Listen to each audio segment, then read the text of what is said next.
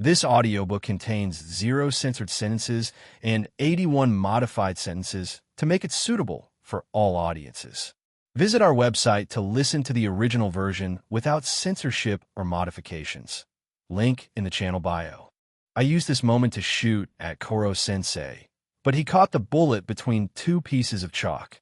Koro-sensei, you're starting to get predictable. Yukiko-kun. Always using my moment of weakness to try and kill me isn't necessarily bad, but this only helps me get accustomed to it. You need to mix it with some casual assassinations as well. Ryoto, he'll keep that in mind.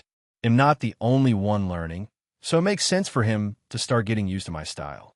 Lala, can you lend me your pistol for a moment? Ryoto, sure. Lala then took out her almighty tool from D-Dial and modified my weapon in some way. Doing that didn't take a long time. Lala done. Try shooting now.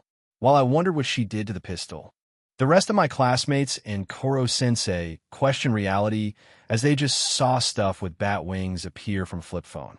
No one tried to ask about it this time. Maybe they finally broke and just accepted what was happening without questioning reality, ignoring the curious gazes. I aimed at Koro-sensei and pulled the trigger. Koro-sensei still had green stripes on his face, meaning that he looked down on me. At first, the bullet flew as usual, but when Koro-sensei was ready to do the same thing he did before, the bullet exploded into many smaller ones, shocking him in the process. Koro-sensei was nimble enough to avoid all of the bullets, but he started sweating. He didn't expect anything like this, and he wasn't the only one shocked because the whole class had their eyes wide open at what they had just witnessed. Lala, wow, you really are fast, Koro-sensei. I thought that I got you with that. The assassinations will become a lot more interesting from now on. Third POV. The class went on as usual, besides the girl sitting on Ryoto's lap. Surprisingly, everyone got used to it fairly quickly. After the first lesson had ended, Lala didn't want to leave Ryoto's side, but he convinced her to do what she wanted. He reassured her that he would be all right. To be honest, Ryoto felt flattered and happy that Lala cared about him that much, but he didn't want to limit her by being too clingy. It felt nice and comfortable to be near her, but no one could be in his/hers comfort zone the whole time. Besides, Ryoto knows that Lala enjoys making friends and spending time with them, so he won't stop her for doing this on his behalf. Not to mention seeing Lala happy makes Ryoto happy as well. It was English class, and the girls, together with Irina, kicked out all of the boys from the classroom to interrogate Lala. The boys stood outside the classroom, dumbfounded. Taiga, so what should we do? Ryoto, maybe bother Karasuma-sensei? It's not like he's busy right now. Hiroto, good idea. And there you'll tell everything about Lala-chan. Ryoto, why not?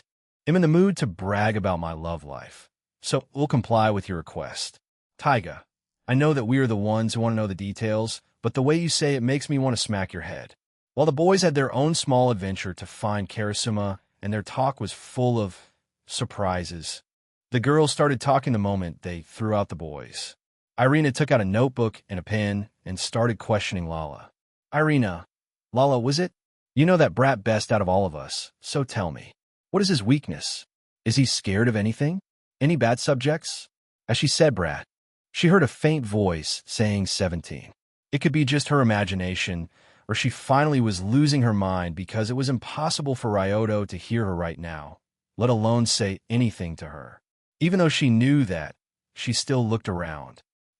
Bichi-sensei, shouldn't you know the answer to the last question? You are his teacher, after all. Irina, I'm just confirming if I have the correct information. Remember, girls, even if you have, in your opinion, correct info, it never hurts to double-check from a different source. One time, I had a job to kill a Swedish millionaire, and to get close to him, I was forced to get close to his 2 friends first. The problem was that both of them said different things about my target. Do you know what I did? Megu, you tried different source? Irina, yes and no. I did that, but I was also prepared for the other option. As you've already learned, you need to have plan B, C, or even D. Rarely does everything goes according to plan. Now that the lesson is over, Lala, can you tell us about Ryoto? Any girls talk. Third POV. Irina, Lala, can you tell us about Ryoto? Lala, sure. Lala happy replied. She doesn't have anything to hide, so why would she lie? Lala, I first met Ryoto when I ran away from home. Papa wanted me to marry someone I didn't love, and he even had many candidates ready. I used Pion Pion Rapcoin to escape my bodyguards, landing in Ryoto's bathtub.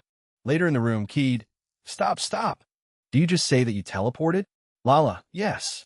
It was my only chance to escape, so...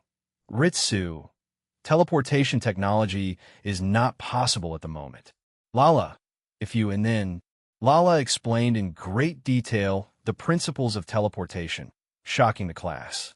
Still, the most surprised was Ritsu. She ran a few simulations while simultaneously looking for confirmations of the incoming information, and astonishingly, every detail that she could find matched what Lala had said.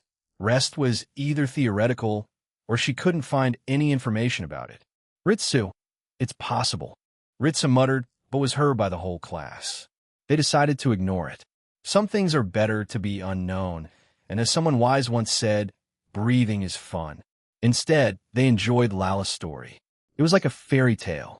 A princess, Lala, is being forced to marry, and a hero comes to save her. The hero and princess fell in love, but the father was against him. Yuzuki Fuwa was the most invested in the story.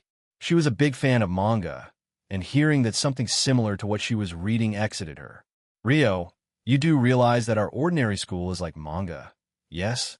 Yuzuki. Sure. Don rien my enjoiement. Irina. Great story in all, but I still don't know any weakness of that brat. Everyone turned towards Irina. Yuzuki, really? Toka. As expected of bitch sensei. Don't even care about this beautiful story. Kada, big boobs D. Keed yelled while showing her sign. Everyone's attention shifted once again, but this time to Keed. Rio, we really should cure your hate for boobs because I fear that the day when we hear in the news about the discovery of a corpse with big boobs somewhere will come. Keed, I wouldn't do that. Don't you trust me? Everyone was quiet, giving a clear answer to Keed. Keed, are you in some kind of boobs club? I wasn't invited because I don't have any. Is that it? Keed was on the brink of crying, but her savior came with the words she needed to hear the most, even though she didn't know that. Lala, if you want, I can build a machine that grows breasts. Keed, oh really? Lala, yes. It would take some time, but it's possible. With tears coming from her eyes, Keed walked to Lala slowly and hugged her. Keed, I don't know if that's true, but thank you. And sorry for thinking that you're crazy and planning to stab you with a fork. Lala, with her ever-present smile, and stroked Keed's head. However, the rest of the class hung on to the last part. Stab her with a fork? While the girls had their talk. The boys were looking for Karasuma Taboda, Harris, spend time with. They couldn't find him in school no matter how hard they searched for him. Taiga, where is he? We are PE after English, so he should be nearby. Ryoto, wait. Taiga went quiet, and no one else said a word. Ryoto, Karasuma-sensei is hiding. I can feel it. Taiga, how can you feel it? Ryoto, messing with you guys helped me create a sixth sense of some kind. I can feel when someone is hiding something interesting, and it activated right now. It was a lie, but no one needed to know. Ryoto was bored, and looking for Karasuma could be interesting. Besides, it really was strange for Karasuma missing at a time like this. Ryoto, let me look for him. Ryoto opened his eyes and took a look around. He looked in every direction for a few seconds to be as precise as possible, and he indeed saw something very interesting. Taiga, no matter how many times I see it, these eyes give me chills. Ryoto, not important. I found Karasuma-sensei, and he does something very uncharacteristic. The group decided to check it out. As the group were approaching Karasuma, the teacher was enjoying himself. He didn't eat at school, as he knew his limited-time burger flavor cup noodles. The annoying octopus or karma would definitely do it. As he was about to taste it, he heard multiple steps. He instantly deducted that a group of his students was coming toward him. It was his free time, and besides, he wasn't in the best mood since today. He would be replaced as a teacher, so he wasn't planning on sharing his meal with anyone today. Using his military knowledge and experience, he covered his tracks so no one could follow him. He even left one of his other cup noodles as bait, but it didn't work. He still could hear them coming to him. He was a little annoyed, but also a bit proud of his students. To be able to follow him was not an easy feat. He tried a few different things. Jumping on trees to not leave footsteps, faking footsteps, and baiting. Nothing worked. Karasuma finally gave up and waited for the group to catch up to him. As boys entered Karasuma's sight, he noticed that the group consisted only of boys, but he shrugged it off for now. Tadayami, great work. I didn't expect you to manage to keep up with me, but you surprised me. Now tell me, where's the rest of the class, and why aren't you in class? Ryoto, the girls threw us out of the classroom to have a girl talk with my fiancé. Tadayami, I'm not even going to ask. Taiga, but you should because we're going to have boys talk. Ryoto, and before you refuse. You don't need to worry about your cup of noodles. Only you have taste buds broken enough to enjoy this flavor. Not even Koro-sensei, the day before his paycheck, would take it. Tadayami, you take it back. Two perfect flavors combined must be delicious. And he'll prove it. Karasuma then proceeds to try to force-feed Ryoto without success. Ryoto could see the madness in Karasuma's eyes, so he chose to apologize. Sometimes to win, you must lose. Plus, don't try to reason with crazy people. You'll never win, and you will risk your life. After that, the group of Karasuma and male students listened to Ryoto's story. Some of them were jealous, some were impressed, some were invested in the story. But everyone noticed that Ryoto was happy recalling these moments. Yendi's secret between girls, Ryoto's POV. After my story ended, all of us agreed to return to the classroom. The girls were so focused on talking that they didn't even notice us. Karasuma cleared his throat to gather their attention. They turned to see our group standing and waiting for them to finish. Irina, hey, we told you to, before she could finish what she wanted to say. Presumably to throw us out of the classroom again, Karasuma grabbed her by the face and lifted her up. Tadayami, what do you think you were doing? Weren't you supposed to teach them English today? Karasuma said calmly. Irina tried to say something and free herself, but she couldn't. Karasuma was too strong for her. While the comedic duo was doing their usual routine, I noticed that the girls from my class looked at me strangely. Some of them tried to avoid eye contact with me with blush on their faces. What is going on, and what did they talk about? As I was thinking about it, Toka Yada approached me. She had an apologetic expression. Toka, sorry Yuki-kun, I couldn't stop them. What the hell happened here? I turned to Lala, but she was behaving as usual. I don't get it. Ryoto, why are you apologizing? Before she could inform me about the events that occurred, she was grabbed and dragged by other girls from our class. Hinata, don't mind her, Yuki-kun. She's just tired. Hinano, that's right. That was strange. Ryoto, Rio, do you have something to do with that? Rio, why did you assume that it was my fault? Ryoto, I didn't say that it was your fault. I just asked if you're involved. Besides, karma is absent. Rio, that's fair. Ryoto, so, can you answer my question? Rio, you'll know later. Suspicious, very suspicious. Irina, Karasuma, we had an important talk. Lesson was for girls only this time, so I did my duty as a teacher after all. She looked proud of herself with her hands on her waist. Tadayami, as a teacher, you can't discriminate between students. Karasuma dug his fingers deeper into Irina's skull. Irina, awawawa. It hurts. I swear that I would make up this to boys with private lessons later. It didn't help her at all, as the pain only increased. I tried to observe everyone for every minuscule detail, but I remembered that I didn't know enough about body language to deduce what happened. I should ask Koro-sensei to teach me about it next. Together with my eyes, it could be a great combo. I saw, however, Keed lamenting about the size of her boobs. Nothing unusual there. Let's become Sherlock Holmes for a moment. Some girls are embarrassed. Why? Because obviously, they talked about something embarrassing.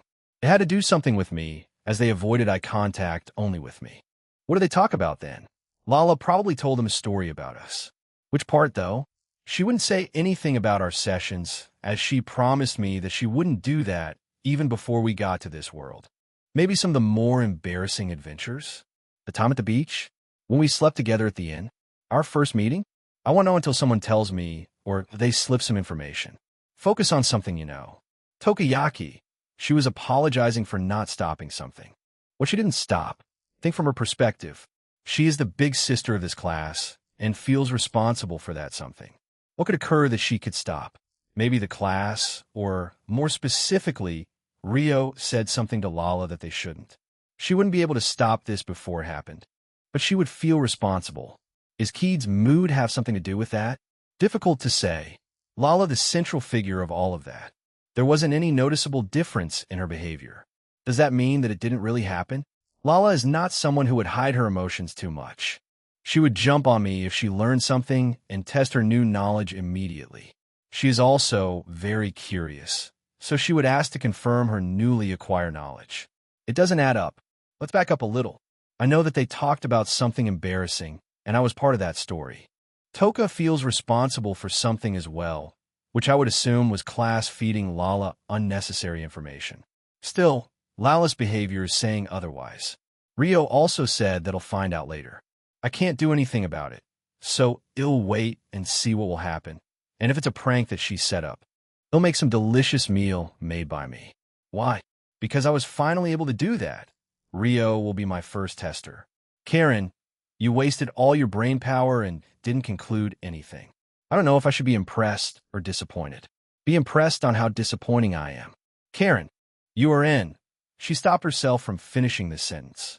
You are what? Knowing Karen. She won't tell me even if I press for answers. So I waited for her to speak again. Karen, can we talk later? I want to tell you something and ask a few questions too, but ITLL takes some time. No problem. I'll let you know when I'm free. Karen, thanks. Later that day, we had PE. I, as usual, found a great place under a tree and relaxed there while others were training. Did I feel guilty? No, because I trained twice as hard after school ends. Besides, if I joined, it wouldn't be fair to others. I'm too strong and agile for my classmates, even without using any other of my abilities. Lala wanted to join and try to convince me to train as well, but she accepted my excuse after some explanation. However, she still wanted to be part of a lesson, so Karasuma evaluated her abilities. Lala had some experience with swordsmanship, so she applied it here. A knife is a short sword, after all, right? Wrong. Kinda. You could use a knife as a sword, but it wouldn't be as effective as one might think. But Lala is a genius. She adapted fast. There were times when she let slip of her strength and attacked Karasuma with more power than he expected. He must be very confused right now. Serious type confused is fun to watch. Overall, she was happy and had fun. As I talked with Lala during the short break, a new figure came out from the school building carrying a box and a few plastic bags. Akira. Hey there. My name's Akira Takaoka. Starting today, we'll be working here to help out Karasuma. Nice to meet all of you in Class E. Now, how should I play this out? Yendi Akira Takaoka, Ryoto's POV. A fat-looking man approached us with sweets. My mom warned me about people like this, but I didn't know that I would meet one of these people. All the sweets were pretty expensive and acted friendly to everyone. Although he looked fat, I could see muscles that were hidden under his clothes. Rio, what do you think, Ryoto? Ryoto, about? Rio, the new teacher, obviously. Ryoto, I don't like him. Rio, yeah, me neither. Something about him feels off, but I can't pinpoint what. Keed, yeah, he feels like a liar. After introducing our new PE teacher, we had a math lesson with Koro-sensei, and nothing unusual happened. Our second PE lesson, which would be our first class with Takaoka, would start after math. We gathered outside, and Takaoka tried to motivate us for training. But nothing he said would have any effect, as when he gave us our new school schedule, everyone couldn't believe it. 90 of all classes would be PE, and school would continue from 8 to 2100 hours. What's worse, principal approved of this. Of course, he would. I, of course, was lying under my new favorite tree. I named it Susie. It's also worth noting that I sent Lala on some errands. Not because I'm worried that she will get hurt, because I know Takaoka wouldn't be able to do it, but I don't want her to witness the bad side of humanity just yet. Karen, are you talking about Takaoka or yourself? I didn't answer her because she probably already knew the answer to this question. As I was observing the situation while looking relaxed, Takaoka was still talking.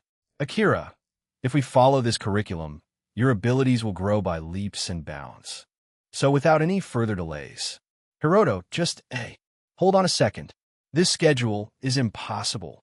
Akida, Hiroto, and there's no time for us to have fun either. There's no way we can do this. Hiroto didn't say anything more because his stomach was hit by a knee, and it was Takaoka who did this. He did this while smiling. Akira, it's we will, not we can't. I told you, right? That is our family. I am the father.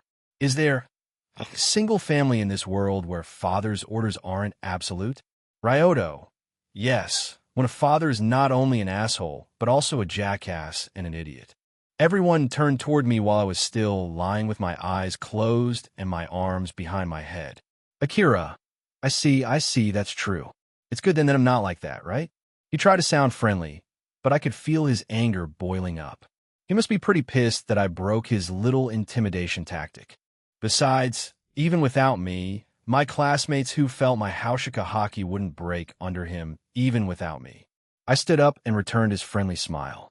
Ryoto, of course not. Akira, glad that Ryoto, you were even worse. A vein popped out on his forehead, and I think he was starting to lose his cool. He stopped for a moment and showed his usual friendly smile. Akira, I see. How about then we make a bet? Hearing that, all of my classmates widened their eyes. Takaoka thought they became scared for my safety, but everyone started to whisper what I would. No one was worried about me, as they've seen my fights before and doubted that a normal human would hurt me. My smile grew as Takaoka dug his grave even deeper. Seeing the commotion, Karasuma came to us. He obviously was looking at us the entire time, but this situation gave him an excuse. Tadaemi, stop Takaoka. Akira, what should I stop? I'm just taking care of my precious family. Karasuma didn't come here alone as angry-looking Koro-sensei. Koro-sensei, no, they're not your family. They're my students. Unfortunately, neither Karasuma nor Koro-sensei could do anything to Takaoka. But Takaoka decided to speed up his demise in the worst possible way. Akira, I can see dissatisfaction in everyone's eyes, so how about a bet? Before you interrupted, I was about to make a bet with Yuki-kun, but as a former teacher and fellow adult, it should be you I make a bet with. Takaoka took out an anti-sensei knife. Akira, how about well decide with this? Karasuma, choose one student you would recommend out of these you've raised. They'll fight against me, and if they're able to hit me even once with a knife, they'll acknowledge that your teaching methods were better than mine. Then they'll leave their training to you and leave. A man doesn't go back on his word. Hearing this usually, everyone would relax a bit, but no one was tense to begin with. They knew who would Karasuma choose, and they knew that person wouldn't be in any danger. Akira, but of course if I win, I won't allow any further meddling. But this isn't the knife we'll be using instead. Takaoka took out a real military knife from the bag. He then dropped the knife in front of Karasuma and slowly showed his true colors. He was taunting Karasuma with every spoken word. Karasuma hesitated for a moment before he took out a knife that Takaoka dropped on the ground. He walked up to me with a knife. Tadaemi, to be honest, I don't know if I'm making the right decision. I know that giving you this knife would make me win this bet and save all of your classmates from him. But you are an unknown to me. Sometimes you are mysterious, and I can't see through you. And other times, you act like an open book. To be honest, I think there's a 50 chance that you are messing with me and 50 that you are trying to accomplish here something other than killing the octopus. All the things that you confess to us are not believable, but I'm starting to think there is more to see to your story. After all, your fiancé exists, so what else could be true? Yuki-kun, make a bet with me. I'm betting that you'll win against Takaoka. Ryoto, Karasuma-sensei. It's not betting when your win rate is 100. It's just investing, but I took the knife from his hand. Ryoto, he'll accept this bet. I had a smile on my face and ambled to Takaoka. Akira, well, you chose the laziest out of bunk. He stopped talking as he felt an intense pressure directed at him. Step with just one step, the pressure increased. My guard was down, and the knife wasn't even directed at Takaoka, but he probably felt that he could die if he made a wrong move. I directed my Haushika Haki to Takaoka, and only him. Step, step, step right now. I was standing in front, almost unconscious Takaoka. I looked him in the eyes and showed him someone special, and as a payment for getting him a date, I started testing some things with my powers. Illusions are essentially changing the perception of someone else. My eyes work on vision and anything related to it, but what if I take it further? What if I could change my target perception of time, making my illusions seem longer than they actually are? I would need to be stationary and extremely focused to do it, so I wouldn't be able to use it in a fight, but that's why I'm testing it right now. I was staring at Takaoka for a whole minute, and I was starting to worry my classmates and teachers. However, it was 30 minutes for me as I experienced the same time dilation as Takaoka. My eyes began heating up, so I stopped. I touched now unconscious Takaoka with a knife, and that's how I won. Yini Karen, sorry for no chapter these last 2 days. I was busy and tired. Third POV. Ryoto has won without any trouble and walked away as if he had just dealt with some minor inconvenience. He looked satisfied with what he did, but there was some minor detail that escaped many eyes except for the teachers, Keed and Ryo. From Ryoto's eyes, you could see a faint sign of smoke. Ryoto didn't seem to care about it, so these that noticed didn't ask about it. Besides, the smoke quickly stopped coming out. Ryoto walked up to Karasuma nonchalantly. Ryoto, it seems that you won our little bet. Tadayami, that I did. Seeing that Karasuma had something on his mind, Ryoto asked. Ryoto, don't you have any questions? Tadayami, I have, but as I've said before, I chose to believe in you, and if you want to speak with me or anyone else, you'll do it. Ryoto was surprised by Karasuma's words. He expected him to at least ask a few questions, but his shocked face changed quickly into a small smile.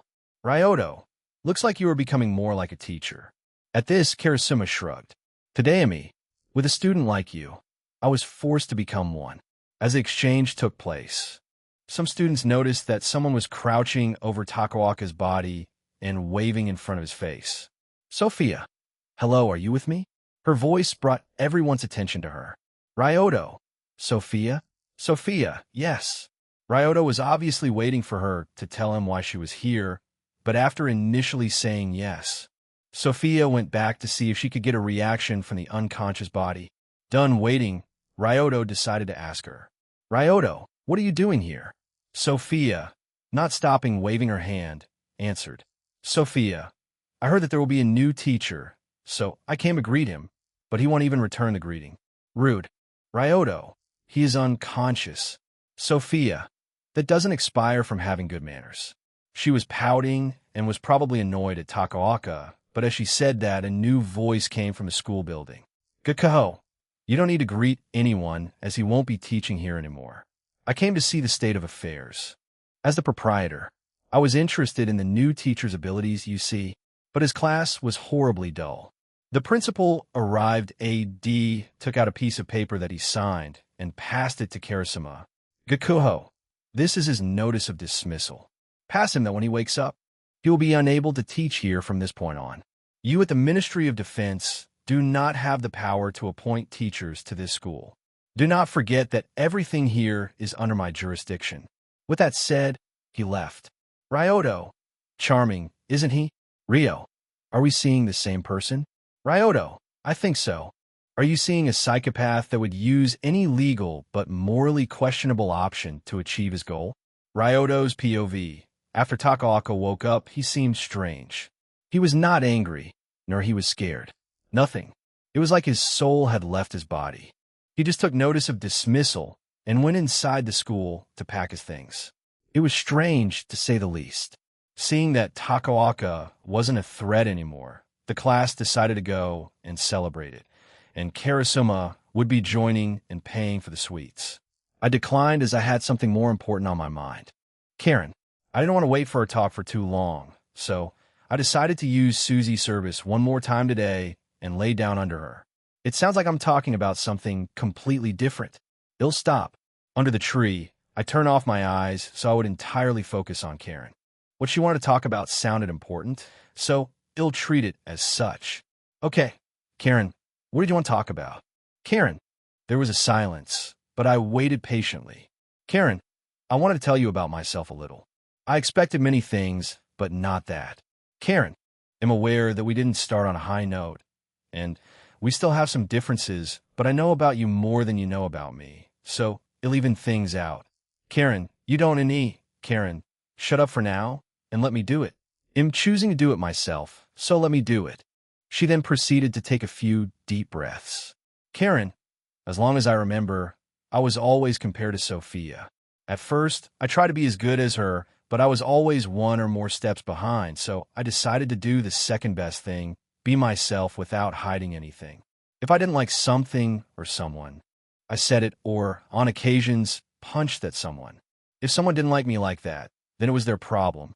At least I didn't need to worry about having fake friends. As I was myself, no one wanted to get closer to me besides the ill hag that will not be named.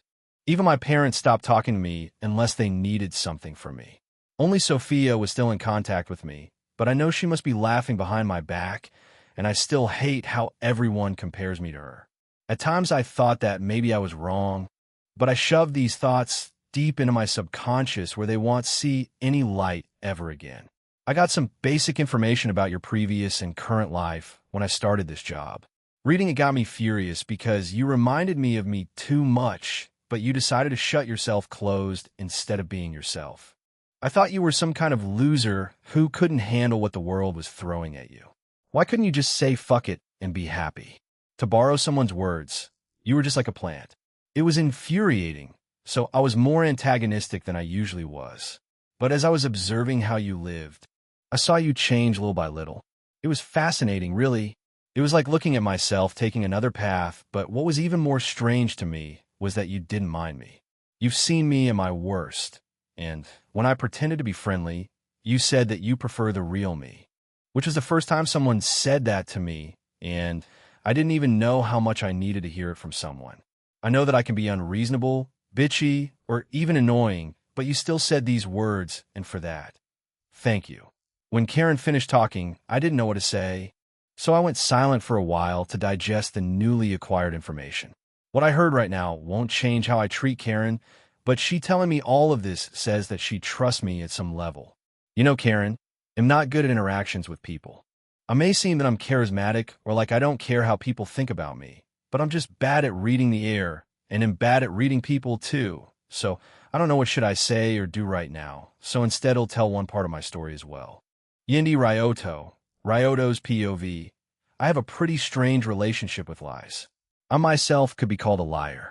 I don't reveal most things to others, even my family, which could consider lying for some. I lie at times to hide some things like I did in this world, so you could say that I don't detest lies in themselves. I believe that lies in themselves aren't bad things. You can lie to not hurt someone's feelings or even help someone.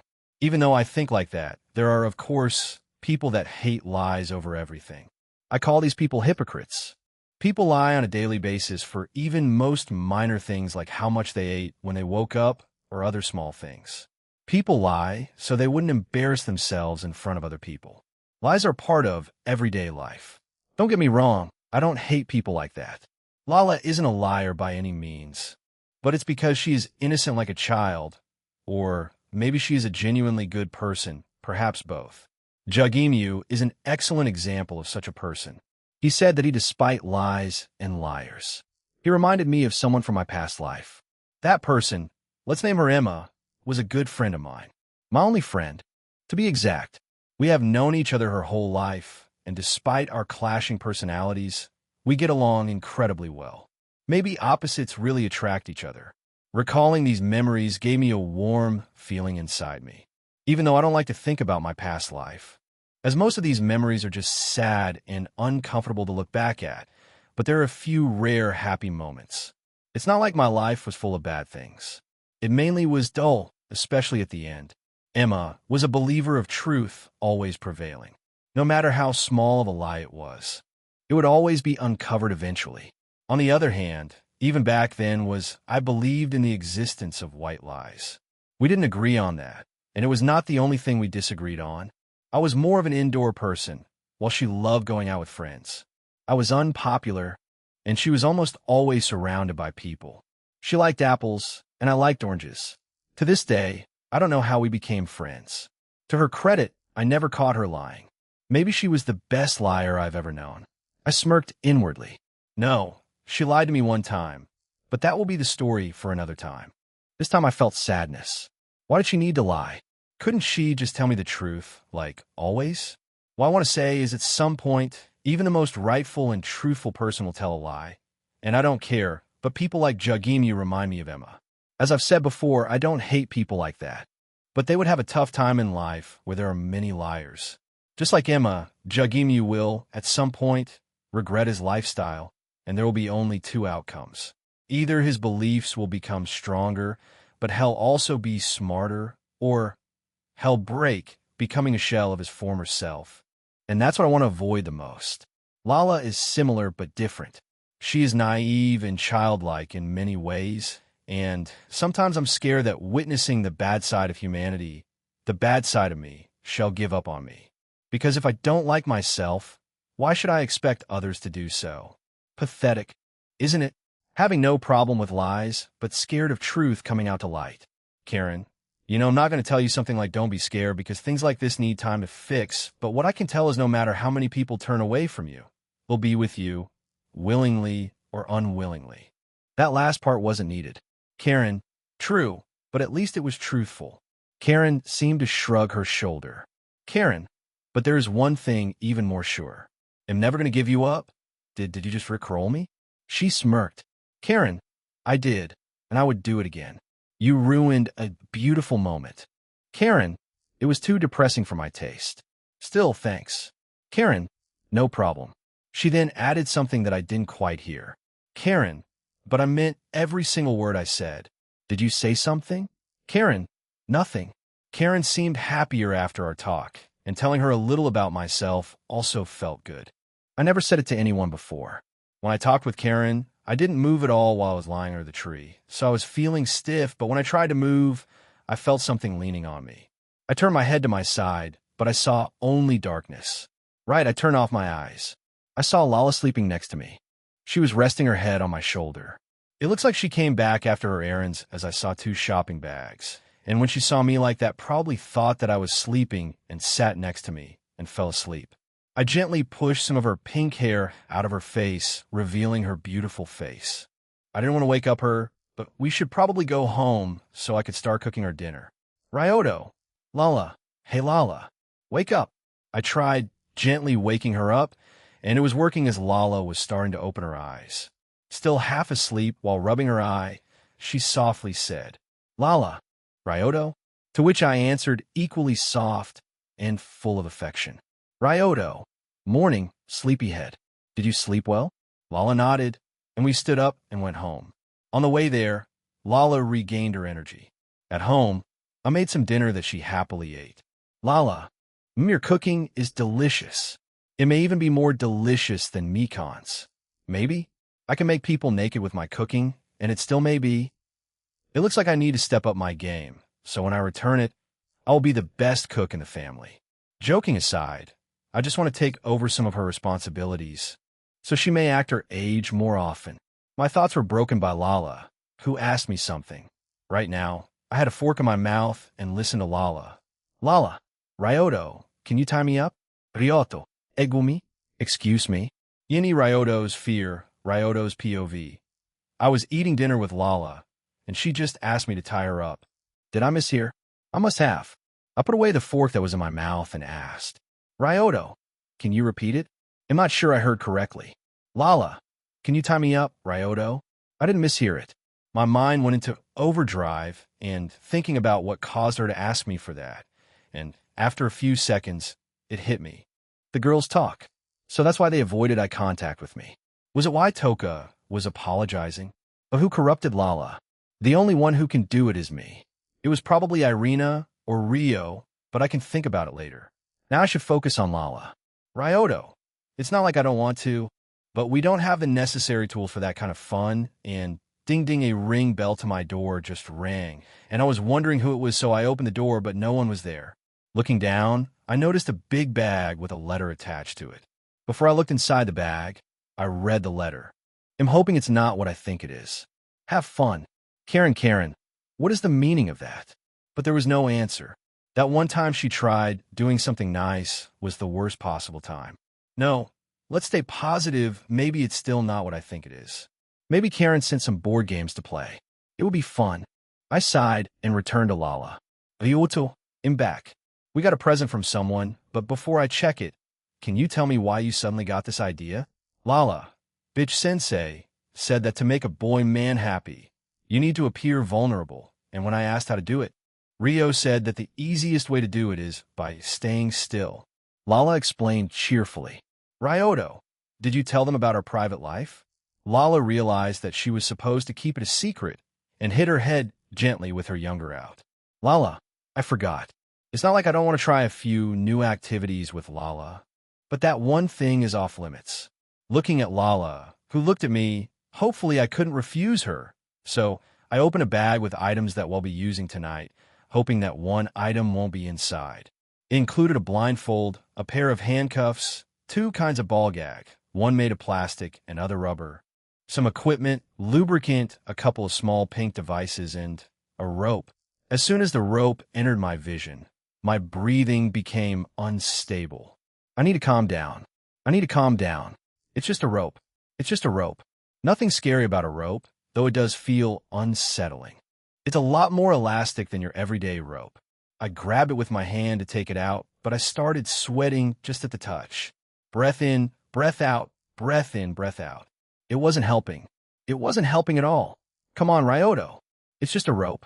As I was trying to calm myself down, I felt someone touching my hand. It was Lala, who showed concern for me. Crap, I don't want to worry her. I don't want her to show that kind of expression. I like it best when she smiles. Ryoto. Sorry, to be honest, I'm scared of ropes. I don't have problems with other long things like cables, wires, snakes, laces, but something about ropes makes my skin crawl. Lala looked angry, disappointed. I don't know, but I didn't like it. Ryoto, are you angry? Lala, Ryoto, why didn't you tell me that earlier? Lala exploded. Ryoto, what? Lala, why do you think I want to be tied up? It was because I thought it would make you happy, but if it doesn't, what's the point? She was angry about that? I was so dumbfounded that the only thing I could do was laugh. Ryoto, ha ha ha ha ha. I completely forgot that you were that kind of person. No, maybe I just ignored it until now and was lamenting over myself, or just was too sad to notice that. I mean, I knew that Lala wanted to make me happy, but that in itself was what caused me to doubt myself.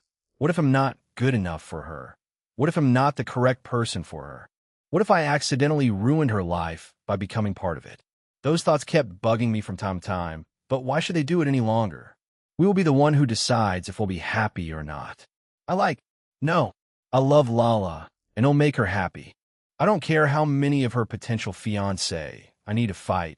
I don't care if, by marrying Lala, I won't be the next emperor, and I don't even care if I need to fight her dad to get his approval. I was still holding back in this relationship, but no more. I looked straight into Lala's eyes. Ryoto, Lala, you're right. I thought that I would let you down by refusing you, but I forgot what relationship is about. It's about honesty, trust, communication, and supporting each other. I started patting her head.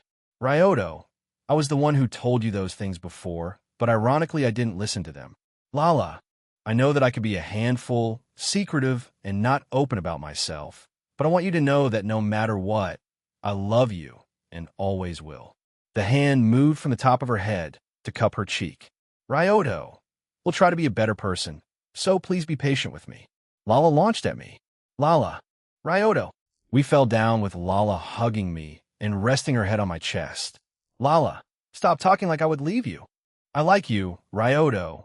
I love you, and I know that you love me too. So stop sounding so sad. Ryoto, Lala, I think you misunderstood. I'm not sad. I'm just sharing my thoughts with you. And that goes for you too. If you have anything on your mind or something that troubles you, share it with me. I stood up while still holding Lala close to me. Ryoto, okay, enough of depressing stuff. I can't tie you up with rope, but we still have a lot of things that we can test. Of course, if you want.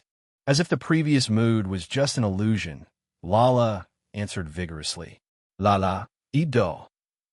End a wild night, NSFW warning.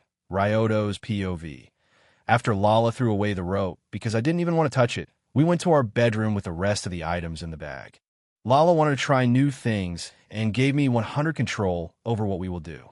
As soon as we entered the room, Lala jumped out of her clothes, ready to go.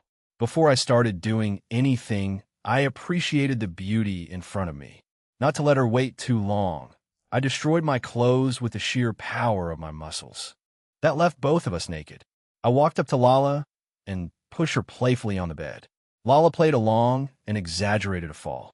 While laying down, she looked at me as if tempting me, and it worked. I was tempted. We were currently looking into each other's eyes, and we shared a deep kiss. As always, our kiss took a few minutes until one of us needed to breathe. When we separated our lips, a string of salvia created a bridge between our mouths, but it quickly collapsed. Thankfully, my salvia wasn't poisonous, as I love kissing Lala as much as she loved kissing me. Before we tried doing anything new, we started by doing something familiar. I changed my position so my head would reach her lower parts, and it would be the same for Lala as well. Yes, it was the famous 69 position. Nice.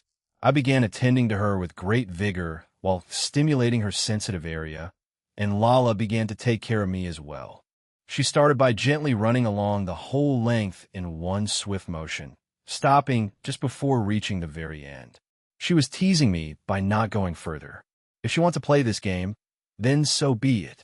I touched her gently and explored slowly around her most sensitive area. Enough to give her pleasure, but not enough to finish her. At the same time, I used my other hand to touch around her sensitive area as well. I even blew at it a few times. We went on it for a while. Lala can be pretty competitive during intimate moments and doesn't want to be the first to lose.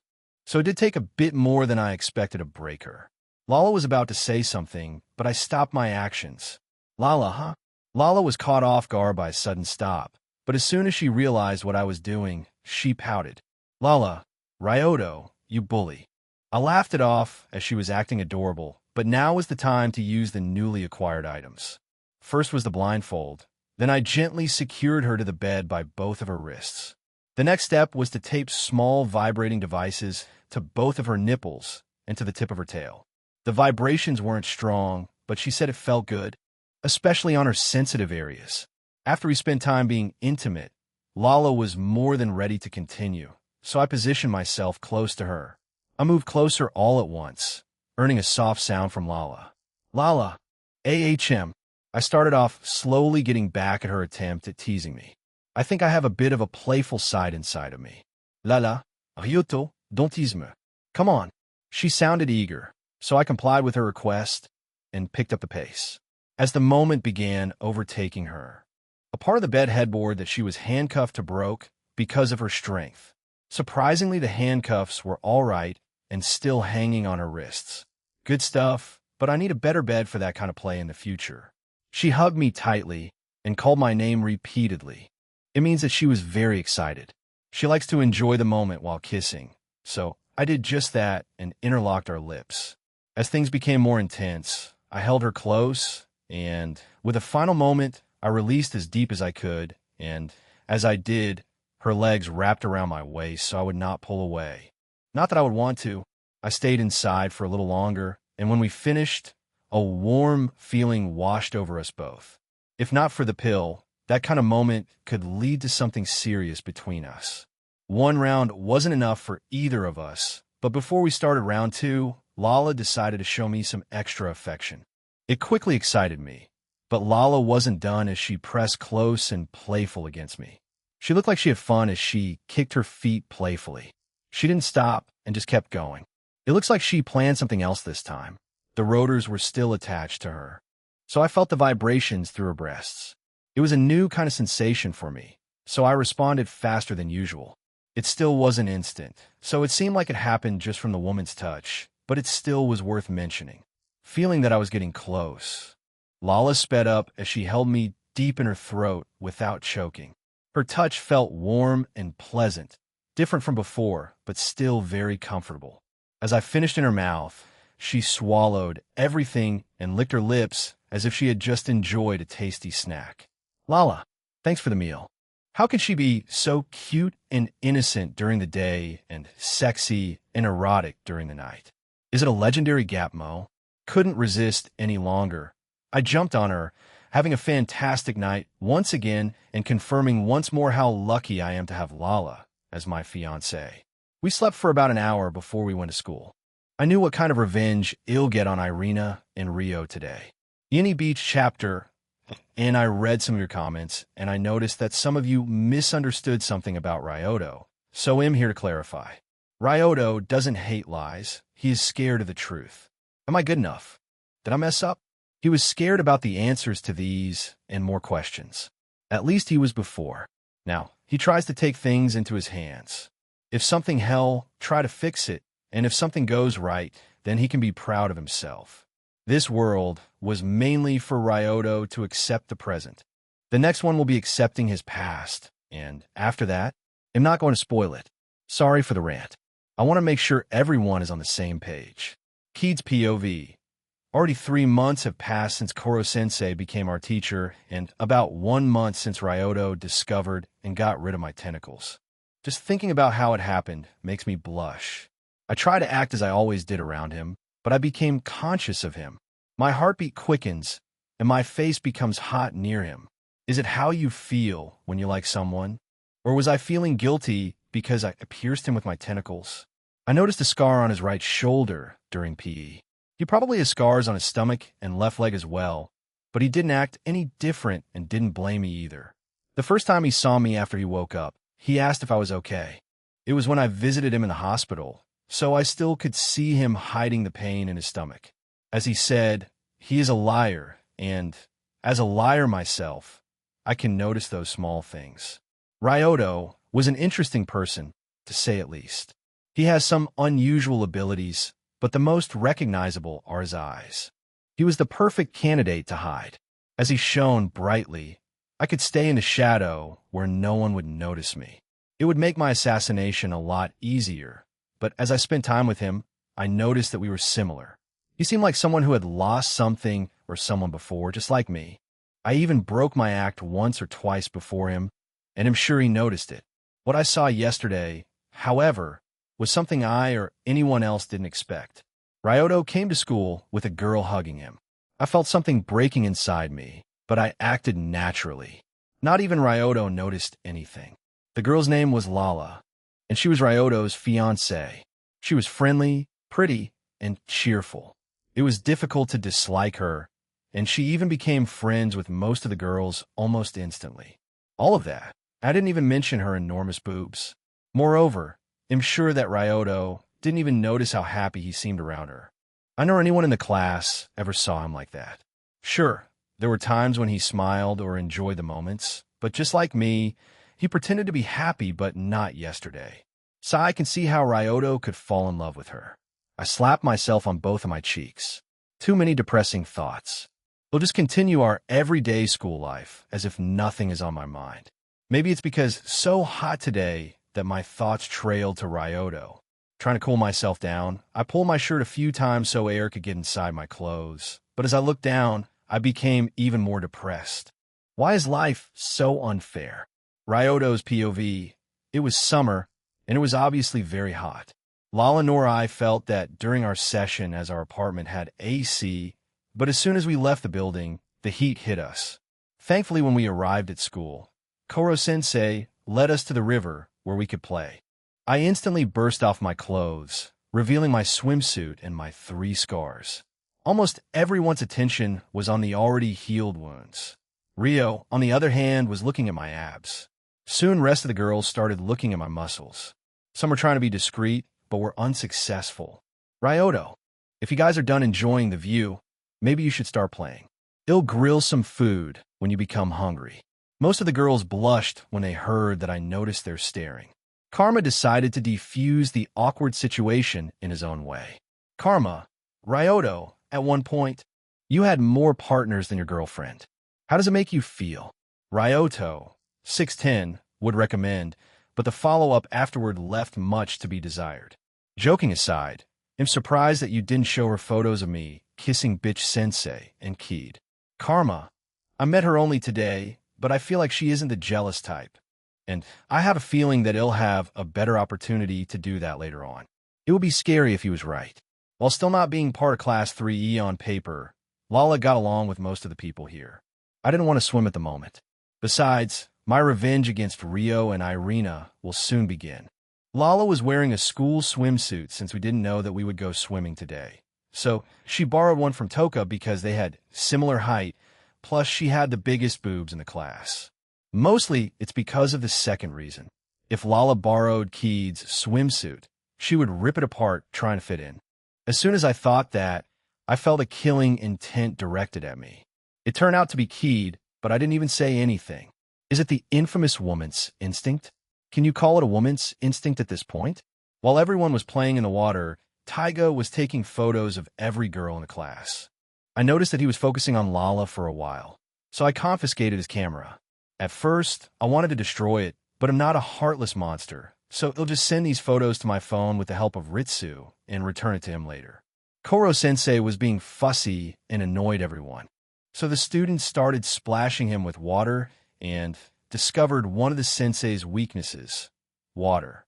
Koro-sensei's body absorbs water very easily, making him move slower, which would make assassination easier. I, on the hand, started grilling steaks, sausages, skewers, and some vegetables. Next to me was Irina, who was observing my skills and actions. Irina, looks like you got some skills.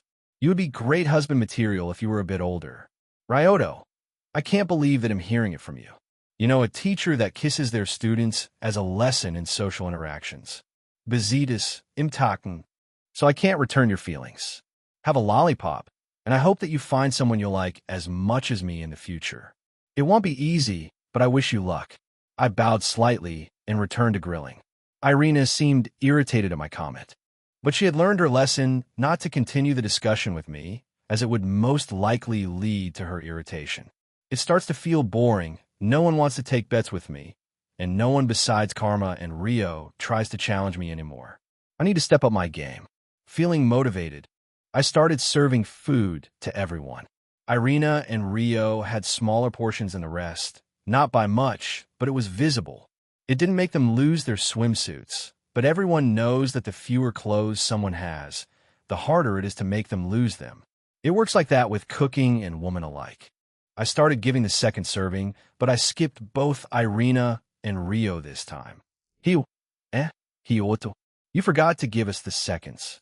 I turned to Rio, who was holding an empty plate with a kind smile on my face. Ryoto, did I just hear someone who thought Lala something, let's just say unusual? Or was it someone who gutty Lala to talk about some personal stuff? Oh, and before I forget, here, I saved the best piece for you, Toka. Not only you tried to stop them, but you also lent Lala your swimsuit. I got back to grilling as Koro-sensei was starting to pilfer ready pieces of food directly from the grill.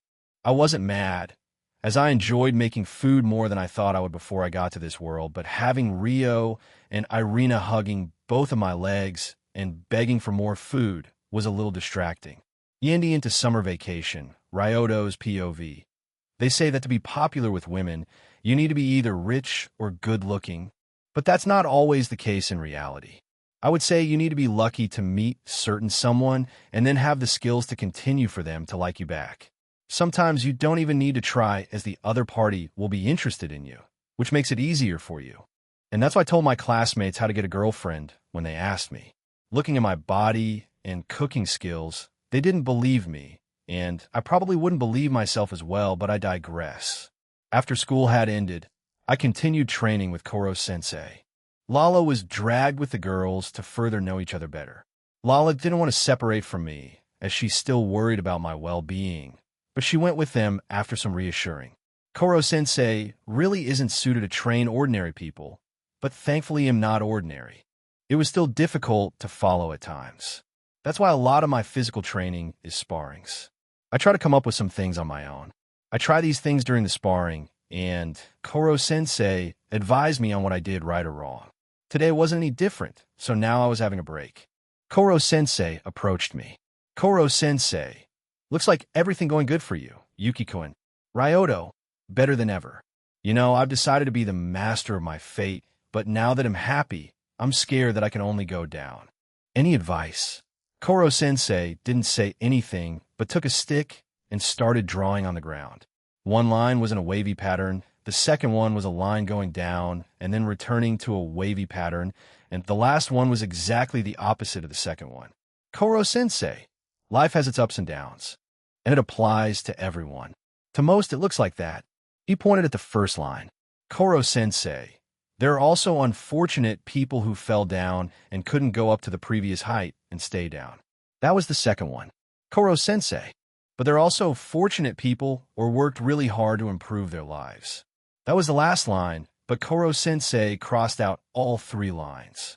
Koro-sensei, but that's a very shallow way of thinking on that topic. As you have said, everyone is the master of their own life.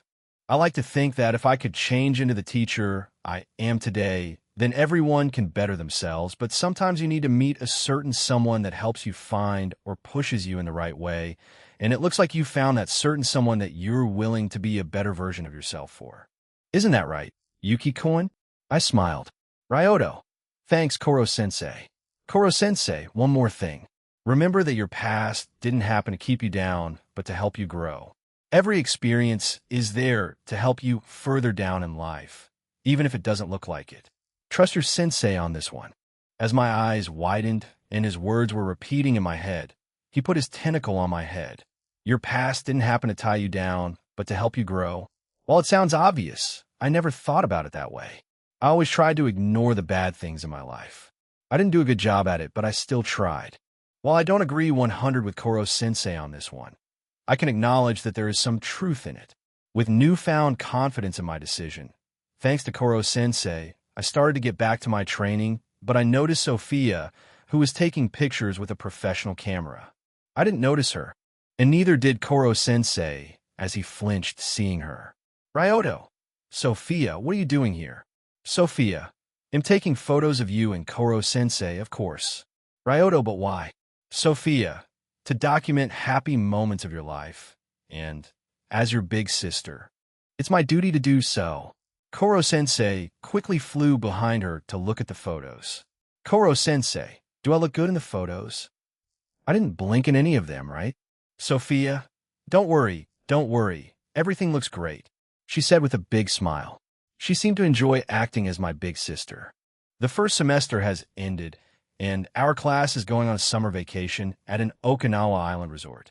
Usually, we wouldn't be able to go there as we were Class 3E after all, but Class 3A made a bet with us, and we won. We got better scores than them.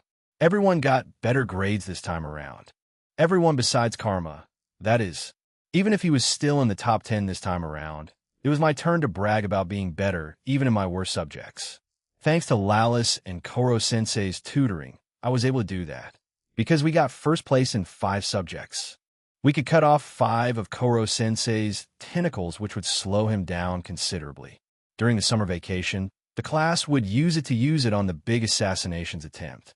During that time, Lala became part of the class as she enrolled, thanks to Karasuma. To be honest, I didn't expect it, but the principal forbid me from using my eyes on the students. It seems that he saw me using them on Takaoka. A few things didn't change, however.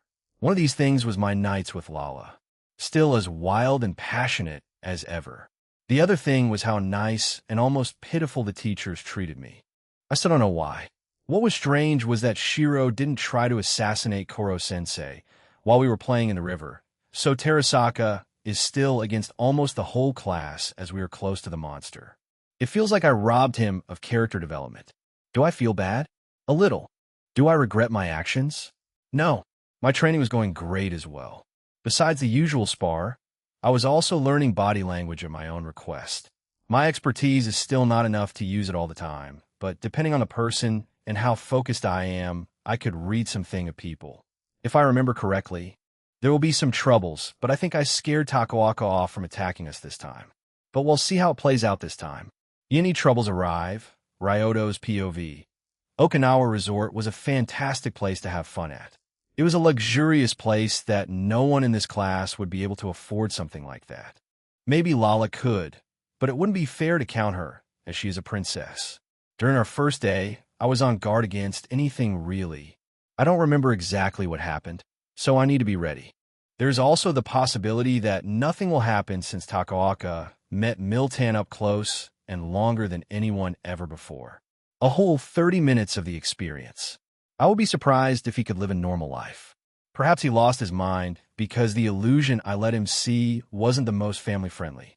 Throughout the whole day, nothing unusual has happened. Checked the food and drinks with my spider sense, so it wasn't poisoned. I even double-checked it with my eyes, so I could see anything that didn't belong there. The conclusion was that there wasn't any danger. At the end of the day, the class tried to kill Koro-sensei using everything they've learned up until now, and they almost succeeded. Because of that, Koro-sensei was forced to use his trump card and turned into a strange round form which was clear and orange, with his face inside of it. He would stay in that form for 24 hours, and while in this form, he is invincible. I didn't join and only observe this time. Seeing this, I was a little bit curious. Holding the ball, I used fire to see if there would be any reaction. Nothing. Koro-sensei. Nurafufufu. I just said that nothing would be able to harm me at the moment. Green stripes appeared on his face. It didn't stop me from trying a few things, though. If fire didn't work, then how about lighting? Nope. Didn't work either, but I saw a few sweat drops on Koro-sensei's face. It seems he is aware that there is some kind of limit to his barrier, or he's not sure how much damage it can take. It's hard to tell with him. The next thing I tried was slamming it down with all my power, but not even a crack appeared. I didn't try using my blood, as I was almost sure that it would be able to go through, but his defenses were still pretty impressive. The last thing I wanted to try was Lala's tail laser. When everyone saw that, their jaw dropped. Koro-sensei, on the hand, was still all right. As I was having fun with Koro-sensei's helplessness and Lala was talking, we decided to go back to drink a bit and cool down, but about half of the students were tired. Too tired. They looked feverish. Rio wanted to go back to her room and get changed already, but lost her strength in the attempt to do so. I checked her temperature with my hand, and she was burning. Lala, who was standing next to me, also collapsed from the high temperature. My blood started boiling seeing them like this, but I tried to stay calm and looked around for any possible clues. Food and drinks didn't have anything in them since I checked it, so it was something else entirely. As I carefully observed my surroundings while still holding both of the girls, I noticed that Terasaka was unusually nervous. I literally opened my eyes wide and didn't believe that he was an idiot enough to do something so stupid. No, I could believe it, but it only made me angrier not only at him, but also at myself. Ryoto, Terasaka, what did you do? My voice was calm, but I was unconsciously releasing Haushika Haki towards him. Terasaka, of course, felt that pressure and started denying my accusations with nervous stuttering. Ryoma, W, what are you talking about? Why ask me? Halfway through, he started being more aggressive and defensive against everyone around him. Ryoto, Terasaka, I always thought that you were an idiot, but in my mind, you were harmless although tactless idiot, but today you proved me wrong. So if you know something, confess now, or he'll show you how hell looks like. Besides Haki, I also let my killing intent out. The combination of these two is a deadly combo for ordinary people. Under my pressure, Terasaka spilled everything. It could also be possible that he felt guilt seeing his classmates in their current condition. It was Shiro that gave him a pretty hefty amount of money, so he would spread odorless gas full of artificially produced virus. But according to Terasaka, the virus should only work on Koro-sensei. As we were listening to Terasaka, Karasuma got a call from someone, and it was the big bad guy. When through the phone, I recognized the voice. It belonged to Takaoka, and if Terasaka told the truth, then Shiro and Takaoka were working together, and that's not good. Takaoka on its own is not a threat. He is just crazy, but Shiro would use his craziness to its fullest and upgrade it to boot. I should have killed him when I got a chance, but no. I left him so I wouldn't change too many things, and to what did it lead to? A fucking change of plotline. I won't repeat the same mistake this time. While Karasuma was talking about what Takaoka wanted, I overheard that he'll be waiting at the top of the hotel. Hearing that, I gently placed Lala and Rio on the ground while I patted both of their heads and left everyone behind without anyone noticing. Third POV, Karasuma. It's not good. He wants to get Yuki, or else he won't give us the antidote. And according to him, the virus will kill everyone in 3 days. If it's a new type of man-made poison, waiting for help is not an option. Karasuma took a look around, but no matter where he looked, he couldn't see Ryoto. He noticed 2 of the girls that Ryoto helped when they got weaker were without him. He immediately concluded that he went to the top of the hotel where the mysterious caller would be.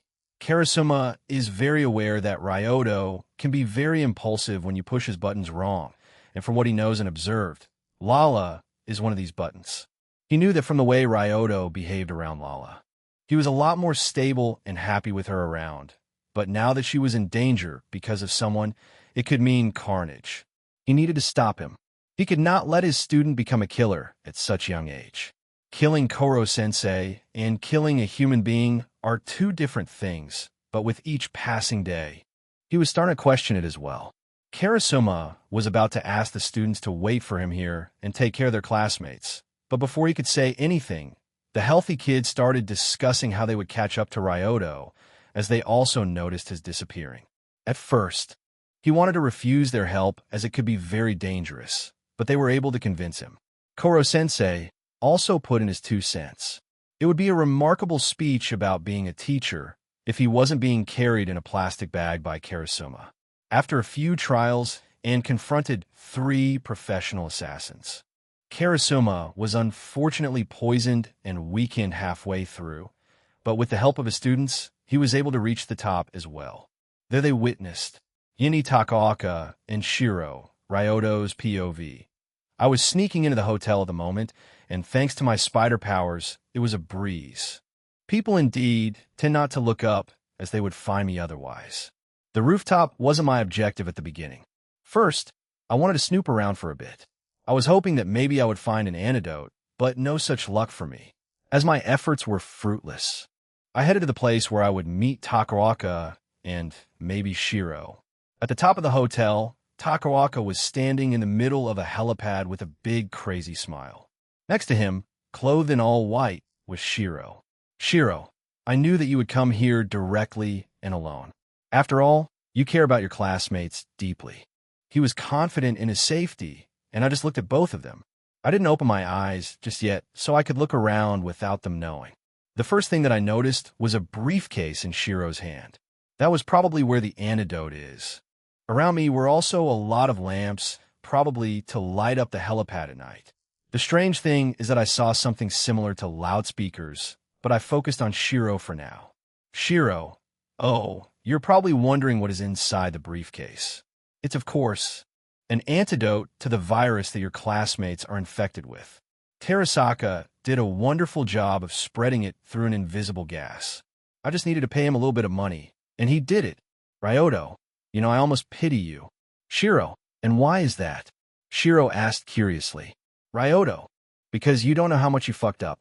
I then opened my eyes so I could put both of them in illusions, but instead of the usual blue filter I saw every time I used my eyes powered, but the only thing I saw this time was a bright, blinding light. It hurt so much that I needed to turn off my eyes because closing them wasn't enough. Shiro, careful now. We don't want those dangerous eyes of yours to show us some unnecessary things.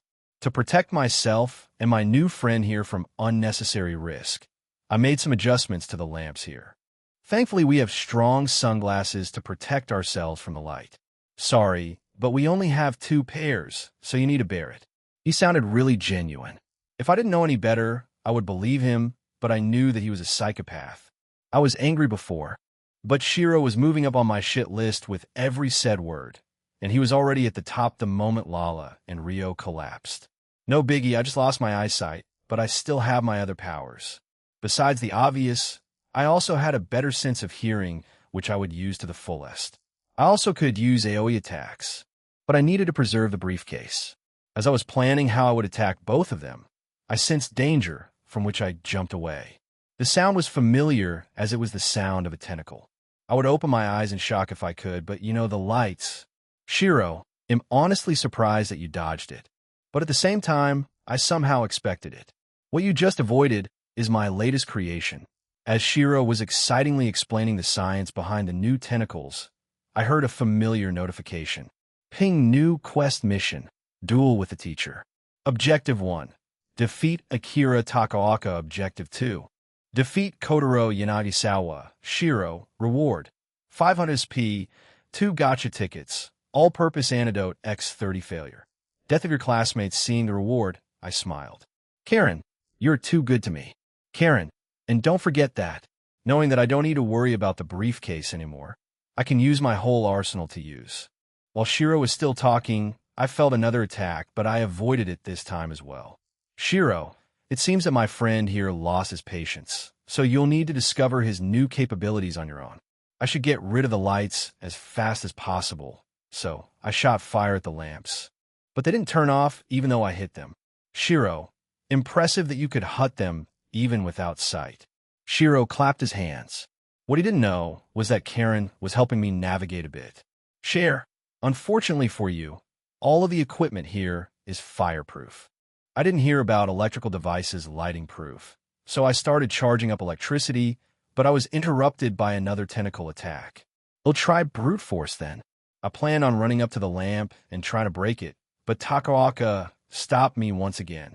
It seems that I need to deal with him first before anything. I jumped up and did a flying kick while shooting fire from my foot. Akida! Ahata! From what I've heard, it hit him, and he didn't even attempt to dodge. Karen, Ryoto, bad news. Before Karen could explain what she meant, Takaoka started talking. Akida! Hata hata! It hurts, but I'm not harmed. Ha ha! Shiro, sorry to disappoint, but fire is useless on Takaoka-kun. You see, his tentacles are special. They were made to adapt to whatever you throw at them. And before you try any more tricks, they'll use this. I heard the sound of pushing a button, and at that moment, a piercing noise started coming from all directions. It was not only unimaginable loud, but also unpleasant in every way. It gave me a big headache big enough to overwhelm my spider sense. It was sensory overload in every sense, so in a moment of weakness, I felt a fist on my stomach. I threw a punch to counter it, but it didn't connect. God damn it, that sound is making me go crazy. I can't even think straight. Shiro, I'm not sure that you can hear me, but I'll explain regardless. I installed the speakers around here because I speculated that your senses are enhanced the same way your strength is. And it looks like I was right. Even if I was somehow incorrect, the sound would be annoying at best. That's why we have earplugs. In this state, I felt tentacles wrapping around all of my 4 limbs and lifting me up. They were strong, and I couldn't free myself. Karen, calm down and focus on my voice. You still haven't used everything you could. Karen, I know that I have hentai protagonist stamina B, but I don't know how it can help in this situation. Karen, okay, I know how it can help, but I don't want to ever think about it. Tentacles and hentai don't go together well for the one without tentacles. Karen, not that, you moron. Sorry, but I needed a little joke to forget the incredible pain I'm feeling, but I think I know what you mean. Focusing everything I had into my voice, I managed to say, Ryoto, tell me, Takaoka, what do you truly desire? Yindi sometimes alone is not enough. Ryoto's POV. Ryoto, tell me, Takaoka, what do you truly desire? Akira, I. Using the moment when he wasn't focused on me and his tentacles stopped squeezing me but did not loosen in any way, but that was enough for me. I flexed my muscles and ripped my shirt, freeing both of my arms. Using my hands, I barely released my legs as well. Luckily for me, Takaoka didn't break out from his state, so I punched him with my everything on the chin. Takaoka flew backward a few meters. I webbed him to the ground, giving me a moment to take a breath. I wasn't scared that Shiro would run away as Karen would warn me about it. That noise is really annoying, and this headache is killing me. I'm starting to regret my decisions. I could sneak up on them and take them out before they noticed, but I was scared that they had some kind of mechanism that would destroy the antidote, and knowing Shiro, he probably has some sort of insurance against it. I also realized that I could see through Shiro's eyes, but I didn't do it. Not only would I need to open my eyes, which would raise his wariness, but also it would mess with my coordination. I would rather use my spider sense than looking at myself with someone else's eyes. It's like moving while seeing yourself in the mirror. You'll need to work on that in the future. Karen, why didn't you go with your classmates then? They would help. It's because it's my fault that it happened. If I would stop Shiro there and there, or if I would at least cripple Takaoka, then this situation wouldn't happen. Karen, that's not a healthy way to look at things.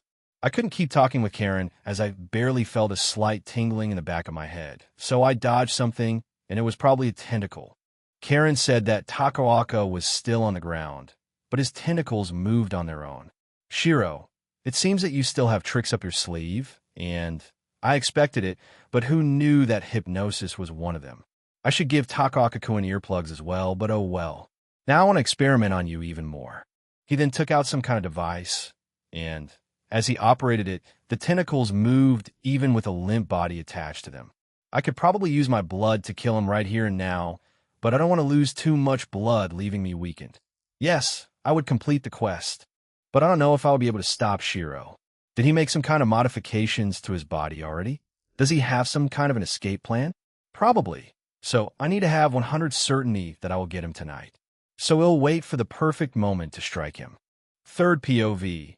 The whole class finally got to the rooftop, where they witnessed 4 powerful lamps directed at the helipad. Inside, they could see 3 silhouettes. The lights weren't the only thing they noticed, but also an annoying noise. Karma took out a pair of sunglasses and put them on his face. Seeing that, Rio questioned him.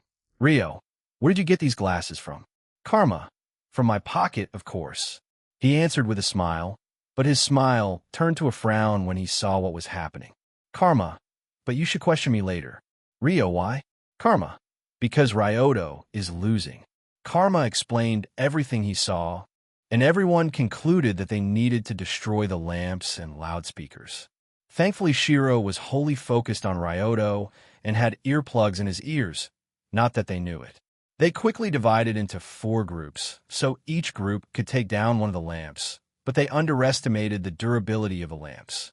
They were made specifically to withstand Ryoto's strength, so the power of trained middle schoolers wouldn't even budge them. Realizing that, they regrouped and formed a new plan, and they came up with cutting power in the whole building, so that's what they did.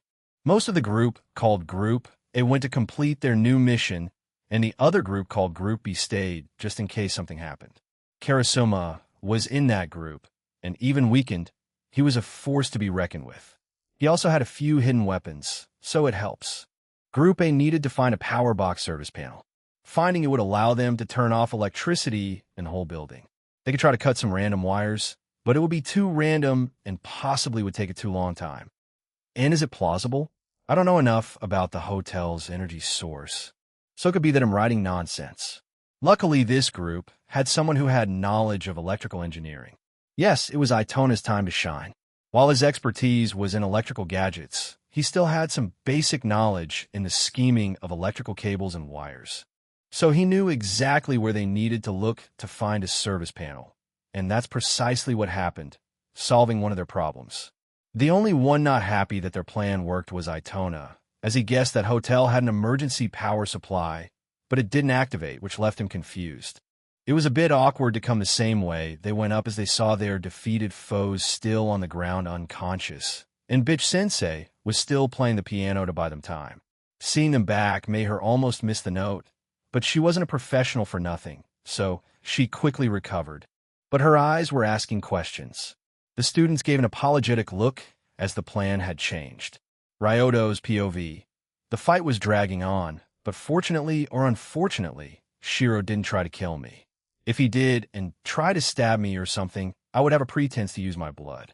I don't know what I'm waiting for, but my gut is telling me to wait, and since my other senses are either blurry or not functioning correctly, I'm going to listen to it. My sense of smell, taste, and touch are still okay, but I can't use them here. As I was dodging the tentacles, the noise stopped, and I heard someone's voice. Keed, you can use your eyes now. Hearing that, my eyes opened at an incredible speed. Seeing that Takaoka's body was still on the ground, and Shiro noticing that there was no longer any light from the lamp, he quickly closed his eyes and tried to run away as fast as possible. The tentacles still attacked me, but their coordination was a lot worse. There was also a small detail in the sky that I had overlooked before. It was a full moon tonight, and that meant one thing. I stopped not only the incoming tentacles, but Shiro from moving. The scene looked grotesque. Shiro looked like a puppet that tried to move on its own, but it couldn't because of the string attached. First, his hand moved upwards, lifting him up in the process, and then he flew towards me and stopped right before me. I smirked, seeing that he was starting to get scared, and he didn't dare to open his eyes. It was the first time I experienced waterbending during a full moon, and this feeling is addictive. I feel like nothing could stop me right now, and floating Shiro in front of me only validated my thoughts. I didn't need to say anything, but as I was planning to drop some of my blood into his eyes because I wasn't planning on letting him die easily, I heard someone stopping me. "Koro-sensei, Yuki-kun, stop!" I turned slowly in annoyance to see what Koro-sensei had to say. "Yindi, the decision. Sorry for the unannounced break. I wasn't in condition to write because I was stressed about some things IRL. Ryoto's POV. I turned towards Koro-sensei, who had just stopped me from finishing the job. My eyes were cold and emotionless at the moment, just like that of a true assassin. "Ryoto, what is it, Koro-sensei?" "Koro-sensei, I know how you feel, Yuki-kun, but you shouldn't kill him. We have the antidote in the briefcase, so there's no need for further action." His words were calm, but he was probably nervous on the inside.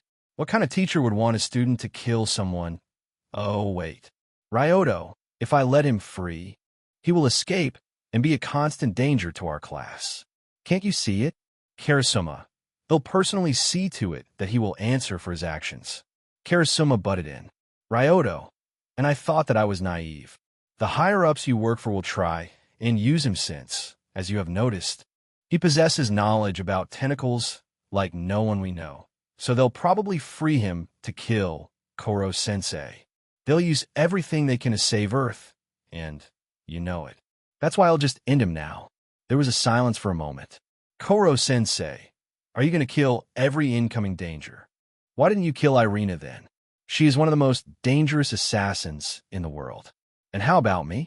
I know that you could kill me before the deadline, but you are not even trying. You even stopped attempting class assassinations, just like today. I know that you're feeling guilty because of what has happened, but you can't control everything, and you must remember that it's not your fault. Your classmates aren't as powerless as you believe and don't need your protection. Sometimes great power can blind you about the most obvious things. Not my fault, but he went after me." As I heard these words, I remembered the exact opposite of them that someone said to me a long time ago. "It's all your fault." These were the words I heard that stuck to me. So hearing that it wasn't my fault was a shock to me. The time when they said to me that it was my fault was one of the hardest times to live through. And I feel like it was the beginning of my downfall in my previous life. It also could be the accumulation of all my life up to that point, but it's not important now. What is essential, however, is that Koro-sensei said something that I didn't even know I needed to hear. I am aware that he'll need to kill at some point in the future. If not in this world, then I would do it in the next one, or even in my home world, but looking around, I saw most of my classmates looking at me. Waiting for my decision, I felt a hit on my head. "Ryoto, ouch." It didn't really hurt, but I said it out of habit. I turned my head a little, seeing a smiling Karma. "Karma, quite the dilemma you're in, but it's unnecessary nonetheless. You want to get rid of them because you think that we're weak, but I would argue that the weak one is you." I raised my eyebrow. "Ryoto, you are aware that I can bench press 15 tons. Karma, no, but it doesn't change that I would win against you. Ryoto, you sound very confident for someone who dropped in the ranking during finals." A vein popped out on his forehead, and his smile became strained. He took out his trusty marker and tried to draw on my face. "Ryoto, hey, stop that." I couldn't move my arms as I was still keeping Shiro from moving. I tried to create some distance with my leg, but Karma grabbed and held it. I could shake him off, but I was afraid that I would free Shiro by accident. I moved my head around to avoid the marker. "Ryoto, okay, I understand. Can you stop now?" Karma didn't stop, and he succeeded in drawing some things on my face. I didn't want to free Shiro more than I didn't want to have Karma draw on my face. After he finished the mustache, he looked satisfied with his work. I was annoyed at this point, asked, Ryoto, are you done? Karma. I was, but now I gained a second wind. After a short while, we were done with our bickering, and it helped me calm down a bit. I turned to Koro-sensei with a small smile. Ryoto, I understand where you're coming from, and I may be a little overprotective of people I care about, and I'll try to work on in the future, but it doesn't change that Shiro is dangerous. Besides, he pissed me off, so I'll at least render him harmless. I advise everyone to look away. It won't be a pretty sight. I waited for a moment to give them a chance to turn away.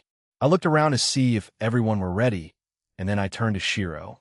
He didn't hear or see anything as he closed his eyes to not let me show him illusions. In his ears still were sitting earplugs, as he didn't have a chance to take them off. He probably was scared, which I liked, but nothing would prepare him for what I was about to do. His limbs started to bend and twist in unnatural ways. Shiro, AHH. His scream, full of pain, filled the air, but I didn't stop. Blood started to gush out, but I manipulated it in a way so he wouldn't die of blood loss, but I made sure that he would never use his arms or legs in his life. Fortunately, he didn't faint, but as I finished, he started laughing maniacally despite the pain he felt. Shiro, ha ha ha ha. You may have defeated me, but you won't be able to save anyone. The briefcase is empty. Ha ha ha ha dash. He was becoming annoying, so I knocked him out with a kick. If it wasn't for quest rewards, I would kill him now out of rage. But as I respect Koro-sensei and decided against traumatizing my classmates, I didn't do it. Seeing Shiro now, I felt a little sick. It's not like I didn't see gruesome things before, but Shiro's state is especially horrifying with his twisted limbs.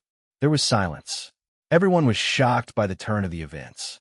Koro-sensei and Karasuma, while accustomed to such sights, were quiet as well.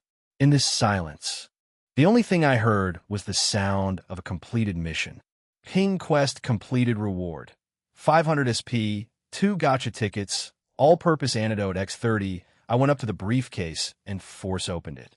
I stealthily put the antidotes inside there, and we all returned to where our sick classmates are being taken care of.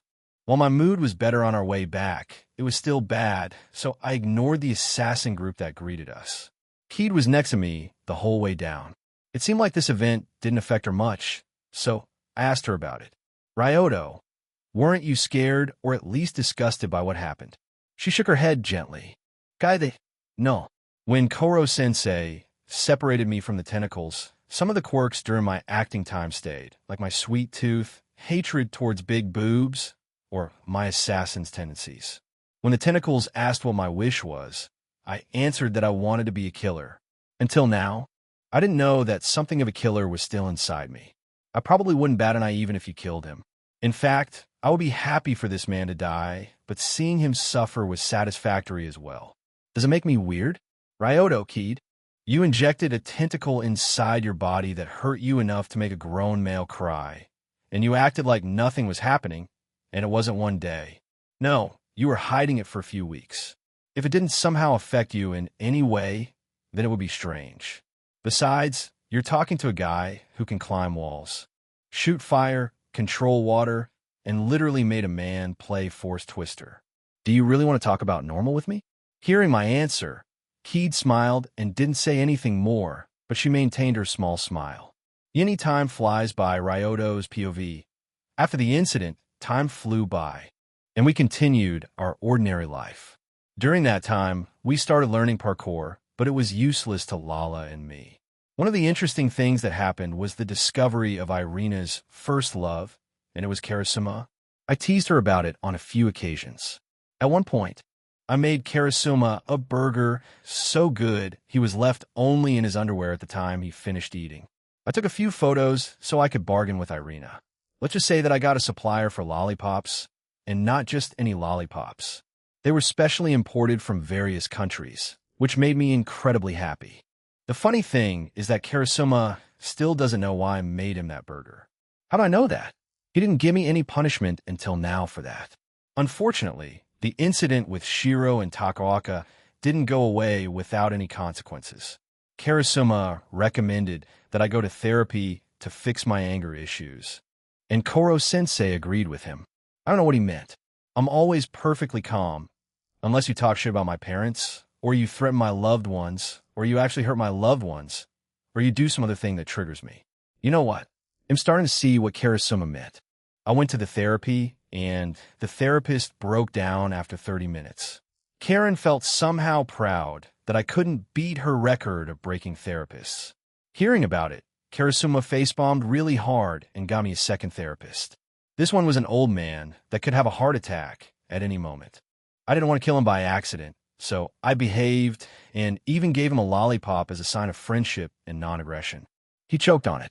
The moral of this story is don't give an old man lollipop unless you want him to choke on it or something.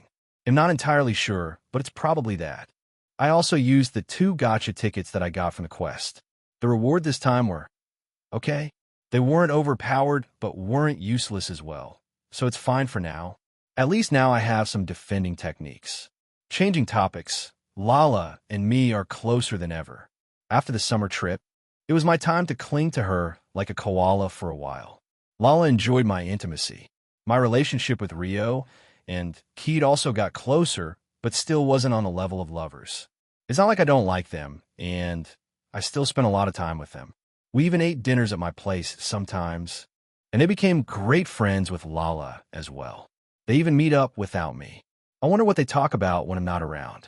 Lala even made a boobs enlarger machine for Keed that she called Booby Booby Upcoin. At first, it worked as intended, and Keed's boobs got bigger. Saying that she was happy would be an understatement. But her happiness didn't last as, after a short while, her boobs not only returned to the previous size, but they kept decreasing in size afterward. I didn't even know it was possible, but here we are. We needed to restrain Keed, because, seeing what happened, she was ready to go on a killing spree. Rio took a few photos of the big Bob Keed, but decided to not use it, as she was afraid of the consequences. Like the rest of the class, Lala was learning different types of assassinations techniques, and thanks to her incredible strength and innovativeness, her methods were unique even among us. She built various kinds of devices that would help her with killing Koro-sensei. I'm not sure if she was aware that she was trying to kill him, or just thought that we were playing some kind of game. As months passed, the deadline for Koro-sensei's explosion was nearing, and I was thinking about how I could save him. Even if Lala or anyone else would find the cure, so he wouldn't die in fireworks that would take the earth with him, I don't think that government would let him roam free. He is too strong, which makes every country scared of him. Or should I say scared of the possibilities of what he could do. Sooner or later, they'll use satellite laser or some other bullshit to kill Koro-sensei. Should I fake his death? And if yes, how?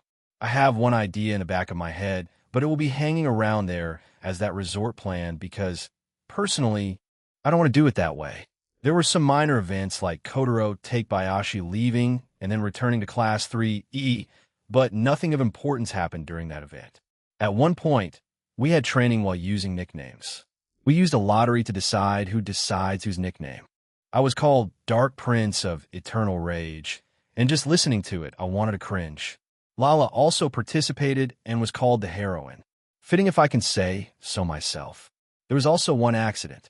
Using their newly acquired parkour skills, they were jumping from one rooftop to another to take a shortcut home. While jumping down, I didn't notice an old man riding a bike, and one of them crushed into him. The old man had a fracture in his right thigh bone. Koro-sensei was furious hearing about it, and even slapped all of the present students. All of the Class 3, he was forced to work for free at the old man's workplace. And that's where I am today. Everyone had their own role during the 2 weeks that we volunteered there. Together with Nagisa, mine was to teach a kid named Sakura, and yes, she was annoying. At one point, Nagisa asked the girl why she doesn't go to school, and the answer was bullying. Sakura, you're probably thinking the same thing too, right? Don't run away. If it frustrates you, you go to school and get stronger too. You'll probably say the same thing as Papa and Mama. The famous answer to bullying. If you're bullied, tell the nearby teacher or ignore them, and many more useless advice. I've heard them all and tried a few of them out. Ryoto, running away is not something you should be ashamed of. Even if you face them, there are things in the world that you'll lose 10 out of 10 times. Sakura turned to Nagisa. To be honest, She was talking to him most of the time and ignored me until I spoke up. Sakura. See, even your friend here agrees with Ryoto. I didn't finish yet. What I wanted to say is that there are things that you can't overcome alone. Sometimes you need just one person who helps push you in the right direction, one person who helps you go through the day, or one who is just there for you when you need him. And you can trust me on this one. Sakura. I don't know how you could say it with a straight face, Nissan. Hearing her, I become a little embarrassed. Yini, the end is near. Ryoto's POV. 2 weeks of volunteering taught me a lot of things. Mostly that I'm not good with children. What's even stranger is that only boys were very against me. Little girls like me very much. It sounds wrong. Thankfully, the FBI wasn't involved, and I had no inappropriate interest in young children, so nothing happened except resentment of little boys. Lala did what she did best and built a machine so children could play. This time it was a trampoline. It was not an ordinary trampoline, as you could bounce a lot higher than normal. In the end, it was more powerful than anyone could imagine. When the first brave soul tried out, the new plaything flew so high that most of the people lost sight of him. Not me, though. There was a lot of water around to water the plants, so I quickly used it to create an ice slide, and I cushioned the impact with my webs. The kids had stars in their eyes and asked me many questions that I didn't answer and pledged for help. I didn't get any help that day. Right after our help ended, we had tests that we didn't have time to prepare for. Most of us, that is, Karma, Lala, and I were in the top 50. October 7th is a day that our class decided to play a Cupid. A few days ago, it was her birthday, but she didn't get any present from Karasuma. I left a lollipop on her desk that day, but I don't think she appreciated it. We bought a bouquet of flowers from some guy that is a lot more dangerous than he let on and made Karasma give it to Irina. He gave flowers to her, but said the worst possible thing. Later that day, Koro-sensei flew to watch a football game, and we were left alone worrying about Irina leaving the school. As we were discussing it, the guy who sold us the flowers came into the classroom and blended in naturally. He even talked to us, and no one noticed anything wrong. But as soon as he walked behind the teacher's desk, I leaped at him with incredible speed. He had his eyes closed the whole time, so I couldn't put him in an illusion. He probably got some information on all of us. Why did I attack him? Because I knew his real identity. He was the best assassin in the world, also known as the Reaper or God of Death. Ryoto, get out, everyone! Noticing that I was approaching, the Reaper released his bloodlust. For everyone in the room, it looked like he was shroud of darkness, and no one would be able to see his real appearance. No one except me. As soon as he did that, I released my haki to stun him, and to my surprise, it worked. I used this chance to punch him enough to knock him out and started webbing him up so he wouldn't be able to move at all when he woke up. It ended surprisingly quickly and anticlimactic. I even poked him a few times to see if he was unconscious and used my eyes to see if his face was fake, and it was, so it probably was him. It just feels too easy, but I'm not complaining. Now that I'm done with him, it's time to teach a teacher a lesson. I looked through the bouquet that the Reaper carried inside, and there was a map with a marked location. It's probably where he wanted us to go, and the location of where Irina currently is. Karasuma wasn't in school right now, so I wrote a note and attached it to the Web Reaper. Since I got spider powers, I wanted to do that. It just feels right. After that, we want to get Irina back. It took some time and talking to get to her, but presumably, after I gave her a lollipop, all became good again. That's the power of lollipops, and no one could tell me otherwise. More time flew by, and the deadline drew closer. I still didn't know what to do with the Koro-sensei situation. I even asked Lala for help to turn him back into a human. She is working hard, but she is limited by Earth technology. Even with the almighty tool, there are limits to what she can do.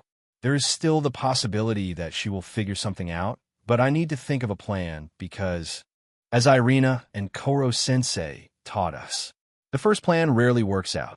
So you need to have backup plans ready. I'm really hoping that I don't need to use the last resort plan. It's about 2 weeks away from the deadline, and Christmas and the New Year went by. I spent them together with Lala, Rio, and Keed. But it was hard to have a good time when your teacher could be killed by the end of March. The class was divided into 2 groups. The group that wants to save Koro-sensei and the one who wants to kill him.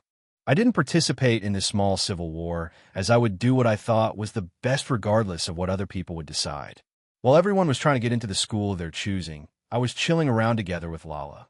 We had a lot of free time, and we used it to go on dates. On Valentine's Day, I got chocolate from Lala, Rio, and Keed. They made them together, so Lala didn't put anything dangerous in them. Today, as usual, I was training with Koro-sensei, and we just finished and returned to the school building. I was in an excellent mood today. While not being able to completely cure him, Lala was able to create some kind of camouflage device that would be able to change how Koro-sensei looks. It wouldn't change his weakness to anti-sensei material and didn't take away his powers. Just his looks, and that was enough for me. With that, I could fake Koro-sensei's death. My happy thoughts didn't last long as a barrier like Think appeared around the school. My eyes widened. It shouldn't have happened this fast. I thought that I had still time. I was seriously starting to panic, but I felt a tentacle touching my neck, calming me in the process. Thanking Koro-sensei for that. I started thinking about my options. Even with my new ability, I couldn't defend against the laser if it was shot down. Destroying the barrier? I tried doing that, but nothing worked. Fire, water, nothing. I even tried creating a wall of ice to block the barrier and get Koro-sensei out of there, but it didn't work. I used my blood to see if it would have any reaction to the barrier, but unfortunately, it only reacts to tentacles' cells. Not good. I don't know what to do. I didn't get back home for a week at that time. I sent a message to Lala, so she would worry. I was really trying to figure out what to do. On the other hand, Koro-sensei was finishing some things in the classroom. On the last day of the deadline, I decided to go with the plan I wanted to avoid. I talked with Koro-sensei for a while, and as I looked right into his eyes, I readied my knife. For anyone else, it would look like we were staring into each other's eyes for about 30 minutes. I was showing him a happy day with Aguri Yukimura. They had a date, ate ice cream together, walked around the park, and spent time relaxing in each other's presence. It was a normal day that Koro-sensei deserved. It was 12 hours worth of illusions. I was really overusing my eyes, and not only they were overheating, but at the end, they started breaking a little, but I held together until they kissed at the end, and at that exact moment, I pushed my knife through Koro-sensei's tie to stab his heart. With tears in my eyes, I smiled. Ryoto, Koro-sensei, thank you for everything. I still wanted to learn more from you, and am glad that you were my first kill, but it's not a goodbye, so I'll say, see you soon instead. Koro-sensei started to vanish, leaving only his clothes. I dropped my knife and looked up into the sky with my broken eyes. It was at that moment that all of my classmates arrived here to see our teacher's clothes. Some of them started crying. Terasaka had the most violent reaction as he ran up to me and punched me. I didn't try to defend myself, but I didn't fly backward either and stood my ground. I let the class know that Koro-sensei had prepared something for everyone inside the classroom. Most of them went there, but seeing me, the usual trio stayed by my side. It truly was a terrible day to rain, even though you could clearly see the moon. Urendi, Aendori, Koro-sensei isente dead permanenti. Finally back, third POV. After Ryoto stood outside for a while, sorting his emotions, the group of 4 went inside where the rest of the class was. They were already reading the books written by Koro-sensei. Each book was unique as all of them were specifically written for each student. They were lying on every desk in the classroom. Ryoto, Lala, Keed, and Rio sat at our own desks and started reading. Each book was filled not only with Koro-sensei's advice and jokes, but also with photos taken during our year together. There were also some photos taken by Sophia. In these photos, we were laughing, playing, trying to kill Koro-sensei, and most importantly, we had fun. Seeing all of the memories, Ryoto smiled and promised himself once more that no matter what, he'll bring Koro-sensei back. He already had a plan for that, but ITLL takes some time. Ryoto wasn't the only one who smiled as Lala, Rio, and Ki did as well. Finished looking through the photos, everyone started reading what Koro-sensei wrote for them. It was impossible to do, as the books were incredibly thick, extra thick if you will. Some of the advice were about the future, some were about personal life, some even were teasing the reader, but even among them, what was in Ryoto's book was unique. Inside there were training manuals and how he could improve. There were even some scarily accurate guesses about his other abilities. Koro-sensei really knew more than he let on and waited until Ryoto was ready to talk with him. There was also one quote that drew Ryoto's eyes. Past didn't happen to tie you down, but to help you grow. Remember that without your past, you wouldn't be where you are now. I understand that accepting your past isn't easy, so I'm not going to ask you to do it right away. I just hope that you'll accept who you are right now, because right now, you are one of my incredibly talented students that made me proud until the end, and I'm sure will continue making me proud further down the road, even when I'm not with you. As Ryoto's eyes went over the last words, a single tear dropped on the page, and he decided to try to take Koro-sensei's advice to heart. He can't promise that he'll ever accept how he was in the past, but he is able to accept himself now. He wouldn't be able to do it without the help of everyone around him. Lala, Ryo, Keed, and of course Koro-sensei were part of it, and to a smaller degree, all of his classmates too. Ping Quest completed mission. Repairing a broken boy Objective 1. Accept who yourself for who you are reward. 10,000 SP. A summoning scroll. You want need mist of understanding. One ability upgrade. Random. One of Karen's embarrassing secrets will be delivered later. Something interesting will happen. Ryoto finally completed his quest. It took him some time, but he was able to accept who he was in the end. He is Ryoto Yuki, brother of Rito and Mikan Yuki, fiancé to Lala Saddle and Deviluk. From now on, he'll stop thinking about the past, or, to better put it, don't let the past affect the present. While he won't deny that his past will hunt him at times, but he'll try to be true to himself more. And the first on the list of things to do is to have a talk with the trio. It will need to wait until tomorrow. Though, as everyone was already sleeping, Ryoto's POV. The following day, everyone went their own way. Some of them still gold grudge against me for killing Koro-sensei alone, but most of them calmed down and understood the situation I was put in. Maybe Koro-sensei wrote something in the books that let them think about the whole event. As my classmates were going home, I called for Keed and Ryo as Lala was already walking next to me while holding my hand. When we were finally alone, I stood in front of 3 girls. I was nervous.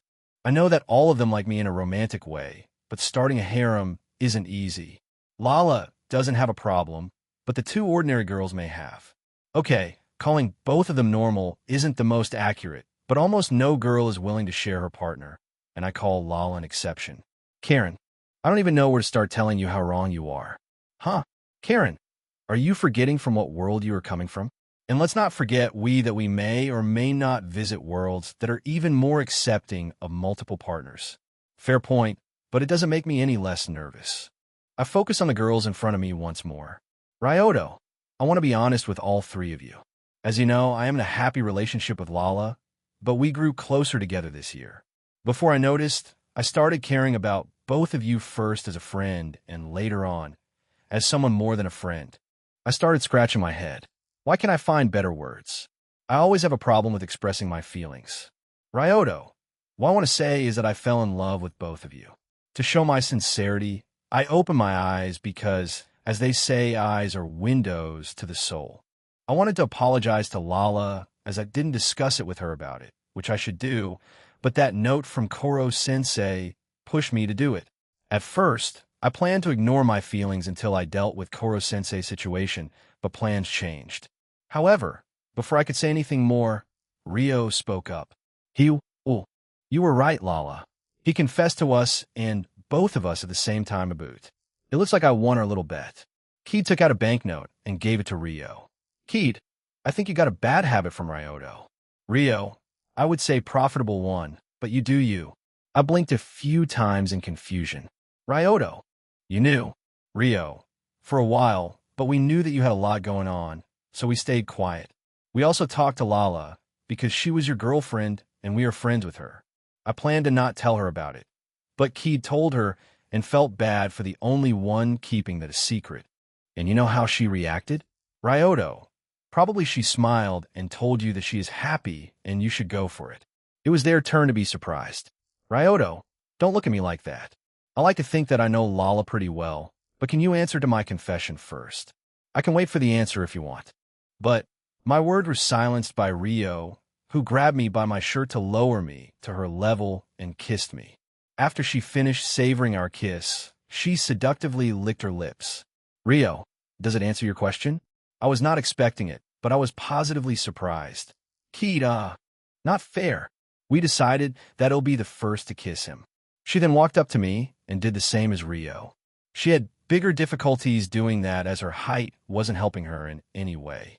She was 146 centimeters, while I was sitting at a comfortable 180 centimeters.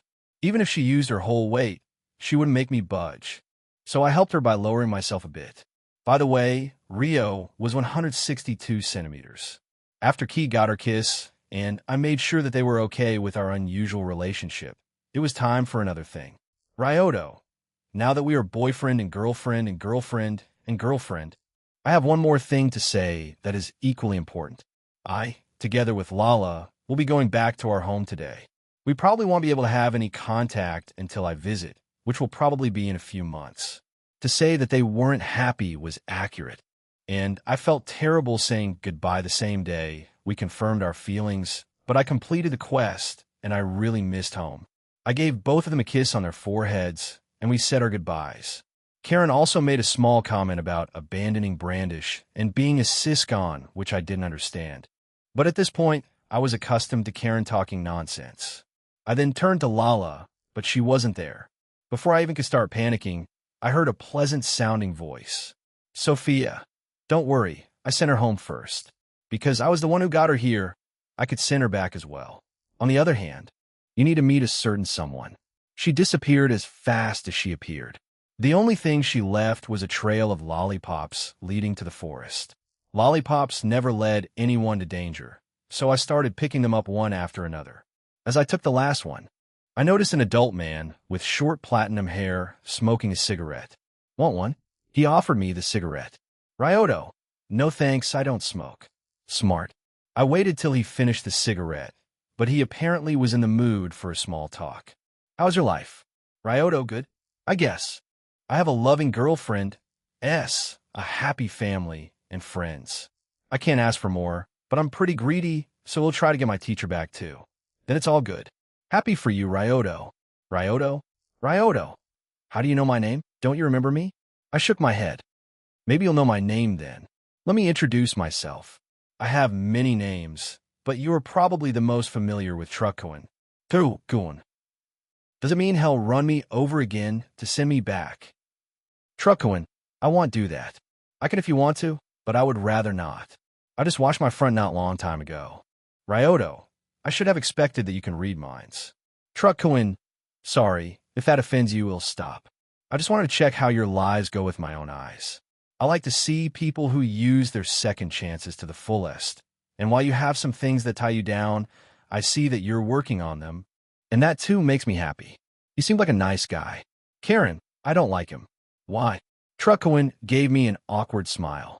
Truckcoin, it's because I dated her sister in the past. I say dated because I was the only one who thought that we were dating. She was even more innocent in the past. She thought that being a boyfriend and girlfriend was being a boyfriend and girlfriend. She was already an adult at that time. It doesn't help that I still try to get together with Sophia. Karen, not true. I don't like you because you're that old hag, son. Truckcoin, understandable. I will ignore everything I heard here because I feel not included in this conversation. Truckcoin, but enough of us. I have a job to do. I need to go to my sister soon and apologize to whoever she is annoying this time. He snapped his fingers, creating a blinding bright light, and when it vanished, I was inside my room, but it was different. There was a computer there which wasn't here before, and it was more modern than the year 2007 allows for. I reached out to my pocket to get my phone, and it was exactly the same one I used in the assassination classroom world. I also looked at the calendar. It was the year 2015. What's going on? Keed's POV. It was the day of our graduation, but we were missing one person. Strangely, only our class remembered Ryoto. To the surprise of both Karasuma and Bitch Sensei, he wasn't even on the list. I tried calling him, But as he said yesterday, we couldn't contact him. We even asked Ritsu to locate his phone, but she wasn't able to do it. It meant either the phone was off, out of service, or completely destroyed. Disappearing of Ryoto wasn't the strangest event that happened. The moon was once again whole. It wasn't destroyed, and we could enjoy a full moon. Some of us even had our schools changed, but they were better than our choices before. Karma, Nagisa, Rio, and I were going to the same school in another city. I don't know what is going on, but we couldn't change our choices, not that we wanted anyway. We decided to move to the new city at the same time, but that day the four of us got a very interesting massage from Ritsu. Indie Volume 1 title, Accepting Who You Are, and well, the Volume 1 finally concluded, and to celebrate it, it was the longest chapter so far. I also am going to take 1 week's break as my schedule is in chaos, and hopefully, they'll sort it out by the next week. See you soon. I'm back. Ryoto's POV. Okay, so, I finally returned, and the first thing I did was to check on myself. Thankfully, everything was the same as always, but you never know with higher beings. Now time for the actual investigation. I checked my body carefully, and I noticed that my muscles were more refined than before. Happy that all my training didn't go to waste. I also found the 3 scars that Keed left for me. Currently, I'm 188 centimeters, so I'm slightly higher than before, so I moved my body a little to familiarize myself with my body again. I didn't feel any discomfort, and my body responded precisely as I wanted. I jumped and stuck to the ceiling to see if my powers worked adequately. I did the same with my other abilities. I skipped powers and techniques that require a lot of space, but everything worked as they should. Everything was in order. So now I looked through my room more carefully. My bookshelf was the first thing I decided to look at. Most of the books, they were the same as they were before, but there were a few new ones. I then checked the computer. I needed a password to access it, and I didn't know where to even begin. So I wrote Balls Deep 69, just as a joke. It worked. Never mind. I can always change it later. I looked through the files. There wasn't much on it, but I've noticed a folder named Homework. I clicked on it, and there were even more folders inside. It was like a labyrinth. I couldn't find anything of value. And just when I was about to give up, I saw a folder with the name, one of the rewards. I clicked on it. Karen, no, stop, Ryoto. Karen couldn't stop in time. Inside was a text. One of the rewards was Karen's secret. So here you go. Her allergic reaction makes her a literal opposite of her usual self. She becomes sweet, cuddly, and will compliment you about almost anything, and the best part is that she means every word that she says. She is so cute. By the way, she is allergic to ghost orchid, murnong, and goat milk. Do what you want with that information, wink wink, your favorite magical girl, Truck Sand Karen. So that's where she gets it from. What are you talking about? Karen, nothing important, but you really take it well. I was expecting you to go on a crusade or something. Karen, to be honest, I thought that it would be something a lot worse. Besides, even if you know my allergies, it is nothing to me. You can't do anything with that information. You can't even touch me if you want it. Wait, there's more. P.S. If you call me an old hag one more time, I not only reveal your real secret, they'll pay you a visit as well. Bye, Karen. Let's ignore it. I turned off the computer as there wasn't much more to see. I could check the internet on the phone later. Now that I was done here, I went to Lala's lab that was in my closet. Nothing unusual there. Maybe some futuristic equipment, but nothing out of the ordinary. I was looking for Lala, and I found her sleeping in the bed. I smiled, seeing her hugging a pillow and sleep-talking, and gently woke her up. Lala's eyes slowly opened, revealing her green eyes. Lala, Ryoto, I had a very long, strange, happy, and sad dream. Ryoto, it wasn't a dream, sleepyhead. We just got back. It woke her up as she jumped out of bed, of course naked, and stood in front of me. Lala, really? So everything really happened? Keed, Rio, and Koro-sensei weren't just a dream? Ryoto, no. I then showed her my scars that obviously weren't there before our travel. She didn't ask me about them, so she probably heard from Keed at some point. I also wanted to ask her about something that bothered me. Ryoto, hey Lala, aren't you sad or angry at me for killing Koro-sensei? Lala looked at me as if I asked a question with an obvious answer. Lala, but you're the most hurt by it. Why would I be angry at you? Not to mention you're planning on getting him back, aren't you? My eyes went wide open. Ryoto, how? Lala smiled at me sweetly. Lala, you tried to save Koro-sensei even before anyone started talking about it. I saw your notes in your room and different plans for saving him. There was a small note at the end saying that if everything fails, then you're forced to do that. I don't know what that is, but I'm sure you have a plan. I wrote those notes when I was stuck on something, so I probably wrote them absent-mindedly and didn't put much thought into hiding them as they didn't contain anything dangerous in them, just some ideas. Lala, that's why I chose to believe in you, because I know that you can achieve anything when you put your mind to it. She exclaimed cheerfully. At that, I hugged her, and she hugged me back. Ryoto, did I ever tell you that I love you? Lala, yes, but I love you even more. We enjoyed our moment together when someone entered the bedroom inside the lab. Mikon, Ryoto, Lala, you'll be late if you don't wake you. Mikon, my little sister, saw his big brother and his girlfriend hugging each other. Usually, it wouldn't be strange or even embarrassing, but I was shirtless and Lala was naked. However, Mikon didn't panic or screamed, but walled away with a slight blush on her face. She even closed the door behind her. How is she so well behaved with our parents? Raising her is a mystery to me to this day. Okay, to be completely honest, it was mostly me and Rito who raised her, but my point still stands. Mikon, sorry for interrupting. Is it strange that this situation makes me feel that I'm back home? Any new abilities, Ryoto's POV.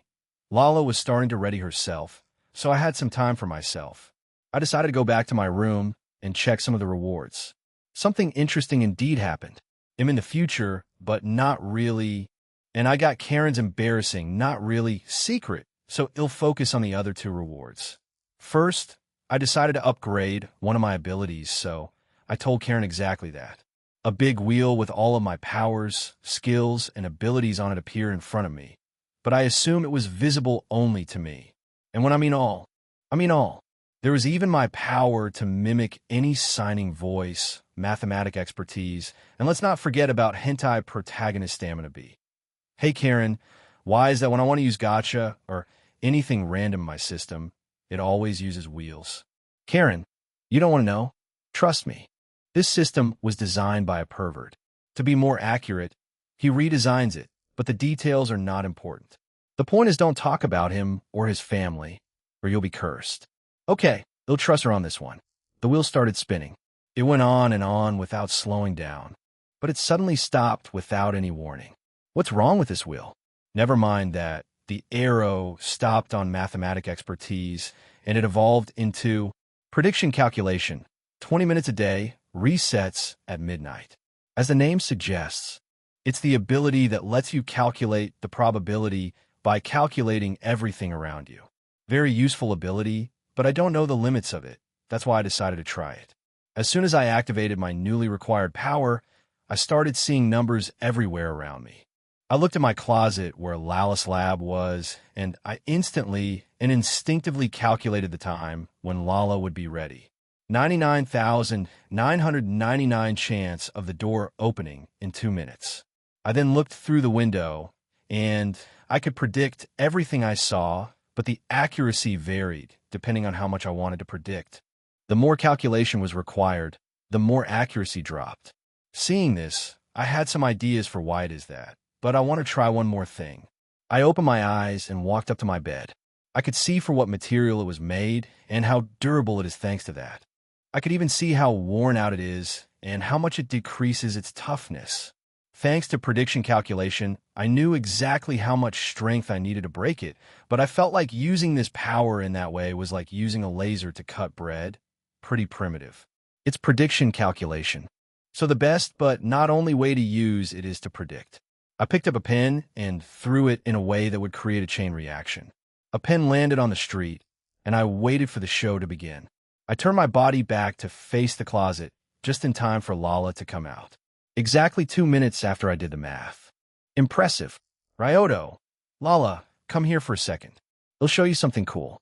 She came closer and questioned me why I put my hand outside the window. Just then, a man walking down the street tripped on the pen I threw. He was holding a briefcase, but he lost a grip on it. The briefcase flew towards the tree where a squirrel was eating a nut. Because of the briefcase hitting the tree, the animal threw the acorn. A bird flying nearby took the chance and caught the nut, but it dropped said nut because of a man that threw his pen at the bird. It was the same man who tripped, and it was an accident that he almost hit the bird, but because of his action, the acorn landed in my hand. Doing this left me satisfied with the results. I concluded that the accuracy of my calculations depends on my knowledge. The more information I possess, the more accurate it is, and, thanks to my eyes, I see a lot more details than other people. It will be a valuable power for sure. Peak. Remarkable Ryoto Dono. How did you know it would drop right there? I completely forgot about Peak being here if I'm honest. Ryoto. Hey Peak, long time no see. Peak.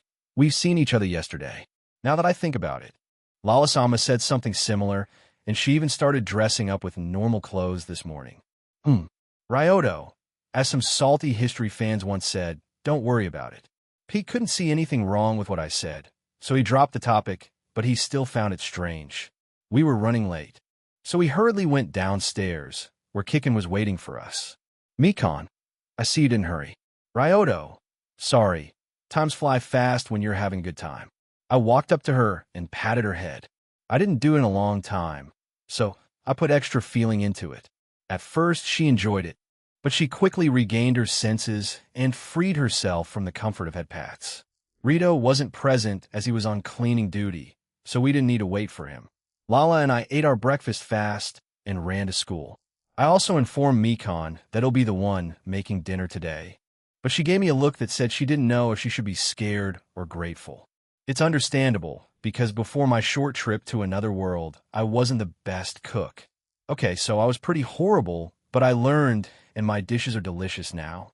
At least, according to Lala and others who ate them. Even Karasuma's spies praised my cooking. With Lala, we ran to school, and thanks to our inhuman physique, we made it there in no time. Before that, I packed some of the lollipops that I picked up before, and Truckowin let me keep them. He truly is a benevolent God. Mikon's POV. I was in my school thinking about what happened this morning. Ryoto. He felt different today, which is weird in itself. He can hide his emotions exceptionally well, but he wasn't doing that today. Not as much as usual, at least. Ryoto wasn't the only one who changed. Lala stopped being so clingy to Ryoto, but it looked like they were closer than ever. It's like they spent a long time together, but the change was too fast for that. Something happens, and I don't know what. Not to mention Ryoto wanted to cook. The very same Ryoto who managed to fail to make scrambled eggs 2 years ago? Hard to believe it. Saki Mikon. Hey Mikon. My thoughts were broken by one of my friends. It looks like I'm in deep thoughts more often as of late. Primarily because of Ryoto. Mikon, what is it, Saki? Saki. We were wondering what were you thinking about. Could it be your brother that is on your mind? She tried to tease me, but she isn't on Ryoto's level, so it didn't even faze me. Mikon. Actually, he is. Ryoto proposed that he'll make a dinner tonight, so, Saki mommy. Can we come? They said at the same time, with great enthusiasm. In my head was, however, one question. Why did they want to come to my house after the last time Ryoto flew through the wall and fought Jugemu together with penguins? At least I know that nothing worse can happen this time. Right? Yini back in school. In 100 chapter. Woo!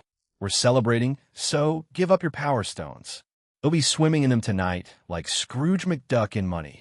Reese's POV. Saw what's happening with me? I try to avoid Ryoto since he grabbed my boob. It isn't like me. Am I conscious of him? But why? I grab others by their breasts all the time, but the one time someone does it to me, I'm uncomfortable. No, I'm not uncomfortable. Thus feeling is something else, but I can't put the finger on it, or am I just avoiding the answer on purpose? Even though I was deep in my thoughts. The door to the classroom opened loudly, and it was our class' favorite only couple.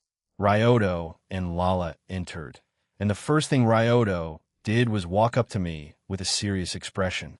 It looked like he was about to confess, which made my heart skip a beat. Ryoto. Risa. Yes? Ryoto. Hold on to me for a second. I almost tripped on the way in. Huh. In small author's note here. It's about Reese's character, so if you're not interested, you can skip it. Some of you may say that Reese is not in character to behave that way, so I'm here to explain why I decided to go that way. Risa is an easygoing girl who never takes anything seriously.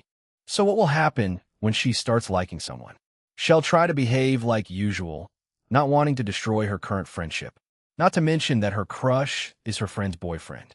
Remember, it's before the harem is open, as far as she knows. Not wanting to be exposed, she would start avoiding Ryoto when alone. With other people around, it's easier to not focus on him. She also doesn't have the best relationship with her parents. It's mentioned that she feels lonely at night because of her parents' absence. If that's how it is with her parents, rarely home, it's not strange that she would be afraid of a more serious relationship with someone else because, let's be honest, Risa wouldn't be against harem and would possibly be the one who gives the idea to Lala. Thanks for reading my little rant. Now, back to the chapter. Ryoto's POV. We were running to school, so I had some time to remember some things that you probably should. I haven't seen them in a year after all. If I remember correctly, I don't need to go to the studio today, which is good. They'll do groceries after school and start making dinner as soon as I'll come back home. Day after tomorrow, they'll go to Mikado if she has time. I should ask her today, but I doubt she'll refuse to take a look at my blood. I recall Risa being kind of distant as of late, and I was trying to figure out what was the cause. I think it all began after my first night with Lala, and in my sleep-deprived state. I touched her after she invited me to do so. Could it be that? If yes, then I know exactly how to fix our relationship. As soon as I entered the classroom, I walked up to Risa. Ryoto, Risa. Yes? Ryoto, hold my hand. Karen, I know that I said that you remind me of myself and all, but I take it all back. What the fuck are you on to say something like this? Don't you see it, Karen? It's the law of equivalent exchange. I grab her, so I should let her grab me back. Simple, isn't it? Karen, you hit your head or something?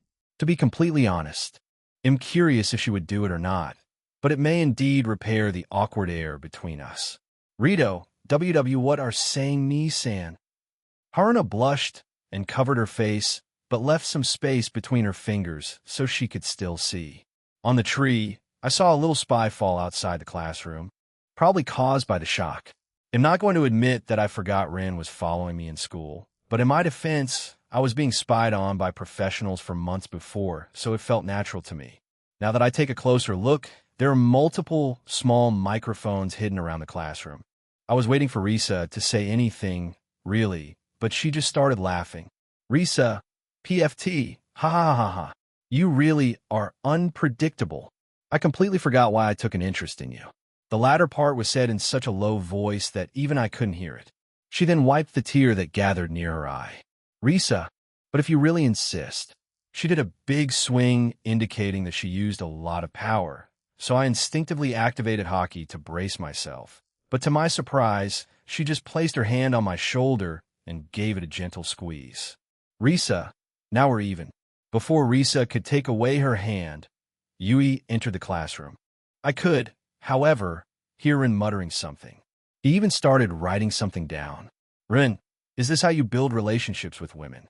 You'll need to test it out. I won't correct him. Pain will be his teacher. Yui, excuse me. The teacher asked me to. Her eyes widened, and she became frustrated immediately. But that didn't stop her from reprimanding Risa and me about our behavior. Yui, Ryoto, Yuki. How could you display such shameless activities not only during the daytime, but also at school? Do you have anything to say in your defense?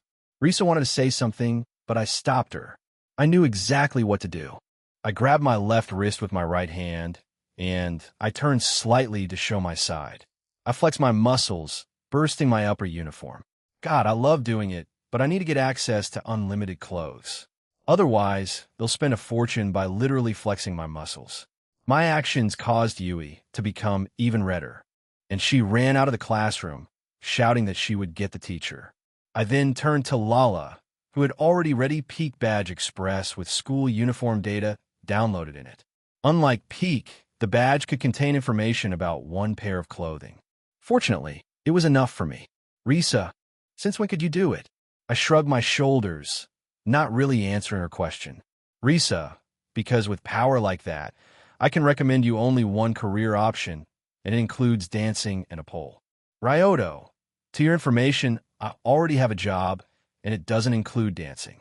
The last time I danced, Kotegawa was annoyed at me, but to be completely honest, she is annoyed at me most of the time. So take it as you like. Risa seemed surprised. Risa, you have a job? Ryoto, yeah, I'm making a manga together with Zaston. A bell rang, indicating the beginning of the class. And Yui stormed inside like an angry little chihuahua and locked her eyes with mine. But her smile vanished as she saw me wearing the uniform. Yui, what? How? So what did you want to show me, Kotegawa-san? The teacher she brought was young and had long wavy, light blue hair tied in a ponytail. She was certainly attractive and possessed eye-catching beauty, but the most noticeable feature was her star-filled eyes. Seeing her, my twitched. What's she doing here? Noticing me, the teacher waved at me happily with a big smile on her face. Sophia, hey Ryoto, I became a teacher at your school. Karen, breath in breath out, you are in a happy place, Karen. You are surrounded by the corpses of your enemies, and there isn't anyone similar to the devil incarnate in front of you. Karen denies reality. The situation is not ideal. Karen, hey Ryoto, how about we wake up your inner pyromaniac and set this school on fire? Preferably with everyone still inside. We could be a bit extra and drop a few gallons of your blood, too, just to be sure. We both know that even if I did that, it would not give you satisfactory results. Sophia is stronger than me by a big margin. Karen, we don't know that if you don't try. Come on, please. They'll give you a premium streaming service subscription for free for a year. As tempting as that offer is, I must decline. There are few people that I care about inside this school, so I can't do that. They'll give her a lollipop if that will improve your mood. Karen, it would. Now into Sophia. Ryoto, how did you become a teacher here? Sophia, I asked the principal, and he said okay. I don't know what I was even expecting. Yui still had a mental breakdown about how I had clothes on me. Risa's mood improved, just as planned. Haruno was sneak peeking at both me and Rito decided to stop thinking about anything for a while, or just tried not to be involved. Lala was happy to see Sophia again, and Sophia tried to get everyone to call her Sophia Neeson. It's good to be back. Yendi and a second summon is Ryoto's POV. As I was enjoying the chaos around me, I noticed that Rin climbed back on the tree to observe me, so she could report to Saki later. I got a pretty evil idea of messing with her. I activated probability calculations to see what I could do, but first, I looked at Sophia. Unsurprisingly, she was outside my calculations. I couldn't predict anything around her or any of her actions. It was like looking at a black hole in the world filled with numbers. While it was predictable, it was still annoying me. Ignoring her for now, I focused on my prank. I picked up my eraser and threw it, creating a chain reaction that caused a flock of birds to fly past the tree, scaring Rin. They wouldn't harm her, and even if they tried, I doubt they could. After all, she fell from the tree and was all right. Physics in this world are strange. Or is it the durability of humans here that is strange? Not sure. I'm not entirely a monster, so when I meet Rin later, they'll give her a lollipop. I may not have an unlimited supply of lollipops anymore, but it doesn't mean I can't share them. Now that I've dealt with my little stalker, it's time to annoy Yui a bit. This time I used a pencil to make Yui trip, and while I was trying to catch her, she accidentally pulled down my pants, revealing my underwear. It had lollipops on it. It was strange because I don't remember wearing or even having them. I turned to Sophia, who winked at me. At least I know who is responsible for this. Ryoto. Well, look what we have here. What a shameless committee member. If you really wanted to see my underwear that much, all you needed to do is ask. Yui's face reddened. Yui, no, I didn't want to dash. Ryoto. No, I understand. A girl your age is interested in this subject, but you can't force other people. There is order to things like these. I gave her my best smile. Yui couldn't take it anymore and ran away from the classroom. Her reactions make me want to tease her even more. I don't know why is that. Am I a sadist? Or Is it Karen's personality that rubs off on me? Karen, I see that you use your new powers responsibly. Is there any better way to use them than to mess with people? Karen, of course not. I'm happy that we think alike. Makes my work more enjoyable. Yui's POV, Ryoto Yuki. Why is he so infuriating? Every time I try to correct his behavior, he either changes the topic skillfully or something happens that makes me momentarily forget about him. Is he the one who creates these situations? But how would he be able to do that? Am I overthinking? Now that I think about it, I focus a lot of my attention on Ryoto. Why? He is in a different class, after all. I shook my head hastily. No, it's because I'm a member of the school disciplinary committee, and as a member, I need to keep an eye on other classes as well, so the school can be a safe environment for everyone. Convinced of my reasons, I walked back to my classroom, planning rehabilitation for Ryoto Yuki. Ryoto's POV. I pulled up my pants, and Risa looked at me strangely. Ryoto, what? Risa, how did you do that? Ryoto, do what? Risa, you made her trip by throwing a pencil, but how did you know that she would step on it? Are you a prophet? Ryoto, no, I'm just good at math. Risa, Ryoto, do you want a lollipop? Risa, sure. Should I create a new religion? As far as I know, I silenced Risa with the help of this magic candy. Is there anything I can't do with its help? Karen, probably cure cancer. Is this a challenge? Karen, not really, but I would be impressed. Lunch break started after the bell, and everything seemed so easy. I mean, I went through this material already with Koro-sensei. At least I can take it easy with my studies for a while. During this break, I went to Mikado's office hoping to find her, and luckily, she was there writing something in her notebook. Ryaku, good morning, Yuki-kun. What can I help you with? Ryoto, do I need something from you to visit? Ryaku, no, but there wasn't a single time you came here without needing something from me, she said while still writing in her notebook. I raised my finger, ready to argue, but she was right. Ryoto, touché. But I'll bet that ITLL interests you. She raised her eyebrow and looked away from the notebook. Ryoku, all. And what it would be? Ryoto, first, can I borrow a knife or something sharp? She passed me a scalpel, which I used to cut a bit of my finger and let a few drops of blood. As soon as the blood touched the floor, it started destroying it. It didn't create too much damage as the amount of blood wasn't big, but the holes were still pretty deep. It's important to note that my blood evaporates quickly after leaving my body. Seeing what happened, Mikado practically jumped down on all fours to see closer the holes created by my blood. Her eyes were wide open, trying to figure out how it could happen.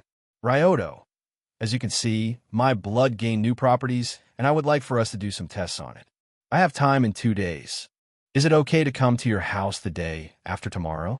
Mikado finally regained her composure, and fake coughed a few times. Ryaku, yes, of course.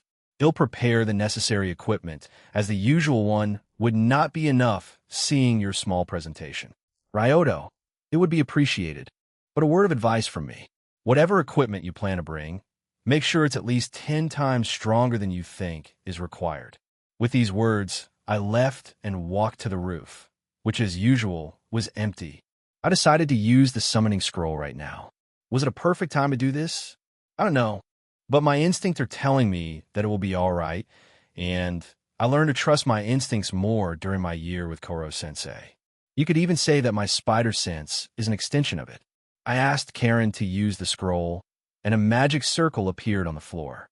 Any new companion with a small quirk, Ryoto's POV, it looked slightly different than the last one. This time, one figure started forming inside, and just like last time, it wasn't human. It stood on fourths and was 40 centimeters high. It looked like ordinary Shiba Inu, but he held a wooden bat in his mouth. Is that who I think it is? The dog looked at me curiously and sat down, waiting for something. Ryoto, all right. I should probably name you. Dog, woof. Ryoto, am not good at naming, asked Karen, so we'll use your help to decide it. All right? Dog, woof. It looks like he understands me, so I can guess that he is relatively intelligent. Ryoto, how about Cupcake? Hearing my proposition, he started to whimper. Ryoto, yeah, I know. Not only not original, but also it doesn't suit you. I mean, you're sweet and all, but you don't look like Cupcake. Dog, Gore, Ryoto, if I knew you wouldn't like it. Why did I propose it, you ask? Well, we all need to start somewhere. Now we have the worst out the way, and we can only go up. Dog woof. Ryoto, I know it wasn't the worst, but I didn't want to be disrespectful to the good boy that you are. By the way, I want to compliment you for barking so clearly even while holding a bat. Dog woof woof. Ryoto, years of practice tend to do that to you, huh? I started thinking about a perfect name, and my eyes wandered to the bat. Ryoto, how about Utsu? Utsu in Japanese means to strike or to hit. His eyes sparkled, and he started running around me. Dog woof woof woof. Ryoto, I see that you like it. Then from now on, your name will be Utsu. Use woof woof. Ryoto, now that we're done with the problem of your name, we should return to my classroom. The lesson will start soon, and since you don't know the way home, you'll accompany me today. Use woof. Ryoto, what do you mean you will fulfill your purpose in this school? Please don't bring trouble to me. I alone do enough of that myself. Karen, you know that you look like a complete maniac talking to a dog. People also would say I'm crazy if I would tell them that I constantly talk to the voice inside my head. Karen, the difference is that they don't know that, but they'll hear you talking to Utsu. Let them think that. If I'm lucky, they'll think that I just understand him really well. Besides, I don't care about others' opinions unless it's constructive criticism. Ryoto, now Utsu, would you like to walk on your own, or should I carry you? Use woof. Ryoto, walking it is. Returning to class was a challenge, because everyone wanted to pat Utsu. Strangely, though, he didn't hit anyone with his bat as of yet. Maybe he is waiting for a big target for his first balk. I was really curious if I was right, so I went to the principal's office. Inside, the principal was reading a magazine for adults. I was shocked. He didn't look to be in discomfort or scared, so that could only mean that he overcame Miltan. I found deeply buried respect for the principal as he didn't give up and achieved his goal. On the other hand, Utsu ran up to the principal and booked him on the head with all his might. The principal fainted, and Utsu looked proud of that. He turned to me and waited for the head pat with his tail wagging rapidly. Ryoto, what a good boy you are. Use woof woof. It confirms my suspicions that he wanted to hit a real pervert as his first balk. It could also mean that he won't bonk if you're just slightly horny. Further testing is required. Back in class, I gathered everyone's attention once more. Well, Utsu did, but as the one who brought him here, I did as well. Risa, what a cute little boy, but why does he have a bat? I didn't say anything and just took off-peak badge, showing off my muscles. And Utsu instantly took a swing at Risa and later went on a bit of a rampage in the classroom. He bonked almost every girl in the classroom. There were two surprises during Utsu's rampage. 1, he didn't hit Lala. 2, he hit Run. I saw Utsu wanting to bonk Lala, but he stopped himself from it. I'm more scared of why he attacked Run. I'm hoping that he sensed Run's feelings and not Ren's. Risa, what was that for? Ryoto, that's a secret for now, but if you'll guess correctly, I won't hide the answer. Risa, why? Ryoto, it's more fun that way. Risa, fine, I'll discover all your secrets. But I want you to promise me that when I'll guess why Utsu hit all of the girls plus Run, you'll grant me one wish. Ryoto, do I look like a genie to you? Risa, can you turn blue? Ryoto, I don't think so. Risa, can you fly? Ryoto, no. Maybe, to be honest, I don't know. I didn't try it, but I could keep myself in the air for a short period at best. Risa, I didn't expect that answer, but the last question. Can you grant me one wish? Ryoto, depending on the wish. If you wanted to get taller, you would be better asking Lala. Risa, would it work? Ryoto, probably, but there is a possibility that you'll end up shorter than before. Poor kid, she was traumatized. Risa didn't comment on what I just said, but looked me right in my eyes. Risa, I won't ask anything unreasonable, and you can even reject it if you want. Just promise me that you'll think about it seriously when the times come. Ryoto, if it's only that, then it's not a problem. Risa smiled widely. Risa, that's great then. She slapped my ass as she retreated to her seat as the class would start soon, but her mood was visibly better. Saki's POV, Rin. Today, Ryoto Yuki found a dog, and from my observations, he named it Utsu. Strangely, the dog is carrying a baseball bat in his mouth the whole time, And that concludes today's report. Rin just gave me my daily report about Ryoto-sama. Observing him will allow me to create a plan to steal him away from Lala. And it's already paying off. I know that he likes dogs, and maybe other animals as well. I can test it later. Yeah. Zaki-zama, do we really need to spy on Yuki? We could just walk up to him and ask, and he probably would answer most of the questions. Rin, I disagree. I don't know why, but he seems different than usual. Saki, Rin is right. I said fully serious. Saki, he looks even more majestic than usual. I put my hands on both of my cheeks, remembering him. Today, in particular, Ryoto-sama has the air of an emperor around him. My face reddened thinking about him, but first, I needed to focus on the plan.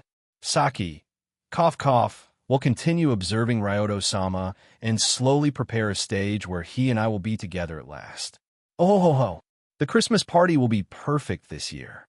Yini before dinner, Ryoto's POV. School had ended without any more sensations. So after saying my goodbyes, Lala, and I needed to do groceries. It went easier than usual. I didn't need to hit an old lady with a stick this time to get vegetables. This reminds me that I forgot to say goodbye to Nakami-san. I'll need to apologize to her when I get back. Maybe I'll make her some of my now famous sweets. Thanks to Keed, I had a lot of practice with him. Back to groceries, I chose only the best of the ingredients.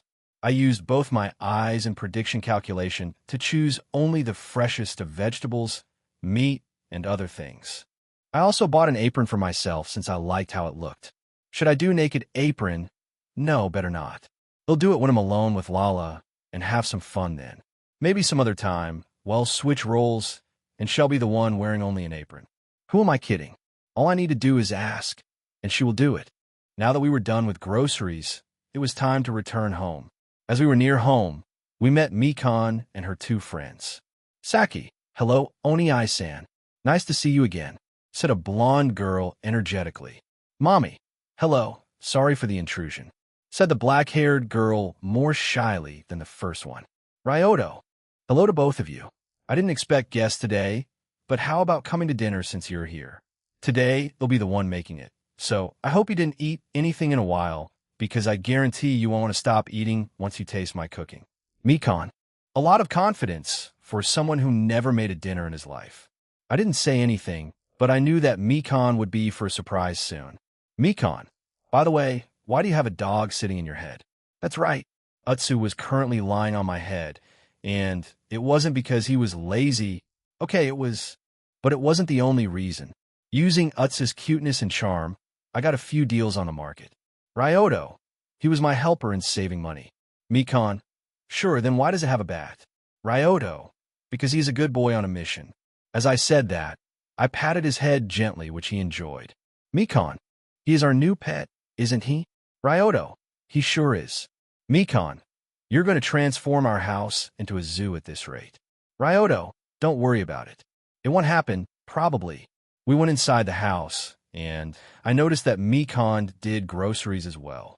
I forgot that she was the one who did it almost exclusively, but because of my living alone, it became kind of habit. At least we had enough ingredients for our guests. Rito wasn't home as he to Suriyama's house today. I'll probably ask him for some advice about Haruna, but I don't think he asked the best person out there. In the kitchen, I put on my newly bought apron, and I did my usual routine of making delicious food and finished it after a while. The finished product looked great, and I was about to bring it to them, but Lala appeared behind me as soon as I finished. Living with me for almost a year, she knew how long I usually take to make dinner. That, or she observed me the whole time. Walking out of the kitchen and entering the living room, I saw Penguins getting along with Utsu. I saw traces of bonking on Skipper. You'll need to remind him to stay away from Mikan's room. I don't want another incident like on the first day. I, of course, didn't forget about my summons while making food, so I gave it to them. I was curious how Utsu would eat since he still had a bat in his mouth, but the baseball bat disappeared in light particles, and the good boy started eating happily. So he can make it disappear at will. But why didn't he do it before? Maybe he wanted to bonk as soon as he saw the target? Never mind that. I focused on a table where I put my dishes on the table. Mikan, seeing them, widened her eyes, not believing that they looked edible. Mikon, what kind of magic did you use? Ryoto, excuse me? Mikon's POV, I went home with Saki and Mommy after we did the groceries. In front of the home, I met up with Ryoto, who surprisingly did the same thing I did. He also had a dog on his head. Not the strangest thing he brought home. It's more normal than the penguins, at least. Never mind that. Right now, I'm planning to witness what Ryoto is planning. After all, he can't cook. While he was in the kitchen, we played with Utsu for a while, and the penguins joined too. Skipper was hit with a bat, but he didn't look hurt. Skipper, hey, what do you think you're doing? You furball on 4 legs. Use woof. Skipper, all muscles. Huh. You would succeed as a comedian with jokes like these. Use woof. Skipper looked as if he had just seen a ghost. Skipper, how do you know that? Use woof. There are no secrets in front of Mighty Bonk. Skipper, what does it even mean? I don't know what to say. Does Utsu blackmail Skipper? Mommy, ooh, they get along already. I look strangely at my friend. Do we see the same thing? Ryoto, food incoming. It seemed that Ryoto had finished preparing dinner, so we sat at the table. The dishes on the plates looked absolutely stunning. I couldn't believe my own eyes. Mikon, what kind of magic did you use? Ryoto, excuse me? Mikon, we both know that you're not capable of cooking so well. Ryoto, my heart bleeds hearing your words, Mikon, but I understand your skepticism. So why don't you take a bite and see for yourself if it's good? I can taste it first if you want to be entirely sure if it's edible. Am I overthinking? Ryoto could learn how to cook in secret or even in school. It's just a lot of strange things that happened in a short amount of time. So maybe I'm on guard because of that. My older brother wanted to do something nice for me, and I doubted him. I'm starting to feel a little bit guilty. Mikon, no, you don't need to. Ryoto, before you start, you should prepare spare clothes for you and your friends. Mikon, Ryoto, we aren't children. I doubt we'll need them. I mean, we won't get dirty from the food if we're careful. Ryoto didn't argue about it, but I didn't notice that he smiled evilly just before we took the first bite of his food. Yini the effect of food, Ryoto's POV. Mikon didn't want to get spare clothes for herself and her friends. Oh, sweet, naive summer child. You don't even know how wrong you are. Thankfully, you have a very thoughtful brother that already prepared clothes for you all. I'm also curious what will happen to Peek when Lala eats my food. Will she get somehow repelled from Lala? Or will a small misfunction happen? Today's special is breaded chicken with salad and rice on the side. Nothing special, but I guarantee the taste. I have a little trick to make it more crispy. After you fry it on a pan, you deep fry it as well for a short while. Before that, however, I added the necessary spices for better taste and dipped them in raw egg. The salad was ordinary as well. Lettuce, tomatoes, cucumbers, paprika, and some other minor things mixed with spices and Caesar salad dressing. While everything was ordinary, the ingredients were the best I could find, and me making them evaluated my dishes to the highs not seen in this household before. Mikon never stripped me with her cooking, so I can assume it. Now I focused entirely on the girls waiting for them to take a bite, but I noticed Utsu calling me to come closer with his paw, so I walked up to him. Use woof. Ryoto. No, the FBI is not coming. We are not even living in the USA. Use woof. Ryoto. What do you mean they have offices in 63 countries outside the USA? Use woof. Ryoto. They even have one in Tokyo? Then why are there so many lullicons in Japan then? Use woof. Mystery as old as time. Ryoto. There's also a problem with the stuff. They can't have thousands of employees in just one office. Mikon. What are you doing, Ryoto? Ryoto. Nothing. How about we start eating?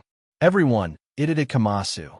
Everyone said simultaneously, and we all took a bite of chicken first. One bite was enough for everyone to realize how juicy and crispy it was. It wasn't the only thing that happened, because one bite was also enough for everyone's, but my clothes to disappear. They were, however, too busy to realize it, as they couldn't stop moving their chopsticks. The only one who noticed something was Lala, and it was only because she knew it would happen. Peek, on the other hand, was yeet head across the room and hit the wall. Peek, what happened? Ryoto. Good question, but look at the girls, and some of your questions may be answered. Peek looked at the earring girls and witnessed the effects of my cooking. At the table sat 3 naked girls eating my food. Lala came to Peek and me to check on her little companion. Lala, Peek, are you all right? Lala sounded worried. Lala, it looks like we need you to get an upgrade. We don't want that to happen again. Peek, while massaging her head, still looked confused. Peek, Lala-sama, what happened? Ryoto, when food is really delicious, people lose their clothes. That's just common sense. Lala nodded at my words, and Peek was forced to believe it. Destroying people's common sense is fun. I should do it more often. Mikan, Saki Mommy, thanks for the food. Ryoto, glad that you liked it, but you should probably dress up. Mikan, what do you M-dash? She looked down, seeing that the only piece of cloth on her was her white panties. She then looked at her friends who were in the same situation as her. The scream of 3 little girls filled the house. Ryoto, clothes are behind you if you want to dress up. You could also stay naked if you want. Embarrassed, they turned away from me, showing their backs, and quickly put on prepared clothes. Mikan, what did you do? Ryoto, I made you dinner. Mikan, you know what I mean. Ryoto, but I literally just made you a dinner. I explained the same thing I did to Peek, and of course, Mikan didn't believe it. Ryoto, if you want, you can watch me cook next time, and Rito will become our Gwen. I mean our tester. Mikan, did you want to say guinea pig? Ryoto, no. The dinner fun was fun. I mean for me. Mikan was annoyed at me, but it was worth it. She won't be mad at me for long anyway. The next day, after the usual night with Lala, Mikan still was a bit angry at me, but I had a secret weapon up my sleeves. Head pats. I also apologized to her. I did it because it was my fault in the first place, and I used her for my amusement, so I didn't mind doing it. I also made her a bento, which she took to school. At first, she was suspicious about it, so she tasted it as soon as she got it, and to her surprise, she didn't get naked. What a world where someone needs to be careful of being naked after eating. It's beautiful. Why? Because I purposely made it tasty, but not tasty enough to destroy the clothes. The fun part is the more accustomed one is to the delicious food, the more difficult it is to destroy the clothes because they develop some kind of immunity to it. Why it's the fun part? Because I have a reason to improve my cooking even more. In school, nothing happened. Risa tried to guess why Utsu hit every girl and Rin yesterday. And her answer was that he targets only girls and Rin is secretly one as well, which is wrong. Today is my work day because I will go to mine Zastan manga office. We will discuss the next chapter of the Spectacular Spider-Man. While I could write the story by myself and give it to Zastan to draw, but hearing suggestions from him sometimes helps to improve the story. Zastan is very experienced in battles, so he can write battle scenes, and he helps me improve them. Sometimes even Jugimyu is present during our meetings, but usually he works part-time while not being Zastan's assistant. He said that he sends money to his family, but how does it work? I doubt that Earth's currency works on other planets. Maybe he buys something of value on Earth, and then he sends the items to his family. Never mind that I should focus on the story for one. We don't need to write Chapter 1 as the one-shot works of Chapter 1, and we didn't need to change anything with it. So we focused on Chapter 2, but while we were discussing what we should do, Jugimyu slammed open the door, looking stressed out. Jugimyu, help. My sister is coming. Yini Jujima's family, Jujima's POV. My name is Jugimyu, no Kokogi Sukaru Kajiregami and I, Rojiku Furamata Jie, Bible, no Garangan, no Sharingan, no Bomba Poki, no Bomba Kona, no Chokumi, no Chasuk, but everyone calls me Jugimyu. I've been living on Earth for some time now, and I have got used to living here. I work a few part-time jobs to buy and send food and money to my family. Earth's food is very delicious, especially fish. On my home planet, we needed to have a group of 100 hunters to even attempt to hunt fish. They're just too dangerous, so I'm very impressed with Earthlings. What's more, the aquatic population here is tastier than where I come from. And, as we all know, the more delicious the food is, the harder it is to hunt it. I'm very thankful to Ryoto for giving me a chance to work. He even helped me at times to understand human culture, and I love the manga Zastan-san and Ryoto are making. Peter is someone who I would like to meet and even, to some extent, be. He makes mistakes, cares for his family, and has money problems just like me. With great power comes great responsibility. It's a great saying that, in my opinion, everyone should live by. Unfortunately, a tragedy will come soon. I got a letter from my sister that she will come to Earth to visit me. Usually, I would be happy, but my sister can be very rebellious. She likes to fight, and unlike me, she doesn't use any weapons. She doesn't need to. Females of my species not only are physically stronger than males, but also are more agile than them, thanks to their smaller and more flexible bodies. But the males are still the ones who hunt for food, so if someone died, it wouldn't be a big loss. I am one of the exceptions on my home planet, since my strength is comparable to that of the strongest female warriors. And that's why I decided to work and let my little sister have normal childhood filled with fun that I didn't have. Still, I know that dream will probably not be fulfilled because I was not the only exception in my family. My sister was as well. Not knowing what to do, I ran to the manga office, and luckily, both Zaston-san and Ryoto were there. Jugemu, help. My sister is coming. Ryoto's POV, Ryoto. A sister? I thought that you don't have siblings. Jugemu looked confused at what I said. Jugemu, idon. What are you talking about? His answer confused me even more. Ryoto, but you have a sister. Jugemu, yes, my sibling. I don't have any brothers, siblings. Ryoto, both sisters and brothers are called siblings. Jugemu, really? You'll remember it then. He took out the note called The Things I Need to Remember, Part 24, and wrote down the thing he had just learned. Zaston, don't you have a universal translator equipped? Jugemu, to save some money. I didn't buy it and learn about 10 Earth's languages that I thought would help me on my job. Ryoto, how long did it take you? Jugemu, I'm embarrassed to say that it took me a whole 2 weeks. Hearing that, I almost coughed out blood. I know 6 languages myself, and I didn't need to learn them, but I know how hard it is to learn one. And he just said that 2 weeks for 10 languages is a long time. Is he talented, or does his species have an easier time learning? Jugemu, never mind that. We have a big problem. Ryoto, right, your sister. Why is it a problem? Does she look down on other races or want to conquer other planets? Jugemu, not to my knowledge, but she'll probably cause a lot of trouble and definitely want to punch you. What? Ryoto, why me specifically? Jugemu, she hates when someone doesn't look her in the eyes while talking, and because your eyes are always closed. Ryoto, she'll punch me? But why? Jugemu, my sister lives by the saying, if you can't look someone in the eyes, you're trying to hide a lie, and she hates liars. She probably got it from our mother. She taught us to be as truthful as possible, and I also follow this rule, but my sister takes it to the extreme and thinks of every liar as an enemy.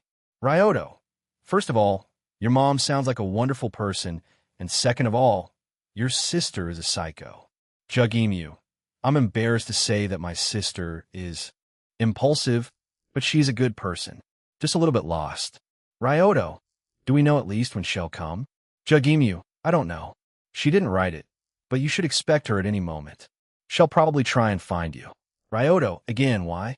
Jugemu, while writing to her, I described everything I experienced, and it included meeting you. I see where this is going. Jugemu, and I wrote that without your help, I will be able to send money and food to them. I also described your appearance. I face-bombed hearing him. Ryoto, is she stronger or weaker than you? If she's coming after me, I would like to know. Jugemu, she's a more skilled fighter than me, stronger than me, and more agile than me. The only thing better than her is swordsmanship, but that's just because she is not interested in it. Ryoto, okay, last question. Why did you ask for help since it looks like you won't be in any danger? Jugemu, I don't want to disturb the neighbors. They said that as of late, they have difficulties with sleeping, so I don't want to take away from them their precious quiet time.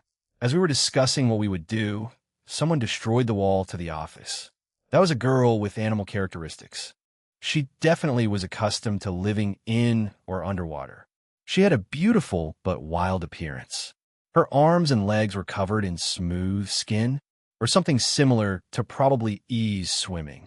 She also possessed a powerful tail behind her back, and she had mermaid-like ears pierced in a few places, so she could wear earrings.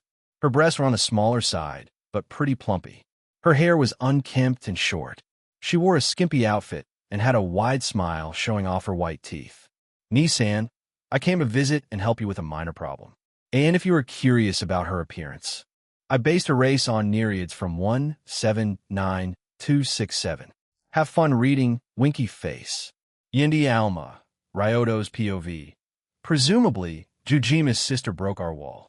Not gonna lie, I'm a bit angry, but first, Ryoto, Jugimu, are you adopted? She doesn't look anything like you. She doesn't even look the same species as you. Jugimu, females of my species look like that. But unlike them, my sister has functioning eyes. Just like me, the rest of the population can't see on land, but Amel can, but at the price of our race signature ability to sense humidity in the air and can't use sonar underwater the water. Amel, thanks for the introduction, Nissan, but it wasn't needed. Liars don't deserve to know my name. I could feel the hostility in her voice. Ryoto, you don't even know, and you call me a liar. Aren't you moving a tad too fast? Amel, I know enough from Nissan's letters, and you not opening your eyes is enough for me to know your character. Normally, I would beat rightfulness right into you, but you're deceiving my brother, which is unforgivable. Like our mom always said, friends come and go, but family always stays together. That's why I plan on smashing you. Jugimu, Amel dash. Ahmed, don't interfere, Nissan. Ryoto, she is right, Jugimu, but I need to apologize to you. Jugimu looked confused. Ryoto, and go to spank Amel for breaking our wall. I used my own money to buy manga on the bookshelf that stood there. Plus, I had lollipops there, and she destroyed them. Karen, is this why you were pissed? I'm not going to comment on it. Amel, strong words for someone whose face will be smashed to the ground. A smile didn't leave her face. It looks like she likes being challenged, even if she doesn't like the person. Jugimu, Ryoto, then please take care of my sister. Ryoto, Zaten, stay here and protect our manuscript in case something happens. Zastin, boo. Zastin wanted to protest, but I used the trust me card. Ryoto, Zastin, believe in me. He'll win, and then we'll finish the second chapter. Zastin understood. I shot webs from both of my wrists at the part of the wall that wasn't destroyed and stretched it as hard as I could without destroying the wall, and Alma looked amused at what I did. Alma, what is it? I didn't hear about humans that can shoot something out of their wrists. She touched it curiously and twanged it like a guitar string. Ryoto, it's nothing unusual, just a little trick up my sleeve. I then used the webs to catapult myself towards herself at an amazing speed and kicked her out of the building using both of my legs. We flew a few meters, and while I landed on my feet and Alma recovered her balance and didn't have any problem landing. She didn't look injured, and while I didn't use my full power, it still was impressive. Alma, oh, it looks like not all Earthlings are weak, as people say. That's good. It makes my fun last longer. She rushed towards me, adding incredible, and attempted to punch me in the face. She was fast, but thanks to spider sense, I could dodge it in time. It's important to note that I didn't use my eyes or prediction calculations so far in this fight, and I won't use them unless I need to. It would make it easier, but somehow I wanted to beat her at her game, and while prediction calculation would not break my self-imposed rules, I wanted to fight only with spider powers. Why? Because I don't have many occasions to use full of their powers. Either I need to hold my strength back to not kill someone by accident, or I use my eyes to end the fight quickly. She just gave me a perfect opportunity for that. Her fist flew past me, making a dangerous sound. I used this chance to grab her arm, and judo threw her on the ground while adding my own body to increase the damage. The ground cracked a bit, and I mounted her, pinning her hands to the ground. Ryoto, you remind me of someone. She was also an idiot who hated lies more than anything. Alma, sounds like a great person. I would like to meet her instead of you. With a somber voice, I answered, Ryoto, that would be impossible. Since she lied to me, using my distracted thoughts, Alma used her tails to get me off her. Our fight continued for a while, and we exchanged punches, kicks, and even wrestled sometimes. She seldom could hit me because of my senses, but she was a skilled warrior and managed to land some punches. They were heavy in the sense that if I didn't use hockey on the parts where I was hit, my bones would break. It was fun fighting like this, using things I learned from Karasuma and Koro-sensei against Alma. I learned what worked and what I needed to work on. No matter how powerful you are, there's always room for improvement. What if I want to be able to use bending? What if I'll be blinded? What if my strength leaves me for some reason? It's better to be prepared for such occasions, even if the probability of it happening is low, but having plans B, C, D, and more is always welcome. This lesson is deeply burned into me because of my lack of planning and vision. I needed to kill Koro-sensei. If I was prepared better or had a better plan, maybe I wouldn't need to do it. Thankfully, I had plan B for failing to save him, and in just a few more months, it will start. Alma was breathing heavily, showing how exhausted she was. She wasn't alone in this, as I also was getting tired. Alma, what's your name? Ryoto, huh? Alma, your name? Tell me what it is. Ryoto Yuki. She closed her eyes and opened them shortly after, but all her playfulness was gone. Alma, Ryoto Yuki. My name is Alma, no Kaki Sukuru Kajiregami ni, Gakusum, or Imatsude, Bible, no Garangan, no Shirangan, no Bomba Poki, no Bomba Kona, no Chokumi no Chasuk. I acknowledge you are a strong and skilled warrior. That's why I will use my race's most powerful ability. If you block it, you'll win. Ryoto, isn't this bet a little unfair? I mean, I would rather dodge it than block it. I'm not the most durable after all. Alma, you can't fool me. I noticed a strange aura a few times when I punched you. That surface was hard like a pangolin shark's skin. Ryoto, the pangolin what? Alma, pangolin shark. It's an animal with very hard skin and very soft meat. The contrast is what makes it delicious. A drop of salvia started dripping out of her mouth, but she quickly wiped it. Alma, never mind that. I'm sure like 70 that you'll survive it. So good luck. She then inhaled very deeply, expanding her chest in the process to its limit and spewing out a large amount of water. The diameter of this projectile was bigger than my whole body, and I just noticed that I was standing in front of the building where mine Zaston's manga office is. If it's destroyed, our place of work is destroyed in the process, so the only option is to block it. I smiled. Alma just gave me another opportunity to test out my powers this time. It will be the first time I use it in action. I pointed my hand up, and it glowed blue and was covered in a blue orb. From the sphere, lightning bolts connected my hand to the newly appeared blue giant hand. It was semi-transparent and glowed slightly with a blue light. Ryoto, God Hand. I used God Hand to stop all incoming water. It was a strong torrent, and it even pushed me back, but I stood firm and protected a building. Ryoto, looks like I win, Alma. Any consequences of spanking, Ryoto's POV. After using her attack against me, Alma exhausted herself and filled on her back. She was breathing deeply, but she had a smile on her face. Alma, haha, you really are amazing. To be honest, I thought this attack would at least push you farther back, but who thought that you had a trick up your sleeves? I slowly walked up to her and stopped in front of her. Ryoto, I learned from someone I respect that you always need to have a backup plan for everything. Alma, you sound more like an assassin than a warrior, but you fight more like a warrior than an assassin. It's strange. Ryoto, I choose my fighting style depending on the opponent. Besides, I don't have a lot of opportunities to fight at my full strength head-on. Alma, you got that right. At home, everyone except my family looks at me strangely, like I don't belong there just because I see the world around me differently. So I beat them all up. I wanted to prove that even if I'm different, it doesn't mean I'm weaker or worse than them. She raised her arm and clenched her fist. Alma, today is the first time I lost in a long time. It's a quiet, refreshing feeling. Ryoto, okay, but why are you telling me this? She giggled. Alma, who knows? Ryoto, by the way, why did you call me a liar? I mean, yeah, I don't open my eyes, but neither is Jugemu. Alma, it's just what I'm telling everyone. To be honest, I just wanted to meet Nisan's friend, and when I laid my eyes on you, I knew that you were hiding something. I didn't know what, so I decided to fight you to figure out your intentions. I think there was a saying on Earth that goes fist speaks louder than words or something like that. Ryoto, its actions speak louder than words. Alma, same thing, but thanks to our little spar, I know that you aren't a bad guy. Ryoto, but how did you know I was hiding something? Alma, everyone is hiding something, except my Nissan, mom, and dad, of course.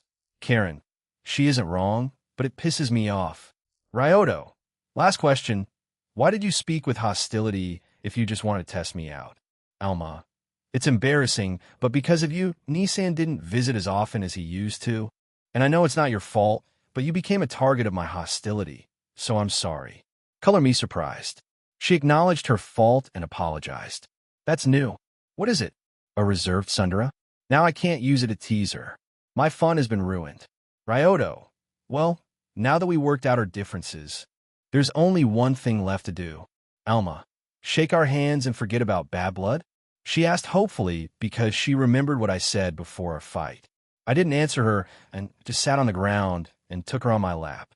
She was laying down in the best position for spanking. Alma, Ryoto, you don't plan on doing what I think, right? Once again, silence.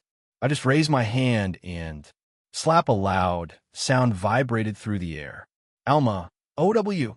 I didn't stop on just one spank and continue to hit her but till I reached the 10th slap. 10 is enough because I had my fun as well. But I said I was going to do it, so I did. I'm a man of my word. Ryoto, I'm finished. Alma surprisingly didn't have anything to say and just massaged her bottom to ease her pain. She had tears building up in the corner of her eyes. I picked her up and carried her on my shoulder back to the office. Ryoto, I'm done. Everybody, Zaston, excellent fight, Ryoto Dano. You seem to be much more skilled than we initially thought. I'm glad to see that as Lala Sam's fiancé, you continuously work hard. Ryoto, thanks, Zaston.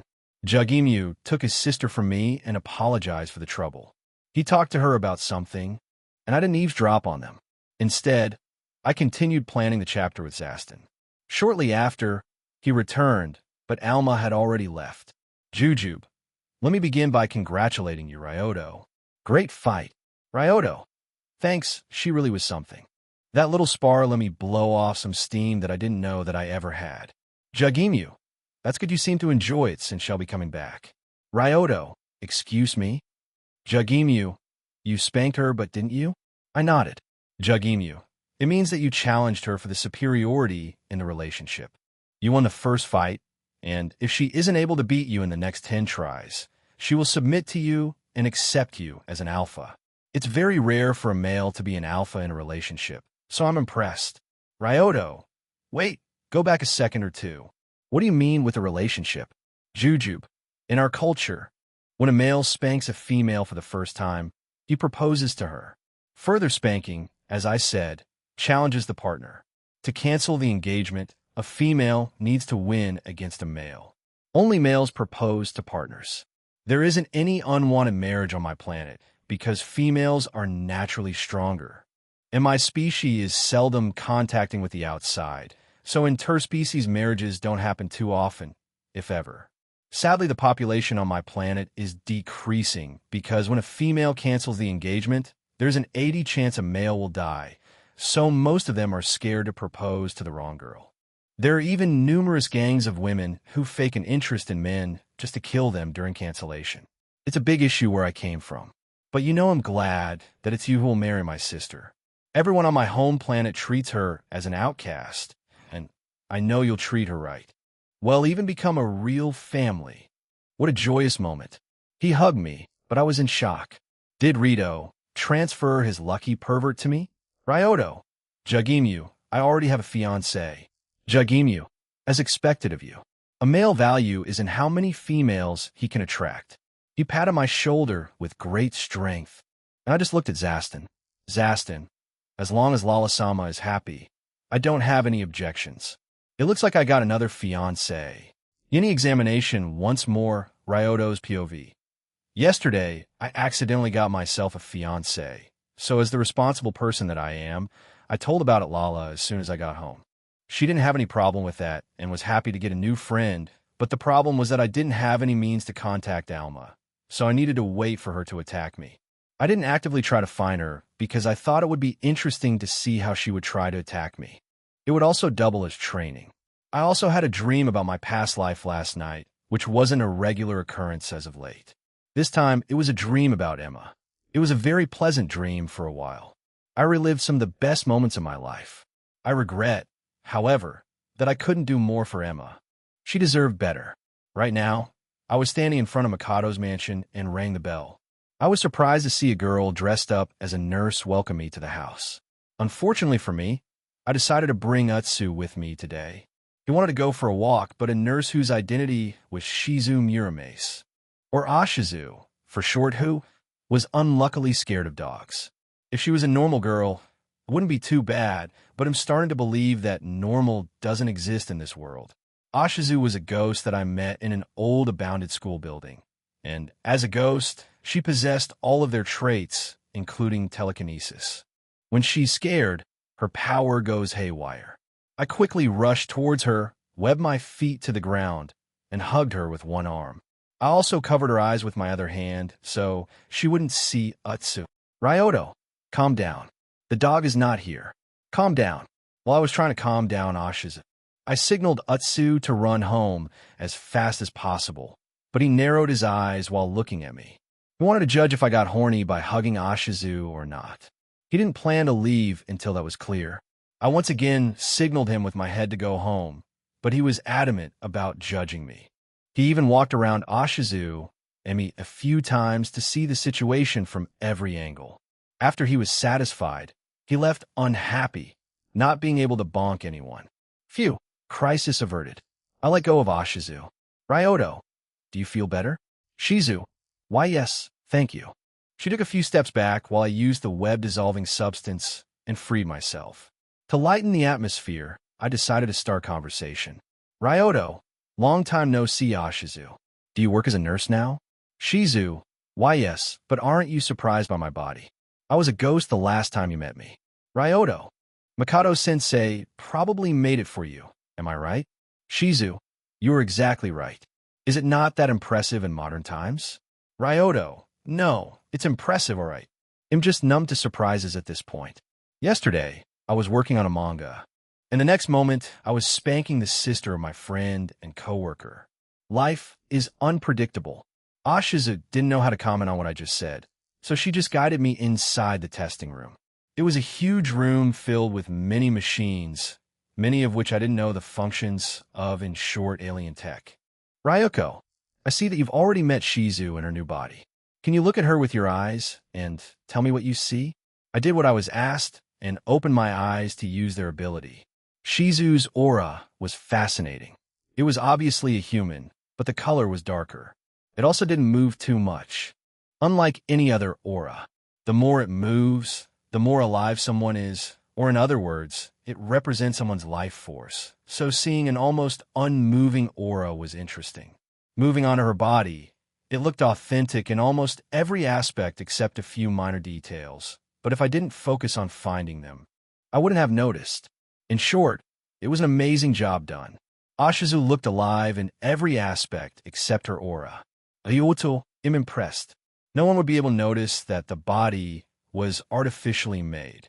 Ryoko, but Ryoto, her aura doesn't change, so if anyone is able to see it, they would know. Mikado wrote something down. Ryoko, I count that as a success. Your eyes are very powerful, so I doubt many people would be able to see what you do. Mikado then took out a syringe from her coat and readied herself to begin the examination. To be honest, the look in her eyes was a bit scary. I sat on the chair that Ashizu prepared and rolled up my sleeve so she could take some of my blood. The needle dissolved as soon as it touched my blood, and when Mikado took it out, the small hole in my skin closed up. Ryoko, you weren't kidding with the potency of your blood. I couldn't even draw a bit before the needle dissolved. Luckily, I was prepared for that, she said with a smile and took out another syringe.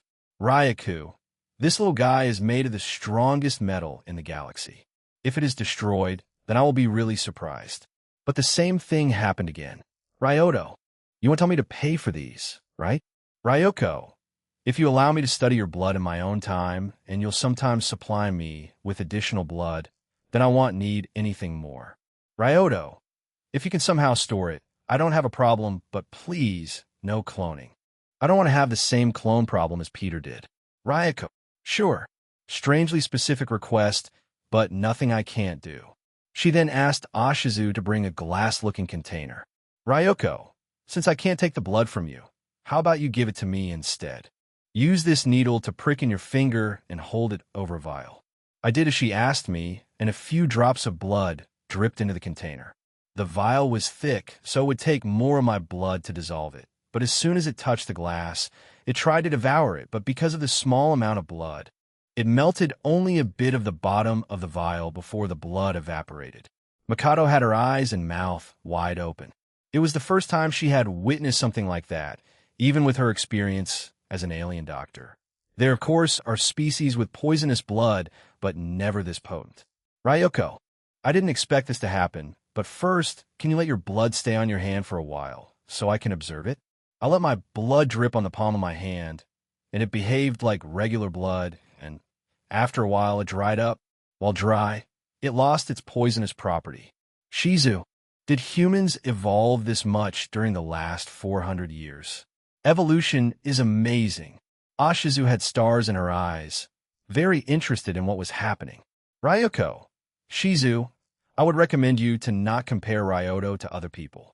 Plus, evolution usually needs a lot more time to happen. While rapid evolution exists, it's not very common. Shizu, is that so? I have a lot to learn. Ashizu looked pumped up about learning more things. She is a naturally curious girl, after all. Meanwhile, Mikado got a big machine to extract blood from me. It used anti-gravity, so my blood wouldn't touch anything, and it worked. I was honestly surprised by it. Well, now I can only hope she'll keep her part of the agreement.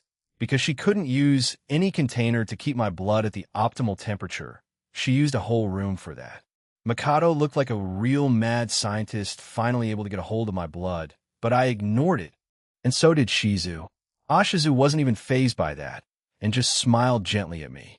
Is every doctor's visit like that? Yaniwai's older brother, Alma's POV. I wanted to visit my brother and meet the famous Ryoto who helped him so much, and I did that, but I also got myself a fiancé. I wasn't expecting that, but I'm not complaining. From my fight with Ryoto, I know that he's a skilled warrior, and his fist told me that he was honorable as well, but what really caught my attention was his aura.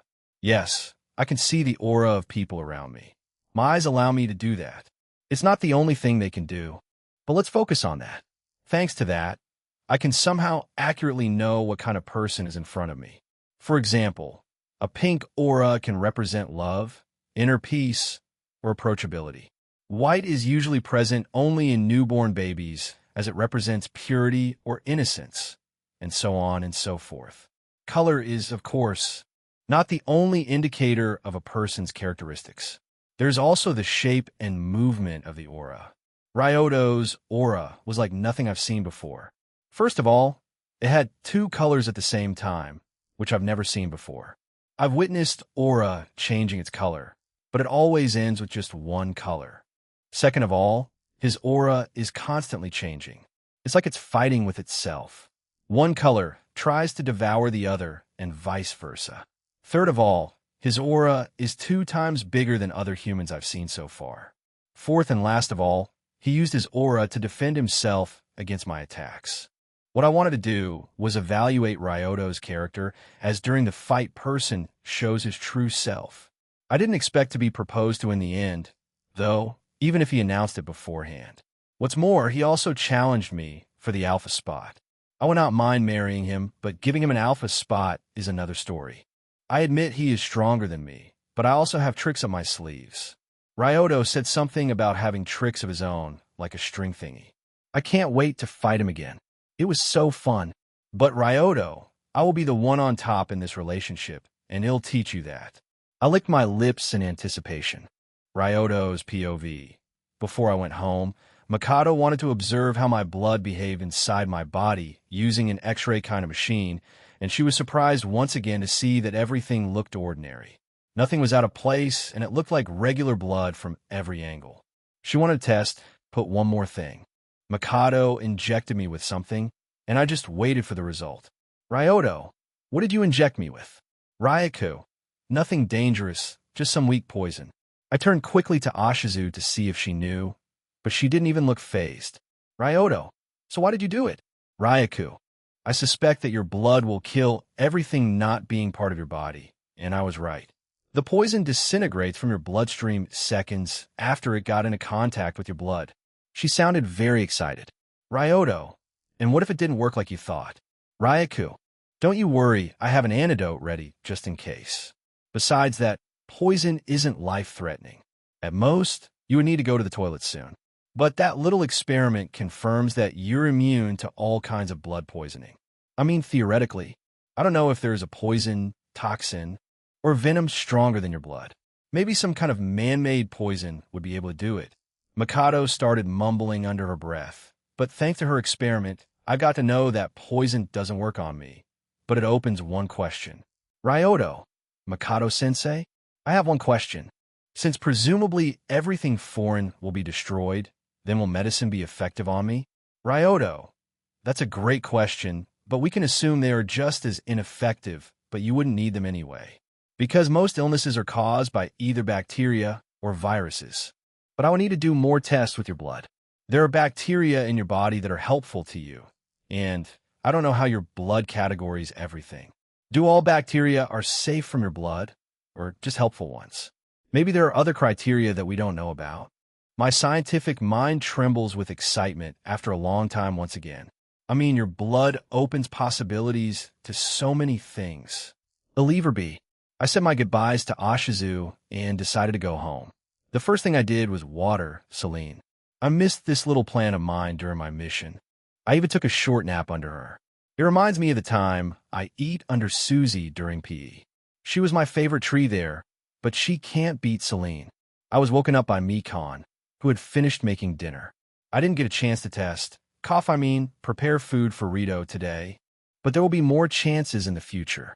We ate as usual, and everyone was cheerful except for Rito, who sighed a few times and was playing with food thinking about something. Mikon couldn't take it anymore and just asked straight. Mikon, what happened, Rito? Rito, what do you mean? Rito decided to play dumb, but it wasn't very effective. Mikon, Rito, everyone here except Lala has known you our whole lives. We know when something is on your mind. Ryoto, I can guess it has something to do with Haruna. I mean, she's the only thing on his mind as of late. Rito Nisan. Rito stood up, shocked by hearing what I had just said. Ryoto, what? It's not a secret that you like her, and you know it. I think only Haruna herself doesn't know about it. Why not just tell your older brother what the problem is? I don't want to brag, but I have some experience with girls. Karen, liar. You definitely want to brag. If I can brag while sounding sympathetic, then you can bet I'm going to do it. Rito was thinking if he should tell me or not, but he decided to do it in the end. Rito, Nisan, do you believe in destiny? Ryoto, you mean fate. That everything we do is meaningless, as if it was destined to happen, it would no matter what. He nodded, and I rubbed my chin to look wiser. Ryoto, it's a difficult question. I myself don't believe in fate, but maybe I'm just breaking it without realization. Karen, you literally stole Rito's fate to be a harem king. You don't have any right to say something like that. I ignored Karen screaming and continued sharing my wisdom. Ryoto, even if there was destiny, I would try to smash it to pieces. Karen, you already did. Just not yours. Rito, I knew you would say something like that. Nisan, you are strong, confident, and smart, but, Karen, if only he knew. Yeah, I wasn't the most emotionally stable person around. Ryoto, but you don't need these things to succeed in what you want to do, right? You want to confess to Haruna, but every time you try, something goes wrong. Rito, yes. Ryoto, if you want to succeed, then you must try even more. The winners fail more times than losers even tried. Rito, but Ryoto, no bots. You either do it or someone else will get her. Rito, Haruna-chan with someone other. I don't like it. Ryoto, then go get her. Try until it finally works. Maybe she'll finally notice. Rito, thanks, Nisan. I feel better now. Rito returned to his room in a better mood. Mikon, so you can be smart if you want. Mikon tried Tommy. Ryoto, I can also give you head pats. And that's precisely what I did. Every time I do that, it takes a longer time to shake me off. It looks like my taming goes along well. Any adventure in the city, Ryoto's POV. People say that a new day is the beginning of a new adventure. I like to say that a new day is the end of a very pleasurable battle. Am I bragging? A bit. But can you blame me? I am sleeping with one of the most beautiful girls in the galaxy, if not the universe. And she loves me, and I love her. Never mind that after the typical school day, I decided to go for a walk alone. Lala also went with other girls to karaoke to have some girl fun. Walking around a city, I was looking for a candy shop so I could have a supply of lollipops. I can predict, even without my ability, that Kotegawa won't like it very much, but do I care enough to stop my not addiction? The answer is no. Karen, Ryoto, I think you have a problem. Wrong, it's not a problem. It's a solution. As I was trying Karen to convert to lollipops, I noticed a girl surrounded by 3 guys. If I had a nickel for every time I saw a girl I knew surrounded by 3 guys, I would have 2 nickels, which isn't a lot, but it's weird it happened twice. Yui Kotegawa was reprimanding these guys about how they shouldn't smoke and should do something with their life. The guys didn't like it very much, but noticing Yui's look, they tried to have some fun with her. Kotegawa, of course, refused, but the thugs tried to force her into accepting. Seeing her like this, I thought that I could do one nice thing for her, plus I was in a good mood after buying lollipops just a few moments earlier. Who am I kidding? I just couldn't look away when she was in trouble. No one deserves to be in this situation. I walked up to them without anyone noticing and put my arms around 2 of the guys, scaring them in the process. Ryoto, hello guys, what you doing? Thug 1, what the hell? Thug 2, where did he come from? Ryoto, from behind, of course. Thug 1, do you think this is funny? Ryoto, a little.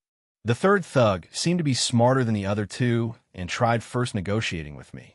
Thug 3, let's calm down first.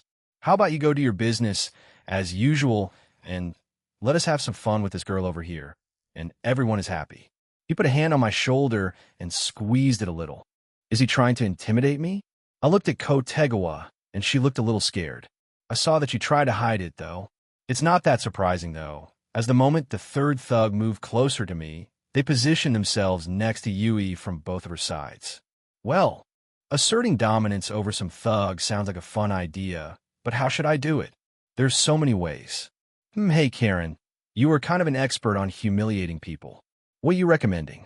I could make them faint with haushikahaki, but it would be boring. I could also put their pants on fire or other clothes. Maybe their hair? I could also draw out their hidden desires. They definitely look like they have some embarrassing secrets.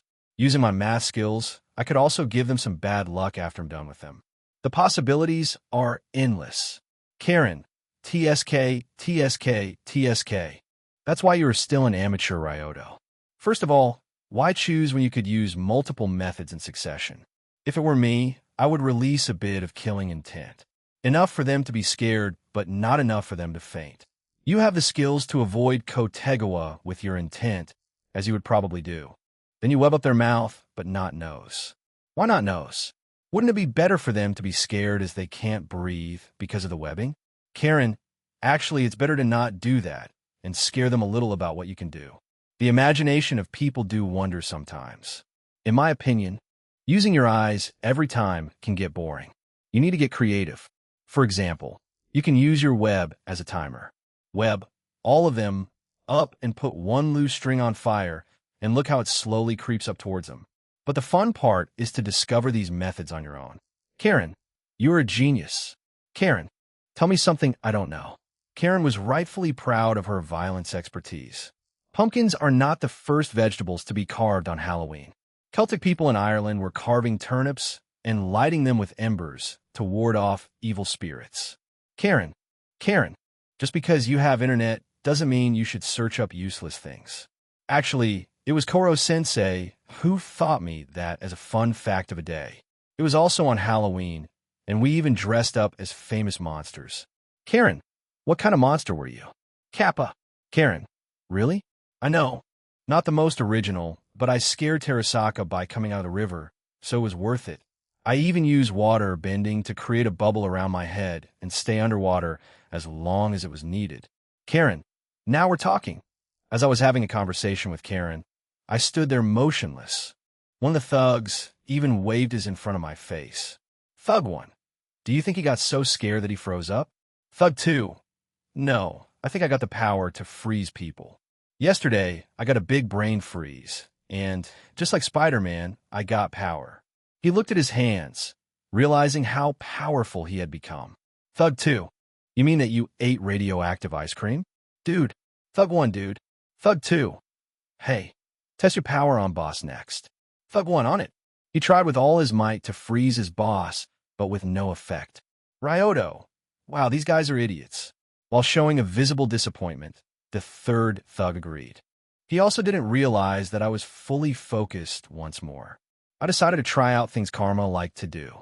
Because of him, I started having some spices on me. I mostly use them to better the dishes when I'm eating at the cafeteria, but today, I'll use them in another way. First, I let out some of my killing intent, snapping back all of the 3 thugs to reality. Now they looked at me, scared. I quickly webbed them up and hung them upside down. Strangely enough, one of them called me Peter. They started screaming, but most of the people ignored us. Not even one informed the police about the accident. I'm starting to lose faith in humanity. Who am I kidding? I already lost it, but people around me don't help in changing my mind on that topic. Back to the torture we go. I have 3 victims scared for their life, but thankfully they don't need to fear for that. I mix some spices and force them into their mouth, nose and eyes. I understood why Karma liked to do it that much. Done with now unconscious testing subjects, I turned to Kotegawa and gave her a lollipop. Ryoto, I know that you can't ignore when someone is misbehaving, but there are some people that aren't as nice as me, so you need to be careful.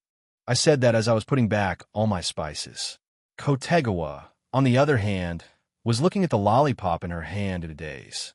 You need another one down? Yui's POV. After a small fight with my brother about him walking around the house shirtless, I decided to walk around a city to cool down. He even said that he'll never find a boyfriend with an attitude like mine. I don't even need a boyfriend. The talk about a boyfriend led my thoughts to Ryoto Yuki, a troublemaker that I'm working on fixing. His shameless behavior escalates every day. He even has a girlfriend, and from what I've heard, they are close. Too close. Students' duty is to study, and while I don't think it's wrong to have a relationship outside of school, it's only a distraction during school hours. But I can't even call him out on that since his grades are above average to perfect depending on the subject. Is my life a lie? No. He'll correct his behavior. I won't let him turn to someone like my brother. As I was walking around, I noticed 3 thugs smoking and disturbing everyone around by being too loud. I, of course, needed to stop them. Yui, hey, you people. You are disturbing everyone around. Thug 1, huh? Are you talking to us? Yui, yes. The thugs looked at each other for a moment and turned their attention to me again. Thug 2, hey, don't you think she's pretty hot? Thug, I was thinking the same thing. They started surrounding me, and I realized that I may be in trouble. I looked around for anyone who could help me, but people just walked further while avoiding eye contact. As I was about to at least try to run away, Ryoto Yuki appeared practically out of nowhere. He saved me from the thugs and tortured them while he was at it. Afterward, he gave me a lollipop. I looked at the candy in my hand in a daze. My brother used to give me candies when I was crying when we were younger. I smiled, recalling that good memory. I thanked Ryoto-kun for the help and decided to go back home for now, but the whole way, my mind was occupied by Ryoto-kun. Mikan's POV. Today it's Ryoto's turn to make dinner. I should be scared of what will happen when he'll eat it, but the last time it was so delicious I couldn't stop eating.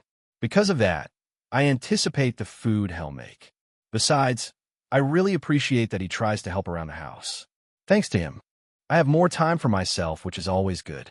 I returned from school and had wanted to eat a popsicle. We always had some in the freezer, so I headed to the kitchen to witness Ryoto in his lollipop's apron. It wasn't strange in itself, but I could see that he didn't have any clothes under it. I looked at him with my eyes deprived of emotions. Mikan, what are you doing?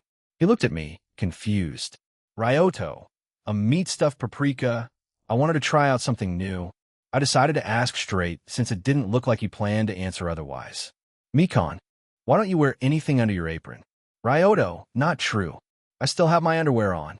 He then turned away to look at the oven and showed off his back in the process. He lied. He was naked underneath. He'll ignore it for now.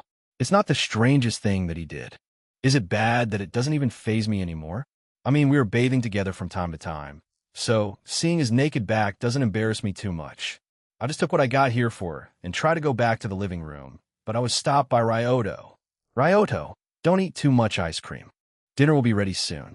Miko? Yeah, don't worry. Girls have another stomach for sweets. About 40 minutes later, we ate dinner. It was, of course, delicious, and thankfully my clothes didn't fly off me this time. I looked at Ryoto, and he just smiled at me. I also noticed that he started walking around the house with his eyes open more often. Does it mean he is more comfortable now? The reason is not important now, but they really look pretty. During dinner, we talked about some mundane things. Lala was the most excited as always. Now that I think about the house really got more lively since she moved in. Not only that, Ryoto is also happier and closer than he was before. I hope that it stays like this for a long time. I took another bite of the food Riot made and swore to myself that it'll improve my cooking in the future. Ryoto's POV. The fun has ended. The contraceptive that Sophia gave me just finished, so I need to ask either Sophia or Mikado-sensei for more, because I'm not ready to be a father. Maybe even a little scared of being one, since I'm not sure if I would be a good one. Let's just say I didn't have the best example in both of my lives. Right now, I have a dad who works the whole time and doesn't visit most of the year. He even let Mikon take care of the house. But part of it is my fault as well. That's why I'm trying to help her more as of late. In my previous life, my father was a lot worse. Just thinking about him makes me want to vomit. He was destroying my mom with his behavior. Not caring about anything, doing whatever he wanted, killing himself by doing drugs, and becoming more and more aggressive. I'm still regretting that I couldn't stand up to him. But enough of this depressing stuff. I need these pills, or I can't hang out with Lala. And that's bad. The question is, who am I going to ask for the pills? Sophia or Mikado? Wait, would they even work? Mikado said that my blood destroys everything foreign. I started panicking a little inside, but I calmed down fast. I have had this blood for some time already, and am doing it with Lala practically every day, so I think she'll already be pregnant by now, but I'll ask Mikado-sensei about it today, and if she finds out something new about my blood. Any answers to some questions, and last hope, Yui's POV. I was monitoring the hallway as I do it every day. I was still thinking about what happened yesterday. Maybe Ryoto isn't as bad as I thought he was. As that thought went through my head, I saw Ryoto-kun walking down the hallway, smoking a cigarette. I practically turned red from anger. Just when I was starting to think he was not so bad, he does something like that. I walked up to him in quick steps. Yui, Ryoto Yuki, what is the meaning of this? Why are you smoking in school? Ryoto stopped walking and looked at me with his closed eyes. Ryoto, I'm not smoking. Yui, stop telling me such an obvious lie. I could see smoke coming from it. Why am I so angry? Usually, I would just send a student to the teacher and let them handle the situation. Do I feel betrayed? Because I know that he isn't so bad deep down. Ryoto, I'm just licking it so fast it creates fire on the end of the stick. Look, to my surprise, he took out a lollipop from his mouth, showing me the candy. Ryoto, see? Just a candy. I'm not dumb enough to destroy my life with cigarettes. That's for other people to do. I prefer harmless lollipops over them. A lollipop? Just lollipop? I felt so stupid, but candies in school are also forbidden, so I took them from him. He looked heartbroken because of my action. Ryoto, Kotegawa-san, are you a monster? Yui, huh? Ryoto, you can't just take away man's candy. It's against the rules. Yui, so is being in possession of candies on the school campus. Hearing that, Ryoto-kun grabbed me by the wrist and dragged me somewhere. I didn't know where. I stared at his hand holding my wrist. I could swear a cloud of smoke was coming from my ears. His hand was big and could circle around my wrist without any problem. Ryoto-kun's voice woke me up from my daydreaming.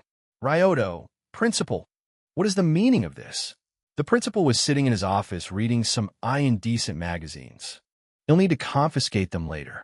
Principal, what is the problem here? He said seriously as he put down a magazine. Ryoto, I just heard that candies are forbidden inside a school campus. Principal: Yes, that's on the rules. Is something wrong with it? Ryoto: The problem is with the rule itself. What kind of monster created it? Change it now. Principal: Now, calm down. I can't just change the rules on the spot. There are certain steps I need to follow, and it's the first time I've seen our principal act like a principal. Ryoto-kun walked up to the principal and whispered something to him. I couldn't hear what he said to him, but the principal paled and looked with fear at Ryoto through his black sunglasses. Principal: He'll allow it. He'll even build a candy shop inside the school. Just don't let him near me. I just freed myself from him. He then hid under his desk and stayed there. Ryoto, on the other hand, looked at me with a smug expression. Ryoto: Looks like candies are legal now. He patted my head as he left. It was a very nice feeling, and the top of my head felt as if it was missing something when he took his hand back. Wait, did he just legalize sweets in school? Ryoto's POV: Well, I fixed one of the school problems, so it's time to do what I wanted to do from the beginning before Kotegawa-san interrupted me. I headed to the nurse's office to find Mikado-sensei. I stormed inside because my question is crucial. Ryoto: Mikado-sensei, I have a question. Mikado was currently drinking a cup of coffee and was reading a newspaper. Probably not Earth's newspaper, though. She looked at me curiously. Ryoko: No need for screaming. Calm down. Take a seat and tell me what's on your mind. Yeah, I'm kind of on edge since I thought about the possibility of Lala being pregnant. I sat down, took a deep breath, and started talking. Ryoto: I was thinking yesterday about the effectiveness of the contraceptive pills since we already established that my blood destroys anything foreign. So I'm starting to panic thinking that I got Lala pregnant, and I don't know what should I do, and... Ryoko: Calm down. Take a deep breath. I once again took deep breaths. Ryoto: Sorry. It's just this situation is beyond me. It's not that I don't want to create a family with Lala, but I feel like it's too early for that. At this moment, a cup of tea was put in front of me on the table. It was Ashizu in a nurse uniform. She still didn't go to school here, but helped Mikado in her job as her assistant. She, however, plans to enroll starting the next school year. Ryoto: Thanks, Ashizu. Sorry I didn't say hello. I didn't notice you. Shizu: Don't worry about it. I'm used to it. It's not something you should get used to, but she was a ghost, so it makes sense. Ryoko: This tea will help you calm down, and while you drink it, it'll explain some things I discovered and concluded. I did what she advised me to. Ryoko: The first thing I tested was how your blood reacts to nutrients. Surprisingly, it destroyed them. I can't say without further examination, but we can assume that something happens in your body that changed the foreign substance into a friendly one. I say that because you're not dead or severely weakened. If your blood was destroying anything it comes into contact with, no matter how much you ate, you wouldn't get any value from it. But that's not the case here, as we can see.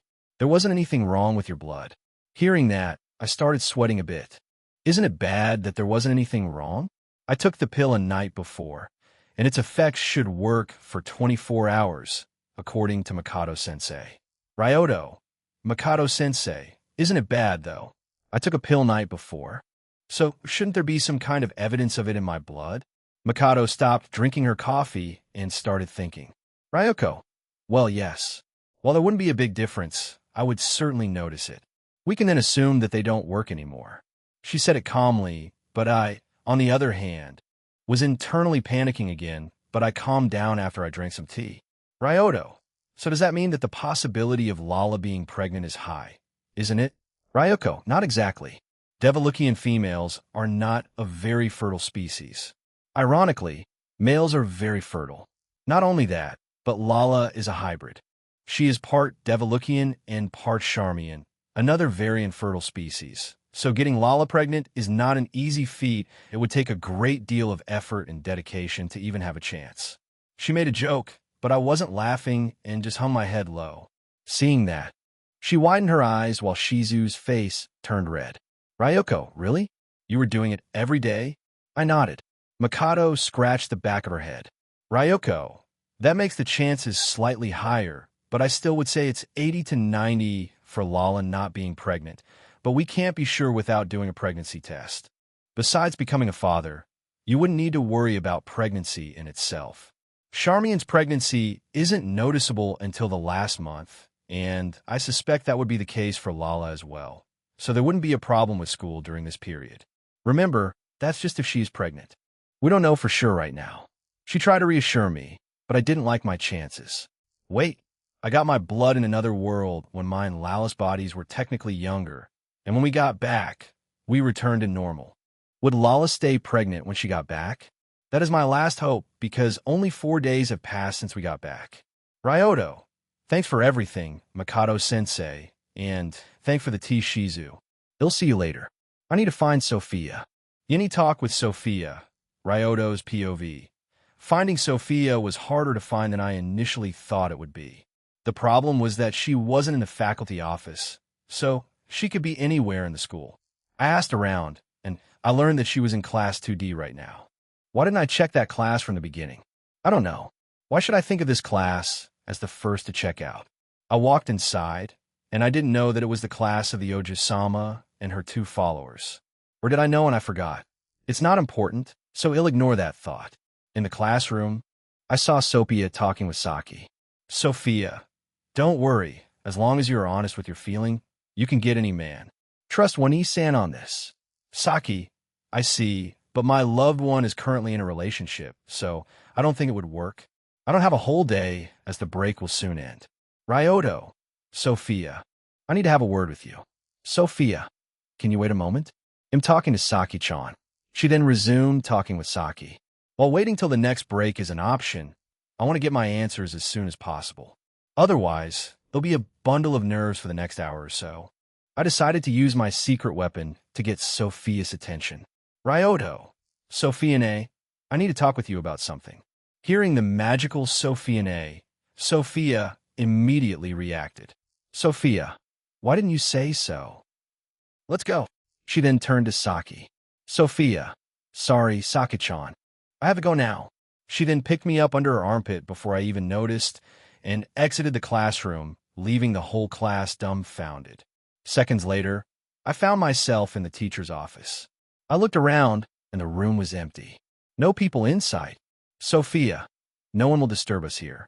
So tell Yuani-san what she can help you with. She was delighted being called Sophia-ne, and it showed. I, on the other hand, am still nervous about the answers I'll get. Ryoto, I have a question regarding some things. Sophia, this Yuani-san will answer them to the best of her ability. Ryoto, okay. You know how Lala and I were aged down in another world, right? She nodded. Ryoto, and you gave me the contraceptive pills, the same kind Mikado-sensei gave me before. Sophia, yes, I prepared exactly the same you were using until that point. There is not any difference. She sounded proud of herself. Ryoto, the problem is because they were the same. I discovered that for some reason, they don't work on me anymore, so I need to know what would technically happen if I got Lala pregnant there. Would she stay pregnant after she returned, or something different would happen? Sophia started thinking. Sophia, I'm a bit sure as I'm not an expert in that field, but I know exactly the guy that will answer to all of your questions. She took out her phone and dialed a number. Sophia, hele, Trukun. Remember Ryoto? He has some questions about. She then explained the whole situation to Trukun over the phone. Sophia, really?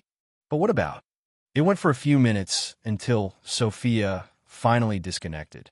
Sophia, from what Trukun told me, if Lala got pregnant and was, for example, 3 months pregnant, she would still be 3 months pregnant when she returned. The baby would also be safe. Good to know. Ryoto, wait. So you didn't know what would happen? Sophia, I only wanted to send Lala back to her original world while aging her up to the current Lala, so I didn't know how it would affect the baby.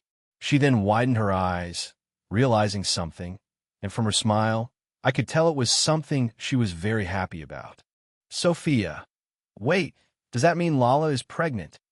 Yay, I bet your children will be either very cute or very handsome, depending on gender. It'll also be their friendly neighborhood, Wani-san. Seeing me not having any reaction, she stopped her rumbling and hugged me. My face was buried in her cleavage. The aura around changed completely. Right now it was gentle. I felt safe just by being around her and felt like everything is going to be fine. Sophia, you are scared, aren't you? This situation overwhelms you, and you don't know what the future holds. But don't forget, you are not alone. You can get all the help you need. Her voice was even more soothing than usual, and for the first time, I was the one being patted on the head. We stayed like this for a while until I decided to free myself from suffocation. Sophia, are you feeling better? Ryoto, yeah, thanks. But I want to correct you. It's not 100% sure that she is pregnant, but the possibility exists. Sophia, do you want to check it? Ryoto, no. I need to talk with Lala first. W need to decide how do we want to proceed with this information. If she is pregnant, they'll do everything I can to be a good father and partner. And if she's not, they'll be more careful to not do anything like this by accident in the future. Sophia, on the other hand, gave me a knowing smile. Ryoto, don't tell me you looked in the future right now. She instantly looked away and whistled. Sophia, not true. She can't lie, can she? Ryoto, can you at least tell me why you were so hyped about me having children? Sophia, as I said before, I would be a cool older sister to them. We would play together, have fun, and more. Ryoto, wouldn't you be more of an auntie than One-san, though? Since you pretended to be my sister. As these words left my mouth, I felt incredible danger like nothing before. All my hair on both of my arms, legs, and neck. My spider sense went into overdrive like never before, and all of my instincts screamed at me to run away as far as possible. I instinctively jumped onto the ceiling as soon as it happened. My reaction time was fast, as all that happened in no more than 0.5 seconds. Karen, shouldn't have said that. You should not have said that. Sophia hates when someone calls her aunt or auntie. I once did that, and I didn't want to see glitter for at least the next 20 years. Ryoto, couldn't you warn me before? Karen, I didn't expect you to say it, but I don't think you need to worry this time. Ryoto, why? Before I noticed it, I was standing in front of Sophia, who looked surprisingly calm. Sophia, because right now you're very stressed because of this situation, you'll let that slide, but she got closer so she could whisper in my ear. Sophia, the next time you call me Annie, One-san will teach you why she is One-san. Note to myself, don't piss off Sophia. Yendi, question for all readers. Why do people dislike when there is someone other than MC that is reincarnated in a fanfic? I think that more characters that know the plot would make it more interesting at times. Imagine that MC reincarnates in anime manga that he knows, but some things are off. Characters that he doesn't recognize are all around. The plot isn't the same, as he remembers all that could be explained by it being an AU and being a real world. So the story would be about discovering what changed, why, and by who, while also trying to become stronger. Does it sound like a good story or nah? I'm just curious because I've seen hate for these kind of stories. I'm not planning on writing it. The answer. AN, thanks for all of your answers to my question in the previous chapter. You don't need to worry about me adding another reincarnator to this story. I was just curious. Ryoto's POV. It was the evening of the same day, and I was lying in bed together with Lala. We were cuddling with each other. I decided to talk with Lala right now. Ryoto. Hey Lala, I have something important to tell you. I sounded uncharacteristically serious, and Lala took notice of it. I decided to sit with my back resting against the headboard. Lala sat between my legs and leaned against my chest. I put my arms around her in that position and put my chin on top of her head. Lala, what is it, Ryoto? Did something bad happen? Ryoto, I don't know. I just wanted to inform you what I learned today. Lala nodded slowly. Ryoto, you know that my blood became very poisonous corrosive some time ago. Because of it, the pills I took so you wouldn't get pregnant weren't effective anymore. So there's a possibility of you being pregnant. I waited for Lala to say anything because silence would be unbearable. But that's precisely what happened. Lala didn't say anything, but she put her hands on her stomach. Lala, am I pregnant? Ryoto, I don't know. We would need to go to Mikado-sensei to do a pregnancy test. But there's a possibility since we share a bed every night. What are your thoughts on that? Lala turned her head to me and looked straight into my eyes. Lala, I don't mind being pregnant with our child, but why are you so scared? Seen right through me, huh? Am I that easy to read? Ryoto, it just feels like it's too early for us being parents. It's not like I don't want to, but I don't like it being outside my control. However, if we are expecting a child, then he'll do everything to make them and you happy. Lala suddenly changed her position and hugged me while rubbing her face on my chest. Lala, and he'll do everything to make our baby and you happy as well. But don't forget Keed and Rio too. I felt a little embarrassed as I want to keep them away for at least some time, but she was right. We'll need to tell them as well, but right now we'll focus on Lala. After all, we are in it together after all, and we'll support each other even if everyone else is against us. I think it's the first time I'm counting on someone else in a long time, but that's fine. They'll try to be a better version of myself than I was yesterday. Isn't that right, Koro-sensei? Today is Sunday, and together with Lala, we decided to visit Mikado-sensei to finally find out the truth about me being a father or not. The whole way there, I felt pretty nervous. I mean, I am ready, I think, for whatever is coming, but my emotions aren't synchronized with my thoughts. Lala calmed me down by holding my hand. She didn't say anything, just looked at me and smiled, and I felt like all my worries had disappeared. I sometimes feel that I don't deserve her. We didn't say anything until we got to Mikado's house. Apparently, Mikado was awaiting our visit and had everything ready. She took Lala to a different room to do some tests, not only to check if she's pregnant, but also Mikado needs to see if everything is in order. Lala is a hybrid of two species, so our child would be part human, part Devolucian, and part Charmian. Not to mention my mutations. I was waiting outside the lab, awaiting the news. My heart was beating hard and fast. I tapped my foot and tried to focus my thoughts on anything other than the pregnancy. Shizu was helping Mikado, so I was alone with my thoughts, and in this type of situation, it's not always a good thing. After I don't know how long, the three girls came back. Lala had a warm smile and had her hands on her stomach. I didn't need anyone to tell me what that meant. Lala, Ryoto will be parents, she said in a quiet voice. She doesn't speak that way often, seldom even. I was stunned for a moment. They'll be a parent, a father. They'll have a real family, a family of my own. Without thinking, I ran up to Lala, lifted her up, spun around, and kissed her. After I let her down, we had our arms around each other, and our foreheads were touching. Ryoko coughed. Mikado-sensei got our attention. Ryoko, it's nice to be young, but we need to go over a few things first. I learned a few new things about Devolucian Charmian pregnancy. I already knew that the pregnancy of a Charmian species was not visible until the last month. That's because they evolved to be as beautiful as possible. So even during the pregnancy, they look the same for as long as possible. Lala is 4 weeks pregnant, and the pregnancy will take about 9 months. So about the same as Earthlings. Everything is in order, but Lala will need to go through regular checkups. There will also be some side effects because of pregnancy.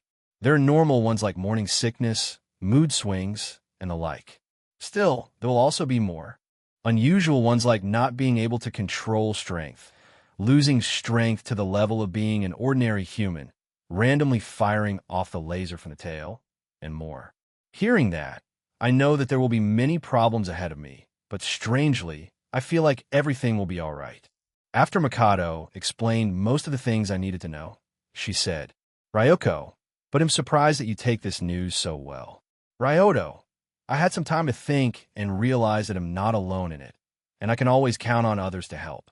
Yes, it will be challenging to take care of a baby while going to school. I'll do everything in my power to make them happy. Ryoko, that's good, but I was thinking, how are you going to tell this news to your and Lala's family? While yours isn't a problem, I imagine the king of Deviluke won't sit quietly hearing about his oldest daughter being pregnant at the age of 16. I take it back. Nothing will be all right. This planet is doomed. Knowing this Lala's father, he will destroy me and this planet if he doesn't like me in the slightest. As I was thinking of a plan to prevent a bad end, Lala hugged me tighter. Lala, don't worry. If I explain to Papa everything properly, then it will be fine. She tried to reassure me, but it didn't help, or at least in a way she meant. Her words only strengthened my resolution about protecting my family. And I think I know exactly how to do that, thanks to a little small fact about Gid. Yendi sharing the news, Ryoto's POV. The next day, Lala got her first morning sickness. It was later than usual, but every person is different. I held Lala's hair the entire time. It was heard in the entire house as Mikon came to the bathroom, worried. Mikon, hey, is everything all right? I heard a vomiting sound from downstairs. Ryoto, it's nothing. Lala just had her morning sickness dash. I stopped talking as I realized what I had just said. Let's just say it wasn't the best way to share the news with Mikon. I felt a hand on my shoulder that tried to squeeze it enough to hurt me. An angry little sister was behind me as my fiancé was throwing out yesterday's dinner. Not the best situation to be in. Mikon, Ryoto, what is the meaning of this? It was the calmest voice I heard from Mikon, and when someone angry looks calm, then it's bad. Ryoto, Mikon, my dear little sister, can we talk about it a little later? She agreed that it was not a good time as Lala's stomach decided that it didn't like my cooking anymore. Shortly after we exited the bathroom and went downstairs to eat breakfast before school, I needed to inform Mikon and Rito about Lala's status. They are also a family, and we live under the same roof. It was Mikon's turn to make breakfast, so I waited patiently with Lala next to me. We were visible closer, and it was noticed by Mikon and Utsu as well. Penguins didn't notice anything, but it was because one was a science freak, the other was an explosive maniac, another one was paranoid, and the last one was watching anime. Rito was in a group that didn't notice anything. He was too sleepy for that. I saw that Utsu was considering something, and after he decided on something, he walked up to Lala and put his paw on her stomach. Utsu, woof. So you'll be born unhorny. I don't know what to say to that, so I'll ignore it. As we were enjoying breakfast, I was thinking about how I should break the news. But after some more thinking, I decided to be as blunt as possible. Ryoto, Rito, Mikon, I have something to tell both of you. I gathered Rito's attention as Mikon already had hers on me. Ryoto, I, together with Lala, are expecting a child. There was a silence, but Private hearing the news was happy. And in this silence, there was the sound of joy filling the air. It was a bit awkward. Private, yay. A house filled with children is a happy house. Slap, he was slapped by Skipper. Skipper, calm down, Private, he said as he was shaking him by the wings. It looks like he wasn't calm himself. Skipper, it'll be an uncle. It'll be an uncle. He was speaking quietly, but I could still hear him. Rico, Gavon. Skipper, no Rico, we are not exploding the child. These years are over. Wait, what? Did he just say that they used to explode children? Is that what happened in Denmark? On the other hand, Rito was surprisingly calm. At first, he was shocked, but it turned into being calm. Rito, Nissan, come on. I almost believed you. He laughed it off. Mikon, on the other hand, was judging me heavily. I could feel it, but she didn't seem angry. Mikon, what are you planning to do now? Ryoto, as I've said to Lala many times before, I'll do everything in my power to make them happy. I said, full of conviction seen in my eyes. Mikon, seeing it, looked me starlight into them to look for any lies, but then she sighed. Mikon, sigh, I see that you are telling the truth. I think that it's too early for you to be a parent, but I'll help as much as I can. I smiled gently as I felt fortunate to have a responsible little sister like her. Ryoto, thanks, Mikon. It really means a lot to me. Mikon, don't mention it. We are family, and we're meant to help each other in difficult times. Rito looked between Mikon and me, confused. Rito, why are you so serious, Mikon? Nissan is just joking. Mikon looked at Rito as if he was brain dead. I also did the same. Ryoto, Rito, I'm not joking. We went to the doctor yesterday, and Lala is 100% pregnant with my child. Rito became red as his brain could handle his vast imagination, even though he was aware that Lala and I had become very close. He learned about it when Lala announced after our first night together that we were going to have a baby. Now that I think about it, did she foreshadow a happening? I'm just joking, of course. But it's funny how she said that we made a baby, and for everyone else, 1.5 months later, we find out that Lala is pregnant. Comedy gold that only I understand. Mikon, but didn't you take some kind of pill that prevent pregnancy? What happened to it? Don't tell me you forgot to take it. Ryoto, because of something, they stopped working on me. I didn't even know about it until 2 days ago. Trust me, if I could choose, I would wait for Lala and I to graduate first, but I can't change something that already happened. That's why I'll do my best. Mikon raised her eyebrow, a little confused. Mikon, it stopped working? Why? Already used to showing off my blood. I took the knife and pricked my finger, making a hole in the table. Ritos and Mikon's eyes went wide open. Ryoto, I don't know why, but my blood become like this. I'm currently doing some tests about it, but we found out that the pills aren't effective. We don't know why it's like this, but we theorized that medicine would have little to no effect on me. I'm not in any danger as the blood behaves like normal inside my body, but need to be careful about my surroundings from now on. Mikon, how long is that a thing? Ryoto, I don't know since I don't hurt myself all that often, but we can assume that it was over a month ago that it turned like this. Lala is 4 weeks pregnant after all. For the remaining free time, we talk more about the future and how we plan on taking care of a kid, since we all will still be going to school. To be honest, I was also thinking about it, but for now, it's not my priority. I have a lot of time for that. First, I need somehow break the news to my father-in-law, which will be catastrophic no matter how I do it, so he'll prepare for that. He'll train like crazy and have Plan B ready. I depend on Plan B a lot, as the first plan has a low success chance. Other than these two plans, I have nothing. If they fail, then it's the end, but I have high hopes for the second one. It will be hard to pull off, but I have time. The following 8 months will be interesting, to say the least. Yindi Utsu, in school. In bonus chapter Bikaju, not only I had some time, but also you guys gave me a lot of stones this week. Winky face. Ryoto's POV. On the way to school, I decided to tell Lala that she shouldn't say anything about being pregnant for now. Especially Zaston. If Zaston knows about it, he will tell Gid 10 out of 10 times, and I don't want that to happen just yet. For now, we will also keep in the dark our classmates as well. There's also good news. If everything goes as it should, the kid will be born in August during summer vacation. I also took Utsu to school. He wanted to bonk some people, and I didn't mind it. In class, we were talking as usual. Risa, isn't Lalakai behaving a little strange? Ryoto, strange? What do you mean? Risa, I don't know. The aura around her is kind of different. Ryoto, I don't know what you mean. She seems normal to me. She tried to uncover what I know, but she couldn't, so she just shrugged it off. Utsu wasn't in the classroom right now and went around the school looking for his next victim. Utsu's POV. I asked my master to take me to school to purge it from horny, as there is a lot of horny energy around this school. He'll be a father soon, and he'll do everything in my power to create an unhorny world for the child. That doesn't mean that I want bonk my master when he's horny. My bat doesn't care if you're a girl, man, old, young, king, or beggar. It just cares if you're horny. And there are plenty of horny people here. And the most horny one is the short, fat one, known as the principal. I know that I only slow him down in his horny journey, but he'll do what I can for now. I chose the time of our duel during class hours, so I want to disturb unhorny students. I walked up to the principal office, ready to battle, and he was waiting there, reading unholy text. Utsu woof. Prepare for battle. Principal, huh? I swung my bat at him and struck him in the head. He felt unconscious, but I knew as soon as he wakes up, he'll be back to his horny self. I weep at my own weakness.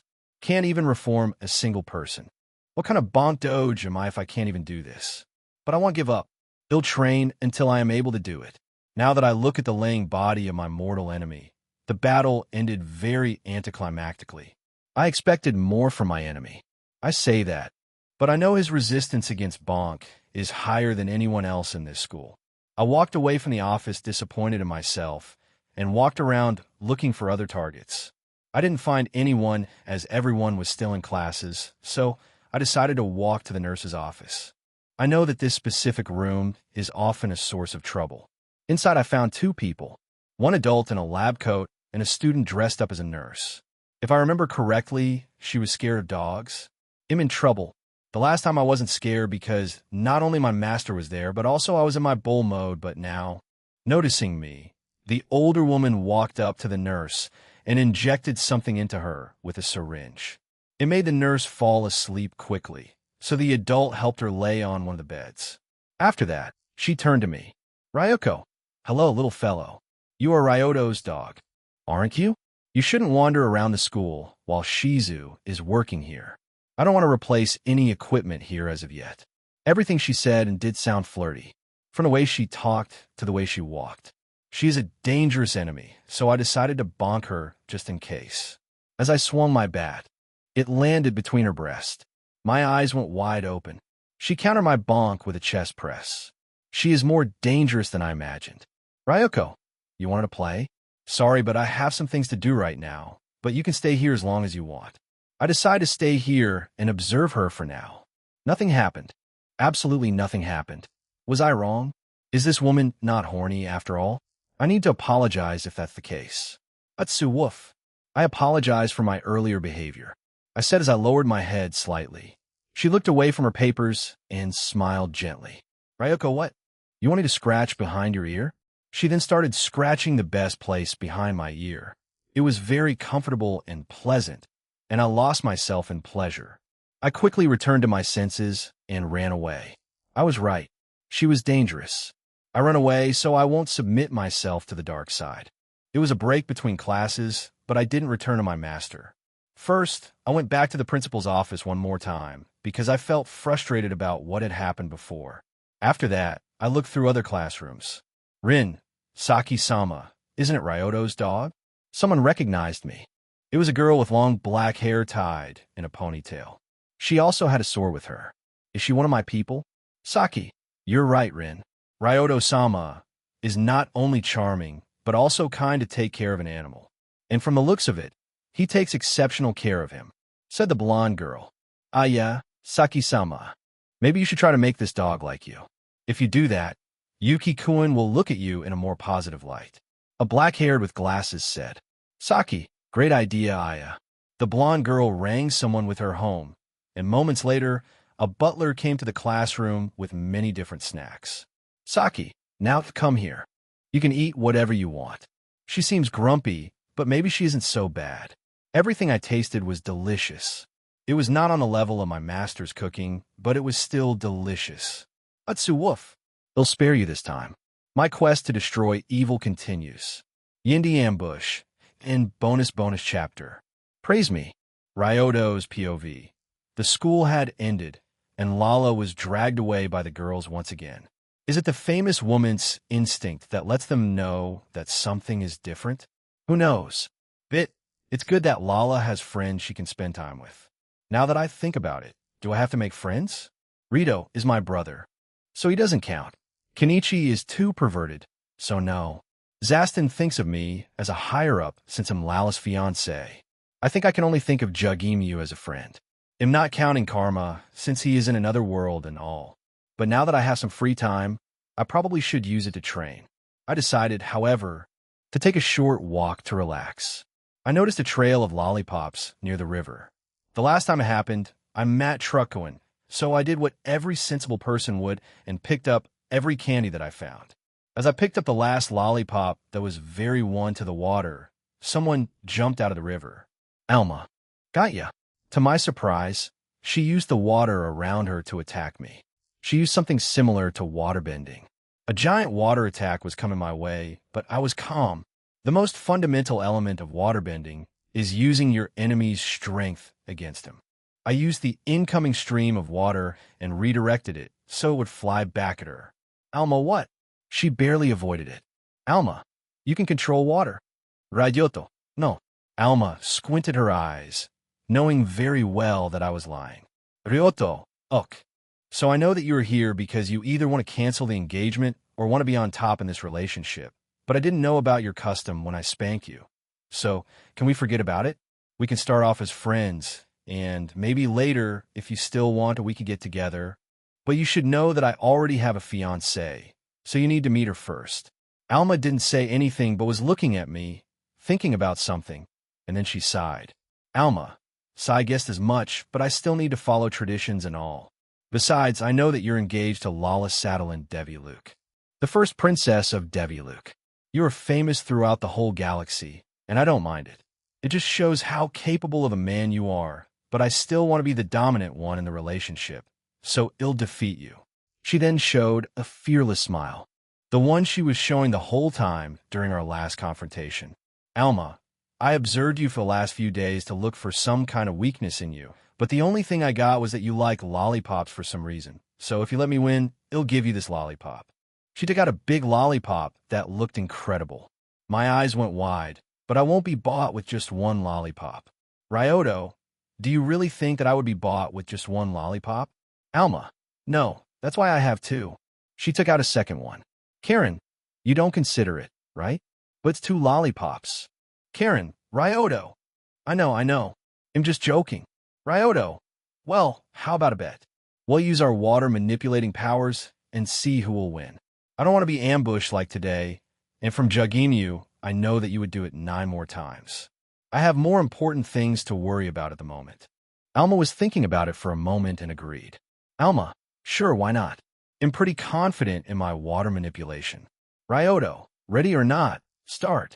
I used the water from the river to attack Alma from behind. It was a big wave attack, and she noticed it and smirked. Alma, you think that just a lot of water will be enough to defeat me? She split the wave in half.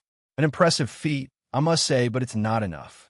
As the water hit the ground, I reused it to attack her from both sides, and the results were the same. It was halved once again. Seeing that it didn't work, I surrounded her entirely with water, but as I did before, she used this water against me as she did quick and small burst attacks at me, which I dodged flawlessly. I didn't abandon my original plan and still tried to surround her. Slowly, I reduced the circle, and Alma tried to break free from it by running through the wall of water, and that's what I was waiting for. I turned the area where she wanted to break through into ice, a thick wall of ice. As she didn't expect it, she didn't use enough strength to break through the ice even if she could. This one moment of surprise stunned her for a very short moment. Using this moment, the water around her started to flow towards her at high speed, and as it covered her whole body except her head, I turned the water into ice, making Alma unable to move her body. She tried to struggle, but the ice was thick and hard. Ryoto, it looks like I win again. I would advise you to give up. Admit, ha, ha ha. It was great. You are even stronger than I thought. Not only you have all powers of Spider-Man and can use your aura to defend yourself, but you can also manipulate water. You are the perfect husband candidate. Ryoto, really? Alma, yes, and I can see that you are more focused on something than before. A focused man is very attractive, even more now that you won against me. Ryoto, I see. Good for you, I guess. Alma, I would kiss you, but you need to free me from ice. Where's Satsu when you need him? Ryoto, I'll free you, but no kissing for now. You need to meet Lala first. Alma, sure, no problem. It looks like it's the day when my fiancé meets my fiancé. Shall I call Jugimu, just in case? You need my shark girl fiancé in my home. And I'm tired of rewriting this chapter. It just keeps deleting itself. 3 times. But that's not enough to stop me from posting. Enjoy. Ryoto's POV. I was walking home together with Alma in silence, so I decided to start a conversation. As I wanted to start, I heard Karen sobbing. Karen, are you all right? Karen, sob, yes, everything is great. It's just, you grew so much. You even start conversations now. What a big difference looking back at your past. I'm not sure if she is insulting or praising me. Ryoto, hey Alma, earlier in the fight, you said that I have all Spider-Man's powers. Does it mean that you read the manga? Alma, of course I did. I thought that I would learn about you if I read it. Besides, Nissan is also working on this manga, so it was one more reason to check it out. Ryoto, so what do you think? Alma, I really enjoyed it. The only flaw is that it's too short. Do you have more stories like this? Ryoto, not right now, but I can lend you manga from other authors if you want. Alma, that would be great. Thanks.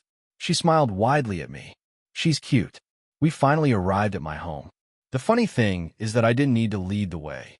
Ryoto, how did you know the way home, Alma? Alma, I mentioned that I observed you for a few days, right? Ryoto, so you stalked me, yeah? Alma, yeah, lucky you. Never mind that. I entered the house. Ryoto, I'm home. Mikan, welcome home. Mikan walked up to the entrance and saw me with a new girl.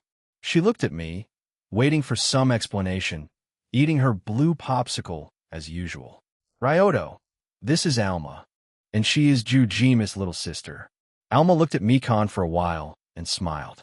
Alma, hello? You must be Ryoto's little sister. As both of us are younger siblings, I hope we get along. She then turned to me and grabbed me by the arm. Alma, but you forgot to tell her that I'm also your fiancé. Mikan's eyes turned cold when she mentioned it. Ryoto, Mikan my sister. You shouldn't look at your brother like that. Mikan. Uh-huh. And does Lala know about it? Ryoto. She was the first to know. Mikan. If she is fine with that. Who am I to tell you otherwise, but is it really a good time for increasing the numbers of your lovers? Alma. What do you mean by that? Mikan. It would be for Lala to tell you. And while we're on the topic, where is she? Ryoto. She was dragged by the girls, and while I was taking a walk, I noticed a trail of lollipops, so I followed it, and then I was ambushed by the person here. Alma, that was me. She raised her hand with great energy and a smile. Ryoto. So I defeated her, and now she wants to marry me. Mikan, I don't know if I should be impressed or disappointed by your ability to get yourself in these situations. Ryoto, I also noticed that it happens only when I'm taking a walk. Mikan, until Lala returned, I decided to use my time to train as I had initially planned. Alma's POV. I was finally invited to Ryoto's home, and I met his little sister. Her aura was a lot more mature than her age would show, but I hope we'll get along. Now, I only need to fight Lala for the position of the first wife. Our battle will be legendary, is what I would normally say. I know that I probably won't stand a chance against her, but it doesn't mean I won't try. Until she comes through, he'll observe Ryoto's training in the garden as he said he would. There I met a big plant named Celine. She looked happy when Ryoto approached her. It means that he is good with not only plants, but also children because from what I can see from her aura, she is very young. Ryoto really is a good candidate for my husband. I watched Ryoto train, but he didn't practice any of his powers. He only did some forms and moves. Now that I take a closer look, he moves similarly to when he was using water manipulation. Maybe you could use that in my own fighting style. Mikan, here you go.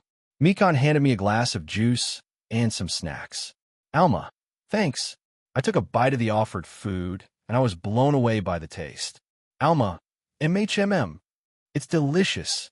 Mikan, I'm glad that you like it. I wasn't sure if you can eat the same thing as humans, but I'm happy that you do. She sat next to me and observed Ryoto as well.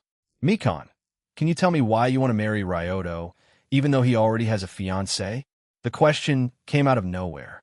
Alma, mostly it was the tradition, but the more I'm with him, the more I'm sure he is the right person. Mikan, and what about him having a fiancé? Alma, what about it? It shows that he is a capable man of attracting another woman. Isn't that kind of person the best candidate for a husband? Ryoto is powerful, kind, and still growing stronger. Mikan, when you say it that way, Alma, but enough about me. As your future sister, I want to know about you more as well. Tell me, when are you going to join? Mikan choked on her never-ending popsicle. Mikan, cough cough cat did you say? Did I say something wrong? Alma, you obviously love your brother. So, when are you going to join the harem? Mikan turned red. Is she embarrassed? Mikan, Oni-ai-cha. I mean, Ryoto is my brother. So, of course, I love him, but not romantically. But her aura is telling differently. Am I wrong? No. But why would she deny it so much then? I need to learn about humans more. I looked at Ryoto, who was so focused on his training that he didn't notice anything. Strange. Lala, I'm home. It looks like Lala got home, and just on time. I am ready to fight for my position. I smiled widely, showing off my teeth. Any wrong move? Or was it? Third POV, as the girl shenanigans were going on, they thought that Ryoto was too focused to notice what they were talking about. They were wrong. Ryoto heard everything, but decided to ignore it for now. He was using prediction calculation for about 15 minutes already, hoping to find some kind of new usage for it.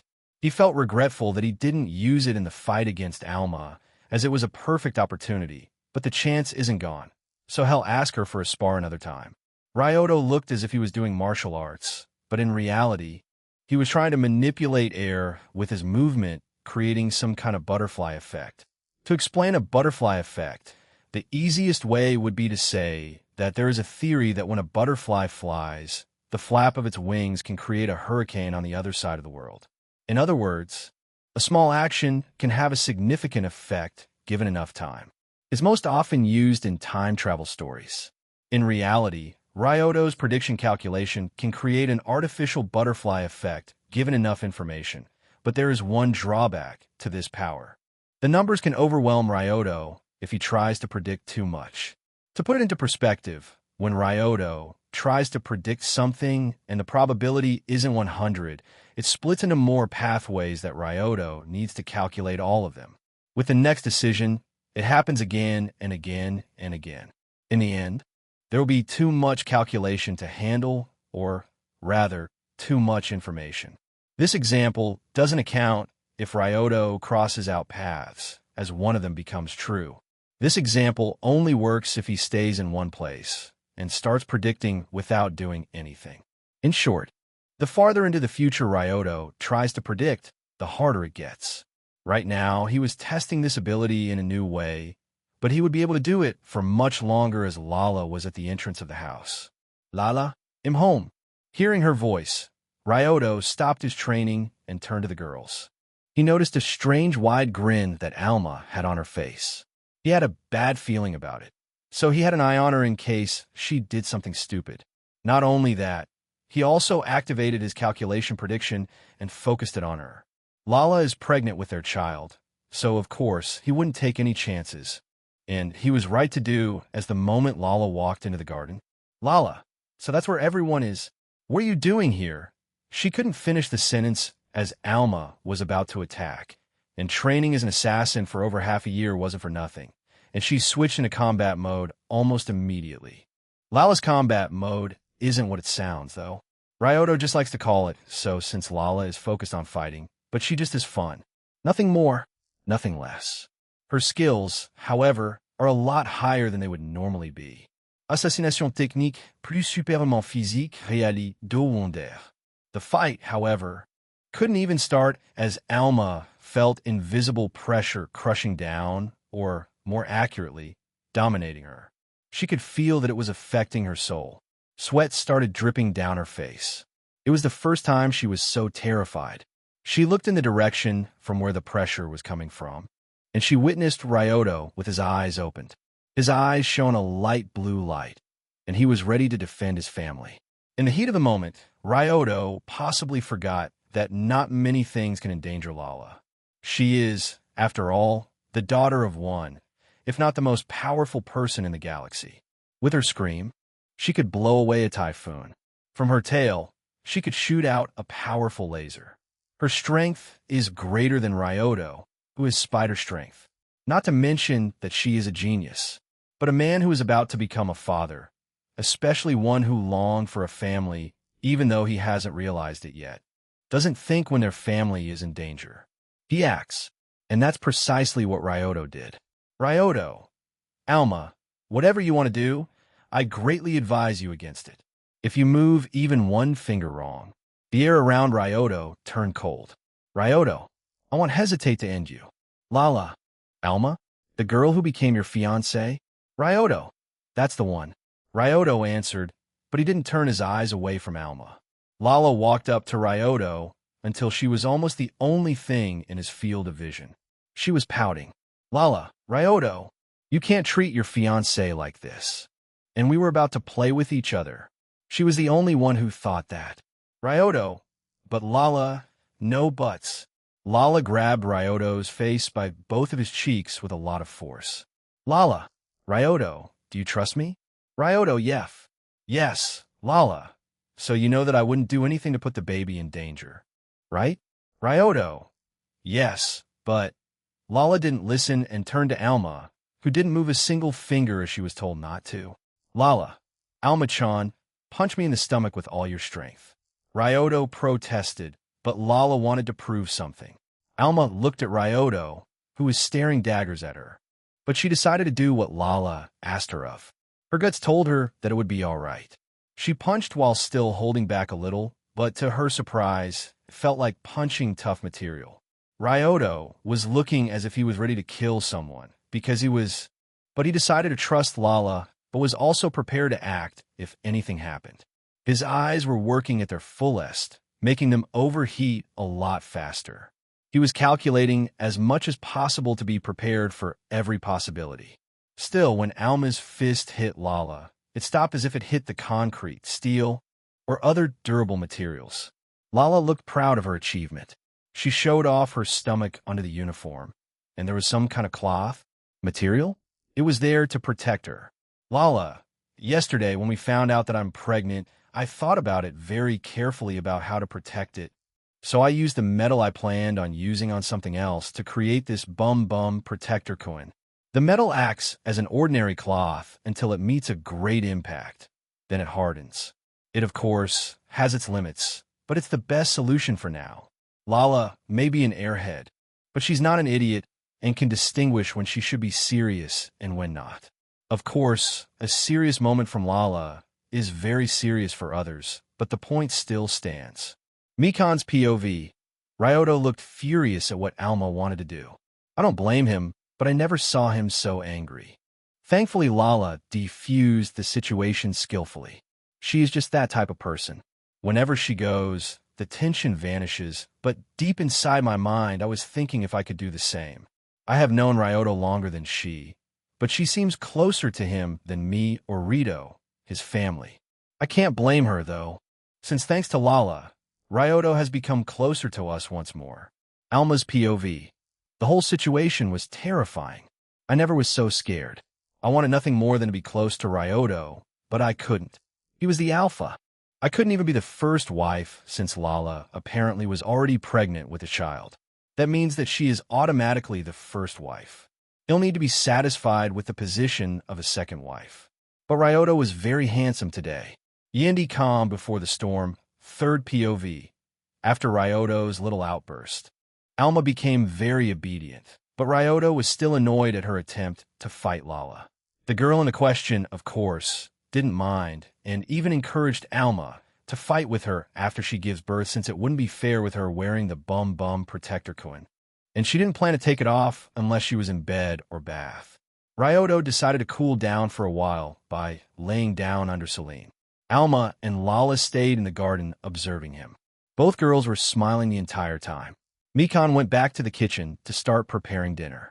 Rito's POV. Nissan gave me the advice to act on my feeling before someone else would take Haruna-chan from me. So asked my friend Surima what he thought. It's always better to have others' opinions. It's not like I'm avoiding confessing as long as possible. Definitely not true. As of late, I'm trying to avoid being at home as much as possible. I'm not feeling comfortable with Lala-san being at home. It's not like she's not a good person, but I'm not good with girls overall. I always stutter and get easily embarrassed near them. I should probably overcome this if I want to confess to Haruna-chan successfully. Today was one of the days I spent with Surima, but it was time to return home. In the last few days, Nissan has changed slightly. He even started cooking. Was it to help Mikan at home? While Nissan tries to help at home, I lament over myself. Maybe I, too, should try to find something to help with. I sometimes forget because she is so mature, but Mikan is an elementary school student. I returned home to meet someone new. Her name was Alma, and she was apparently Nissan's second fiancée. She looked more like an alien than Lala-san. But is it okay to have two fiancés? But I shouldn't pull my nose into it. If they are happy, that's all that matters. Alma and Lala got along really well, but sadly for them, Alma needed to return home. She lives with her brother here on Earth. Maybe it's because of Nissan, since she wants to be close to him. Seeing Nissan be in a relationship gave me the courage once again to try and confess to Haruna-chan. Tomorrow, for sure, I'll confess, and this time it'll be successful. Alma's POV. Since Ryoto threatened me, I got this strange feeling above my crotch. Is this feeling a feeling of love? It's the first time I'm feeling it. I don't know what this feeling is, but I'm sure it's something good since it was because of Ryoto. Before, I wouldn't mind marrying Ryoto, but now I'm sure that my decision was correct. The way he looked at me, ready to defend his partner, was amazing, and how he looked at me afterward was equally fantastic. That, however, raises another question. How do I make him like me? I already gave up the spot for a first wife, and I don't plan on giving up my position as a second wife. am sure that Ryoto will have more partners in the future. So I need to fight for my position to stay where it is. And how do I do that? Make him like me.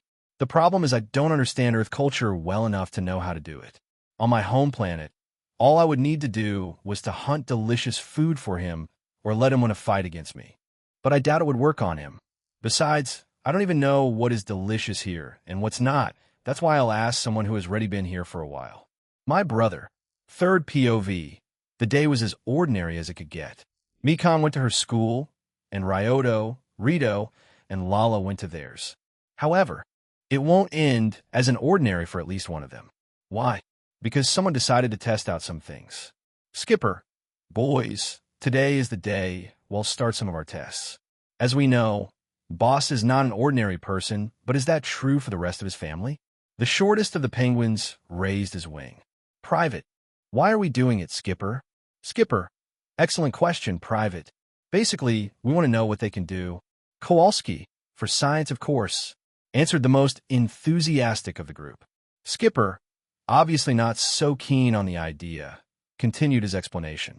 Skipper. Kowalski wants to test if boss abilities are genetic or not. Well, we could get their blood to do some tests, but it's more fun.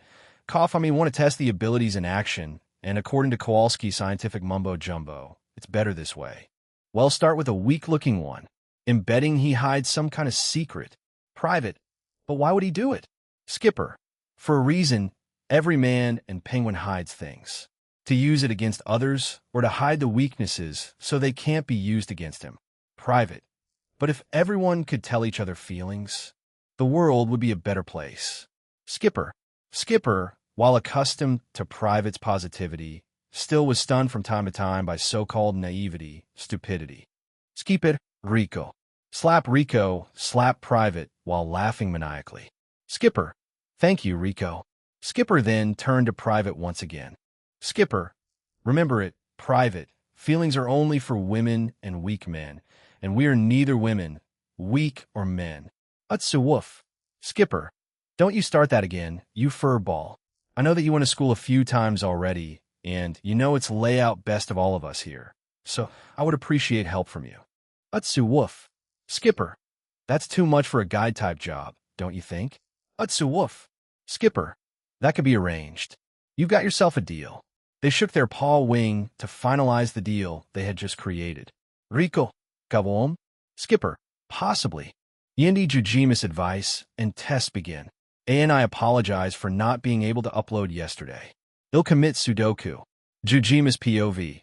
I was currently working a part-time job to earn extra money. I was working in a so-called supermarket as a cashier. The boss lady hired me on the spot, which I'm grateful for. She said that my look would scare away trouble, whatever that means. She was often smoking, which was not good for her health, so every time I tried to make her stop, but it wasn't working, and I think it made her condition worse. She was turning red and very quiet every time I did that. Because of that, I was making her a homemade bento, so she would be full of energy. The job is very quiet and not difficult at all. People are also nice. Earthlings aren't as scary as I've heard before, and all these interactions prove that. As I was having a break, my little sister rushed into the break room. Alma. Nissan, you need to help me. I was genuinely happy. While Alma is and always was very close to me, I never could help her too much.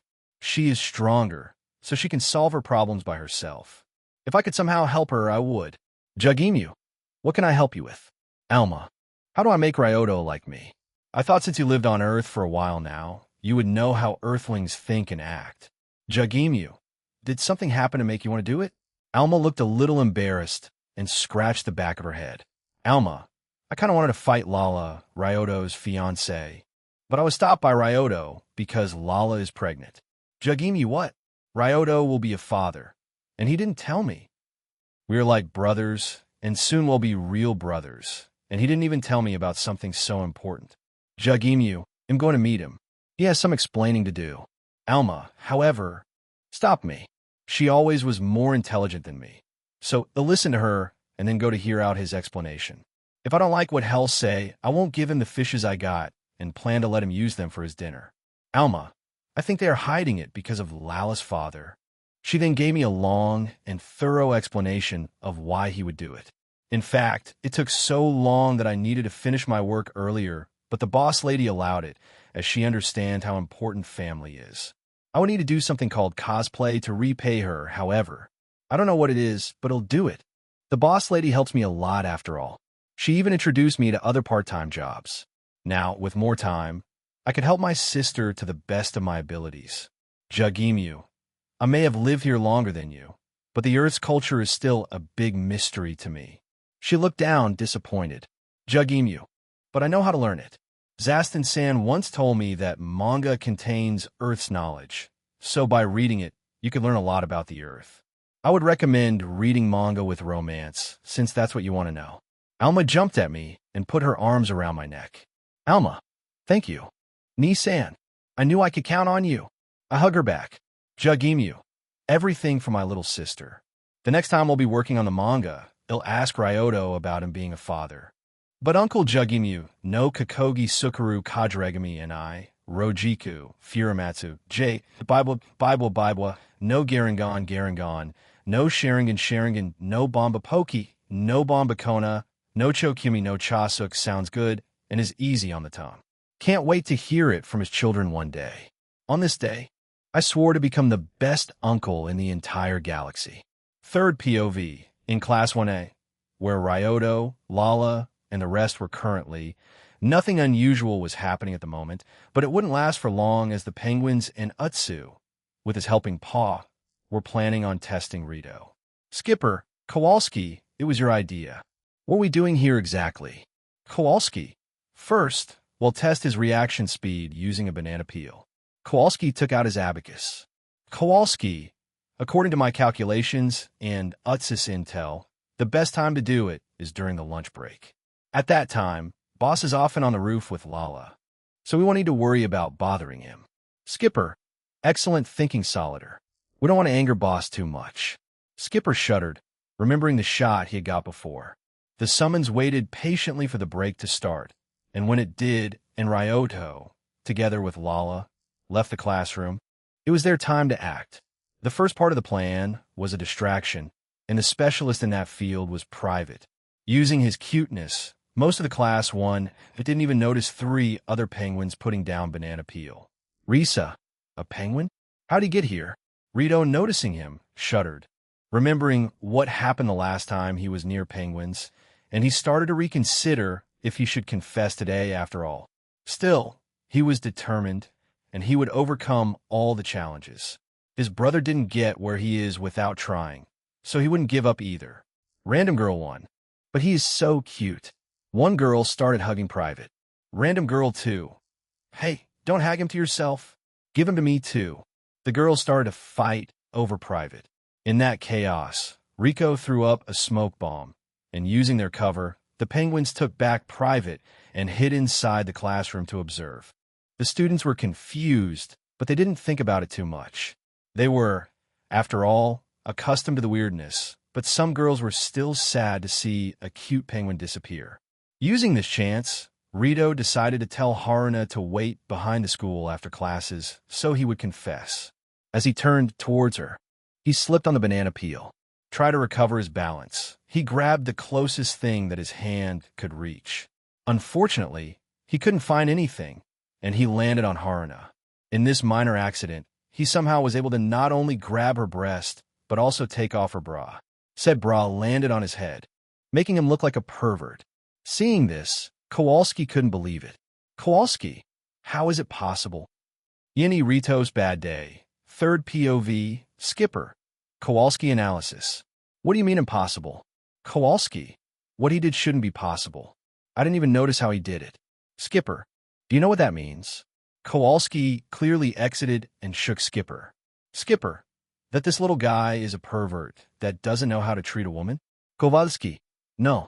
It means that Rito must possess some kind of ability that lets him do that. Just like Boss Rito, for sure have power. And he'll study it to the limit. Skipper looked at Rito and then at Kowalski again. Skipper, are you sure that he isn't just a pervert? Kowalski, positive. Rico, Kavom. Kowalski, soon my explosive loving friend, very soon. Private, Skipper, what is a pervert? Skipper, they'll tell you when you're older. Private, but Skipper, when you are older. Utsu woof. Skipper, it's the first time we agree on something dash. He then realized that Ustu was hidden together with them. Skipper, how did you get here? Utsu woof. Skipper, that doesn't answer my question. My God, I didn't expect to miss the lemurs. But here we are. As the penguins were discussing the next step, Rito felt disoriented after his fall. He didn't know where he was, but he felt something in his hand, so he squeezed it. It felt very nice in his hand, so he squeezed it again. He finally decided to open his eyes and look up to see what he had in the palm of his hand. When he saw what it was, he quickly reddened, and before he could get up, he was slapped away by Haruna's monstrous strength as she also realized what had just happened. Haruna, Kaya! Rito was very durable, but he still felt pain. After he was thrown across the classroom, he looked at Haruna, who had tears in the corner of her eyes, and ran away almost instantly. Rito, Serenji-san. Rito's will, however, didn't waver as he promised himself that today was a day. He clenched his fist and prepared for the next chance to ask her to wait after school. Rito, are you planning on keeping it to yourself, or will you return it? Risa pointed to his head. Rito, confused, grabbed whatever was on his head and looked at it. His eyes widened, and he looked away while still holding to it. Rito, Momioka-san, can you return it instead of me? Risa thought about it and showed a playful smile.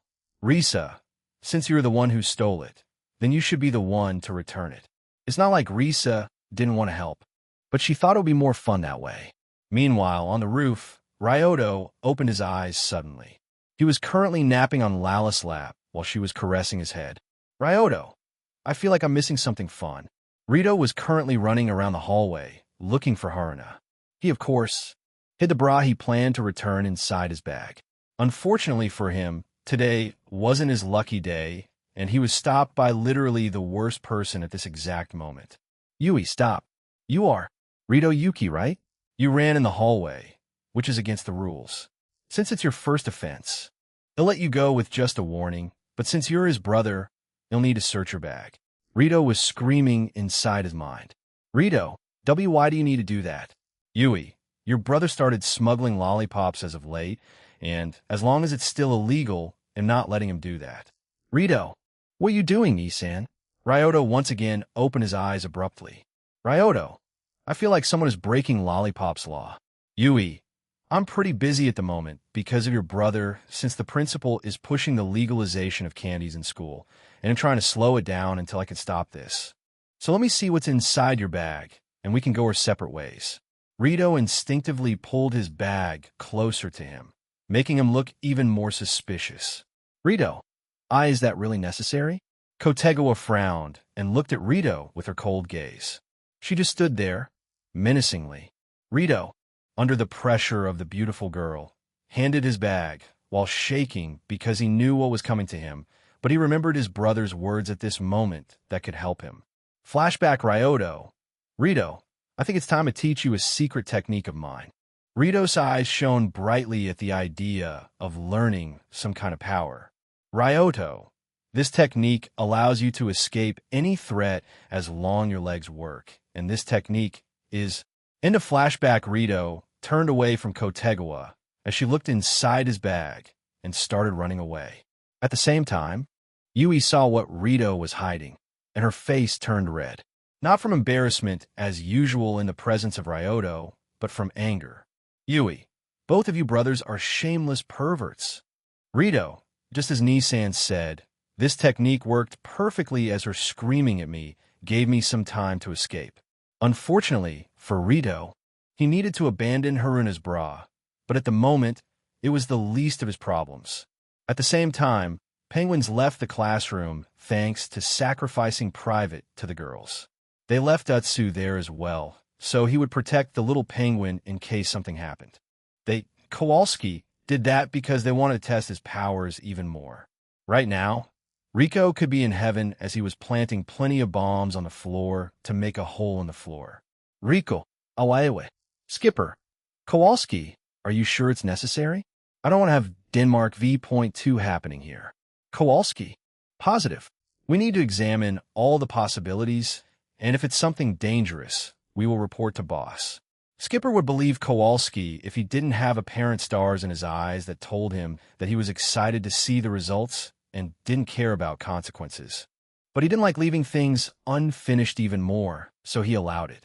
Rico didn't care either way, as he was happy to get his kaboom. Rico was like an artist when it came to explosives. He created a beautiful hole that Rito fell into while he was running away from Yui. Rito dropped one floor down. He fell on someone as he felt once again in his palm a familiar feeling. At this moment, Rito had only one thing in his mind. Rito, oh no. Yindi Rito's bad day continues. Third POV. Rito isn't having the best of his life. First, he slipped on a banana peel and landed on Haruna, stealing her bra in the process. While wanting to give it back, he met Yui Kotegawa that wanted to search up his bag, and there, of course, she found said bra. Rito was forced to use his secret technique of running away, but then he fell into a hole. When or how this hole was made was unknown to many people, but it didn't matter to Rito. Right now, he was squeezing something familiar but different at the same time. Rito was cursing his luck as he realized that he was fondling Haruna's butt cheek. Haruna knew. Rito was kicked away by her, and just like before, she ran away. The best comparison was to say that Rito was like a trainer looking for one of the legendary dogs in Johto, and every time, they escape you as soon as you encounter them. But Rito, just like these trainers, doesn't plan to give up. On the other hand, the Penguins were dumbfounded by this development. They were also glad that they left Private behind. His eyes are too young for this. Skipper, Kowalski, if we keep going, will he strip this poor girl completely? Kowalski thought for a while. Kowalski, possibly, but to know that we need. Skipper practically rolled his eyes. Skipper, more tests, Kowalski. More tests. Ryoto's POV. Spending time on the roof alone with Lala was fantastic as always, and using her lap as a pillow is amazing, but I had this feeling that I was missing out on something entertaining. As I was walking to the classroom together with Lala, we met Rito, who was walking with white panties on his head. My eyes went wide open, but shortly after, they returned to their usual closed state. Rito, do you feel okay? Rito looked at me strangely, but I noticed that he was dejected as well. Rito, what do you mean, Nissan? I pointed at his head without saying anything. He then had a look in his eyes that said, not this again, but he still grabbed the piece of cloth, and as soon as he saw what it was, he instinctively threw it. I caught it and looked at it. 100 cotton, huh? It was S as well. By the looks of it, Ryoto, why do you have Haruna's panties? Rito, how do you know it's Serenji-san's? I knew it because I was fucking around with my very powerful eyes and my even more powerful prediction calculation to look at every girl's 3 sizes. I did that only to see if I can. I swear. By the way, Haruna's 3 sizes are B79, W56, H82. Just a little known fact. Ryoto, never mind that, but what do you got? I was interrupted by someone. Yui Ryoto Yuki. Ryoto, Yui Kotegawa. Yui, why are you saying my full name? Ryoto, I don't know. Why do you? I left Yui speechless as she does that thing unconsciously, but she returned to her senses quickly. Yui, don't distract me. First, your brother was walking with a bra inside his bag, and now you're holding someone's panties in your hand. We're going to the teacher's office. I pointed to the panties. Ryoto, these? These aren't panties. It's a modern-style hat. She looked at me as if I was crazy and crossed her arms under her breasts. Yui, oh hot. So you don't mind wearing it? A challenge? So innocent. She thinks that I won't do that. I raised the panties dramatically up and put them down on my head. I then crossed my arms the same way Yui did. Ryoto, see? Just a hat. Yui didn't know how to respond to it, so she just stood there with her mouth open. Did I break her? I took off the panties and passed them to Rito, who reluctantly took them with a red face. Ryoto, Kotegawa-san, our talk, while short, was still nice, but soon the classes will start, so we need to go on our way. See you soon. Yui, yes. She went away. I think I broke her a little. I probably should let her win one. Otherwise, I'm afraid she'll break completely. Karen, you sound like a parent who plans on letting win his kid. What can I say? I'm a dad in training. By the way, when can we start the plan? Karen, you ask that too often. I said already that we'll start in a few months and not earlier. I know that you're impatient, but I can't speed it up no matter what. Sorry, you were right. I shouldn't ask you that much, but I would want to ask Horo-sensei to be my child's godparent. I feel that without him, I wouldn't be able to handle it. Karen, you'll get him back. I know it. Thanks, Karen. Okay, back to Rito. I don't want to have suddenly depressing thoughts. Ryoto, before we were interrupted, you didn't answer. Why did you have Haruna's panties on your head? Rito started explaining his story, avoiding some detail, because I know that lucky pervert is a lot more powerful than what he described. Wait, does it mean that Haruna is going commando around the school? Ryoto, you need to give back this underwear to her as soon as possible. Rito, I know it, Nissan, but how? Lala, you want to return this to Haruna-chan? Lala joined the conversation. Rito, obviously, if I had some kind of machine or device to do it for me. Rito answered dejectedly. Lala, why didn't you say so? Lala took out her D-dial that she upgraded to look like a smartphone instead of flip phone and took out a device that looked like a magnet. Lala, it's fine, find owner Cohen. It will make panties return to the owner. Rito, wait. Why dash? Rito didn't have time to refuse as Lala turned the device on, and the panties that Rito was holding flew somewhere together with Rito, who apparently didn't plan on letting go of them. I put my hands together to pray for my brother, as his luck today wasn't the best. But he is a big boy, so he'll need to solve his problems alone unless he is in real danger. I only give advice. I'm not Doryman. Wait, is Lala Doryman? She has a lot of machines that could solve a lot of problems, but there is often a catch. With these thoughts, Lala and I returned to the classroom. In the end of Rito's bad day. Third POV. Rito was currently flying across the hallway while holding onto the panties as if his life depended on them. He was also occasionally bumping other students, be it female or male. His lucky pervert didn't discriminate and stole clothes from them all just to get to Haruna as fast as possible. That day, the legend of Cloth Stealer was born. Fortunately for Rito was that no one saw his face, but his legend would live on terrorizing the students for many years to come. Back to Rito. He was flying now covered in the uniforms and underwear of many students. He was unrecognizable at this point, so when he got to Haruna, she wasn't able to recognize him. To be honest, it was the first lucky instance for Rito today, and he was thankful for that even when he was slammed against the floor by Haruna. At least she now had her panties, so the only thing to return was a bra unless something unexpected would happen, of course. On one of the breaks, Rito somehow was able to ask Haruna to wait after school behind a building. He, however, couldn't bring himself to return the bra. If only he knew that he could leave this piece of underwear on Haruna's desk, but he was too busy being embarrassed by the fact that he was in possession of said bra to even think about it. Ryoto, however, found it strange that practically nothing fun happened while he was in the classroom. The feeling was similar to the kid that was sick one day, and suddenly the school turned into a carnival. Even though he wanted to witness Rito's confession, he decided against it. Privacy was important in moments like these, after all. What Ryoto didn't know was that the penguins and Utsu didn't want to do anything unnecessary around him, as the experiments they performed were kept secret from him. Today he didn't go straight home. Instead, he went to karaoke with others. On Rito's end, he was preparing to confess. He was rightfully nervous, but also hopeful. The only problem that Rito was aware of was that he still had Haruna's bra. There was also a problem of penguins that he wasn't aware of. In one way or another, the confession will be memorable for Rito and Haruna. Behind the school building, one could see Rito waiting for Haruna. He still had her bra in his bag. Rito was tense the whole time and went over what he planned to say multiple times already so he wouldn't fail. He finally heard the sound of footsteps getting louder. With every incoming footstep, his heartbeat increased. And when his crush stopped in front of him, he could feel his heart try to break free from his chest. There she stood, his crush. He has been waiting for this moment for a long time, and today, he'll finally confess. Haruna's face was flushed because of missing underwear, but who knows? Maybe this experience will awaken something in her.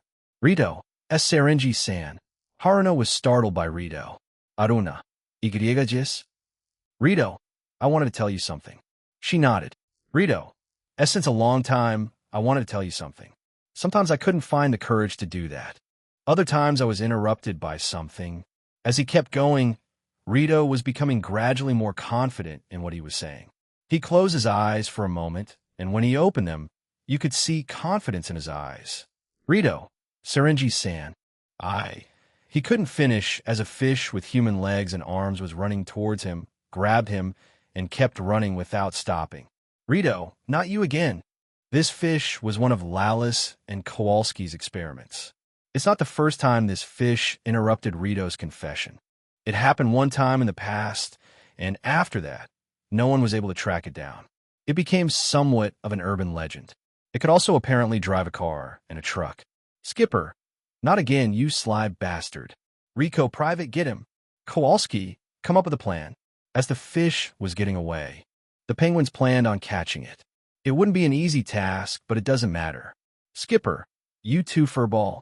Utsu woof. Skipper, don't talk back to me. We need to stop this fish. Just like that, Haruno was left alone behind the school building, confused at what had just happened. Ryoto's POV. Singing Cinderella is fun no matter how many times I've done it, and this time I did a flip. Every time I'm just more into it than the time before. I also sang a duet with Lala, and she, not surprisingly, has a beautiful voice. When we returned home, Mikan was making dinner, and Rito was sitting on the sofa in a depressing mood. It looks like the confession didn't go as planned. Like a good big brother, I should help him feel better about it, so I sat next to him. Ryoto, so what happened? Rito, am I cursed? Well, that came out of nowhere. Ryoto, not cursed. Maybe unlucky, but not cursed. Rito, I couldn't confess today, just like before. First, it was banana peel, then koteguisen, later a hole in the floor, and at last the fish. He looked like he had lost all hope. Ryoto, are you stupid? Rito, huh? Rito didn't expect to hear this. Ryoto, did you try everything in your power?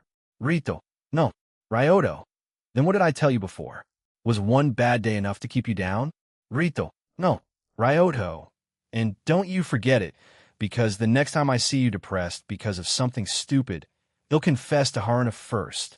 Rito, Nissan. Mikan looked at us from the kitchen and smiled while Lala was watching Magical Girl Kyuko. Right now, I was in the studio discussing manga with Zastin about the next chapter, but suddenly Jugemu walked in. Jugemu, Ryoto, why didn't you tell me that Lala is pregnant? Zastin, what? Oh shit. Yindi stopping Zastin, Ryoto's POV. My mind went blank, thinking about how to get out of this situation. Zastin is loyal to Gid, so he'll tell him what he heard now. Jugemu didn't help me with that as he grabbed me by the shoulder and shook me. I didn't change my expression the whole time, so I bet it looked ridiculous. Jugemu, why didn't you tell me? He'll be a good uncle.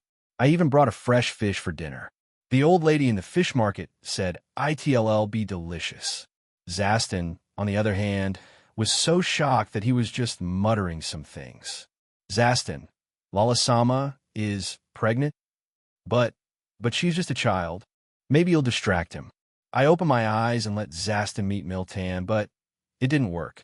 I mean, it worked, but Zastin just ignored the illusion. He was so deep in his thoughts that his mind didn't even register what he saw. Huh, good to know that it can happen. No, focus, Ryoto. If he registers what he just heard, he'll be dead. I'm not even close to being ready for Gid. Not at all. Should I knock him out? Karen, yes. Someone sounds excited.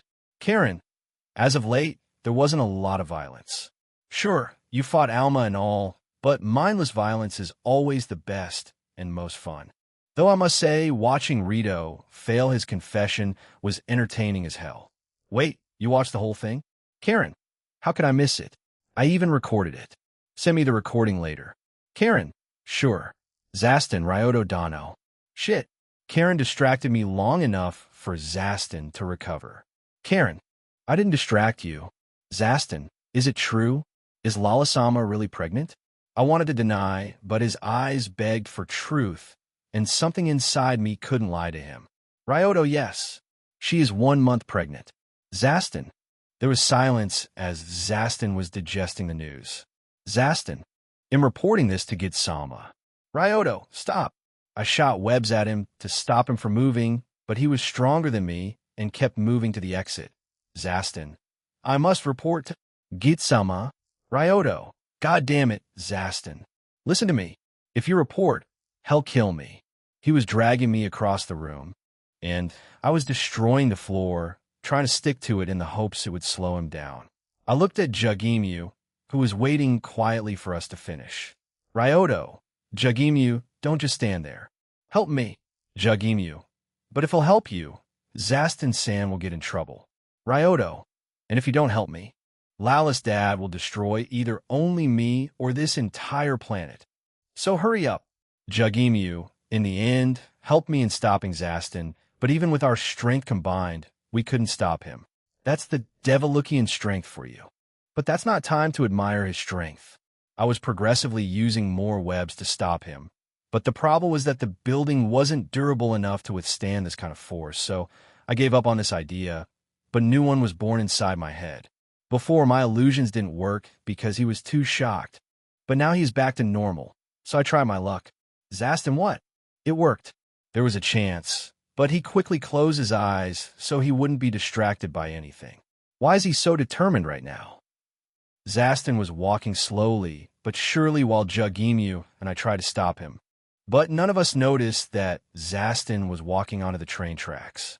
BB the train was incoming, so I jumped away, dragging Jugemu with me using my webs. I intentionally left Zastin behind, and he was, of course, hit by a fast-moving train. He flew a few meters by the sheer force of the hit. Jugemu looked worried. Jugemu, is he okay? Ryoto, I don't know, but if he didn't get amnesia, the next train is coming in half an hour. Jugemu looked at me, disappointed. Why does this look hurt more than any blade? He can't even see on land. As Jugemu not so secretively was judging me, Zastin got up in the blood. He doesn't have his armor at the moment, so his durability dropped, but I don't think the armor would help against the train. They are his kryptonite, after all. Zastin must report back, for Rob's sake. Ryoto, Zastin, can you listen to me for a minute? It made him stop, so hopefully he'll listen. Ryoto, I'm not asking you to not report to him.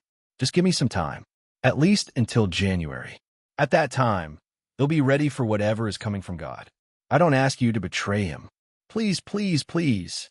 Whoever is listening, just make him agree. I don't care if you're a god, an angel, or a devil. I can't deal with Gid right now. Okay, I could, but it would be incredibly difficult, and it would create more destruction than I would like to. Karen knew. Shall use it. Who are you talking ABO dash? Truck-san, your wish is granted. Zastin. So can I talk with Lala-sama first before I make that decision? Ryoto. I don't see why not. Truck-san, although I didn't do anything, teehee, but he'll take the reward regardless. I'll tell you what I want at a later date. Bye. Karen. We are doomed. Oh, come on, Karen. What's the worst that can happen? Karen. And the flag has been raised. Hearing that, I realized what I had just done and paled instantly. But thankfully, I had a solution nearby. I walked towards the train tracks and sat in the middle. Karen, what are you doing? Waiting for the next train. Alma's POV. I was currently learning from manga in a manga cafe. As Nissan said, there's a lot of knowledge in these books, but I want to act immediately. There were a few events that I often saw in these mangas. Running into someone with a piece of toast in your mouth, cabinet, festival date. Watching sakura, leaves falling, and more. Maybe I should ask Nissan to act overprotective? Or maybe I should act more like so-called Yandere. They are apparently very popular. But first they'll try something at Christmas, which is soon. Christmas events are significant in these books. But what if I combine almost everything in one day? Would the effect multiply? I can't wait to try it. E&E Christmas Party. Sorry for no chapter yesterday. I had a big headache, so I went to sleep earlier. Ryoto's POV. It was a day, as usual, and I was sitting on the sofa in the living room watching TV with Lala. It was one of the few days I wasn't training and just relaxed. I took this one day off for two reasons. First of all, I had a breakthrough in one of my abilities and am celebrating. Second of all, tomorrow I going to a Christmas party. I, like many others, was invited by Saki. It feels like a big event, and that's why there will be trouble. I also had a slight, almost not noticeable tingle in the back of my head. I could also imagine it, but that's beside the point. I just know something will happen. I don't know what, but it will. If my word isn't enough, then nothing significant has happened as of late. And as we all know, the longer the quiet time is, the bigger the trouble. While on the topic of troubles, Zaston agreed to keep quiet till the end of January at most. I needed to beg this man and bribe him with not only lollipops, but also share some of my other manga ideas. And when he heard what I had in store, the roles reversed, and he was the one begging me. I even needed to remind him that if Lala's father killed me, the ideas would die with me. I don't know if I should be happy or sad that it worked. I was also worrying that Lala didn't experience any side effects yet. So we went to Mikado-sensei to ask if everything was all right, and thankfully it was. The principal also went missing for a week. Later I found out that the penguins were helping Ustu with punishing the principal. He was literally sent to horny jail. Thankfully they were still feeding him, but he went a bit crazy inside there, and it's not like he had it bad there. The bed was comfortable, the food was fresh and edible, and he even had a TV. The downside was that there wasn't any adult entertainment in there, and the TV was programmed with only non-stimulant shows. After the principal broke out, he went on the street to look up the skirts of every girl near him. Police needed to be involved. I didn't even know they existed here. That says a lot about our society. Elite. It doesn't. This world just works on strange rules which I don't completely understand. What's even stranger was that they let him go a few days later. Is he secretly a very important person with many connections? After remembering how he looked, I erased this thought and deemed it impossible. Now that I think about it, I can take with me one additional person. Ryoto. Hey, Mikan. Do you want to go to the Christmas party? From the kitchen, Mikan answered. Mikan, no, it'll help Dad and his assistants. I bet they would just work the whole day if I don't visit. But thanks for asking. Who is the real child in this family? But maybe it's better this way. After all, I don't know what is going to happen. We were going to the party, which was held in Saki's house mansion. Who am I kidding? It's definitely a mansion. I looked at Lala, who was walking next to me, looking gorgeous. She had a purple dress with long striped stockings, and she also had a new hairstyle. IMG Ryoto. Did I tell you that you look fantastic? Lala. Yes, but it makes me happy hearing it every time. She then hugged my arm, and we continued to walk to the party that way. Inside, Saki did a speech about Christmas and all. After that, we started a music, but the ominous feeling didn't leave yet, so I was prepared. But it didn't stop me from having fun. I danced with Lala at first, but then Risa asked me for a dance as well, so I didn't refuse and danced with her as well. Rito was considering if he should ask Haruna or not to dance, but he was gathering the courage to do it. Good for him. It was happening as I was leaning on the wall and observing as Lala was with her friends, so I didn't have anything to do, so I became more vigilant. Now that I think about it, I should invite Jugemu. Suddenly my spider sense went into overdrive. Alma, Ryoto. Alma was jumping towards me at high speed, but I avoided it. Alma's arm went through the wall and looked up at me as I was sticking to the wall above her. Alma, why did you dodge? Ryoto, why shouldn't I? You were charging at me. Alma, it's not like you had ideas from it. Besides, I was aiming at the wall, not you. I looked at her weirdly. Alma, when she took the arm out, had a sudden realization. Alma, I forgot the toast. My plan is ruined. I jumped down and looked at Alma, who was muttering strange things. She was also crouching while holding her head. Ryoto. Alma, what are you doing? Alma, I planned a surprise for you, but I ruined it. I'm supposed to run into you with a toast in my mouth, then do Cabiton just to invite you for a summer festival and watch Sakura leaves fall. Ryoto, hate to break it to you, but Sakura season is in March, so we couldn't watch it during the summer festival. Alma, what? The truth devastated Alma. Ryoto. Alma, what were you trying to accomplish? Alma stood up. Alma, well, you kind of got angry at me last time we saw each other, so I plan on making you like me since you're my fiancé. She looked embarrassed while saying that. She looked cute. Is it a gap mo? I scratched the back of my head. Ryoto. It's not that I don't like you. You just did something that made me angry at the moment. I know I shouldn't blame you, as you didn't know Lala's state, but my emotions get better of me. I'm still working on it. Alma, so you forgive me? Ryoto, there is nothing to forgive, so let's get along from now on. Alma, yay. She jumped at me and hugged me like a koala. It didn't seem that she planned to let me go. Maybe it was wrong about the troubles. Yini raised flag, showing its power, Ryoto's POV. So I made up with Alma, but our confrontation got everyone's attention. Risa, hey Ryoto, who is this girl? She pointed at Alma. Ryoto, this is Alma, an alien just like Lala. Alma, and Ryoto's fiancé. Nice to meet you. Risa blinked a few times, not expecting this answer. Risa, fiancé? Is Lalakai okay with that? Lala, why wouldn't it be? Ryoto will make us happy, and we will make him happy. Everyone ends up happy. As Lala was talking to Risa, Alma was looking at Risa, and I think she saw something because she smirked. Ryoto, what did you see? Alma, nothing important, but you sure are popular. Ryoto, well, I do have 2 fiancés and 2 girlfriends that you still haven't met. So yeah, I'm popular. Alma didn't say anything, but she added something strange. Alma, by the way, we should probably move away from this place. Ryoto, why? Alma didn't need to answer as I heard cracking above my head, so I quickly webbed the part of the roof that was about to fall. It would last an hour or 2, but I'll need to apologize to Saki as I'm sure that it was Alma's doing. Even if I didn't know, not making eye contact and trying to whistle gave it away. She couldn't whistle. Ryoto, what did you do? Alma, I kind of wanted to recreate the suspension bridge effect, since I heard that it makes the other person like you. I knew that you wouldn't be scared while being on a bridge, so maybe a fear of a roof falling down on you would do the trick. Ryoto, we'll talk about it later. I walked up to Saki's usual group. Ryoto, Saki-senpai, someone destroyed the roof. For now, it's holding up, but it's better to evacuate everyone before it goes down. Saki, don't worry about it, Ryoto-sama. Ryoto-sama?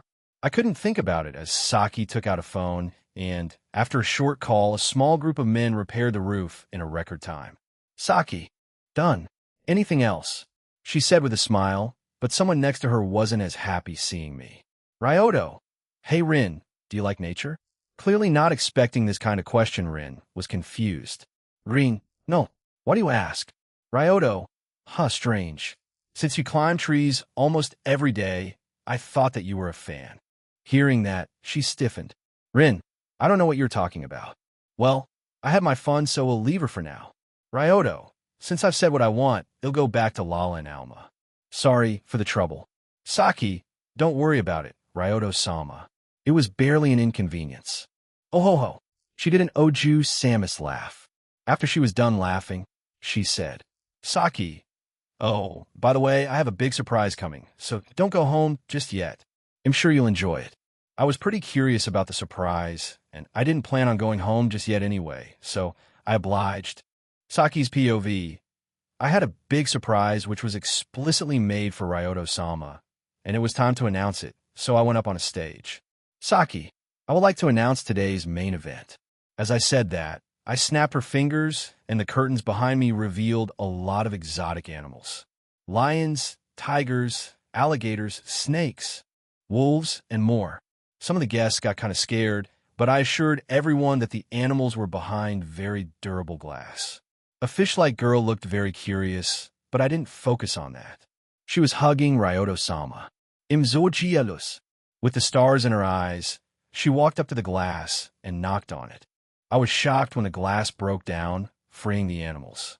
Rin, Saki-sama, get behind me. Rin got in front of me to protect me from the incoming animals, but strangely enough, they didn't move from the spot. I looked around and saw Ryoto-sama walking up to them. He looked majestic, like a king or emperor. Ryoto, Alma, did you really need to destroy it? Alma, but how else was I supposed to get to them? Ryoto, you weren't, but never mind. Now that we can pet them, let's do it. Ryoto-sama walked up to a tiger and lion without any fear. Ryoto, so what do you plan to do?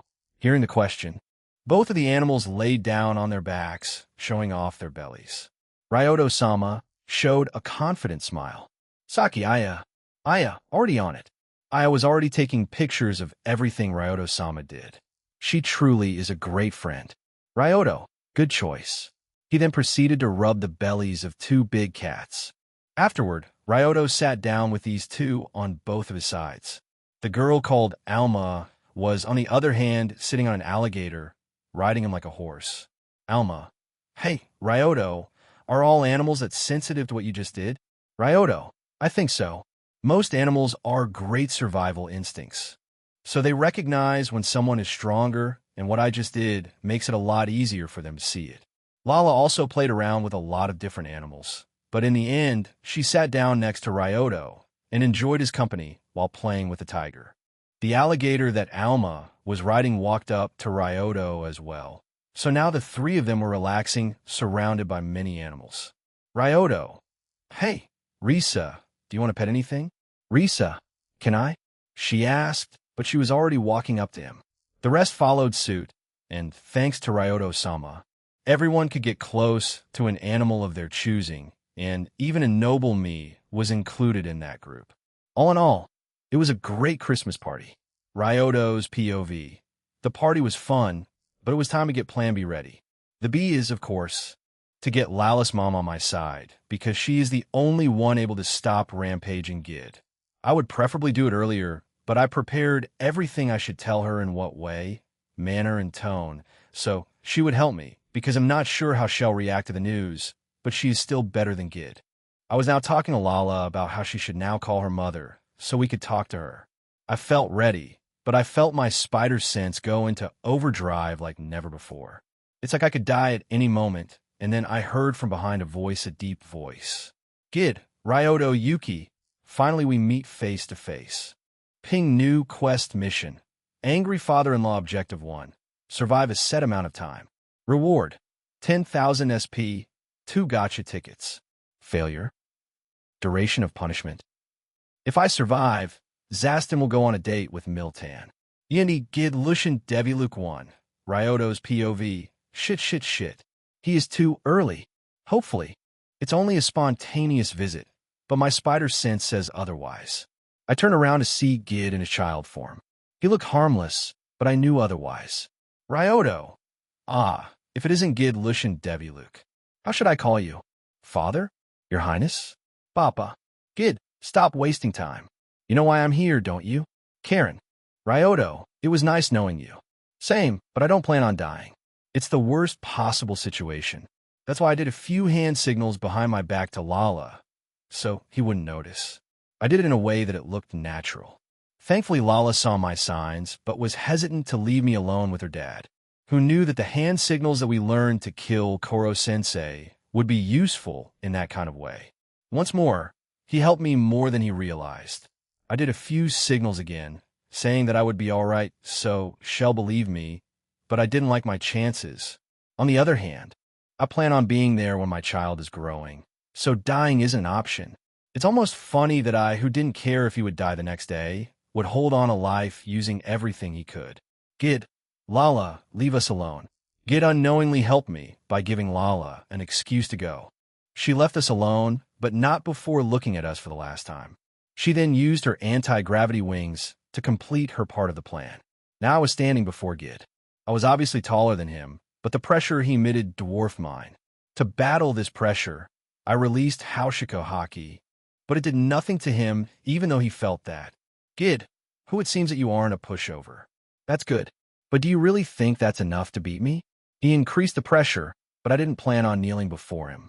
The problem with fighting Gid is not only is he stronger, not only he is faster, not only he is more experienced, but he has AoE attacks as well. That's why I can't use my eyes too much to scare or confuse him. Otherwise, he'll destroy the entire city, maybe even the planet. He'll need to use them only in crucial moments. I don't want to win. I just want to survive long enough. And my maximum limit is 20 minutes, and that's saying very optimistic. I open my eyes. Just because I can't overuse my illusions, it doesn't mean I can't use them whatsoever. Minor time perception is still beneficial in a fight. At the same time, I activated my prediction calculation. Together with my spider sense in my eyes, I may have some chance. Unless he goes full nuke mode, of course. In that case, I'm fucked. Seeing my eyes, Gid raised his eyebrow. He still stood with his arms crossed. He didn't see me as a threat at all. Gid, so these are the famous eyes that I read in Zaston's report. Are you planning on hypnotizing me? Ryoto, of course not. You would just destroy everything around in that case. I'm not suicidal. Gid, I would say otherwise. There was silence for a short moment. It was a tense atmosphere between us. Okay, I was the only one being nervous. Gid was starting to look bored and started yawning. Gid, are you going to move first, or? I used this chance to shoot out my fire at him, but it was cut in half by his tail. He didn't even move. Gid, interesting. Are you Flamian by any chance? Ryoto, as far as I know, am Earthling. Seeing that ranged attacks won't work, and I can't use waterbending as there is no water nearby, I am forced to fight him in close combat. The good thing is it looks like he is testing me, so I can see if it's better to fight at a distance or close, because I'm sure he can fight either way, and I don't want to meet his tail beam. Using my eyes and prediction calculation, I observed every little movement he made. I could even see his intent by seeing his muscles tense. I used Busashoka Haki to cover the arm that I was using to punch Gid, but he dodged it by tilting his head. Being in his range, he used his tail to sweep my legs, but seeing this, I jumped and kicked him while moving my Haki from arm to leg. It was strange trying to fight Gid. It was as if I was fighting a child that can kill me at any moment he wants. He blocked the kick with ease, and knowing that bit would happen, I was ready to use my other leg to launch myself out of his reach. He looked at his arm for a moment. Gid, nice reflex, but you'll need to work on speed and power. You'll have trouble tickling anyone with punches and kicks like these. Ryoto, thanks for the evaluation. Internally, I was, however, a mess. His tail would be enough to break my legs with that sweep.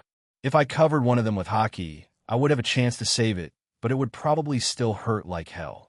Gid, how about your defenses then? He pointed his tail at me. If I dodge, then he'll destroy houses behind me. God damn it. Analyzing the energy output on his tail in milliseconds, I decided that I'll be able to stop it. I focused energy in my hand, creating a big blue hand. Ryoto got hand. A beam made contact with my hand. Let's just say that it was a new experience feeling a laser on the projection of your hand. It was challenging, but I managed to stop the laser, even though I was pushed back a bit. Afterward, the hand disappeared. Everything goes according to calculations. If I had glasses, I would push them while they would reflect the light, making my eyes not visible. Gid, so you could protect not only yourself, but the houses behind you as well. But what if? I didn't let him finish as I noticed the energy gathering once more, but more, which is bad. I quickly shot a web at his face, and he used his tail that was gathering energy to cut it. Using this short moment, I started gathering lightning. Usually, it would take too long to gather enough energy to fire it out, but knowing Gid, he would allow me to do it, and I was right. With a confident smile, he said, Gid, Ryoto Yuki, let's see what more you've got. Yini Gid Lushin Deviluk 2, Ryoto's POV.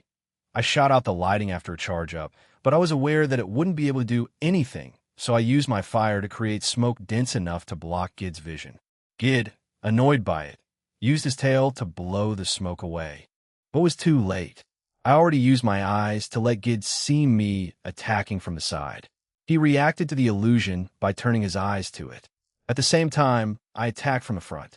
I synchronized my footstep with Illusion's footsteps so Gid wouldn't realize that he was seeing an illusion when I was in his range. However, I noticed that only his eyes were focused on the fake me. The rest of his body was ready to attack me. There were minimal signs of that, but I caught them all before he did anything, so I quickly used both of my hands to shoot fire at him and repel myself from him. After the smoke disappeared, I saw unharmed Gid with a few burn marks on his clothes. He looked more pissed off, and this is not good. I could practically see the vein on his forehead. Gid, it looks like I allowed you to play for too long. Your illusions are impressive, unrecognizable from reality. But I couldn't hear you moving from one place to another, so it was too obvious that I was seeing your illusion. But enough of this, let's end this. It was his turn to attack. I could follow him with my eyes, but my body was another story, is what I would say if I didn't have prediction calculation. Thanks to this ability, I could still somehow dodge it as my body had time to react, but I could feel my eyes getting warmer. The whole time he was attacking, I was in defense as he didn't let me do anything. I was carefully considering the punches and kicks I should dodge and which one I should defend against. As I have suspected, every one of his punches and kicks hurt like a bitch, but I could still use them afterward, so I counted as a win. I found it a little strange, but I didn't have time to question it as I was using most of my brain functions to calculate and try not to die, of course. As I crossed my arms and strategically covered them in hockey around the area, hell hit. But it was my mistake as this time, the punch was more powerful than the ones before. It broke my guard, leaving my arms raised and my face unguarded. Seeing this, he smirked, and I knew what was coming if I didn't do something. My face will have a close meeting with his small, but not delicate fist. I did 3 things in that instant. First, I cover my face in hockey in case the other 2 things failed and hope for the best. Second, I shifted my wrist enough to point my web shooters at him, so I could web him at least a little bit. Even if I did the best it could do was weaken his punch a bit, which would be welcomed. Third, I used my eyes again to change the world around him. I did not use any of his daughter or wife in these illusions, as it would only piss him off even more. I even make 2 fake me at both of his sides, trying to attack him. Unfortunately for me, it didn't stop him in the slightest. He ignored the illusion and didn't change his fist trajectory, and while I was able to shoot out the web and hit his fist, but the only thing it managed to do was to cover it with the web. Hopefully it will soften the impact. I gritted my teeth, and then it hit me. I flew several meters before hitting a car, and even then, it was pushed back a bit. I'm suddenly missing getting hit by a truck. Karen, am I still alive? Karen, you are, but are you sure that you can survive long enough for help to arrive? She sounded worried. It's not that, I'm sure. I must do it. I have a kid on the way, and I don't plan on making Lala a single high school mother. And I didn't even get to resurrect Koro-sensei back from the dead. I need to see Rio and Keat again, too, so I can't allow myself to die. Trust me, Karen, if you lie to me, they'll get your soul either back to this body or to a new one. They'll hunt you down even if you'll reincarnate in fucking Boku no Pico, and they'll make your new life living hell for lying to me. If that makes you feel better, any advice? Karen, dodge punches, hit hard, and don't die. I hate that your advice is technically correct. Gid showed in front of me in an instant. He looked at his fist with my blood on it that had already destroyed the web and was trying its luck on his hand, but he used his energy to vaporize it immediately. Gid, quite the blood you've got here. Ryoto, sometimes it feels like a bane of my existence and the reason for my bad luck. I got up, wiped the blood coming from my nose, and cast it away, making a few new holes in the road. Gid, but I must say you are more durable than I gave you credit for. But it looks like you can still bleed when you stop dodging like an annoying mosquito. Ryoto, sad that I can't say the same about you. It seems that I would need to use more blood to even harm him, but that's not efficient in any way. Worst of all, it was only about 2 minutes since we started. I'm literally and figuratively fucked. As I was in a staring contest with Gid, a concentrated stream of water flew at Gid that he, as usual, cut in half with his tail. Jugimyu, I suppose the appropriate thing to say in this situation is, am I late to the party, is it not? Jugimyu came to my help with a smile. I suddenly see hope in surviving a bit longer. Yindi, and any thoughts about the fight? Is it good? Is it bad? Happy to hear your opinions. Gidlushin Deviluk 3, Ryoto's POV. Ryoto, Jugimyu, what are you doing here? Jugimyu, I felt a big vibration in this area, so I came to check what's happening, and I found you fighting. Who is this? Ryoto, my father-in-law. Jugimyu, is it bad? Ryoto, very. Don't you know who it is? Jugimyu, he is the king of Deviluk and emperor of the whole Milky Way galaxy, right? Alma told me some things, but is he strong? I looked at him as if he was an idiot.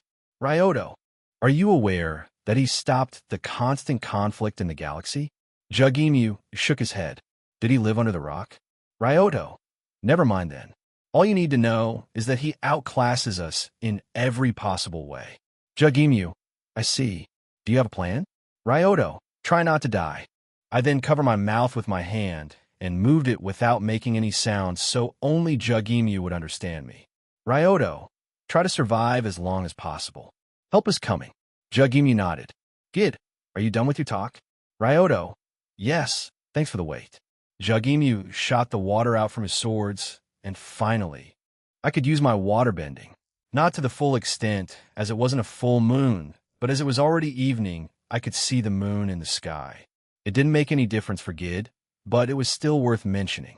The two streams of water that were flying straight at Gid suddenly changed their trajectory to fly at him from both sides. Gid simply blocked it with both of his hands, but as soon as the water touched him, it started freezing. Gid looked curiously at his freezing hands. Gid, ho first fire, now water. What's next? Earth? Air? Ryoto, who knows? I'm full of surprises. He clenched his fists, breaking the ice. Ryoto, Jugimi, more water.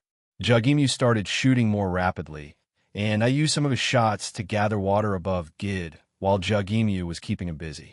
My fighting style changed slightly as I was using water bending.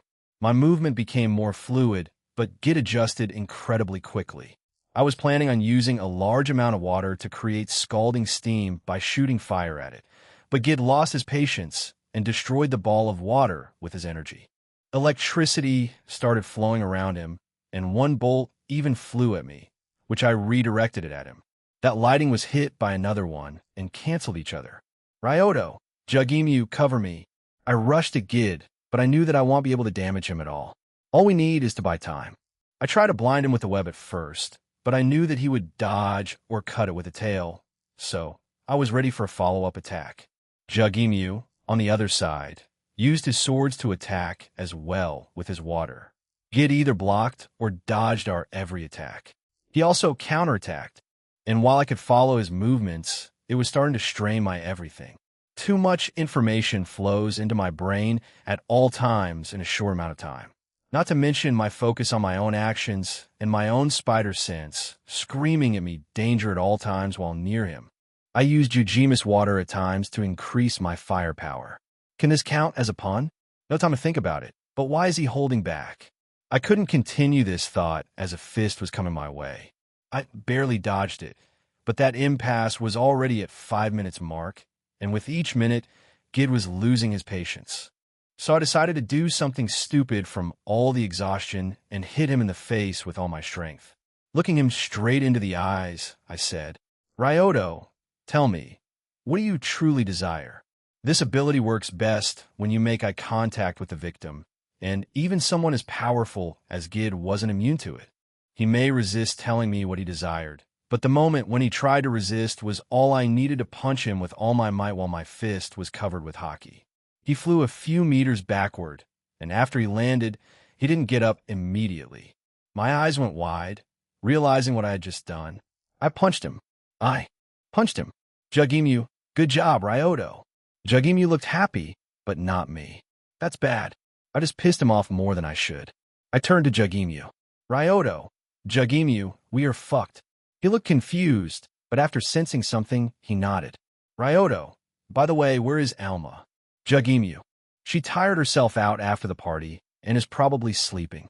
Is she a kid?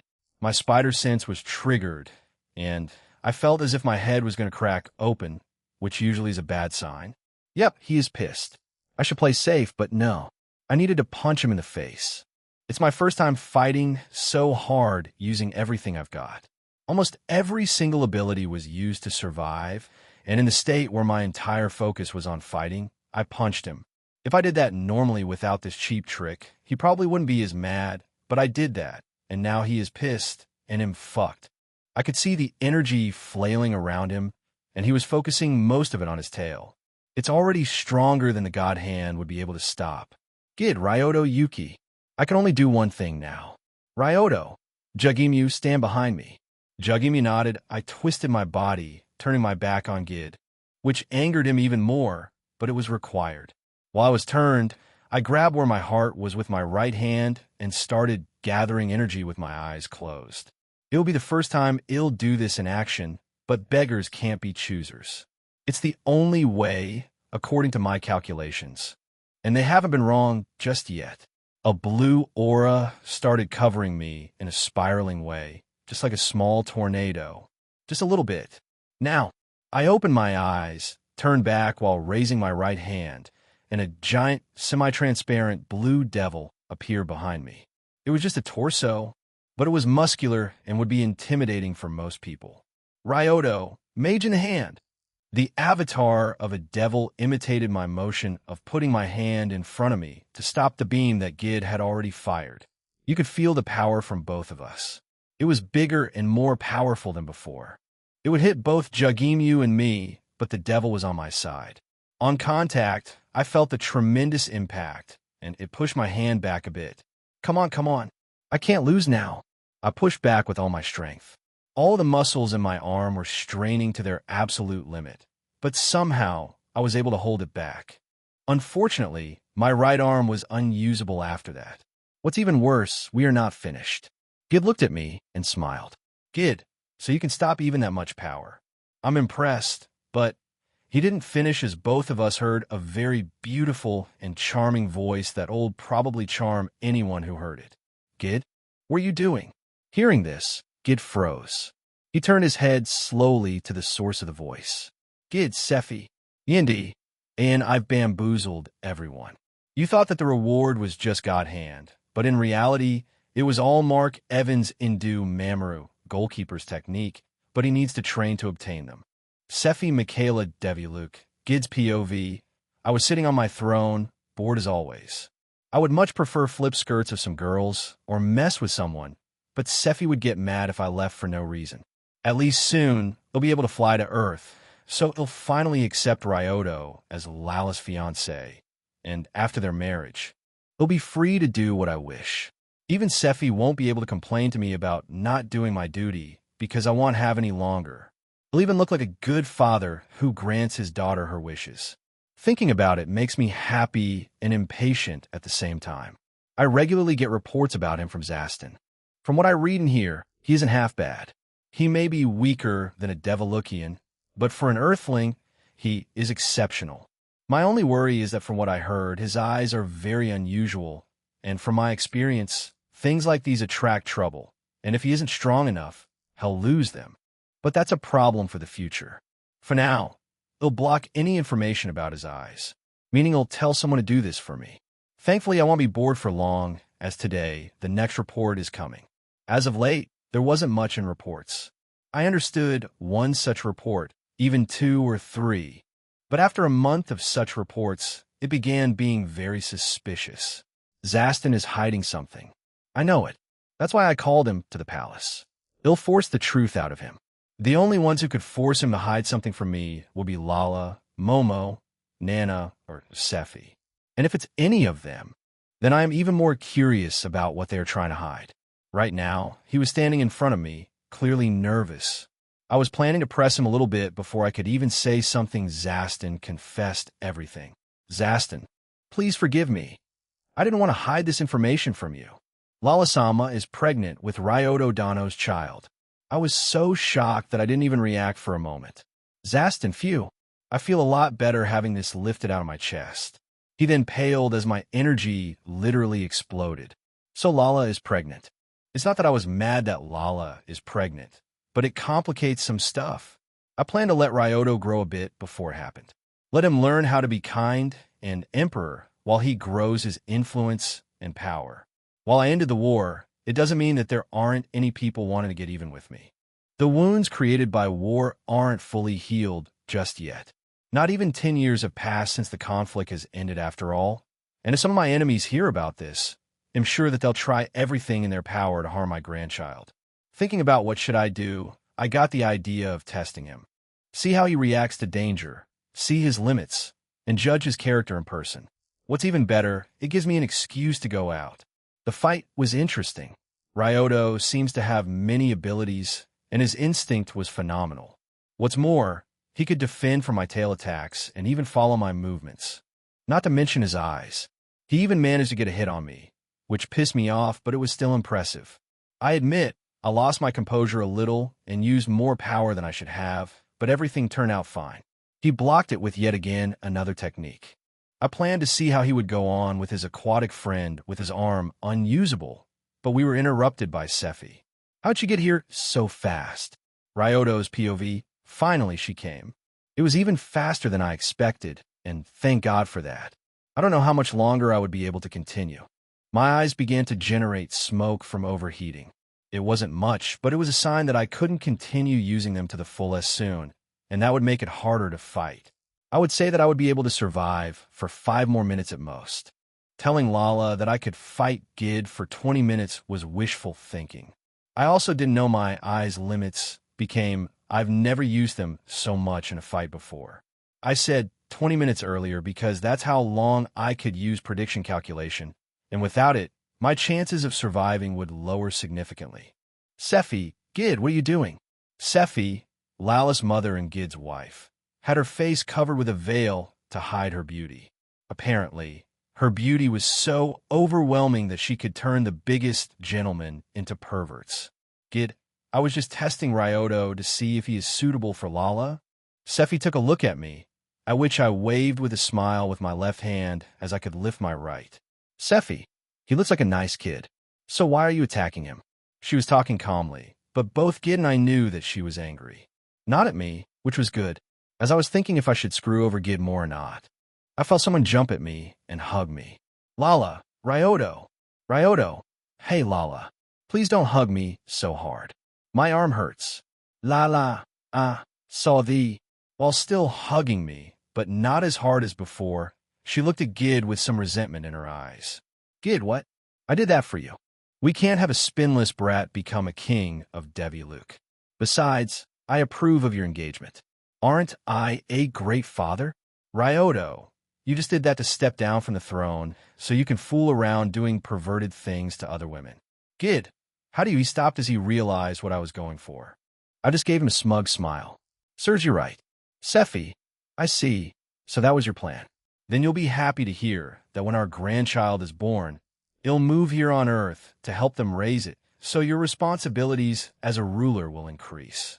She said with a smile, but her words weren't kind at all. Gid, what? You can't do this. Sephi, why? Gid didn't have an answer for that and just gave me a deadly stare, but I wasn't scared of him now. Not when he was in the presence of his wife. We decided to return home before we discuss anything further. Yindi, the weakness of every husband is his wife, Ryoto's POV. Before we left, I said my goodbyes to Jugimyu and thanked him for the help. I really appreciate it. We were walking in silence, as everything we wanted to say at home. Their Sephi knocked on the door and waited until Mikon opened the door. Seeing some unfamiliar faces, she looked at Lala and me, and seeing that I was injured, she widened her eyes. Mikon, Ryoto, what happened? She quickly got next to me and examined me. Sephi, on the other hand, was the one who answered her question.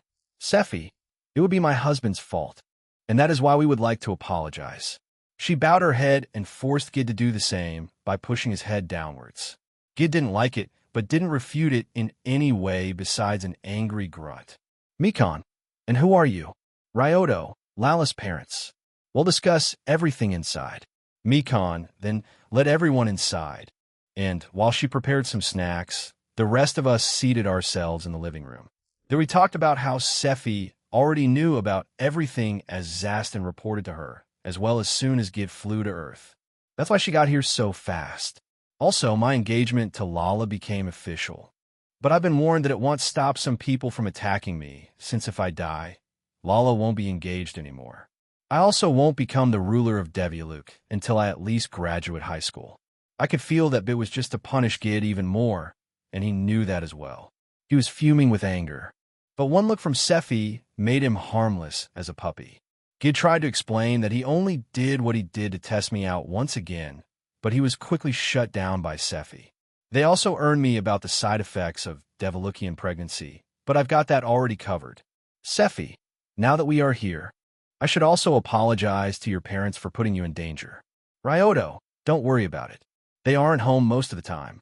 My dad works as a mangaka and is rarely home because of his deadlines, and Mom works overseas.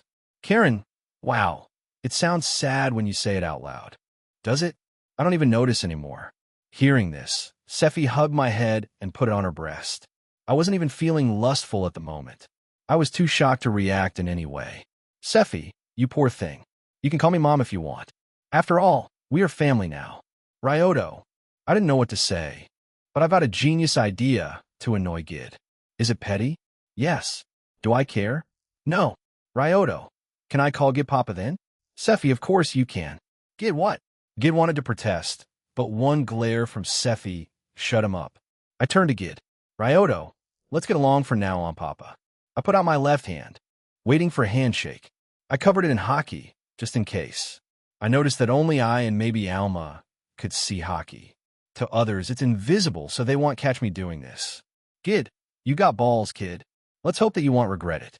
He grabbed my hand, and while we both smiled at each other, trying to crush our hands during this handshake, he was stronger than me, so I even tried to make my hand hot with firebending, but it wasn't working on him. I mean, if my blood didn't work immediately on him, why would fire? For now, they decided to leave, but as she said before, Sephi will become stay-home grandma once the child is born, leaving Gid with all responsibilities of a ruler. I think she wants to make up for not being the best mother to her daughters by being the best possible grandma. Now that we were done with the discussion, I decided to excuse myself to go to Mikado-sensei to fix my arm. It still hurts, and I should probably go to the doctor right away. So that's exactly what I did, hoping that she was at home. I knocked on the door of her house, and Ashizu opened the door. Ryoto. Hey, Ashizu. Is Mikado-sensei inside? I want her to check up on my arm, and maybe other things as well. She welcomed me inside and guided me to where Mikado was. Ryoto. Mikado-sensei. Sorry for coming unannounced on Christmas, but I need your help. Right now, I was wearing a long-sleeve jacket, so I took it off, revealing my right arm, which is a bit swelled and red because of muscle straining. Ryoko, what did you do? It looks like you have torn the muscles in your arm. For you to do that, you would need to try lift I don't know how many tons. She was calm. As a doctor, she probably witnessed more severe injuries. As she examined my arm to see if anything more was wrong and what kind of treatment I needed, I dropped a bomb. Ryoto, I fought Gid. Hearing this, she stopped all her actions. AD looked at me. Ryoko, what did you just say? Ryoto. Lala's father found out that she is pregnant, and he came to Earth to test me out, but I managed to piss him off during our fight by punching him in the face. Not my most brilliant move, but damn, it was satisfying. I was forced to defend myself from his tail laser, which ended up with my arm in this state. And while being on the topic, I would also like if you checked if he didn't hit me too hard anywhere. I don't feel much pain beside my right arm, but better safe than sorry. She just pinched the bridge of her nose, hearing what I had to say. Ryoko, can't you get out of the troubles? Ryoto, not my fault, really. Ryoko, says the guy who punched the Emperor of the Milky Way galaxy. Ryoto, touché. After the examination, she started treatment, but I should refrain from any excessive movements. I was apparently lucky that my muscles were only partially torn, so it will heal in a few weeks. There also wasn't anything wrong with anything else, so that's good. There were only small bruises on my face that would disappear after a few days. I will need to wear an elastic bandage for that time as well and periodically apply ice on my arm. After I returned home, I decided to get the rewards I rightfully earned. Ping Quest completed reward. 10,000 SP, 2 gacha tickets. As soon as I heard the notifications, I used the first gacha ticket, and, as always, the wheel started spinning. It landed on Zanpakuto. Zangetsu am not a swordsman, but it's still a powerful sword. The question is, which version is it? To find out, I summoned my new weapon, and to my surprise, it looked like an ordinary Asachi, a nameless sword. I'm lost. There wasn't a time when Zangetsu looked like this, even at the beginning of the story. Maybe you need to communicate with it to gain some kind of shape, but that's for the future. Now I have gacha to play. For the second time, the wheel spun, and this time it landed 10x random item. Huh, by playing the gacha, I got more gacha? Karen, let me explain. If you get an item from the gacha, it will be automatically transferred to you and won't be in a safe space until you decide to use it. The only exception is if the item you get is too big for the space you're currently on. So don't be scared and do a 10 roll. I decided to draw the items, and the wheel, now slightly different than the one before, appeared. Most of the items were useless as one would expect, like a pack of screws, a wheel, piece of cloth, but there were also some interesting ones. The most interesting but most dangerous was a green, ancient-looking mask simply called a mask. I didn't plan on putting it on, so I hid it in my room and went on with my evening. Yindi, and do you guys want to read Jujima's side story, or should I skip it? Vote below. Write it now. Nah. Yami will soon appear. Smiley face. A blonde-haired assassin, Karen's POV. I was currently in a mixed mood.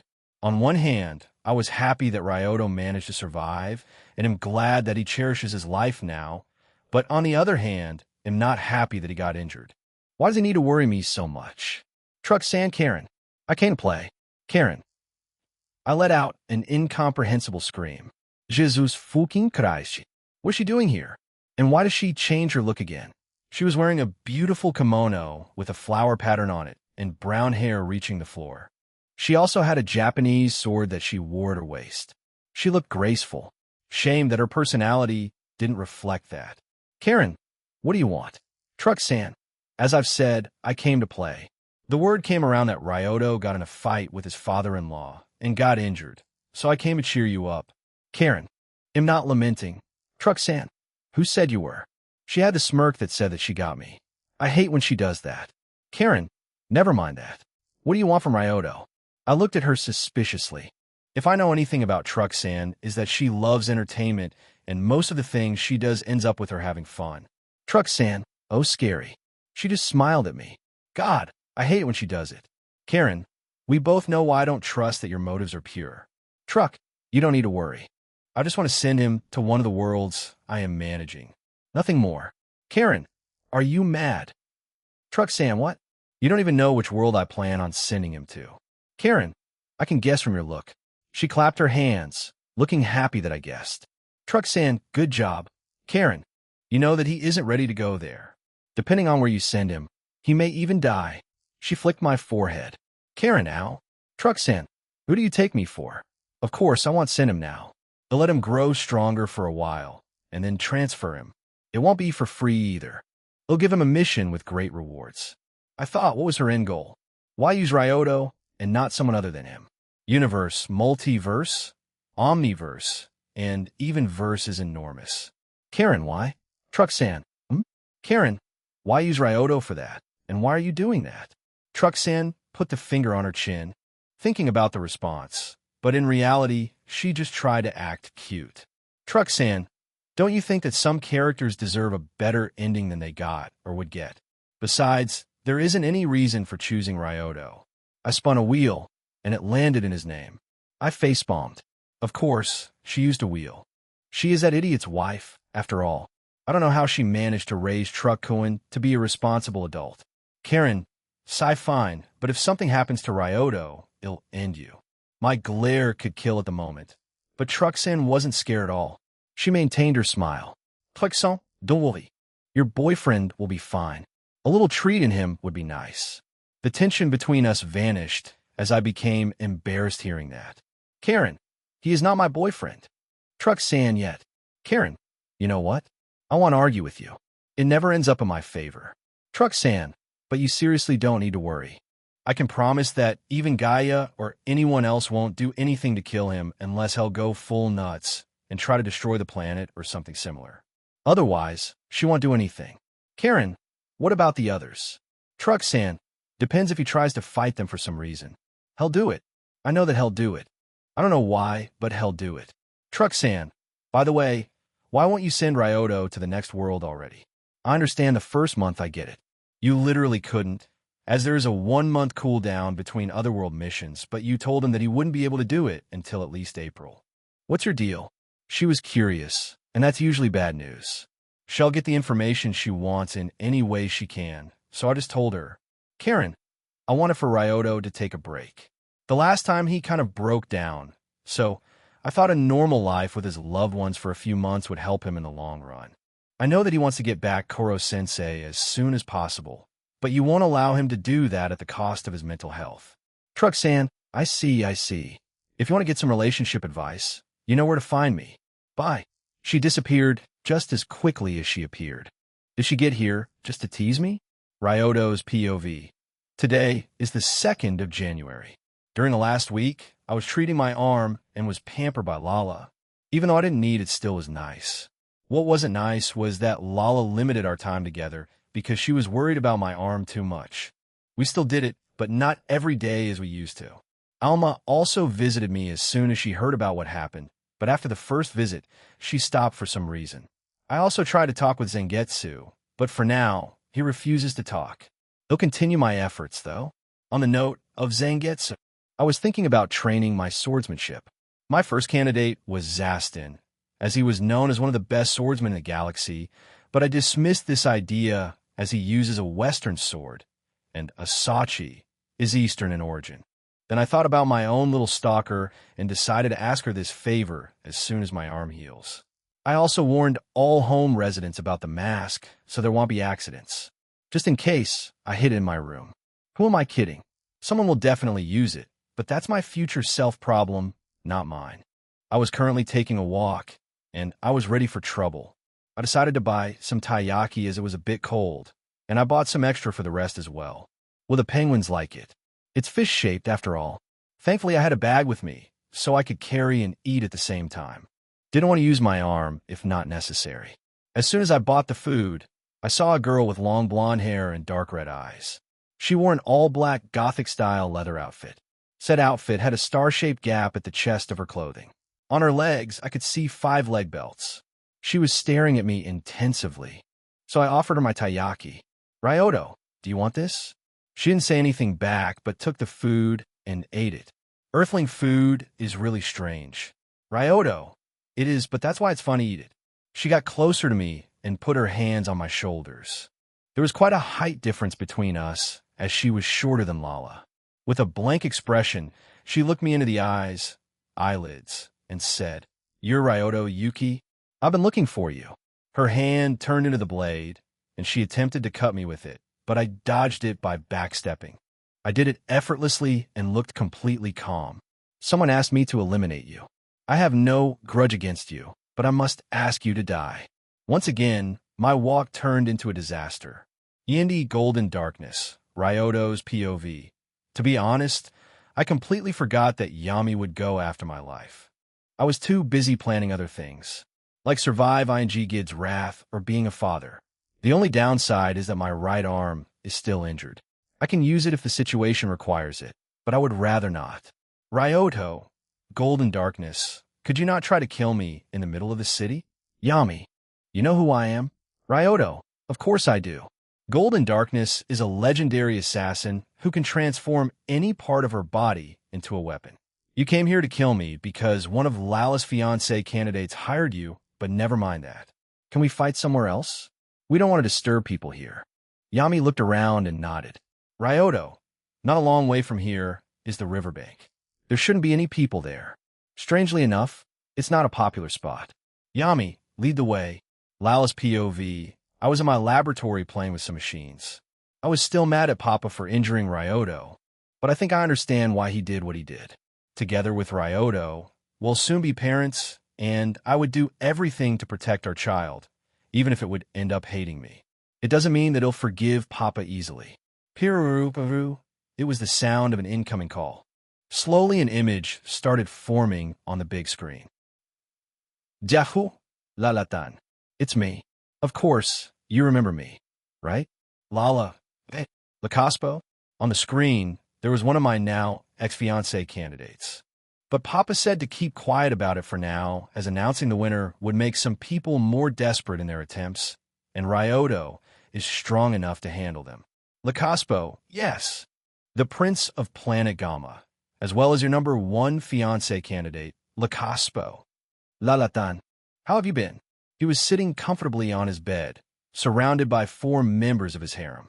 Lacaspo, I came to Earth to pick you up today, Lalatan, so let's quickly get married. He'll prepare you a special seat next to me. Lala, Bae, no way. Don't you know? I found someone great on Earth. Lacaspo. You mean Ryoto Yuki? But he might not be in this world anymore. Boo-boo-boo. What did he mean by that? Seeing my confusion, he gladly told me his plan. Lacaspo, have you ever heard of Golden Darkness? Lala, Darkness? Apparently, it was the best assassin in the galaxy, and he sent her to kill Ryoto. I need to find him quickly. He still has a wounded arm. Ryoto's POV. I was walking with Yami next to me in complete silence, so I decided to start a small talk. God, I'm bad at this. Ryoto. Hey, Golden Darkness is a bit long.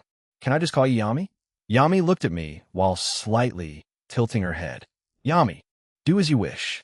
You'll die soon either way. Charming, isn't she? And there was once again silence. Ryoto. Yami. Ryoto. Do you want some more taiyaki? I proposed more food to her, and she accepted. Ryoto. Do you want to ask me something before we start a fight? She stopped earing and looked at me. Yami. No. After her short answer, she continued eating. I decided to stop talking as nothing more could come out of this. We finally arrived at the riverbank, and I put down the bag at the side so all the food inside wouldn't be destroyed. There was a distance between us, and we judged each other. I still had my eyes open and would use them only when needed. I could use this fight to train my fighting without an arm, since there could be a situation where my arm will be unusable again. I think I have a problem. I'm using every possible situation as a teaching session unless I'm pissed off or my opponent clearly outclassed me. Wait, is Yami stronger than me? In her darkness form, I would have problems, but right now, I should be alright. I even have the advantage of having water next to me.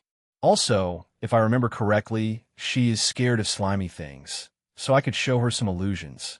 But the problem is I don't know what triggered her transformation. If it was fear, I'm screwed, and I don't want to risk it. I will just wing it. I can also summon Zangetsu if necessary, but is it stronger than my Haki in its Asachi form? You'll need to do some testing. Maybe I should drag out the battle as long as possible for that asshole who sent her to kill me to come and wait for him to dig his own grave or just drag out his desire. So many options, but I can choose only one. What to do? What to do? As I was thinking, I dodged a blade that targeted my head. Ryoto, have we started already? I didn't get any answer. She just continued attacking me. I deflected all of her attacks with my left hand covered in Haki. Seeing that her attacks didn't work, she changed her tactic and transformed her hair into 8 dragon heads, and as it was too much to defend myself at once, especially with one arm, so while backstepping, I controlled water and aimed it at her. Seeing this, she used some of her hair to create a shield to protect herself from water, which in turn I turned into ice. She was slightly surprised by that, but she returned her focus quickly and smashed the ice into the ground, breaking in the process. Yami, it wasn't mentioned by my client. Ryoto, I like to think that I'm full of surprises. By the way, what else did your client mention? I need to know how to punish him later. Yami, he said that you're a beast that would lust after everything that would be considered female. He said that you were blackmailing Princess Lala to become your fiancé, so you could take Deviluk's throne for yourself. Also, apparently, you can't get up your brother, whatever that means. He is dead. Even Miltan won't be enough to calm my rage. Should I let Miltan team up with Pori Pori Prisoner, or maybe multiply both of them? But first I would let him see them as beautiful girls, and as he starts kissing one of them, boom, they turn back to their true form, and they start having fun with him. Ryoto, thank you for telling me that. Yami, but you got fake info this time. Strange that you didn't check it before you took the job. Yami looked at me with a blank expression, but I could see a faint embarrassment. Yami, I didn't get a lot of jobs as of late. Ryoto, I see. There was a silence, but it was destroyed by Lala. Lala, Ryoto, Yindi Revenge, Ryoto's POV, Ryoto. Hey Lala, fancy seeing you here. Lala rushed to me. Lala, are you alright, Ryoto? Ryoto, why wouldn't I be? Lala, one of my ex-fiancé sent an assassin after you. Ryoto, I know. I was just having a small talk with said assassin. I pointed to Yami. Lala, what? That cute girl is an assassin? Yami, cute? Yami got embarrassed by Lala's compliment. As we were talking, a spaceship arrived near us, and from the ship, a short green alien descended from there. Why does he look like Pilaf, though? Lakaspo, tada! Lakaspo is here to visit. Yeah, I do not care for him. Lakaspo, I'll come to pick you up, Lalatan. Let's get married. Lala, in your dreams, Lakaspo. You ordered an assassin to kill Ryoto. You are the worst. Shockingly, future victim of Miltan was shocked by her words. Lacaspo, the worst? As this conversation was taking place, I took out a lollipop and I offered it to Yami as well. Ryoto, do you want it? She took it without hesitation. Did I already tame her with food? Lacaspo, this is your fault, Ryoto Yuki. You have been taking advantage of Lalatan. Ryoto, true. Sleeping in her lap at every possible time. I truly took advantage of her kindness, but can you blame me? I started exaggerating and used my acting skills to the fullest. Lacaspo, you did what? Ryoto. Or do you mean the time when she started feeding me food? He started turning blue. Does this mean that he is angry? Or did he stop breathing? It's possible that his blood is blue after all. Ryoto, oh, I know. You're probably mad that we are sleeping in the same bed. Yami, Eki. Ryoto, I don't deny it. Lacaspo, come on out.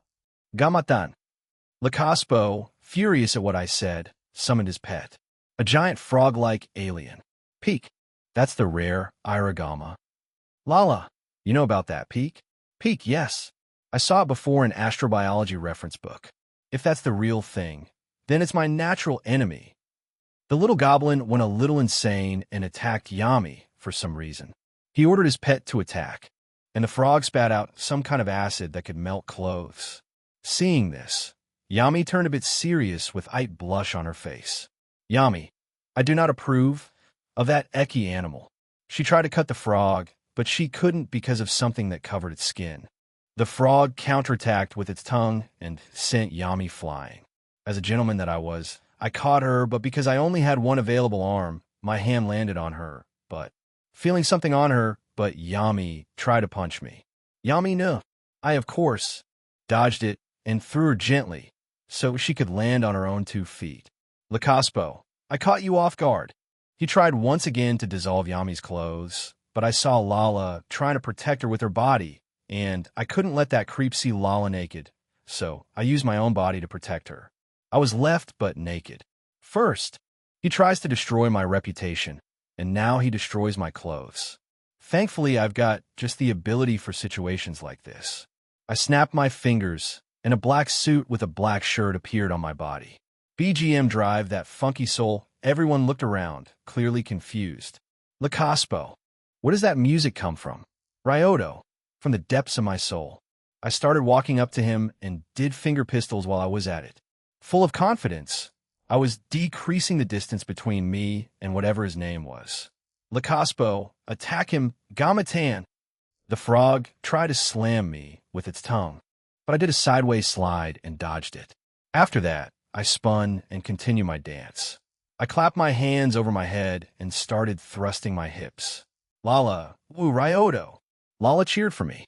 Ryoto, thanks, Lala. Yami, on the other hand, had a blank expression on her face. And the same could be said about Lala's ex-fiancé. Lacaspo, what? I was finally in range, not that I needed to, but I did it anyway.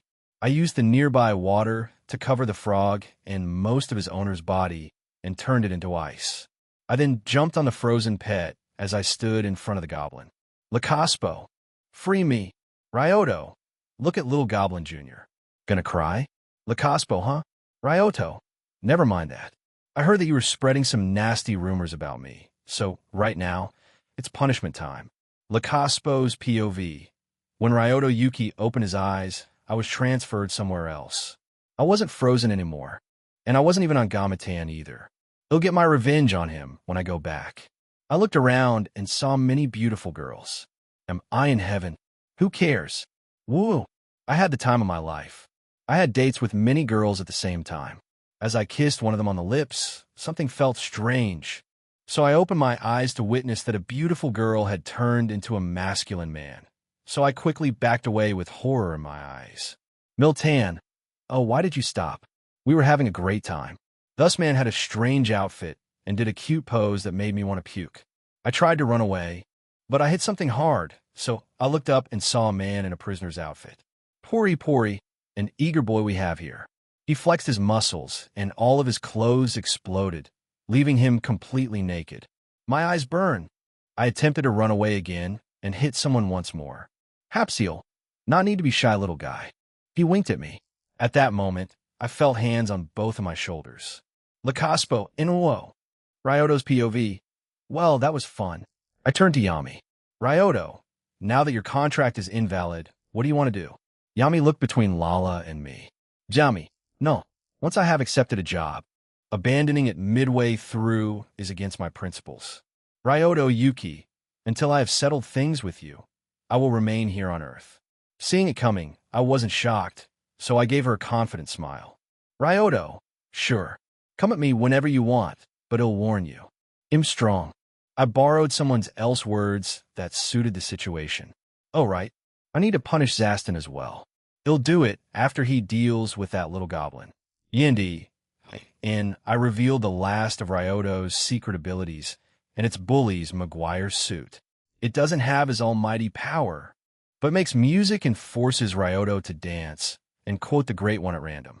By the way, should I write Eki as a pervert or leave it as it is? Meetings and gets Ryoto's POV. After I returned home together with Lala, I told my story to Rito and Mikon, and my little sister was amused at every time I took a walk. Something strange happened. She even made a joke that it'll cause a war on one of these walks. I think she raised a flag, but better not to think about it. For the next week, nothing unusual was happening, but my arm was fully healed. When I went to Mikado Sensei about it, she was not only confused, but fascinated by how fast I recovered. Thank God for Spider-Man's regeneration power, even if it's minor. I also punished Zaston. I only let him meet Miltan because I still need him to draw my manga, but I definitely scared him in some way. Before I go to my new swordsmanship teacher, he'll try one more time to talk with Zangetsu. He didn't answer before, but I have a good feeling about today. As always, I trained in the garden, and after I was done with my usual routine, I sat under Celine and started meditating. As I was reaching out to Zangetsu, there was finally a difference. So I opened my eyes and looked around. I didn't like what I saw. Half of the world was cloudy with the sun coming out behind the clouds, and the other one was heavily raining. I could even see some lighting there. But that's not what I didn't like. I was inside the town. Some of the buildings were from this world. Some were from the assassination classroom's world, but they were from my previous life.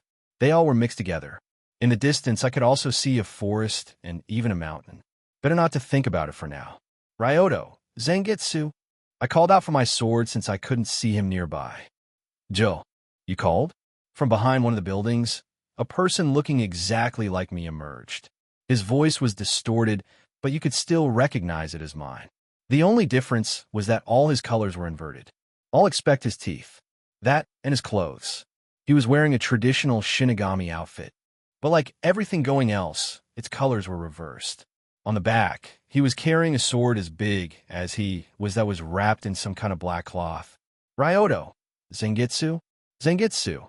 No, Santa. Of course it's Zangetsu. Who else would be in your inner world? Ryoto. I don't know. I was just expecting old man Zangetsu, and not me. Zangetsu. Did you already forget who that old man was? Right. He was the materialization of Ichigo's other power. Ryoto. So what now? Do we fight?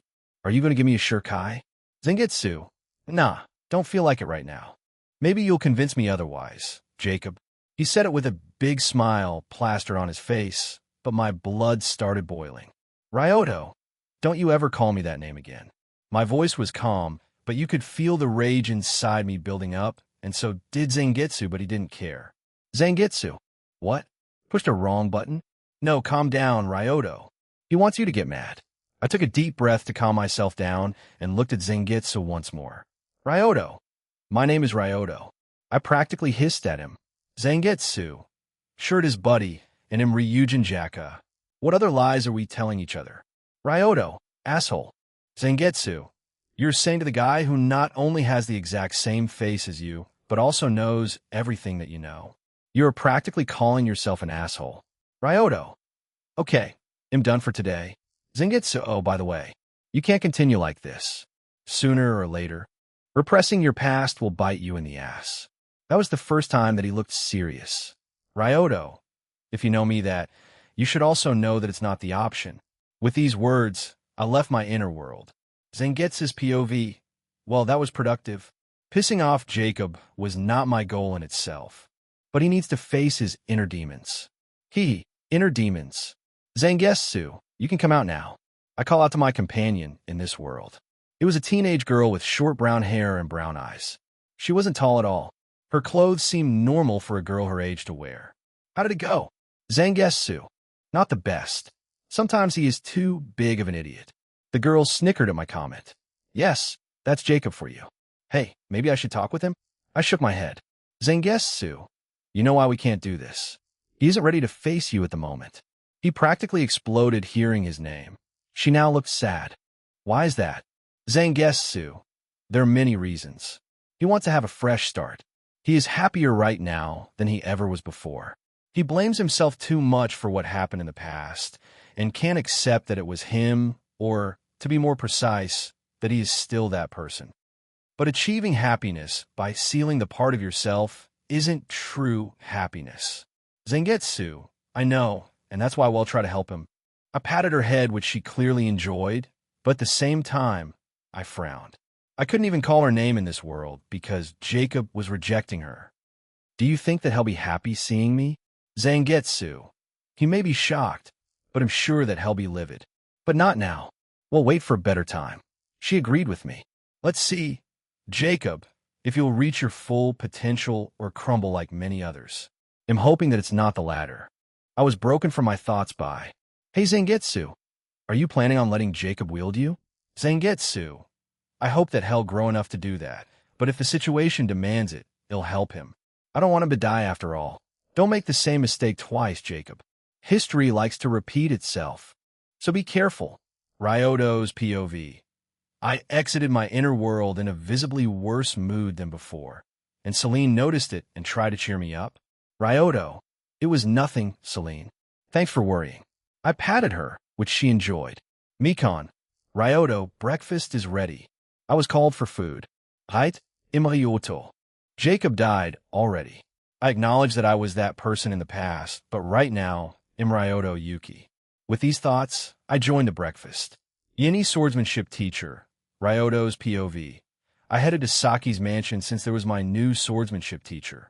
It wasn't a walk, so nothing out of the ordinary had happened. As you would expect, Saki's estate was enormous. The main building was protected by a tall wall and a big gate. I rang a doorbell, gate bell, and waited for someone to answer. I heard someone answering, but that person didn't say anything. Ryoto, Rin Senpai. I know that you were there. Rin, TSK. She clicked her tongue. Ryoto, good to see you too. Can you open the gate? I have something to talk about with you. Rin, me? Ryoto, yep. Rin, wait here. He'll talk with Saki-sama. Rin's POV. What is he doing here? I hope that he didn't notice me answering, but he did. What does he want from me? I should reject his request right here and there, but Saki-sama is interested in this man, against her better judgment. The only thing I can do is try to open her eyes, and if it doesn't work, I could try to better him as a person until he is worthy of being the partner of Saki-sama. Rin. Sai-aya, what is it, Rin? Something happened? Rin. Ryoto Yuki is outside the gate. He really is a cause of my headache. Aya. I see, but why is he here? Rin. Apparently, he wants something from me. So, I go to Saki-sama to report it. Aya. You know that she'll be thrilled to hear about it. Rin. Sai no. Ryoto's POV. I waited outside, and in my bored state, I started eating a lollipop. The words of Zangetsu were still fresh on my mind, but I shook them off for now. Meanwhile, the gate finally opened, and Rin stood in front of me. Rin, come inside. Ryoto. So cold, Rin Senpai. I thought we had something special with you stalking me and all. Rin, I was not stalking you. Ryoto, are you sure? Rin, yes, I'm sure. Ryoto, then you were spying on me? Rin, are you enjoying annoying people this much? Ryoto, it's therapeutic, but I have a favor to ask you, so it'll end it at that. I made her a little curious. Rin, what favor? Ryoto, can you teach me swordsmanship? Rin, why would you want to learn it? Ryoto, do you want a long version or a short version? Rin thought about it for a while. Rin, a short one. Ryoto, I want to kill swallows. Rin, huh? Ryoto, I want to learn how to kill swallows just like my idol, savior of France, and maybe just like him, he'll be deemed as a savior one day. I expanded on my answer. Rin, I heard you the first time. She pinched the bridge of her nose. Rin, You are joking, right? She says that hoping that I was joking and she was in luck. 40 of that was a joke. Maybe 30. Ryoto, you got me. Some time ago, I got my hands on a sword, so I plan on learning how to use it properly. Rin, I see. She was trying to look through me to discover any lies, if there were any. Rin, why me? Ryoto, well, you smacking me with a sword gave me quite the impression, and you're the only one I know who knows Kendo. I would ask Zaston, but he is occupied with something else. He still has nightmares, and is even scared of touching his sword. Only his sword. I still need him for the manga. Rin was thinking seriously about accepting or rejecting me. Rin, I accept you as my student, but you'll do everything I say, understood? I hugged myself and acted embarrassed. Ryoto, everything? Rin face-bombed, defeated before we even began. Rin, we'll need to fix that trait of yours. We arrived at the dojo where Rin regularly trains. Rin, now strip. I didn't hesitate. Ryoto, Saido Chesto. I grabbed the wrist with my hand and flexed all of my muscles. My clothes exploded, and one piece hit Rin's forehead. I left my underwear on me, for now. Ryoto, is that enough? Rin. She silently put down the piece of cloth from her forehead, and then she suddenly swung at me with her wooden sword. Ryoto, hey, what was that for? Rin, that's what I'm asking you. I asked you to strip, not that. Ryoto, you should be more specific then. You wanted to see me without clothes, and I showed you me without the clothes. Rin tried to calm herself down. Rin, you know what, forget it. They'll just do what I intended to do from the beginning. Ryoto, which is? Rin, I need to see your muscle distribution and what kind of training you need first. She looked around my body and noticed 3 scars. One on my shoulder, one on my leg, and one on my stomach. Rin, these are? Ryoto, kind of like medals of honor. While saving someone, I got these. I almost died that day. I subconsciously touched one of them and smiled while remembering the memories I have with Keed and Rio. Ryoto, but never mind that. What is your verdict? Maybe I should do more poses. Rin, it's not necessary. From what I observed, you have great foundations. You must have trained a lot. I train daily now. But before, I would probably sweat nervously because most of these muscles were in package with Spider-Man's powers. Rin, well, start with the basics, as you are a complete amateur. First, do 1,000 swings, she said with a small smile. I think she enjoys seeing me suffer. Third POV. Right now, in her room, Saki was trying to find a perfect outfit for herself. Aya, Saki-sama. If you don't hurry up, Yuki-kun will go home. Aya was currently accompanying Saki. Saki, I know, but I can't let Ryoto-sama see me when I'm not at my best. He deserves much more. Aya, but do you have any plan when you meet him? The Christmas party could be considered a success since Yuki-kun seemed to enjoy himself. But what's next? Aya was curious about what Saki's plan involved. Saki, that's pretty simple. They'll show how good of a wife I am. Instead of maids, they'll be the one to bring the snacks, and after that, Saki's imagination went a little wild, and she needed to be brought back to Earth by Aya, but Saki would do everything in her power to bring her imagination into reality. Yindi Alma in trouble. And I almost didn't write this chapter because I slept the whole day. LOL. Saki's POV. I was finally ready to meet Ryoto-sama, and the chefs had already prepared food. I heard from my maid that Ryoto is currently in the dojo with Rin. When I arrived there, I witnessed Ryoto-sama swinging a wooden sword. He looked handsome, even just in his underwear, but now I can't interrupt him. He seemed very focused on his task and didn't even notice Aya or me. Rin, on the other hand, saw us and walked up to us. Rin, Saki-sama, forgive me that I couldn't return to you sooner, but Ryoto Yuki asked me to train him in swordsmanship. Saki, worry not, but why is he almost naked? Not that I mind. Rin, I needed to see his muscles, but I didn't expect that he would destroy his clothes. I am ashamed that I didn't expect the unexpected. Saki, I see. Rin, you do? Rin asked in surprise. I looked once more at Ryoto-sama, and his movements were hypnotizing. I could watch him doing this a whole day.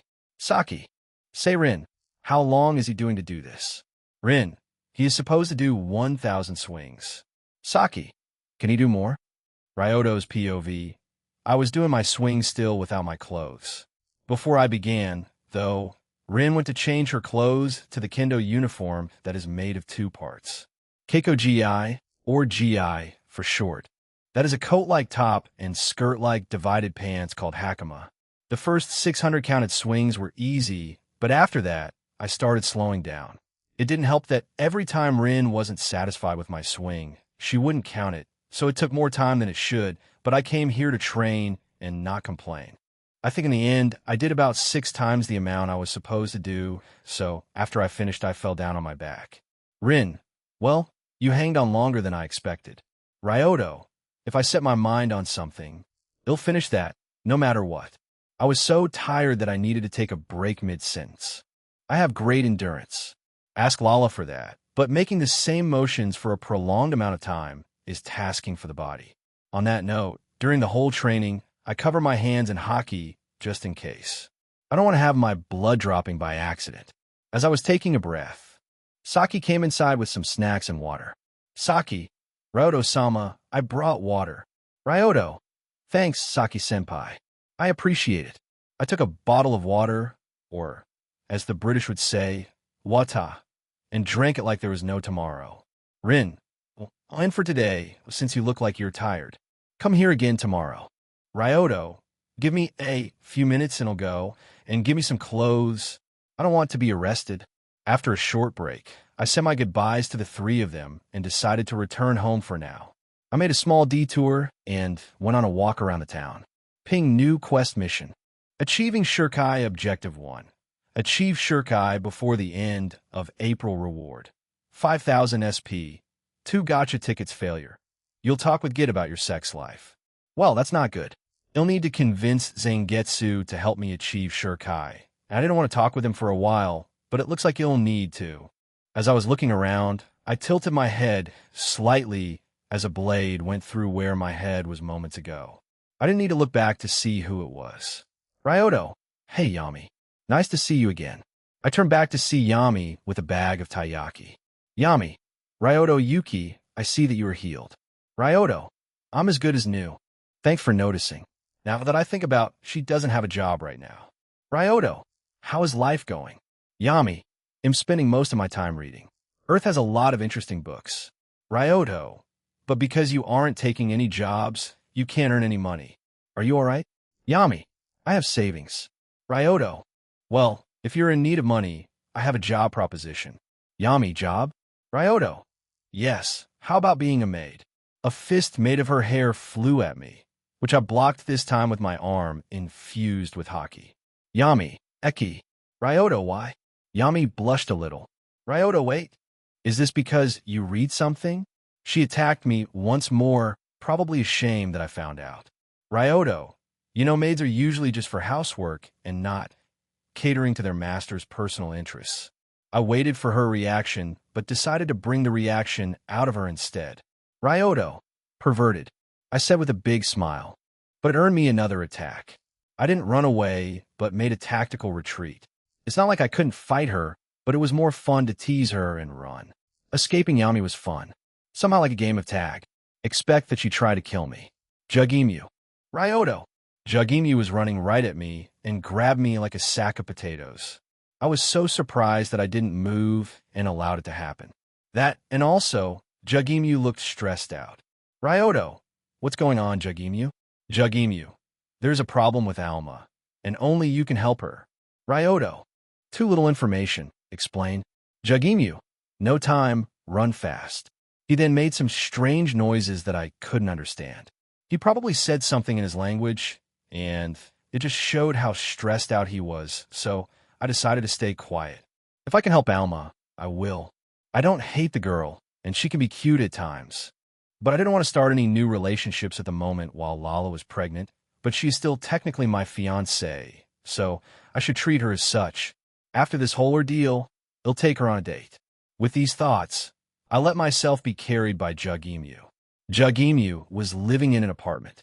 It wasn't luxurious or anything, but it was cheap according to him. Inside, he threw me into one of the rooms. He then proceeded to lock the said room, and the last words I heard from him were good luck. What did he mean? I felt a hand on my shoulder, and a significant force forced me into the floor. My back against the floor, Alma is sitting on me, her hands on the floor next to my head from both sides, her face closing to mine. She looked like she couldn't control herself. I could see the wildness in her eyes. Alma then pulled apart my shirt, destroying it in the process. Alma, mate. Ugh, I see where I'm coming into this. Yini Alma content warning, Ryoto's POV. Looks like Alma's feeling restless, and seeing Jugemu so nervous means I need to calm things down. What is going on with this absurd development? But now that I'm in this situation, I'm not planning to let the situation escalate. I'm the one taking the lead instead of letting her control things. I took charge of the situation, and she tried to regain control, but I stopped her by kissing her passionately.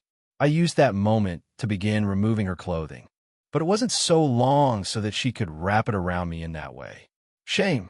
As I was distracted by my very important thought, Alma wrapped her tail around my neck and reversed our positions once more. This time she destroyed my pants and underwear. It's the second time today that my clothes have been destroyed, but now we are both naked. Her skin was primarily light blue and was very different in touch from human skin, but it was still very pleasant. As she pinned me down, she licked my scar on the shoulder with her tongue, and that was my cue. I threw her off me and quickly jumped on her and pinned her down from behind. She tried to shake me, but I held her firmly. Ryoto, easy girl. I whispered into her ear, hoping that it would calm her down, but no. So I started thinking and remembered how she listened to me like a puppy when I used Haushikahaki before. So I tried it as well, and it produced interesting results. Alma seemed much more affected by this and became noticeably more compliant. I took the opportunity to lead her toward the bed, which would likely be a mess afterward. You'll need to apologize to Jugemu for that. In the bedroom, Alma was lying on her back, and we started kissing. It was definitely different than making out with Lala. Alma right now is very wild and hungry for me, in a good way. She wrapped her arms around me, and I felt that she wanted to scratch me, so I stopped her with Haki. Alma won't listen to me unless I do that, and I don't want her to make me bleed, or it will be catastrophic.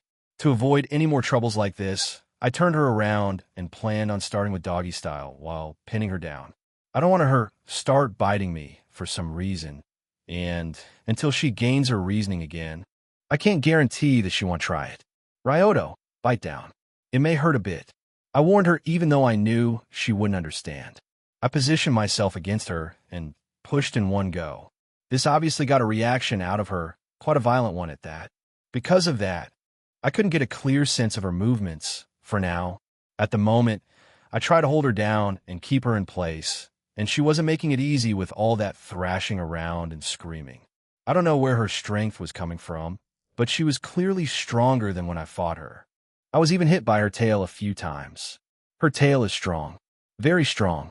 I needed to protect myself with Haki against it. I even activated probability calculations just to be safe, and let me tell you, it was an experience. I put her tail under my armpit to not let her wave it around. I didn't move too much for now, as I was trying too hard not to injure her in any way, and I needed to be careful to not let her injure me. Why is this so hard? After a short fight, Alma started to calm down. I could feel her tail limping down, so it was a good sign. It was the moment I decided to start moving. We started moving together, but her body followed my rhythm, shifting her hips up. I adjusted my stance with great strength, pressing her back down onto the bed, but the sudden force caused our bed's legs to break. I didn't care at that moment.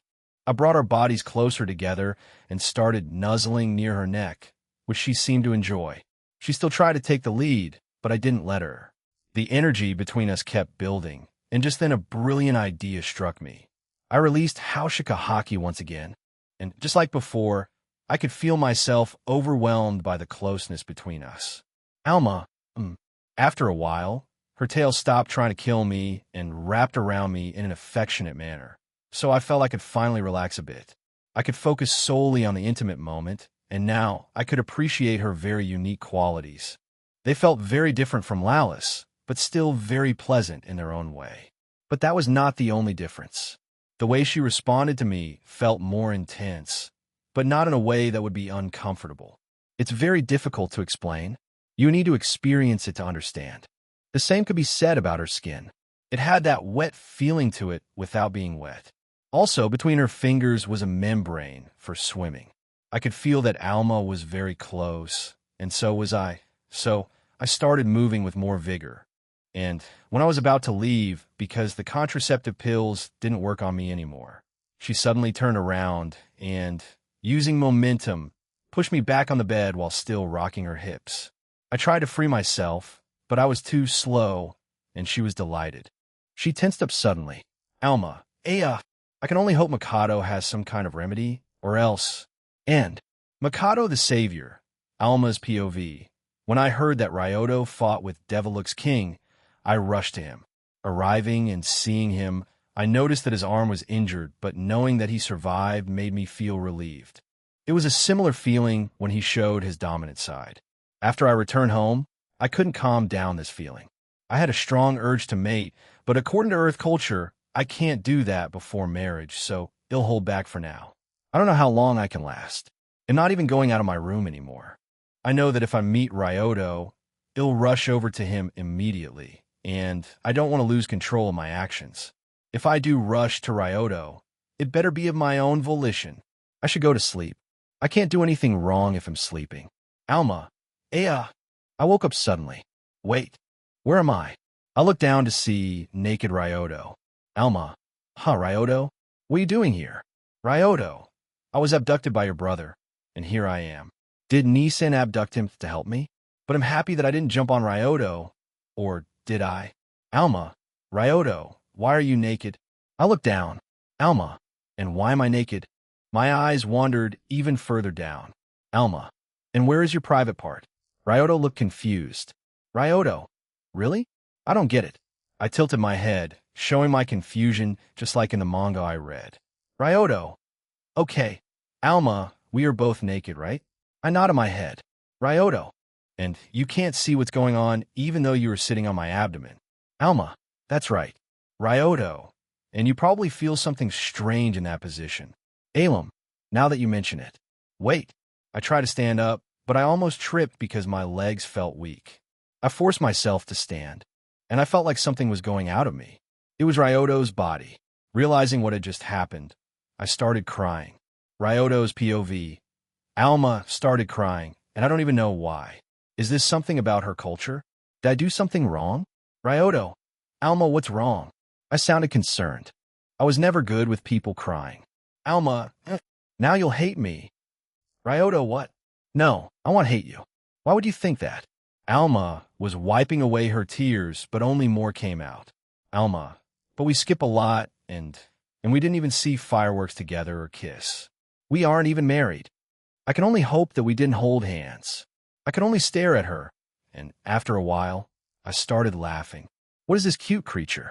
Ryoto, ha ha ha ha. I hugged her, bringing our bodies closer together. Ryoto, of course, I wouldn't hate for something so stupid.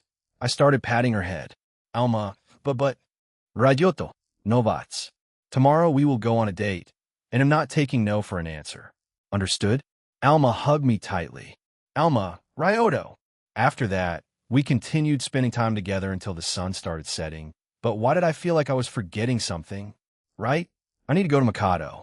Ryoto, Alma, we need to go to Mikado Sensei right now. Alma, tired after becoming an adult, tiredly answered me. Alma, Mikado Sensei? The famous doctor? Ryoto, yes. Alma, why? Ryoto, we need the pills against pregnancy. Alma, you don't want to have children with me? Alma tried to sound cute, and her tail wrapped around my leg affectionately and flapped it a few times. Ryoto, that's not it, but I'm not ready for more children at the moment. Not only Lala is pregnant right now, but there are more things on my head. Alma smiled at me. Alma, don't worry, I'm joking, but when you're ready, I want at least 5 children. Ryoto, that could be arranged. But now I didn't have any clothes, so I suited myself using my power, and Alma dressed up with her clothes. I looked around the room, and it was trashed. Destroyed bed, some holes on the floor and walls. Alma is wild, if nothing else. And it was an interesting experience. But I'll still need to apologize to Jugimyu and help him fix this room. As I opened the door to go to Mikado, Jugemu was about to open them as well. Ryoto. Hey, Jugemu. Sorry, but he'll go out with Alma to see Mikado-sensei. He'll get Alma back home later. The earlier we got to meet Mikado, the better it was for my nerves. Jugemu. Mikado-sensei? She was here earlier today. That caught me a little off guard. Ryoto, huh? In the living room, we had a talk with Jugemu. To be more accurate, I had a chat with Jugemu, and Alma was spacing around. She was still tired after all. She may be inhumanly strong, but it looks like Lala has better stamina in bed after all. Ryoto, so you're telling me that you called him Mikado-sensei before because Alma closer herself in her room and asked the doctor for advice, and that's why you kidnapped me like a maniac? Jugemu. Yes. Ryoto. And she already made Alma take contraceptive pills before. Jugemu. That's correct. I think Mikado became my idol. Ryoto. You need to say these things earlier. I almost had a heart attack before. Jugemu. Sorry, I was very worried about Alma's condition. Jugemu said with his head lowered. I can't be mad at him. If there was something wrong with Mikon, I would also panic. Ryoto. I can't blame you for that, but I'll need to thank Mikado-sensei as well. Maybe he'll cook something for her at a later date. And while we are on topic, sorry that I destroyed the room. I'll help you fix it, and if you need money, just say it. Jugemu. Oh, you don't need to worry about it. I was expecting the whole building to be destroyed, so I was surprised that it still was standing. I paused. Ryoto. Wait, so you thought that the building would be destroyed, and you still threw me to the room without hesitation? Jugemu. I believed in you. Okay, I'm done with this conversation. It was already late, so after saying my goodbyes, I returned home. Why can't I have my walks uninterrupted? Yini, okay, so I have two things I kind of need advice on. First is if I should give Ryoto hollow powers together with Zangetsu, since, in the original, Zangetsu was a combination of Shinigami and hollow powers, and Ryoto Zangetsu is based on it. Second is if Zangetsu in the inner world should have all of Ryoto's powers. In my opinion, it would be cool if he had and used them in a more wild and unpredictable way, but I'm not sure if it would make sense since Zangetsu is part of Ryoto and is Zanpakuto, but he is still not Ryoto. It can work either way. So yeah, all advice are helpful. Zangetsu, Ryoto's POV, at home, I talked to Lala about what happened and what my plans for tomorrow were, and she was happy that I finally accepted Alma. In my room, I planned out my day tomorrow in greater detail. First thing in the morning, I'll talk with Zangetsu, even though I don't want to. Second, I'll thank Mikado-sensei at school and let her know that I'll cook for her later. Third, I'll train with Rin my swordsmanship, which will become a daily thing unless something important comes up. Fourth, I'll go on a date with Alma. It looks like a good plan for the day. The first thing in the morning, I went to the garden, sat under Celine, summoned Zangetsu, and started meditating. After about a minute, I was pulled into my inner world. There Zangetsu was waiting for me with a big smirk. Sangetsu, Jo, Hako. I don't want to talk with him, but a man's gotta do what a man's gotta do. Ryoto, you know why I'm here. Zangetsu. Zangetsu, sure I do. You want. Zangetsu grabbed the sword, and the cloth covering it unraveled itself, showing the naked blade. It has the appearance of a giant white cleaver without any hilt or handguard. Zangetsu this. But tell me, why should I give it to you? Ryoto, because the stronger I am, the better our chance to survive, and if I die, you do as well. Still, with his signature smirk, he put a hand on his chin. Zangetsu. Excellent argument. Yes, very good. But there's one problem with it. I furrow my brows. Ryoto, which is... He suddenly rushed at me, which didn't even activate my spider sense. It makes sense that he doesn't trigger it since he is part of me. I still got time to react and block the blade with Haki. Zangetsu, I don't care if we die or not. He was strong enough to push me back, and I crushed into the wall of one of the buildings. Zangetsu, remember that what you want and what I want are totally different things. You want to get stronger to protect people around you, to not make the same mistake. He started swinging the sword by the cloth. Getting out of the wall, I asked, Ryoto, so what do you want? Zangetsu, not telling. He threw the sword at me. I dodged it, and using this moment, I started running up to him, but halfway through, He pulled the cloth to bring back the sword. With this movement, the blade almost cut me, but thanks to my reflex, I bent down in time. He then slammed the sword down at me and forced me to back down. There was a distance between us again. Ryoto, do we really need to fight? Zangetsu put the giant sword on his shoulder. Zangetsu, we don't, but you piss me off. Ryoto, is it because of my past? Zangetsu, you can say that. By accepting that you are Jacob, it'll allow you to wield me. Ryoto, so then it'll force you to give me Shirkai. Zangetsu's smile widened. Zangetsu, good luck with that. I opened my eyes, and so did he. His eyes were gold, yellow, and black in color in contrast to mine, which are all blue. They had the same pattern as mine, just a different color. That means that illusions are useless against him. No water here, so he'll use mainly fire to fight him. I fired off a big stream of fire and used it to blind him and buy me some time. I started gathering up lighting, but unfortunately, I couldn't see that his smirk widened seeing what I was planning. Zangetsu raised his sword himself and called his attack. Zangetsu, Gitsuga, Tenso. Hearing what he just said, even without my spider sense, my instincts were telling me to dodge it at all cost. I instantly abandoned my attack plan and pushed myself away with flames from the trajectory of the attack. And just moments later, I saw a black slash with red outlines coming right through my fire and was coming fast towards my location. I barely dodged it, and I instinctively looked at the damage that attack did. But as I shouldn't doing it mid-fight, I returned my gaze at Zangetsu, but the only thing I could see was the palm of his hand as he grabbed my face, and before I could try to free myself, I felt heat gathering in his hand. So as fast as I ooled, I covered my whole face in hockey before a burst of fire attacked me violently and shoot me backward. How? Zangetsu. Surprised? You shouldn't be. In part of you so, of course, I could do everything you can, but I'm really disappointed. All this power, but you can't use them to their fullest potential. I got up. Ryoto, I'm well aware that I don't use everything to its fullest potential, but I'm constantly working on it. Zangetsu, and what? You want a medal for that? You should be very aware of this. The only things that matter are results. You can try, but never succeed, and no one bats an eye, but once you achieve success, everyone around you notices you. Isn't life beautiful? Zangetsu, the whole time, was relaxed, as he wasn't taking me seriously the entire time. He was waiting for me to move first, so he could crush me thoroughly. I repelled myself with flames to shorten the distance between us, and to my surprise, he put back his sword to fight me in hand-to-hand combat. He blocked all of my attacks with ease, and while he deflected one of my punches, he used his mind power to attach his hand to my arm and threw me to the ground with great strength.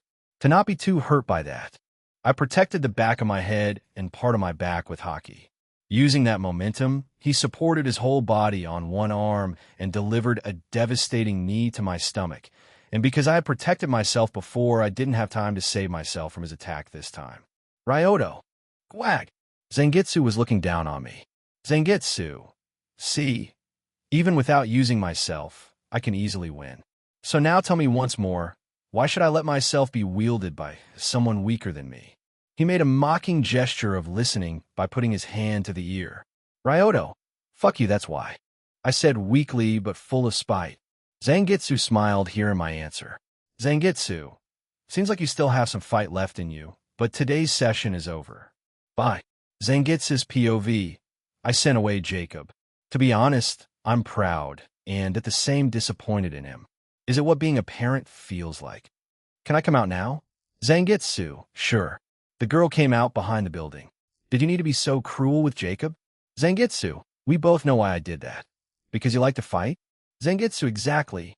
I showed her a smile and patted her head. I wouldn't show this side of me to anyone else, but her, since she is... Hey, when do you think will be a good time for me to show up? She disrupts my thoughts. Zangetsu, that depends on Jacob. The faster he accepts his past, the faster you'll meet him. Oh, I have one more question. Do you plan on allowing Jacob to achieve Shirkai? Zangetsu, not at the moment, but who knows if he'll change my mind. Maybe if he is strong enough? But strength isn't everything. She countered. Zangetsu, that's the thing we'll not agree on. For me, strength is everything. Be it physical, mental, or strength of heart. I respect all kinds of strength. If you want to protect someone, you need the power to do so. If you want to win an argument, you need to have the strength of mind to do so. And if you want to win someone else's heart, I pointed to my heart. Zangetsu, you need to have this strength to do so. You don't need strength to enjoy life. Zangetsu, tell that to Jacob, and let's see if he agrees. She pouted and turned her head. That's not fair because he's in a situation where he needs strength. Zangetsu, I can't hear you over the sound of you losing the argument. She became irritated because of my mocking. You, as she was hitting me without even hurting me. I could only wait and see what Jacob plans on doing. Yeni Yui's troubles, Ryoto's POV. I woke up from meditation while coughing up some blood on my shirt that started dissolving and looked down on Zangetsu with some resentment in my eyes. I grabbed the sword by the hilt and tried to strangle it. Ryoto, listen here. You little shit. I will make you give me Shurkai, even if it kills me. You hear me? Zangetsu, by vibrating a bit, said whatever. As I was talking with Zangetsu, Mikan walked outside to call me for breakfast. Mikan, Ryoto, the food is ready. She then looked at me, who was at the moment trying to strangle my own sword. Mikan, what are you doing? Ryoto, nothing. I said as I unsummoned Zangetsu. Mikan, is that blood on your shirt? And why does it dissolve your shirt? Ryoto, yeah, I had an argument with my sword and I lost. But it'll get my revenge. It'll change the clothes and it'll be ready for breakfast. And don't worry about the holes. Mikan had the did he finally go crazy look, but didn't ask for clarification as she knows at this point that it's either something stupid or nothing she should be worried about. She has trust in me even if she doesn't say it.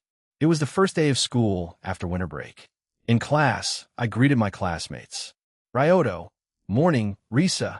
Risa, hey Ryoto, how did winter break go for you? Ryoto, not bad. Met Lala's parents. Her dad tried to kill me, but not really. Have a cute assassin after my life, and started training kendo. Risa, am not even surprised anymore. Ryoto, you should. Lala's dad is one, if not the most powerful man in our galaxy. If he wanted, he could destroy Earth single-handedly. Risa's eyes went wide. Risa, isn't it bad? Ryoto, it is. But thankfully he can't say no to his wife. Risa, so you used your mother-in-law to defeat father-in-law? I nodded. Risa, that's genius. Ryoto, I know, right? But I seriously was panicking while fighting him. We continued talking about nothing, but I enjoyed moments like these. At school, during the lunch break, I visited Mikado Sensei, as intended, and thanked her for the help before, which she teased me about. I also said that it'll make her dinner tonight to show my appreciation since I had never paid her before for any tests we did, and she agreed since neither she nor Ash is a cook. Mikado, because she feels like it's a waste of time since she can use it for other things, and Ash is, I don't know, but I feel like she was very sheltered before she died. Now that I had done what I was supposed to do at school, I noticed Yui that become a shell of her former self. Maybe I really did break her too much last time. To test it out, I took out a lollipop and started eating in front of her, but she didn't even react. Oh, right. It's legal now to eat candies in school. I forgot that I convinced the principal to do it. Take 2. I changed my uniform into a suit and danced just like the day we first met. This time she looked up to see me thrusting hips, but she just shook her head and muttered under her nose. Yui, what's the point? Hell, just retort and escape justice like he always does. He even wore panties on his head. And I didn't do anything. Ping new quest mission. Shameless help objective 1. Help Yui Kotegawa go back to her usual self. Reward. 100p. 1 gotcha ticket punishment. You'll become an enemy of anything shameless duration of punishment. 1 week, I rushed to the class. Wrote bringing back Yui Kotegawa on a blackboard with big letters and slapped said blackboard. Ryoto, we need to fix Kotegawa. Risa enthusiastically raised her hand to ask a question. Ryoto, yes, Momioka-san. I got into a role of a teacher. Risa, but why? What happened to her? Ryoto, I may have accidentally broken her, and she doesn't even have the will to stop my shameless behavior. Risa turned completely serious and rested her chin on her hands interlocked. Risa, that's unfortunate. What's the plan? Ryoto, Glad that you asked. We'll try to overload her even more until it makes a big circle and she goes back to her usual self. In short, we act as shamefully as possible until she does something about it. Suriyama, Rito's friend, stood up and fixed his tie. As he raised his finger and opened his mouth to say something, he was interrupted by a girl destroying the wall of the school and flying towards me. Alma, Ryoto! She hugged me with her whole body while I didn't even budge. Does she have some kind of resentment against walls? It's the second one, as far as I know, that she destroyed. Wait, that's it. I picked her by the armpits and looked at her while she was having fun hanging in the air. Ryoto, do you want to have fun? Alma, yes. She answered enthusiastically. Yui's POV, I was walking down the hallway, but I wasn't patrolling as I always did. It was primarily out of habit. And I didn't want to sit in a classroom. I don't know what to do anymore. If I can't punish shameless behavior, what am I supposed to do? Was my whole life a lie? Ryoto, morning Kotegawa. I looked at the source of the voice to see Ryoto with Lala-san and someone unknown to me, but she was clearly not human. Both of the girls were clinging to him. Yui, we've already seen each other, but good morning. I answered apathetically. I was about to continue my aimless walking, but I was stopped. Ryoto, aren't you going to say something? Yui, no. He then flexed his muscles and destroyed the clothes, leaving him only in his underwear. Ryoto, then how about now? Yui, yes, it's quite hot today, but you should wear your uniform properly. I answered in the calmest voice possible. However, Ryoto was shocked. He even started muttering if he should use the mask. Whatever that means. Not that it matters. Ryoto, well, he'll apologize later. Yui, for what? He didn't answer and just snapped his fingers. At this signal, four penguins appeared. Ryoto, everything ready? Skipper, ready. Yini plan A, B, C, and D. And there were a lot of comments that I couldn't reply to them because Webnovel decided not to show them, and because most of them were similar, I'll answer them here. As I wrote in other comments, I'm going for the classic accept who you are, accept who you are kind of thing. In assassination classrooms, I took him away from his safe zone to fix some of his insecurities. Before that arc, he felt like he didn't deserve what he had, and at the same time, was scared of losing it. A bit of hypocritical thinking, but most people are hypocritical. While away from his home at the moment, I wanted to show how much he needed his family and Lala, and I used it to help him accept his life as Ryoto, and while I had developed some small quirks to Ryoto's character. Most noticeable is his love for lollipops, but also less apparent by making him more playful. But while solving one problem, another is created. Because Ryoto's current life is so much better than it was previously in his eyes, he just wants to forget about who he was before. In his words, Jacob is dead. And by the way, I don't want to make it look like Zangetsu is right and Ryoto is wrong kind of thing. There are people that can use their horrible experiences as a strength, but at the same time, there are people that are better off closing doors to their past and starting anew. There is no right or wrong, just different paths to choose. Hope that answers some questions. Ryoto's POV. I gave a signal to the penguins to appear. It's not like I summoned them. They were here for a while, and they just stopped hiding, but flexing their skills is enjoyable. Shame that Yui doesn't react to that.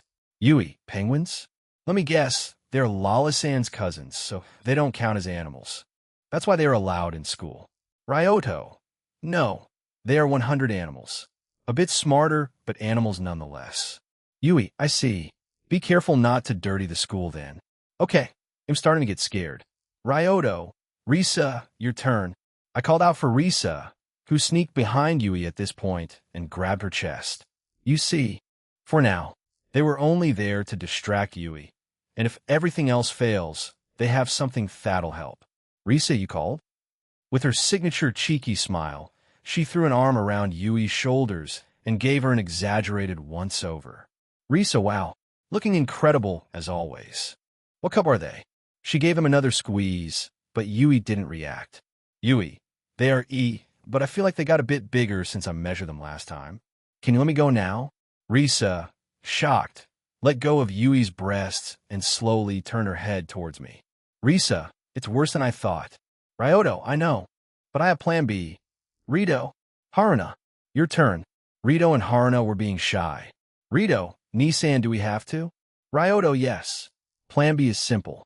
Because Yui was used to me being me, she probably won't react to whatever he'll do, but Rito, he is not much better, but Haruna is an honor student.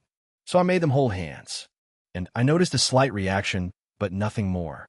Rito and Haruna's faces were red, but Rito was secretly happy. Unfortunately for him, he tripped, pulling Haruna together with him to the floor and activating his lucky pervert. Things happened, but I don't have time for this. Do I need to start Plan D? I would like to, but I have Plan C, so I'll go with that one first. Ryuto, stand aside. It's my turn now. I walked up to Yui and put my hand on the wall behind her. I lifted her chin a bit and gave her a beautiful smile. If shameless behavior of other people won't work, then how about if I do it to her? Yui, do you have anything else to say? Ryoto, actually yes. What color are your panties? Rito Nissan, he's a... No. He's got the point. Risa was also curious and stopped Rito from stopping me. Yui white. Risa, I feel it would have worked better if you still had your clothes on. Or does it work better because you are naked? It's hard to say. Okay, it's getting strange. Something is not right. I mean, she can feel a little under the bridge, but it doesn't explain this. But I also have a Plan D. And I kind of want to see if ITLL works, so I snapped my fingers, giving the signal to the penguins. Plan D is simple as all my plans are. Use Lala's invention to cause shameless chaos. Kowalski had a machine ready. This machine would cause everyone's clothes to explode without harming the people wearing them. Funnily enough, this invention was supposed to clean clothes, not destroy them. Before he started the machine, the other penguins knocked out every man except me. I'm nice enough to do that. I didn't need to be unconscious since I always have my eyes closed. Prove me wrong. I also saw that Rito, while feigning his hand, dropped on Haruna's ass.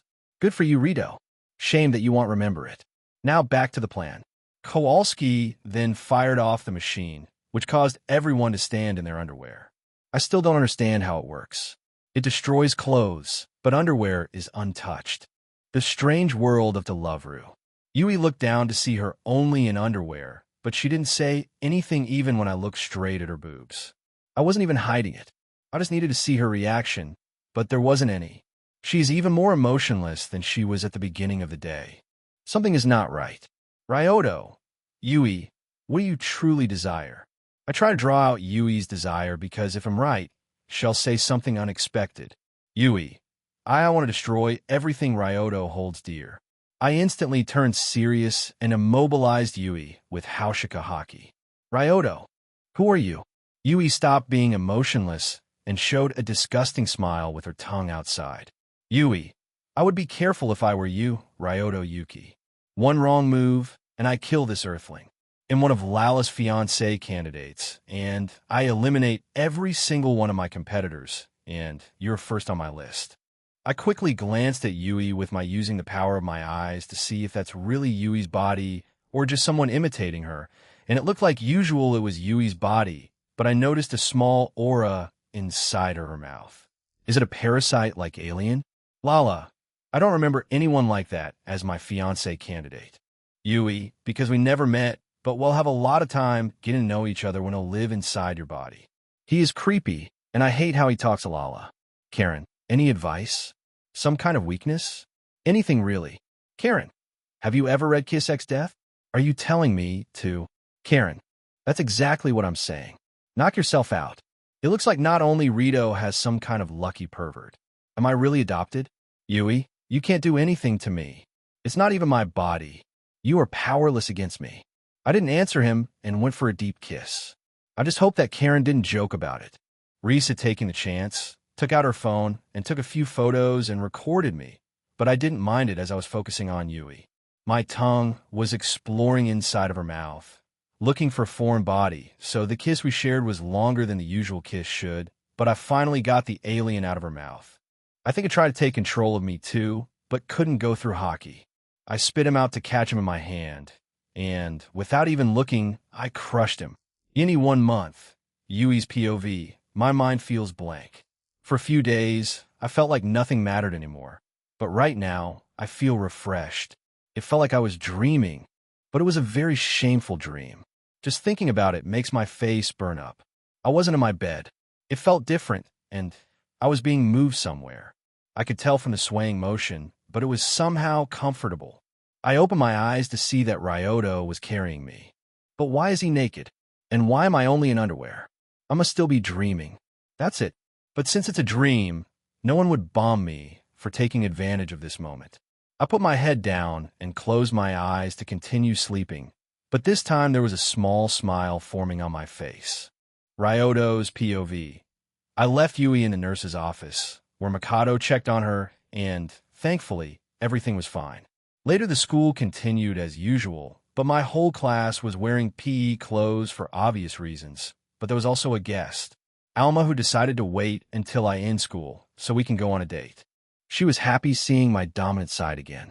Boys, on the other hand, were all jealous, and some tried to become my student. The good thing is that Rin became my shield and claimed to be my only student. Is it a fetish? Not that I mind. After school, I went on a date with Alma, and we enjoyed our time together. She wanted to experience a normal Earth date, so we went around the time going through shops, stopping to eat and play around. I even bought her a necklace in the shape of a shark tooth, which she liked. Later, I went to Mikado as promised and prepared food for her and Ashizu, and they were blasted away by my cooking. Ashizu even left her body while eating, which I take as a compliment. I didn't make their cloth explode for now. Then I went to train with Rin for a while. Strangely enough, I still was forced to train without a shirt. I, of course, teased Rin about that, and so my day ended, but not before I accepted the reward for the successful mission. From the gacha ticket, I got switcheroo. Thus is the ability to switch two objects' places. I can't switcheroo if the two things have too big of a difference in sizes, so I can't switcheroo a small pebble with a boulder. But I could change places with Mikan if I wanted. Maybe. I also can't take out people's organs and switch them with something else. It seems I'll need to do a lot of testing and training. Also, there's a 10-meter range to use this ability, but I could probably increase the range with training. Also, the bigger the target of switcheroo and the bigger is the range, the bigger is my mental strain, so it's not a good idea to use my eyes, prediction calculation, and switcheroo for a long time while using them simultaneously. My brain could literally not take it. So much to do and so little time. February 14th. Valentine's Day. Some even call it the day of disappointment, but not me. I have 2 loving fiancés and 2 girlfriends that I should probably visit, and I planned on doing it, but Karen said that it was not possible for some reason. I was shocked by this revelation and stormed Sophia because of this.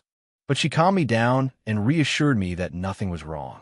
Of course, saying that didn't help me calm down, but when Karen said that, I was more inclined to believe it. I was promised that I would meet them in April. So maybe there is a cool down between the mission and going back to that world or something like that. There's nothing I can't do right now except wait. In moments like these, I would like to have Batman's plan for everything, because that just shows that even if Sophia or even Karen lied to me, there's nothing I can't do. Wait. Could Lala build a machine to travel to other universes? Maybe, but her teleportation technology still needs work, so not now, but maybe in the future. For the last month, I was training, but also spent time with both Lala and Alma. But Rin is the close third place, since I didn't count Mikan. With Rin, my swordsmanship became better, but becoming a swallow killer is still a faraway dream. But I won't give up. I also visited my inner world every day to achieve Shirkai. I have yet to succeed, but my spirit never wavers. My showdowns with Zangetsu were also somehow helpful to me. While fighting him, I was learning how to use my powers a lot better. In the beginning, he was winning easily, but I'm beginning to hold my ground. I'm still losing, though. What surprised me was that he gave me a Sachi for fights at times, so I could train my swordsmanship during a real battle as well. Does he want me to get stronger? I may have been blinded before because we can't see eye to eye, but he is, after all, part of me for better or worse. But I still don't know what he wants. He won't even talk about it, and just kicks me out after he kicks my ass. I somehow got closer to him, and I was sometimes just chill in my inner world to think about my plans and other things, since apparently I can't do that during my walks, or else there will be the end of the world at some point. I also increased my switcheroo range to 50 meters, but of course Zangetsu also got that power, so I couldn't surprise him during our fights, and of course he was better at using it than I am. I think I'm losing my self-confidence. But it still is Valentine's Day, so there's nothing that will go wrong. Yes, I just raised a flag. Don't want to have Valentine's Day be boring after all. What's his POV? What should I do? I feel like I lost my purpose. I am too easily swayed and allowed horny in this world for too long. Not only the round short man, but also others. I am too weak.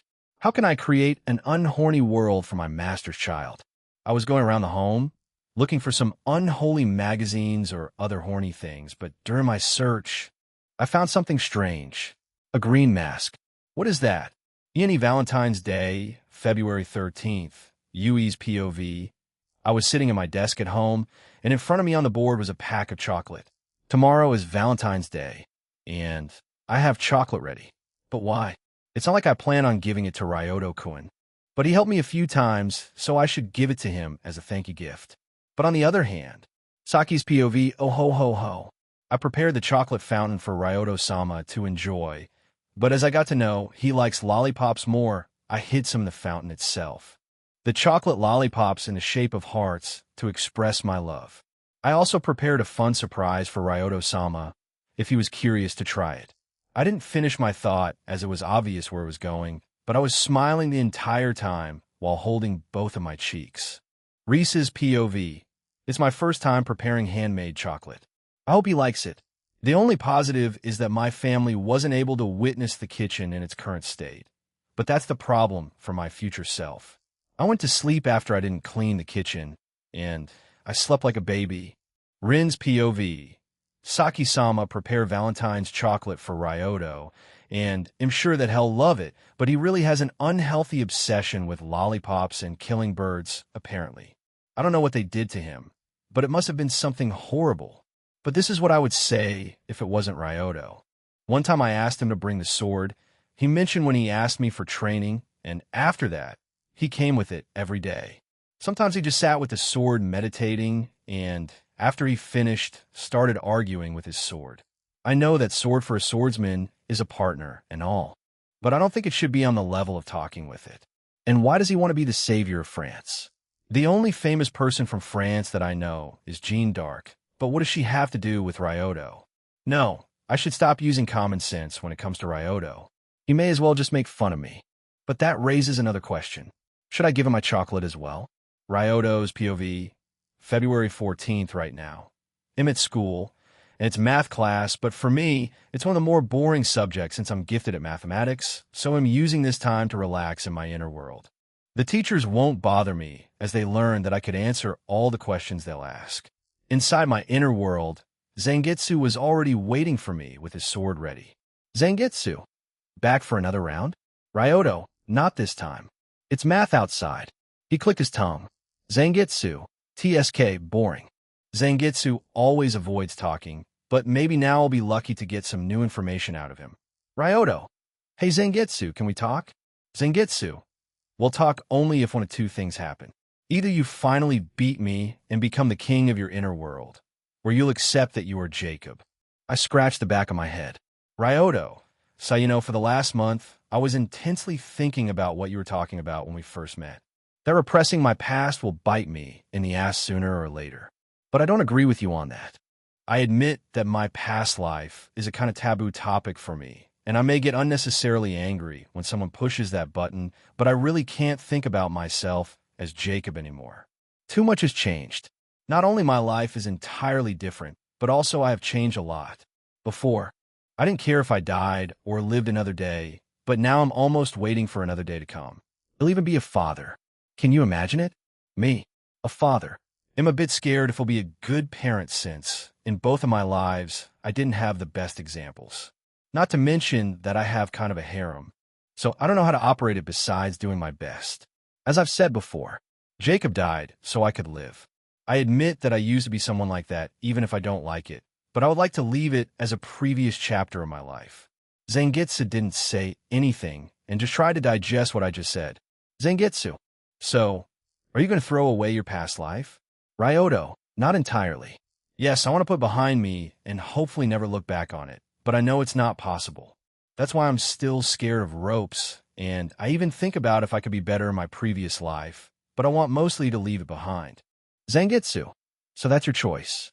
Pretty selfish one at that. Ryoto. What do you mean by teach? I couldn't finish my question as I was kicked out from my inner world. Zangetsu's POV. Zangetsu. So what do you think? Selfish, isn't it? I said to my only companion here. I wouldn't call it selfish. I'm happy that he is happy. If leaving behind his past life will make him enjoy the current one, I won't mind it even if it makes me slightly sad. Zangetsu. But weren't you the one who told me that obtained happiness by rejecting your past isn't real happiness? Aren't you contradicting yourself? Let's just say that Ryoto wasn't the only one thinking about things. She gave me a small smile. We never could agree on anything, but Jacob always helped me see things from other perspectives, and this time wasn't any different. I still don't completely with his choice, but if that makes him happy, then so be it. Zangetsu. You are pretty mature for shorty. I'm not a shorty. My bones are thin upwards. That's all. I laughed at her expense, but moments later, I returned to my serious self. Zangetsu. But is it all right with you? Of course not, but I know that he'll face me at some point. It's just that ITLL be a bit later than we thought initially. Ryoto's POV. During the whole class, I was thinking about why Zangetsu called my path a selfish one. I don't hurt anyone with my choice. So why? He'll think about it later as the bell for break rang, and my instincts told me something was going to happen. Not my spider sense, but the senses I developed by training with Koro-sensei and later Zangetsu. I looked outside the window to see the principal running around only wearing underwear, but suddenly he was bonked to the ground. I wouldn't think anything about it, as I was aware of the principal's and Utsu's rivalry. But Utsu's face was green, and he was a lot more cartoony. It looks like Utsu planned on bonking Valentine's Day away, and since I still didn't get my chocolate from anyone, it'll stop him. Yindi versus Utsu, Ryoto's POV. I jumped out of the window to land in front of Utsu. Ping new quest mission. Doge on a rampage, objective 1. Stop Utsu from destroying Horny from the world reward. 1000 SP, 2 gacha ticket failure. You get Amiya's luck duration of punishment. Not specified, the first thing I did was activate prediction calculation, and just like with Sophia, Utsu, at the moment, was a blank in a world filled with numbers and equations. That means that I can't predict what hell'll do, but I left it activated as it would help me fight nonetheless. That's the mask for you. Unpredictable and possibly dangerous. Ryoto. Utsu, what are you planning to do, and how did you get that mask? Utsu. Woof. Ryoto. You plan on bonking away all the horny in this world? A fine dream, but take that max off first, then I want you to stop you. Utsu woof. Ryoto. So you refuse, huh? Then are you ready to fight me? I released Haushikahaki. Tried to intimidate him since he was still my summon, and he bore some kind of respect for me. But it didn't work as Utsu prepared his bat to fight me. Lala. Ryoto. Do you need help? Lala yelled out of the classroom. Ryoto. No. Thanks for asking, though. Lala. Have fun, then. She waved at me with a big smile. And as I waved back, Utsu rushed at me, trying to hit me with his bat. I defended myself with my arm covered in hockey. I counterattacked with a burst of flames at him, and Utsu turned to ashes with a pair of eyes on it. The eyes looked around, confused, and in a tornado, he returned back to his original state. Utsu smirked at me. Ryoto. You think that because the fire can't do anything to you that you won? I punched him, and he didn't make an effort to dodge and took the punch, but his head became like rubber, and after it flew back a little by stretching his neck, it bounced back with more force at me. I defended myself, but was pushed back a bit. After that, he started growing a bit and stood on 2 legs. He looked now more like a human and could grab his bat with his hands. He also got himself clothes that made him look like samurai, especially the straw hat. Utsu, forgive me, master, but to create a better world for you and the future generation, I'll need to defeat you. Oh, he talks now. Cool. Utsu leaned forward while holding his bat like a katana. There were lightning bolts dancing around him. Utsu, no horny breathing. First bonk. He moved at such speed that to a normal eye, he vanished. But my eyes are anything but normal.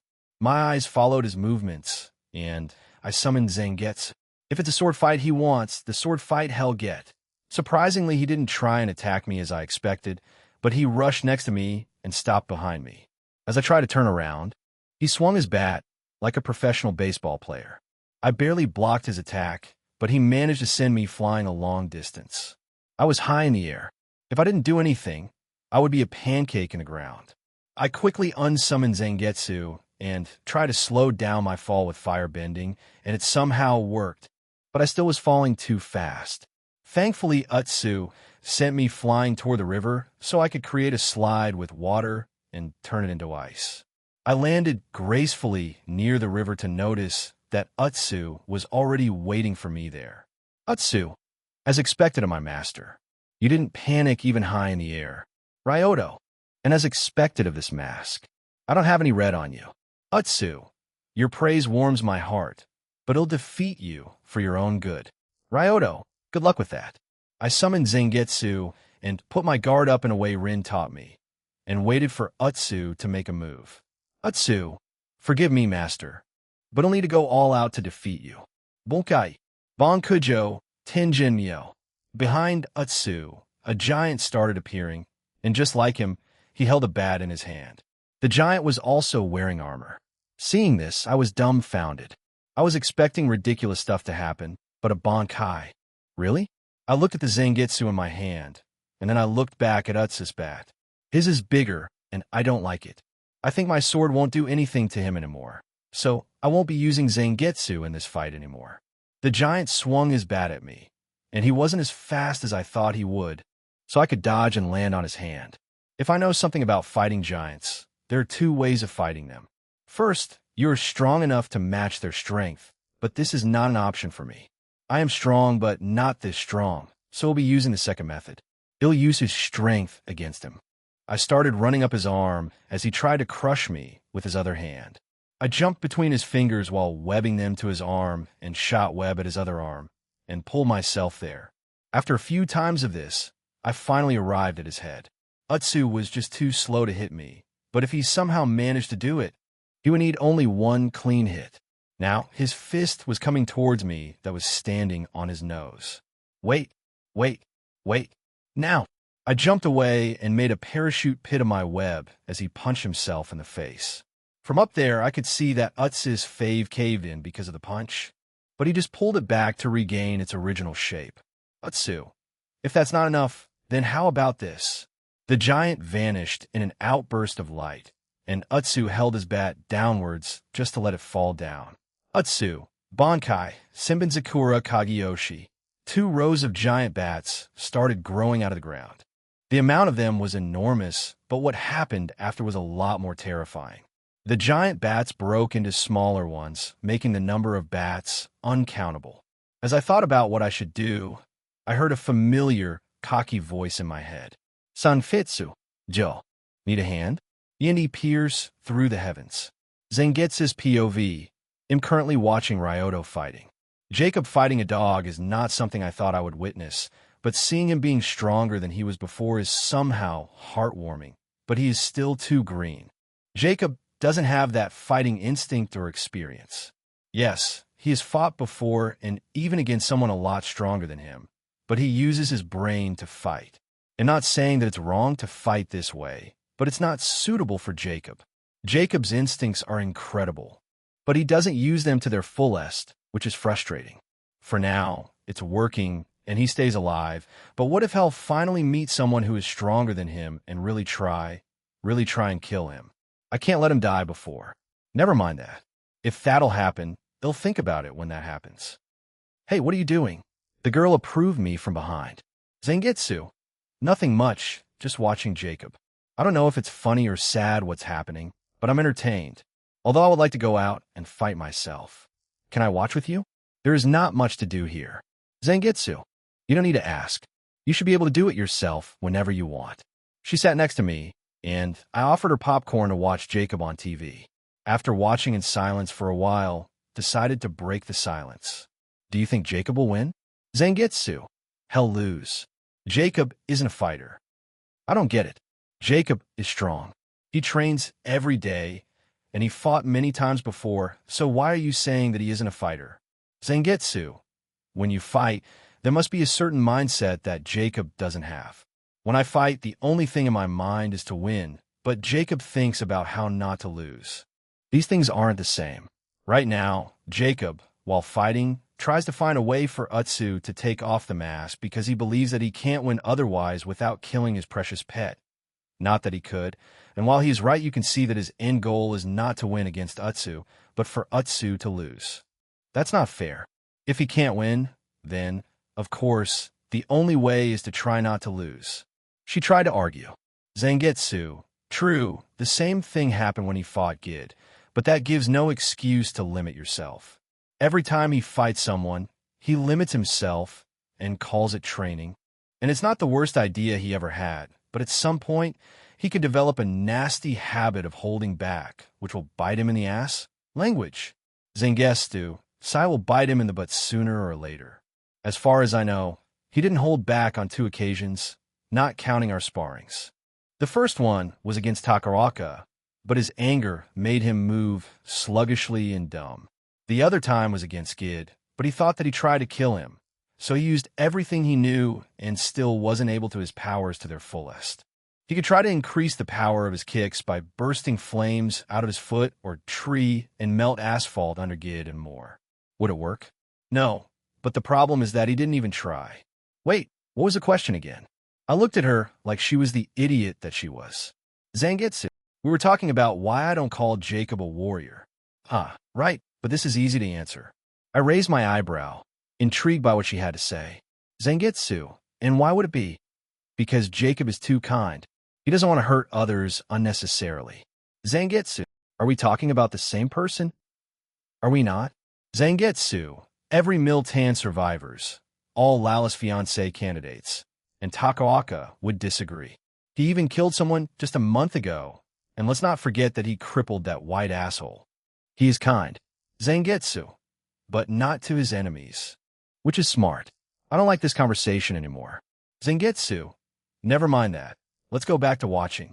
Jacob will need to fight Senbenzakura Kageyoshi ripoff. I'm curious what he'll do. He'll bet ITLL be something stupid. I would change places with Utsu at this point and play with that while trying to use water to slowly freeze him. Won't you help him? As I took a bite of some popcorn, I looked at her weirdly. Zangetsu, why? She didn't answer me and just crossed her arms. Zanjitsu, Sigfine. He'll do it. Maybe it's a good time to do it anyway, but remember that I'm doing it only because of you. She gave me a big hug. Thank you. I just don't want for Jacob to be hurt more than it's necessary, and I appreciate that you deal with my selfishness. I returned the hug. Zangetsu, don't worry about it. I'm used to dealing with your selfishness. Hey, I smirked and ruffled her hair. Zangetsu, well, I have an idiot to save. Have fun. As she left me alone, she gave me the last big smile. Ryoto's POV. Zangetsu, yo, need a hand? Zangetsu? Sure, I would like a helping hand or a dozen. I'm not in a place to choose my help right now. I would take help from anyone at the moment. Zangetsu, then you're in luck. Call my name from the depths of your soul, as my name is Ryoto. Pierce through the heavens. Zangetsu. As I called out Zangetsu, I swung the sword, and I released Getsuga Tenzo by instinct or just because of my first time using Shurkai. Utsu defended himself with all the small bats that he could control with a movement of his hands. It's time for round 2. Ryoto. Utsu, it's your last chance before you'll regret your choice. Give up. Utsu, I can't, master. Even if you'll hate me, you'll walk this path for your good. Stop sounding like the misunderstood protagonist. God damn it. Yami, Ryoto Yuki, what are you doing here? Utsu and I turned toward the source of the voice, which was a blonde girl eating taiyaki. Ryoto. Oh, hello, Yami. I'm quite busy right now. My dog decided to radiate all the horny from the world, and I couldn't allow him, as in the process he would destroy 60 of my happiness. The rest is teasing and making fun of people. I'm not counting spending time with family and lollipops, of course. Yami, if I understand correctly, this creature, she pointed at Utsu. Yami, want to destroy all the Eki from the world. Yes? Ryoto, if you put it that way, then yes. That is his PLA. I couldn't finish what I want to say as Yami attacked me. Yami, I hate Ek. That's why I'll help the humanoid pet to achieve his goal. It looks like the situation turned from bad to worse. Yini versus Utsu in Yami, Ryoto's POV. I had trouble fighting against Utsu alone, and now I need to fight him and Yami at the same time. Yami was barraging me with her hair transformed into blades, and Utsu was still using Senbonzakura Kageyoshi to cover all my escapes. Thankfully, I had an ace up my sleeves, and as I was about to be sliced and bonked, I used Switcheroo to switch places with Utsu, shocking both of them. Yami managed to stop her mention and not harm Utsu in any way, but I used this chance to fire off another Getsuga Tensho. Ryoto, Getsuga Tensho. I swung at them, sending a blue wave of energy. It was obviously weaker than when Zangetsu was sending them at me, but it was enough for the purpose I needed it for. After all, I don't want to kill them. At most, I want to leave them unconscious. Utsu blocked my attack once again, and at the same time, used the small bats to send Yami flying over Getsuga, so she could attack me from above. Yami spun in the air, and using this momentum, she attempted to do an axe kick while transforming her leg into the tip of a morning star. Not needing to hide this power anymore, I switched places with Yami this time, but Utsu was ready for this and sent a big number of bats at me, so I switched places with him. My head started hurting a little. I used Switcheroo just 3 times, and I already have a slight headache. I'm not that surprised that I'm not used to the newest power in my arsenal. Still, I think it's because I transported something human-sized, and from the testing I did, the bigger the object, or in this case, a person, the bigger the strain on my brain, and it doesn't help that I'm still using prediction calculation, which requires a lot of my brain power. I can't predict what Utsu will do, but Yami is a fair game. It looks like I'll need to restrain myself from using Switcheroo. I cause it in dire situations 2, maybe 3 times. For if I really push myself, I didn't have time to think as Yami launched another attack. I don't know why, but she transformed her hair into bats this time. I released Bloodlust at her together with Haushigahaki to shock her, and used the small opening she gave me to shoot a web at her and gain some distance between us, but she sliced through it with ease.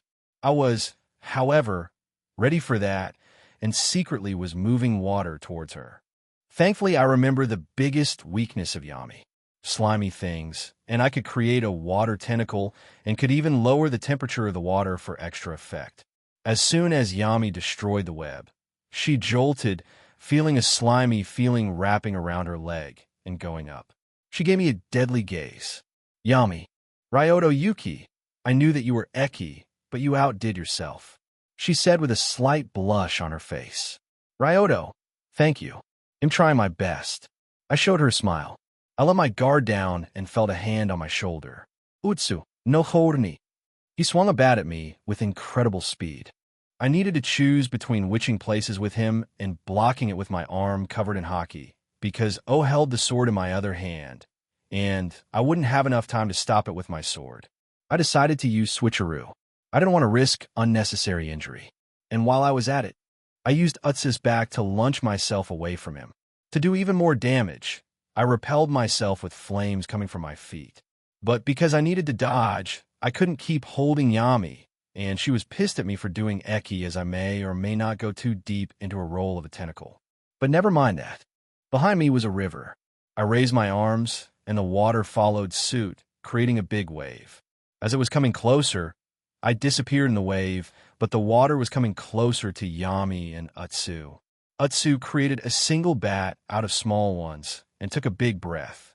Utsu, no hold any breathing. Second bonk.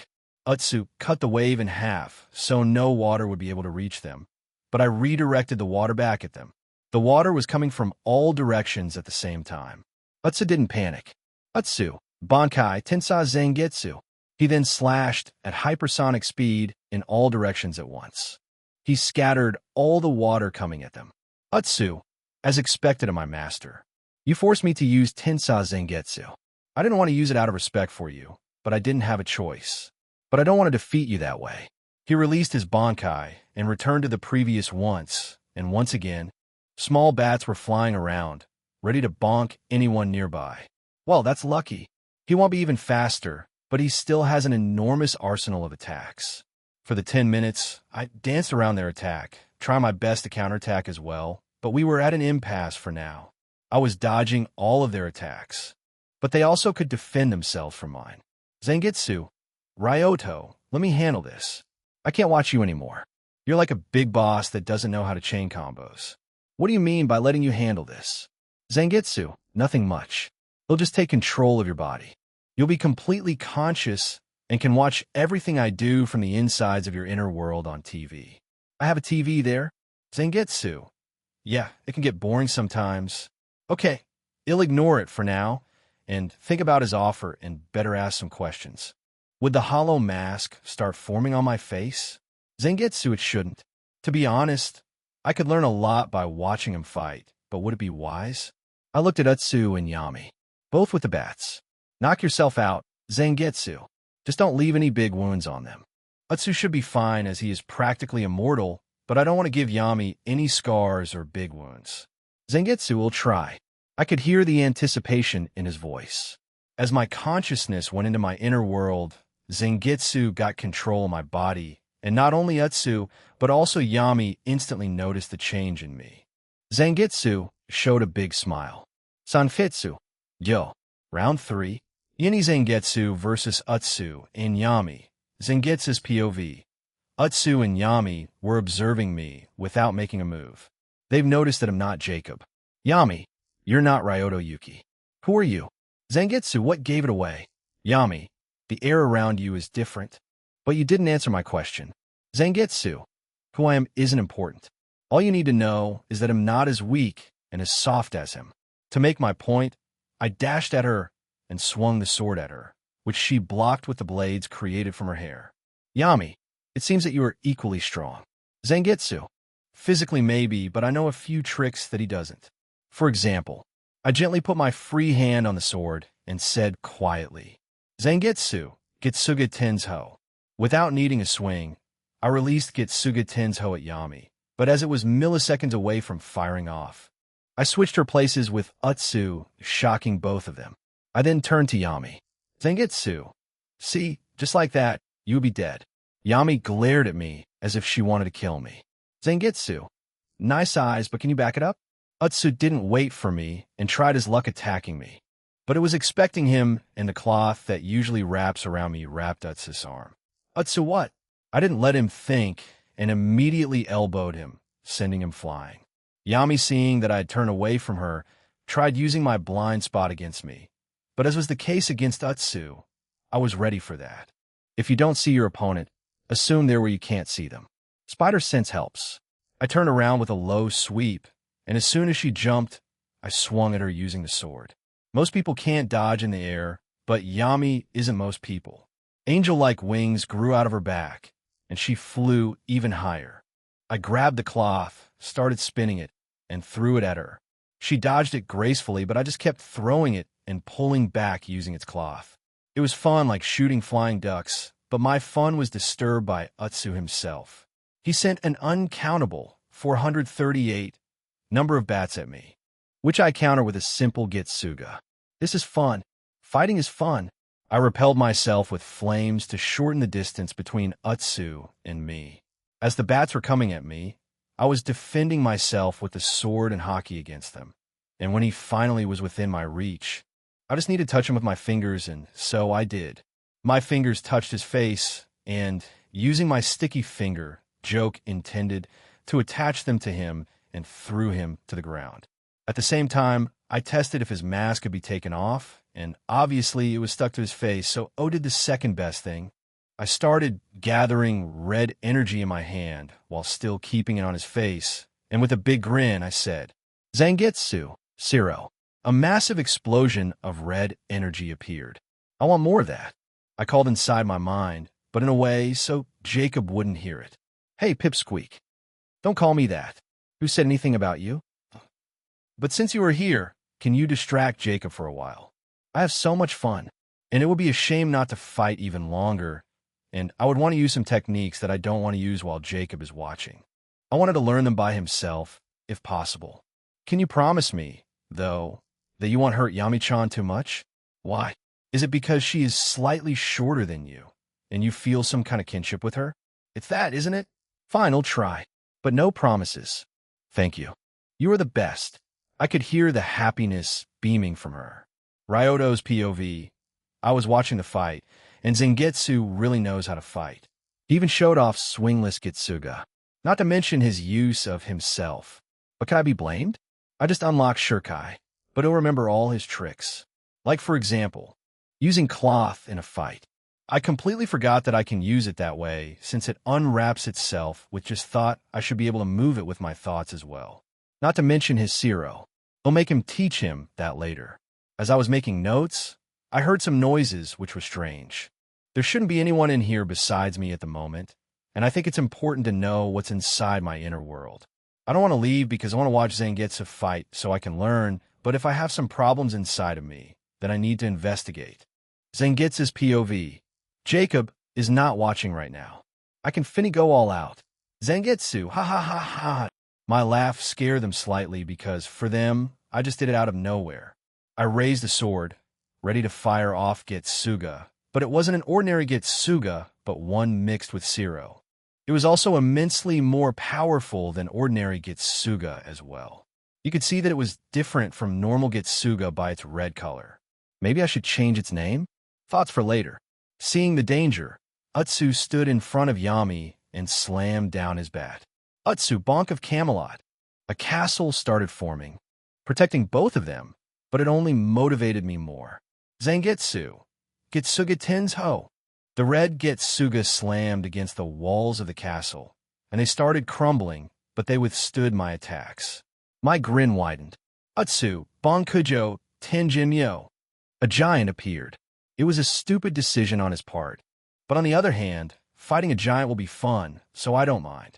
Zangetsu, mage in the hand. I used my own giant. It was still smaller than Utsu's Bankai, but unlike Jacob, I could move the Majin as I wanted. The hands of the Majin became black, but only I could see it. I covered its hands in haki, so I could fight against his bat. The impacts of our hits made the air trample, but during our confrontation, Yami didn't just sit and watch. She's a trained assassin and waited for a perfect moment to neutralize me. Maybe kill me, but that just makes it more fun. Ha ha ha ha. This is great. Yini Zangetsu versus Utsu in Yami 2. Zangetsu's POV. Utsu and I were exchanging punches. He used his Bankai and I with the Majin. At the same time, a small part of my attention was focused on Yami. She's not as strong as Utsu right now, but I just can't wait for her to unlock her darkness transformation. Utsu, what have you done with Master? Zangetsu.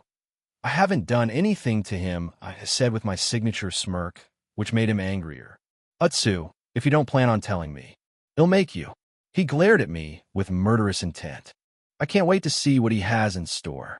Unfortunately, my fun with the giant ended as Utsu unsummoned his Bankai, but my smile grew wider when I saw what he planned on doing. He crossed his arms, and a golden armor materialized around him. Just after that, many golden ripples started popping up behind him. Yes, Ryoto's POV. I was following the strange noises, and every time I got closer, they vanished and appeared further away from me. It felt like it was leading me somewhere. I was currently on the rainy side of my inner world. Most of the town was from my past life, and I didn't bother walking around here. I had this feeling that the voice was very familiar, but I couldn't put my finger on it. While playing this hide-and-seek and tag mixture, I walked past my old home and stopped there to look at it. A lot of feelings rushed to me. A little bit of happiness remembering some good memories. A lot of sadness knowing how much trouble I caused, and, most of all, regret that I didn't try better. I walked inside, and there was even an old family photo. My sister, dad, and mom. I had a small urge to destroy it, but I couldn't bring myself to do it, so I left it there. Maybe I should take a family photo soon. I never liked being photographed, but memories are important. I stopped thinking about that and started following the noise again. Zangetsu's POV. Ha ha ha ha ha ha. This is great. I'm feeling alive. Utsu and Yami were teaming up against me, and it was fun. They, unfortunately, tried to only restrain me, but they were releasing bloodlust, and it was impressive. I didn't use my illusions because of only one thing. I don't know when will be the next time I could have a fight like that. I wouldn't mind fighting with Jacob as a sword, but he is too green for it to be fun, but maybe in the future. You should be done with your fun soon. Jacob is coming back to the TV. TSK. And so my fun has ended. But what can I do? I don't want to go berserk when it's not needed. I could have ended it a long time ago, but the fun was too good. I stopped moving, which made both of my opponents be on guard. Zangetsu. It was fun, but it's time to end it. I put the blade against my neck. Zangetsu. Utsu, if you want the idiot back, take off your mask. Utsu was ready to rush at me as I cut a bit deeper, making my blood run down. It left a clear path in Jacob's uniform as it dissolved anything in its path. Zangetsu. One more step and the head will go flying. I warned them. Utsu didn't like having his master at gunpoint, or, to be more accurately, at blade point. I don't know, but the important part is that he is listening but doesn't like it. Utsu. And why would I believe you? I could hear the dislike towards me in his voice. Zangetsu. You can't, but if you don't do what I say, Ryoto will be lighter by about 5 kilograms. What do you do? Take a risk that I want to be honorable, or try your luck to outspeed me? Utsu looked conflicted, not knowing what he should do. He wanted to chase Jacob, but he didn't want to kill him, so you could say that he cares about him at least a little. Yami didn't make any move, but I could see a very calculating look in her. Was she considering killing me now, or was she thinking about the blood? Utsu. Very well, but before I do that, I have something to say to Yami Dano. He turned to Yami. Utsu. As someone who walked a similar path to mine, I want to say it was an honor fighting alongside you. He smiled at her. Yami nodded and was ready for whatever was going to happen. She wasn't precisely discreet with it, as she prepared many weapons ready to attack me at any moment. Utsu looked like he was ready to die for his master, but I only wanted him to take off the mask. Fucking drama queen. Utsu slowly started returning to his original size, while still having the mask in his possession. He glared at me for the last time before taking it off. It just fell off, and as I did what I was supposed to do, I said my goodbyes and left. Zangetsu. Hopefully, see you soon. It was fun. I waved the last time and changed my place with Jacob. Ryoto's POV. I opened my eyes to see Yami ready to fight and Utsu without the mask. Ryoto, what did I miss? Yami swung a blade at me, but she didn't put her heart into it. Yami. Ryoto Yuki, if you do something like this again, they'll kill you. But you are already trying to kill me. I didn't say that as I was too tired to tease her now. I walked up to the mask and picked it up. Now the question remains.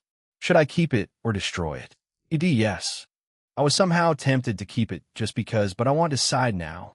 Now I want to question Utsu, who looked kind of sad. Ryoto, can you tell me, Utsu, why did you want to destroy the horny? You always had this goal in mind, but not to this level. Utsu woof. Hearing what he had to say, I couldn't bring myself to be mad at him. He just wanted to create a better world for my child, in his twisted way, but I was moved nonetheless. I turned to Yami next. Ryoto. It was fun, Yami, but let's not do that again. Yami, if you were not an Eki person, I would agree. Ryoto. Do you want a lollipop? I offered her a peace offering, and she accepted. Now that I was done with that, I was about to return to school and enjoy an ordinary Valentine's Day. Yini Valentine's Day 1. And I'm going to sleep. Ryoto's POV. Ping quest completed reward. 6,000 SP, 4 gacha tickets. Looking at the rewards I got, I smiled. 6,000 SP and 4 gacha tickets. I'm eating well today. Gacha time. Haha, drooling. I immediately used the tickets. The first reward was a fun one. Lollipop Healer. This ability allowed me to give lollipops healing properties, but they would only work on illnesses and wouldn't heal any wounds. The only requirement is that I would understand the illness I want to cure. The more information I possessed, the more effective the cure would be. Karen, do you know what this means? Karen was silent for a short moment until she realized where I was going with this. Karen, don't you fucking dare. This means that I can cure cancer with lollipops. Technically, now be impressed and bow before the might of lollipops. Karen, you're an idiot. An idiot who can cure cancer, I countered. I have 3 more tickets to use. Can't wait to see what'll get, because the beginning was fantastic. This is the part where Lancer luck kicks in. Who agrees with me? The second ticket gave me a no-pain pill. It's not terrible, but not incredible either. The third ticket rewarded me with the ability to move my ears at will. Ryoto. I don't know what to say about that. The only thing I know is that I got another party trick. The fourth roll was second best, as I got 10-item roll. From those 10 rolls, I got some interesting things. There were usual filler rewards like a pack of Tic Tacs, but there were 2 items that were interesting. One was a pack of dying will bullets. They may or may not be of help to me. I'm not sure how effective it would be on me, since it was only used on ordinary people before, and besides, I fight with my head, so going completely bonkers isn't ideal. Not like I could use them since I don't have a pistol, is what I would say if I didn't get one from the very same gacha. And not any gun. It's one used to shoot dying will bullets. It's like ROB himself is telling me to use them. And maybe as the good brother that I am, I should use my newly required reward to help my little brother with his love problems. He needs a little push, and I will give it to him. That or he will be arrested, but since the principal wasn't arrested so far, yeah.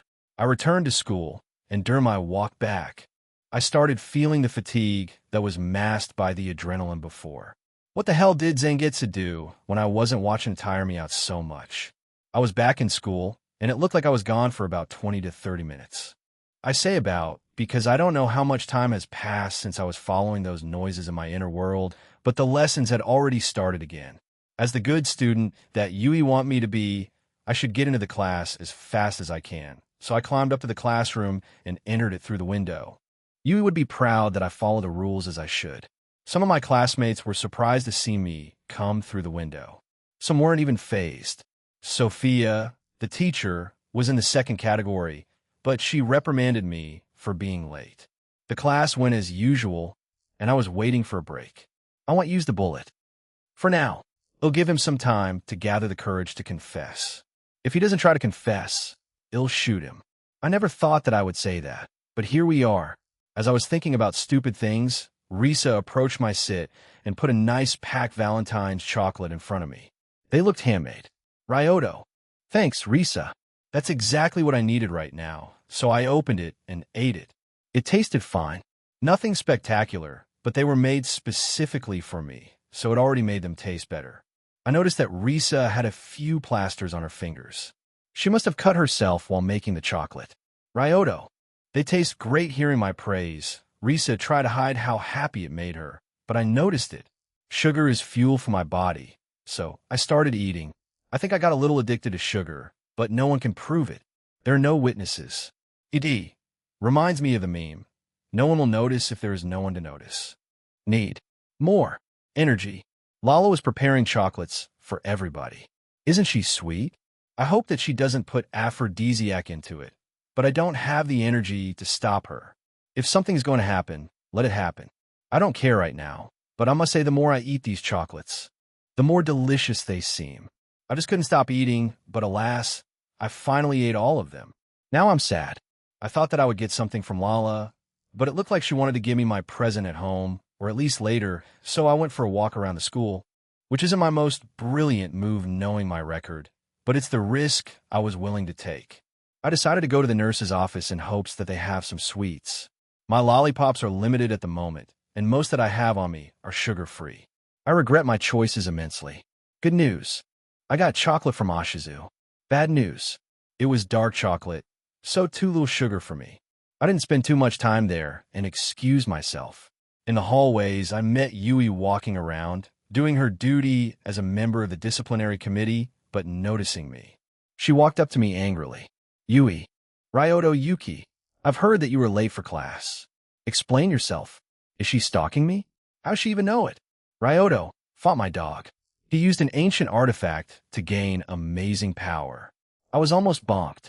I said with a straight face. Yui looked at me strangely and noticed my lack of energy. Yui, you seem tired. Ryoto, probably lack of sugar. She became embarrassed, and I don't know why. Yui, then have some chocolate. She shoved the chocolate in my hands and quickly ran away. Yini Valentine's Day too. And my editor was kind enough to make the first official image of Ryoto, IMG. After 150 chapters, we finally know how our MC looks. It brings a tear to my eye. But now the question is, do you guys want to see how this version of Zangetsu looks like? Yes, no, the choice is yours. Ryoto's POV. I got chocolate from Yui, which at the moment I needed the most. To thank her, I restrained myself from breaking any rules for the next 5 minutes. My generosity is limitless. But in all seriousness, there's a possibility that Yui likes me. But that raises the question of what I should do. My dream was never to build a harem. It just happened. But I'm also not against the idea. As every anime fan, I had some ideas about having a harem of my own, but having it is an entirely different thing. I'm not experiencing the entirety of having a harem, since most of the time, I was only with Lala, and when I got together with Keed and Rio, I was forced to leave, and just about a month ago, I got together with Alma. The thing is that I doubt that Yui would be happy to be part of the harem. Her personality doesn't allow it. She would call me shameful and maybe a bastard if she knew that I was in a relationship with 4 girls. But it's not important right now. I'm not greedy for girls, but I started thinking about her boobs, and in size, she was comparable to Lala, but her thighs are what matter the most. She would look good in stockings, but she always wears short socks. At the same time, Keed, in my imagination, was giving me a deadly glare with an aura and a knife in her hand, while muttering something in a language I couldn't comprehend. Scary. But coming back to Yui, it's a waste that she doesn't utilize the weapon known as thighs, but I can't force her. I mean, I can, but it's more fun to make her do it of her own accord. I took a bite of the chocolate I just got. Yep, it's sweet. I returned to my class, and Lala wasn't there right now. She probably was still giving out chocolates to all of her acquaintances. Surprisingly, nothing wrong has happened as of yet, but just as I was thinking that a stone flew directly at my face that I caught with ease. Strangely, it's not the most dangerous thing that happened to me today. There was a note attached to the stone. It said, "Look outside." Even without this note, I would look and check out the source of this stone. "Rito, Nissan, are you all right?" Rito asked in worry. Now that I think about it, he didn't witness too many times using my power, so it's reasonable for him to worry when I caught the stone out of nowhere. Ryoto, this is nothing compared to Lala's dad. Risa, looking cool, Ryoto, she said teasingly.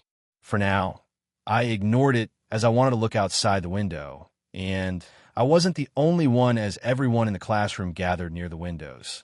Outside, a big fountain full of chocolate was placed.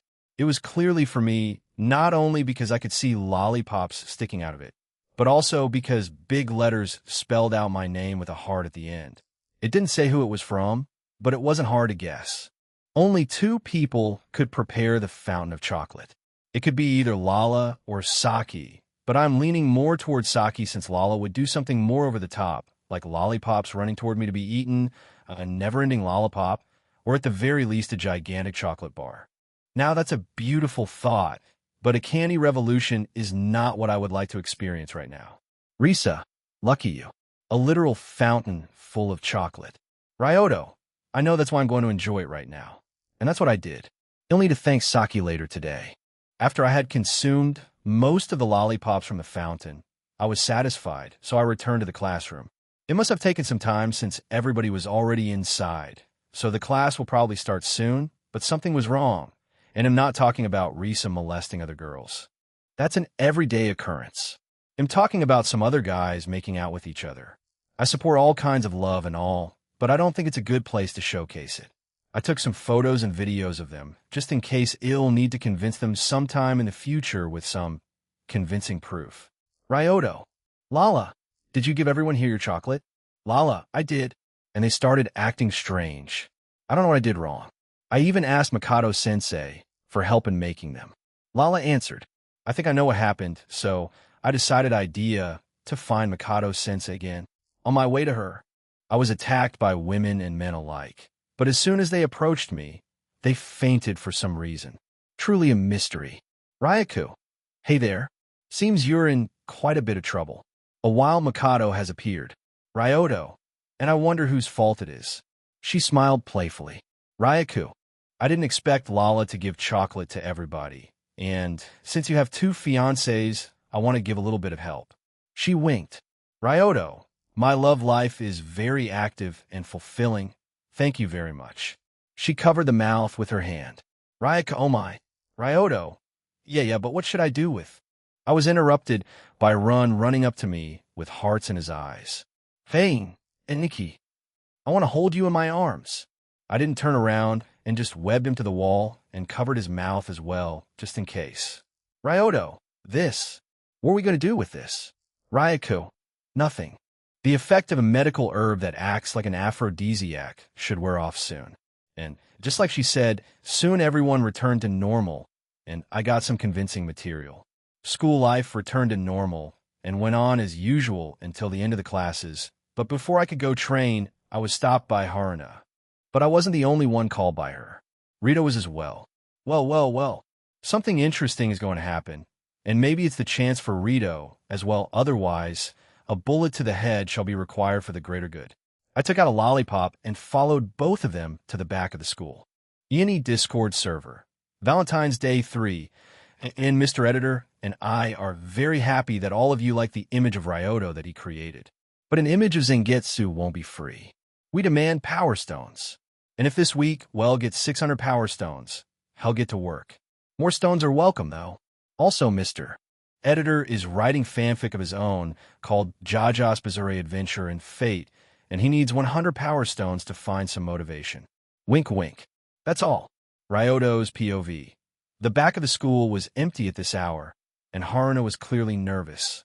It was evident that she wanted to give both of us Valentine's chocolate. I understand why she would want to give something to Rito, but why me, though? Does she want to create a harem? Funny thought, but probably untrue.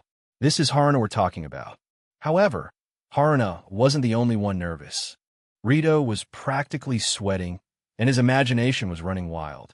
His face also was becoming progressively redder. I, on the other hand, was completely relaxed and eating my lollipop. I was waiting for Haruna to make a move since I was a patient man. And my patience paid off became shortly after Haruna started speaking. Haruna, Rito-kun, Rito-kun. Rito, Igriegajis. Ryoto, yes? Haruna, I want to give both of you. She couldn't finish her sentence because the very same fish that is a failed Lallis and Kowalski's failed experiment started running like crazy and bumped into Haruna, pushing her into Rito, who, like usual, put his hands where he shouldn't. How does this fish keep running away from the penguins, though? I know that they are trying to capture it, but they fail every time. I didn't keep thinking about the fish who had already escaped, as I had something far more interesting before my eyes. Rito's lucky pervert. This phenomenon is as always interesting to observe, but what caught my eye was Haruna, who was going commando. Because of that, I lagged a bit, but when I think about it, it's logical. She is the sister of that pervert, so of course, she has some secret fetishes. Strange that I didn't notice it sooner, though. Haruna, seeing that I was looking at her, but that was now visible thanks to Rito, became very embarrassed and slapped Rito at full strength, sending him flying. She ran away quickly from the crime scene, but left 2 neatly packed chocolates. I took the one with my name and left the one with Rito's near him. Because of his bad luck, it'll spare Rito from being shot at since I'm not in a hurry, and it'll let him be happy about the chocolate he received. PD, so no segs. Sad editor noises. Now, since I don't have any other plans, I'll go to Saki's place to train with Rin, and while I'm there, I'll thank Saki for the fountain. That sounds like a good plan. My training with Rin went as usual, and I feel like I'm slowly improving. And I also feel like I could enjoy swordsmanship in itself. I don't have many hobbies, so it would be good to find one. Besides, I didn't give up on my dream of being the savior of France. I'm trying to learn his technique, but surprisingly, it's not easy to do. Who would have thought? As I was wiping away the sweat from the training, I approached Rin. Ryoto. Hey Rin, can I talk with Saki? She was surprised by my question. Rin, huh, why? Ryoto. I wanted to thank her for the chocolate fountain. Rin looked hesitant to ask. Rin, you weren't hurt by the rock, were you? Ryoto. You mean the one that was aimed at my face? No, you would need a bigger rock to harm me. Besides, you should know that. Remember when you swung at me with the sword? Rin, it's hard to forget. I needed to buy a new sword after that, so I wasn't worried, but after I accidentally threw that stone at you, Saki-sama panicked and ran away. Ryoto. Well, either way, I would like to thank her. Saki. I heard someone calling me. Saki made a big entrance, as usual. Ryoto, great you are here. Saki-senpai, I just want to thank you for your Valentine's gift today. It was delicious, I said with a smile. My smile seemed to stun Saki, as she didn't say anything or move for a while. I waved in front of her face to gain some kind of reaction from her. Ryoto, Rin, I think I broke Saki-senpai. Huh? Don't worry. She is just happy. Run turned to Aya. Rin, Aya, can you get Saki-sama to her room? I don't think she'll wake up soon. Aya, on it. Ryoto, does that happen often? I pointed at Saki, who had a blissful expression. Rin, as of late, it happens more often, but according to doctors, it's nothing dangerous. She'll wake up soon. I see. Rin looked hesitant once more and fidgeted a bit, but in a short time, she resolved herself. Rin, hey Ryoto, catch. She tossed something at me, and as I caught it, I realized that it was Valentine's chocolate. Rin, for good work during today's training. She showed a small smile and left. I feel that I got closer to Rin during our training. She even stopped spying on me during school, since I'm spending a lot of time at Saki's place. That does not mean that I'll stop calling her a stalker. At home, I was sitting in the living room together with Lala. We were enjoying our presents while watching TV.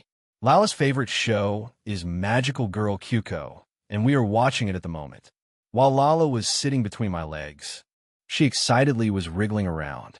It wasn't anything sexual about that since Lala was focused entirely on the show, but it didn't mean that I didn't feel anything. I didn't mind since if Lala is happy, I'm as well. Mikan was making dinner, and Rito was in his room, probably looking at the chocolate he got from Haruna. The peace was disturbed by the bell of the door. Hearing the sound, it was Lala who went to check the door. Lala, they'll take it. She practically jumped out of the sofa, and when she returned, she wasn't alone anymore. Alma, Ryoto. I turned to see Alma, who was only wearing a ribbon to cover herself. Alma, I'm your present. She jumped to me to hug me, and I caught her. At the same time, Lala, using Peek, transformed her clothes into some kind of chocolate outfit. It seems that my night will be fun. Ryoto, Mikan, I'm going to my room. I want to eat dinner tonight. And so I withdrew to my room with two loving fiancés. Yini Mikan's adventure, Mikan's POV. Ryoto left his room with both Lala and Alma, and I knew exactly what was going to happen, but Ryoto is not a child, and he can take care of himself. He'll just put his portion of the dinner in the fridge so that he can take it to school tomorrow. But do they need to do it every day? They think that I don't know about it, but I do. Thankfully, I can't hear anything. Otherwise, it would be difficult for me to act as usual around them. Mikan, Rito, dinner's ready. I called out to Rito, who was in his room. From what I've heard from Ryoto and what I observed, Rito is in seventh heaven because he got Valentine's chocolate from Serenji. Good for him. After dinner, I spent time talking to Saki on the phone, and she was teasing me about being a brocon.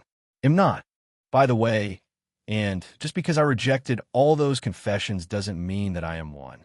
Shortly after, I went to sleep, but I woke up in the middle of the night because I was thirsty, so I went to the kitchen to drink some water, but on my way back, I heard some noises from Ryoto's room. I knew what the sources of those noises were, and I shouldn't eavesdrop, but curiosity got better of me. This is the first time any sound escaped that room. After all, small suggestion. Thank the guy who bribed me with lollipops. Mature warning Lala. Be gentle, Alma, but you've already taken Ryoto. And if you come faster, my turn will come sooner. Ryoto, is that so? Then come here. I couldn't see anything that was happening inside, and it frustrated me for some reason, but luckily the door to Ryoto's room was slightly open, so I widened the gap so I could see what was happening. Inside, Ryoto was lying on the bed while Alma was sitting on his face and Lala was sitting on his stomach, and I quickly turned away from this scene. Seeing something like that with my own eyes is entirely different than seeing that in a magazine that Saki showed me once. My heart is beating fast, incredibly fast.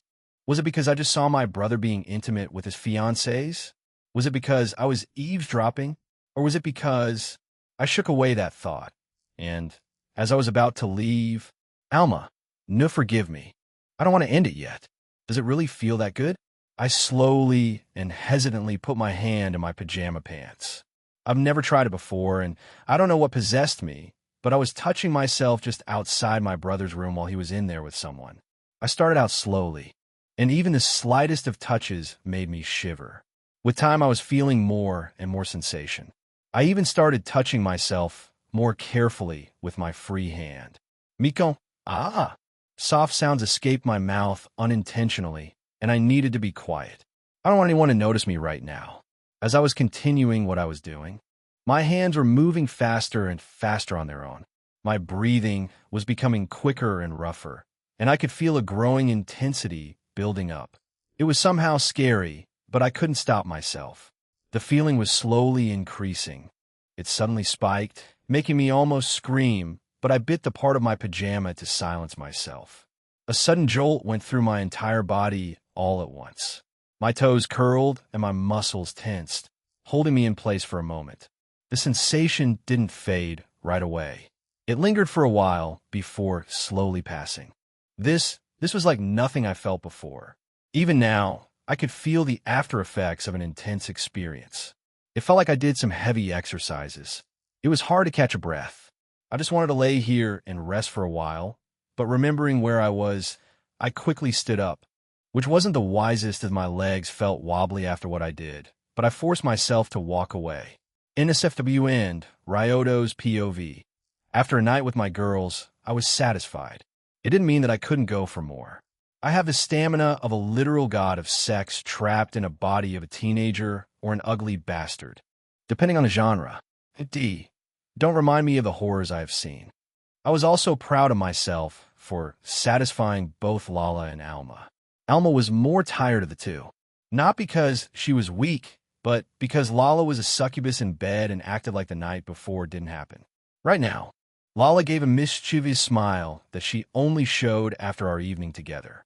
No one would expect innocent Lala to make this kind of expression, but it only makes it more attractive.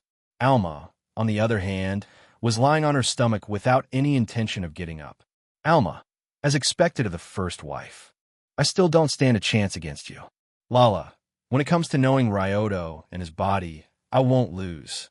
She answered enthusiastically. Ryoto, by the way, Alma, why did you want to do in my room? Lala's bed is not only bigger, but more comfortable.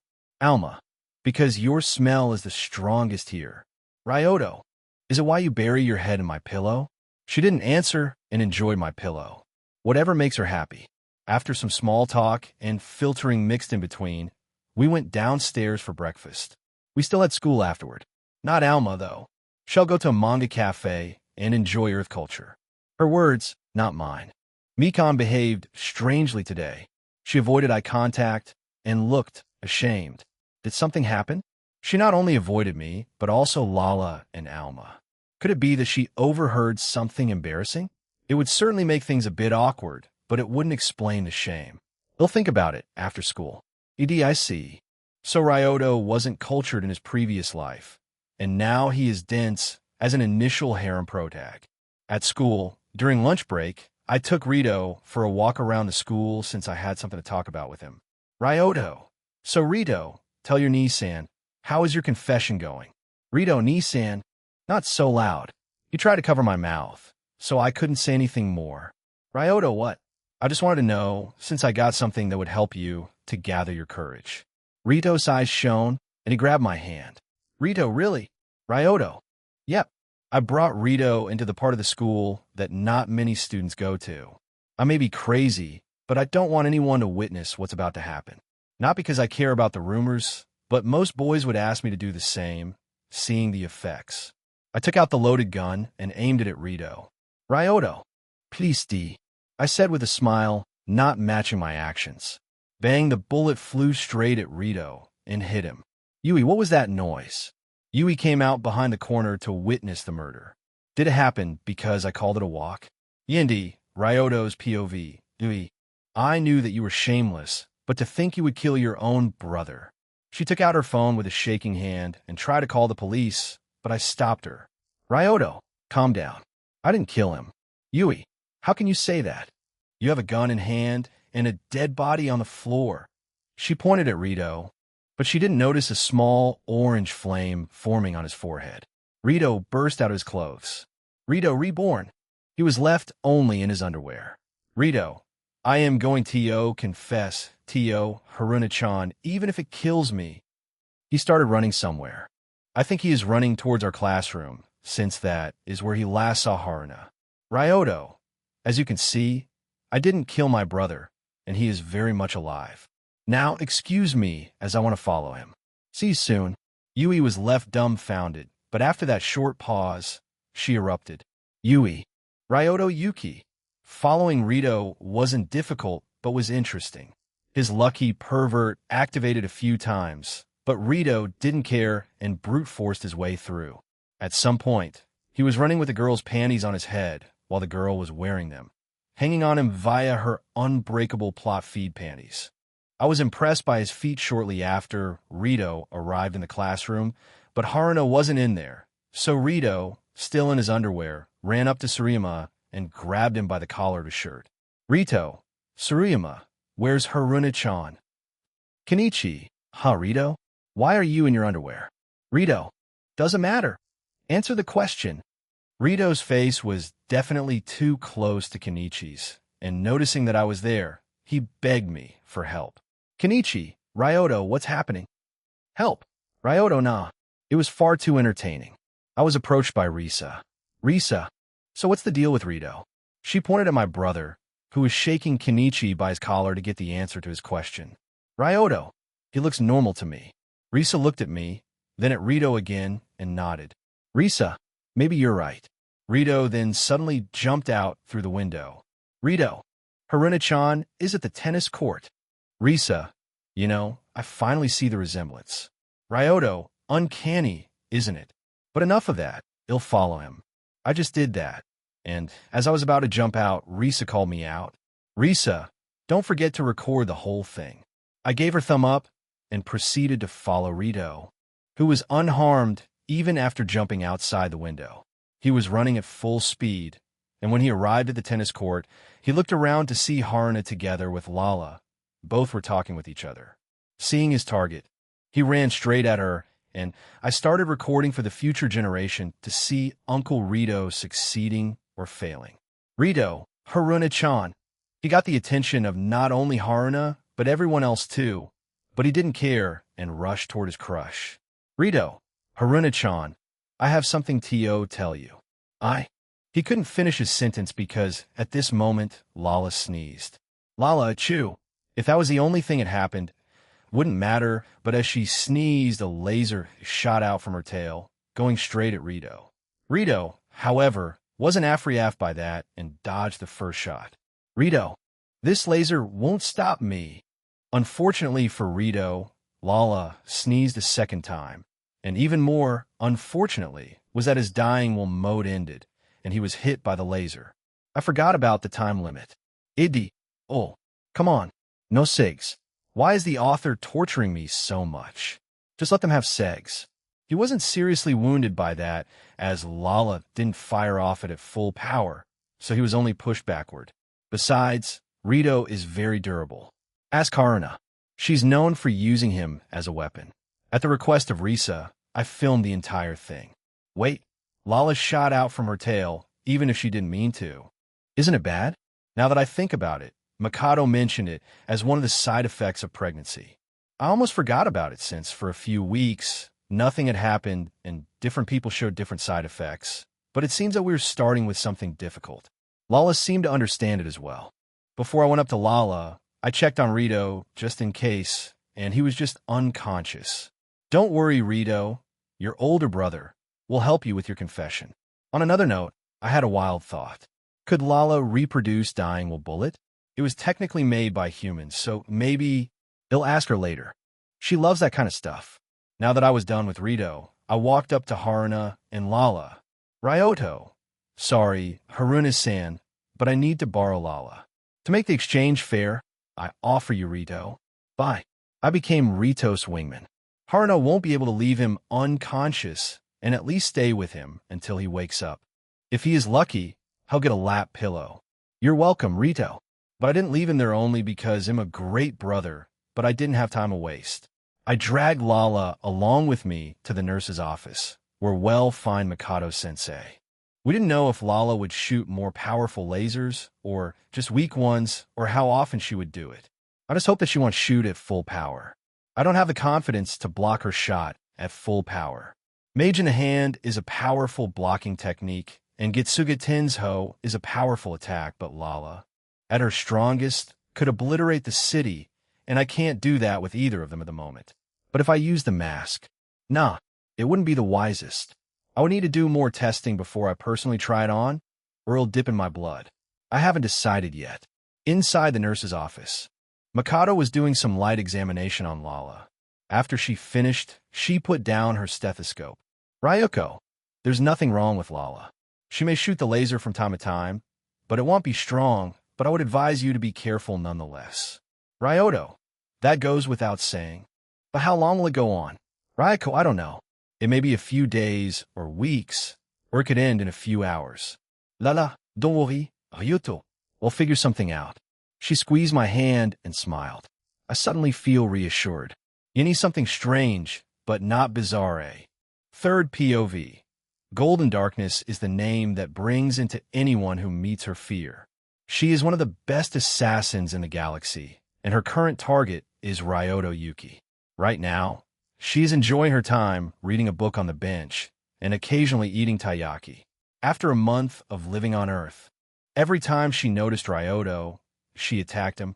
But of course, she couldn't hit him, not because she was too weak, but she stopped before any serious fighting occurred. However, she was annoyed at his ever-present smile every time he dodged her. It felt like he was taunting her. Just thinking about it made her annoyed and made her aggressively eat taiyaki until she felt a hand on her shoulder. Yami didn't feel anyone's presence, and it wasn't often that someone could sneak up on her, so she immediately attacked that someone out of habit. One should know to not sneak up on an assassin. Not to mention one of the best assassins in the galaxy, but that person was anything but ordinary. Ryoto Yuki was his name, and annoying people was his game. Yami transformed part of her hair blade to pierce the head of Ryoto, but he only slightly tilted his head, avoiding the blade. On his face, a playful smile was plastered. Ryoto, nice to see you too, Yami. Yami glared at Ryoto. Yami, how did you do it? Yami stared at his hand, shocked. Ryoto, how? Did I put my hand on your shoulder? Truly, I must be a master at controlling my body to accomplish such a feat. This joke earned him a fist to the face, which he blocked with an arm infused with hockey. The smile didn't leave Ryoto's face. Yami, you know what I mean? Ryoto. So basically, I was walking around and I noticed you, so I decided to say hi. Ryoto obviously didn't plan to reveal anything, not because he had something to hide, but because it was fun teasing her. To make a seemingly emotionless girl show emotions is entertaining. Yami, so what do you want, Ryoto Yuki? Don't forget that you're still my target. It looked like Yami gave up trying to get information out of Ryoto. She may not know Ryoto for a long time, but she learned at least one thing about him. He is annoying. Ryoto sat next to Yami and took out a lollipop. Ryoto, I was shopping around. I noticed you, that's all. You looked lonely, and I decided to accompany you a bit. Yami, your concern is unnecessary. Please leave. Ryoto, cold as usual. But Ryoto didn't leave her, but didn't annoy her any longer, and just enjoyed his lollipop. Yami curiously took a short peek at Ryoto, but she didn't do anything and returned to reading.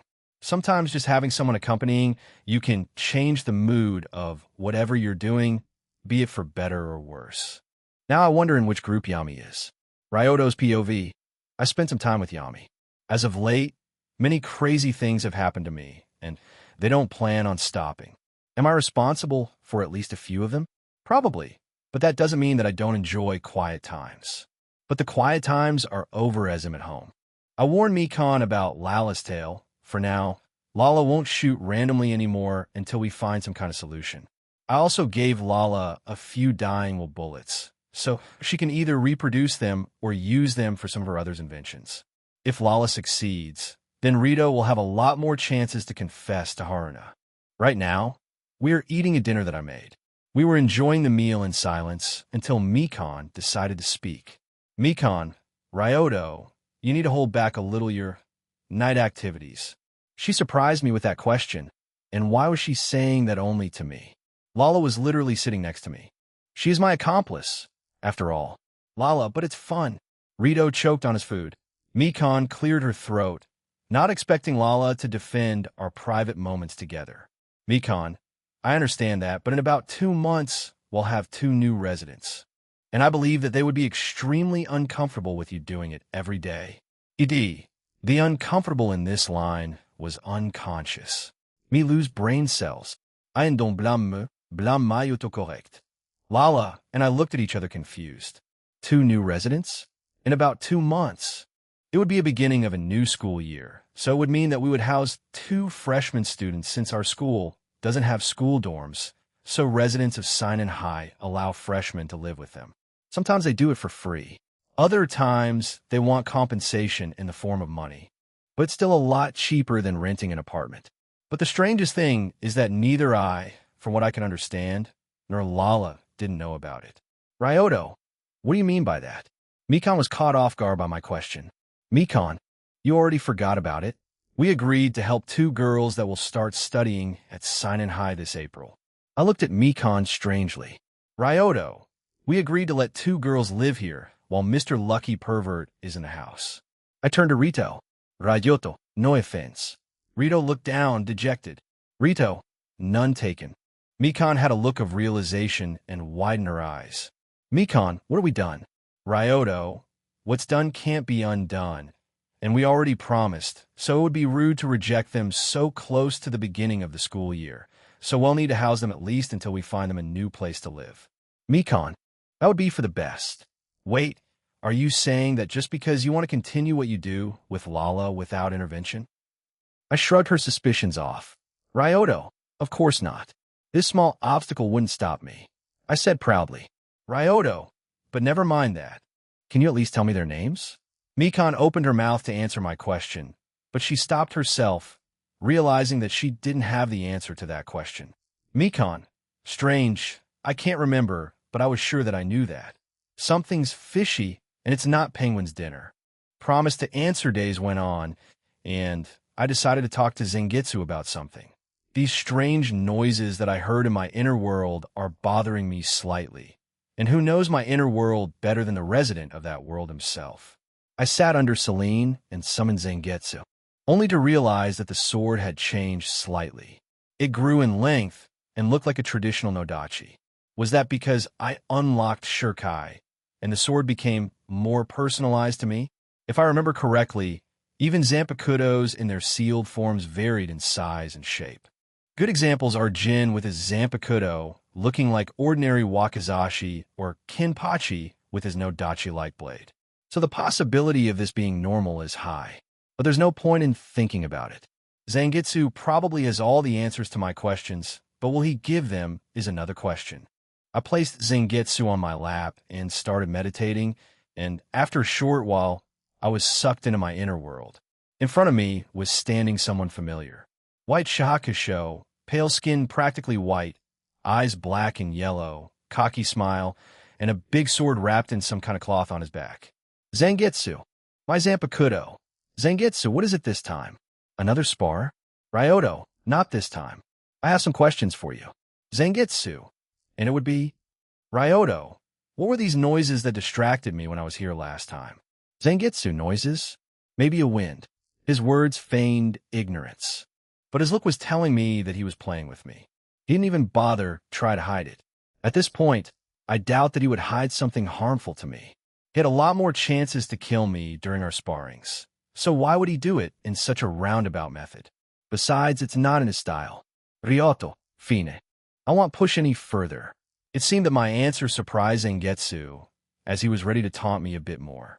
Ryoto, but can you at least tell me what you want? You told me before that what you want and what I want are 2 completely different things, but you never said what it was. Zangetsu tried to understand why I asked this question, as the only thing we did here was a fight and sit and enjoy the atmosphere without saying any words. Zangetsu, what's your game? Ryoto, there's no game. You are my Zanpakuto, and I should know you better than I do at the moment, and I plan on fixing it. You should know that only because you know someone's name doesn't mean that you're their friend. Zangetsu didn't answer and just started laughing like a maniac. Zangetsu. Ha ha ha ha ha. I can't believe that it was just that. Zangetsu wiped away a tear from too much laughing. Ryoto. Why was it so hard to believe it? Zangetsu. Because I didn't think you would be smart enough to do it. Ryoto. I feel insulted. Zangetsu. Not important right now. You want to know what I wanted, right? It'll tell you when you achieve Bankai, and not only that it'll tell you about these noises as well. Great deal, isn't it? Ryoto. Okay, give me Bankai. He looked at me as if I was an idiot. I think I saw a bit of disgust as well. Zangetsu. Do I look like a charity to you? Ryoto. No, you look like me. Zangetsu. Ryoto. I didn't hear no. Zangetsu. You're fucking with me, aren't you? This time it was my turn to smile. Ryoto. A little revenge for all those beatings. At that, Zangetsu smiled as well. Zangetsu. Not bad, but if you want Bankai, master your Shurkai first. Right now, you use me like a glorified knife that can shoot big waves of energy. Ryoto. I'll try my best. Zangetsu momentarily turned serious. Zangetsu. Don't hide. Do it. You'll either succeed or fail, but you need to have your eyes on the success the whole time and have a mindset of being able to do it. The failures that make you closer to your goal aren't failures. They're stepping stones to success. You truly fail only when you give up. Ryoto, he'll keep that in mind. But why is he telling me that right now? Maybe it's some kind of hint or just a reminder of my previous failures and that I should avoid them. That goes, of course, without saying. I'm not planning on repeating my mistakes. With it, I left my inner world. I forgot to ask about his changed appearance. Zangetsu's POV. Jacob left. I'm surprised that you promised him to tell him what he wanted. Zangetsu. And I'm not surprised that he couldn't find you with how short you are. I patted her head. Don't call me short. But she quickly calmed down. I think she's used to my teasing by now. So what changed? For you to give him a chance. Zangetsu. Nothing changed, but I want to see his chosen path. Will he fail or succeed in protecting his current happiness? But the moment he gives up, I'll kill him myself. I said without any mercy in my voice. You know that I won't allow it, right? No matter how many times he'll give up, it'll help him stand up once again. She stood her ground against me. We are two sides of the same coin, but still the same coin. Run's POV. Today is the day I'll finally meet Ryoto in person. I can't wait. Since the day we kissed, I couldn't stop thinking about him. So what if he is Lala's fiancé candidate? I'll just seduce him myself. Wouldn't that make you gay? But I'm a JoJo fan, so I'm not complaining. Plus, I am cultured to the point of having all the tastes. As I was looking around the hallway, I finally found him. He was talking to one of our classmates, but I didn't mind them and rushed towards him, planning on jumping on him. Lala, achoo. Someone sneezed, and I felt pain in my whole body the next moment. I recognized that as Lala's tailbeam. Damn Lala. Even now, she stands before my love, but I won't give up. My next attempt was during the next break, and this time I was ready for any unexpected attacks, just in case, but maybe I should change my strategy. To get close to Ryoto, I should get close to his family first, and his brother goes to the same class as us. During the next break, I decided to try out this idea. Right now, he was walking down the hallway. Run, hello, Rito-san. I gave him my best fake smile, but he didn't even stop to look at me. Now that I think about it, he seems more gloomy than usual, and there's a strange flame on his forehead, but it didn't discourage me. If that meant being with Ryoto, I'd accept this challenge. I walked in front of him again and repeated my actions from before, but this time I also did a gentle wave. How about this? Rito, you're not. Haruna-chan. He ignored me and walked over me without any remorse, dirtying my uniform in the process. He continued to walk like a zombie. I was about to explode with anger, but then Ryoto and Lala, who apparently were following him, arrived. Ryoto, I think there's something wrong with these bullets. They give him strength, but his behavior is more of a zombie. He still wants to confess, though, so you are going in a good direction. Yep, this is brotherhood, using the younger as a guinea pig. The nostalgia. Remind me of childhood. And what do you mean? Ryoto is just trying to help his brother. His actions are altruistic in nature. I swear. Lala, these bullets are a lot more complicated than I thought they would, but it's so fun researching them. Thank you for giving them to me. Lala hugged Ryoto. Ard, I'm not jealous. He'll be the one in her place soon. Wait, it's my chance. He'll play an injured. So he'll take me to the nurse's office and hopefully take care of me there. But as I was about to execute the plan, I sneezed because of the dust that Rito created by walking over me. Run, you need something interesting, Ryoto's POV. Usually I spend my breaks alone so that Lala can spend time with her friends. So I found a few places where I can relax at. I could always go into my inner world if I was desperate, but enjoying quiet times in school is fun in itself. There's the rooftop, gym storage, nurse's office, and some more. Sometimes I even nap on top of the tree because no one would be able to bother me up there. Of course, there are also times that I don't have free time to myself, but that's why I cherish these times. Soon I'll be a father, and the number of times I could be relaxing will be reduced for some time. Today I decided to nap in the library. I don't know why I didn't do it earlier. It's the perfect napping spot. Inside I found a good place without many people and was ready to relax, but a loud noise disturbed my peace. I checked out the source of that noise and found Yami with books surrounding her. Yami, Ryoto Yuki. Seeing me, she was ready to attack, but before she could swing her hair, now turned blade at me. The transformation reverted, and she bumped into me without causing me any injury. Well, that's not normal. I checked her temperature by touching her forehead, and she was burning. Ryoto, I'm taking you to the doctor, I said with a serious tone. I couldn't cure her with my lollipops because I didn't understand what was wrong with her. She's a living weapon that was created by some organization, so I don't know her biology. Is she the same as humans? Slightly different? I know nothing. At most, my lollipops could help her with the high temperature a bit. But it also isn't an option because I plan on taking Yami to Mikado-sensei. While running there, Yami could choke on a lollipop, which would be counterproductive. I took Yami on a piggyback and started running. I knew that Mikado wasn't at school today, so I ran to her house instead. Yami, Ryoto Yuki, put me down. Ryoto, they'll put you down when I get you to the doctor. She couldn't argue anymore because she had fainted. Outside, I swung across the city to reach Mikado's home as fast as possible. And when I finally arrived, Ashizu opened the doors as usual. I explained the whole situation to her, and she let me in. I knew the insides of the house pretty well at this point, and while Ashizu was getting Mikado, I brought Yami to the lab. When Mikado arrived, she recognized Yami straight away. I would think that they know each other since Mikado is an underground doctor and Yami is an assassin. I helped Mikado strip Yami, and we put her into some kind of tube with healing juice inside. Mikado could handle it on her own, so I went out to buy Yami some taiyaki. Yami's POV. I woke up feeling a lot better, but I was in an unfamiliar environment. Ryako, you woke up. That's good. Yami, where am I? I recognized the woman as Dr. Mikado, the best doctor in the galaxy, but her being her didn't help me understand where I was. Ryako, you are my medical clinic on Earth. Seems you've been recklessly using your transformation powers. Your vital functions have dropped considerably, but never mind that. You owe Ryoto-kun a big thank you. He carried you here on his back as fast as he could. Yemi? You don't understand. We are enemies. Ryoto-kun doesn't seem to think that. I still don't understand. Ryoto's POV. I returned after giving all I planned to give Yami. I witnessed her dressing up. She was standing in her panties and was preparing to get in her usual outfit.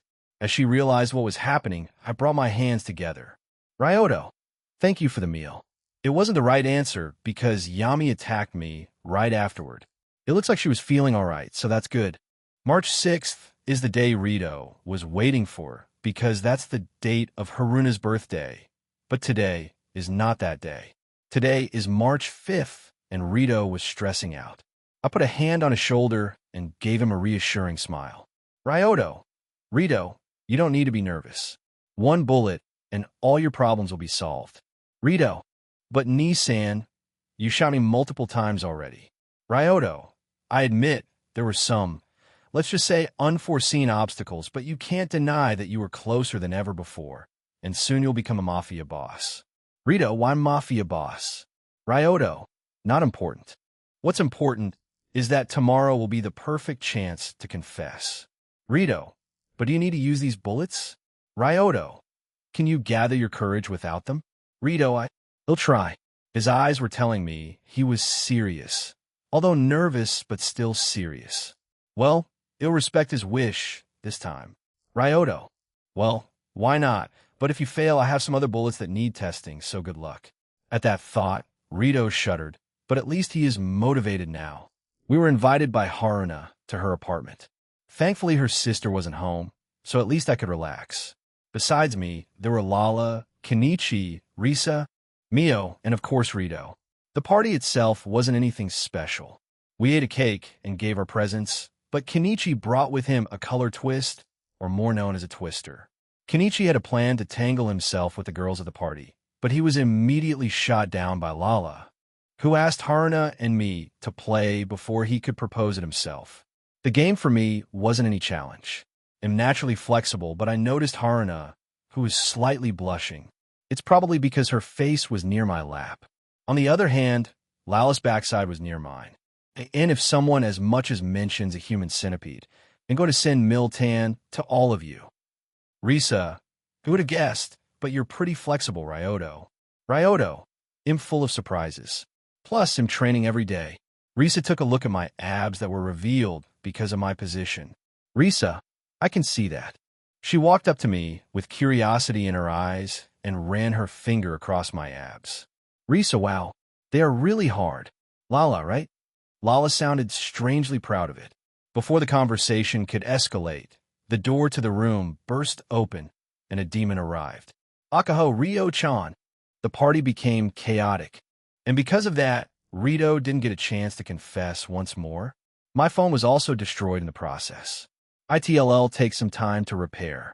Lala could do it faster, but I would like a normal phone this time. Keed's POV. We were on the train to our new home. Rio and I would live in the same place, while Nagisa and Karma would live together in another. We decided to first visit Nagisa's and Karma's new home, and they would borrow rooms from a nice old couple.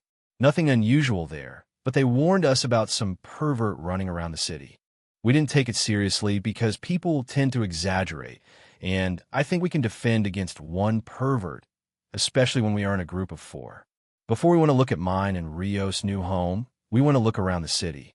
It's our first time in Seinen Town, and we want to explore a bit. Our first destination would be the shopping district.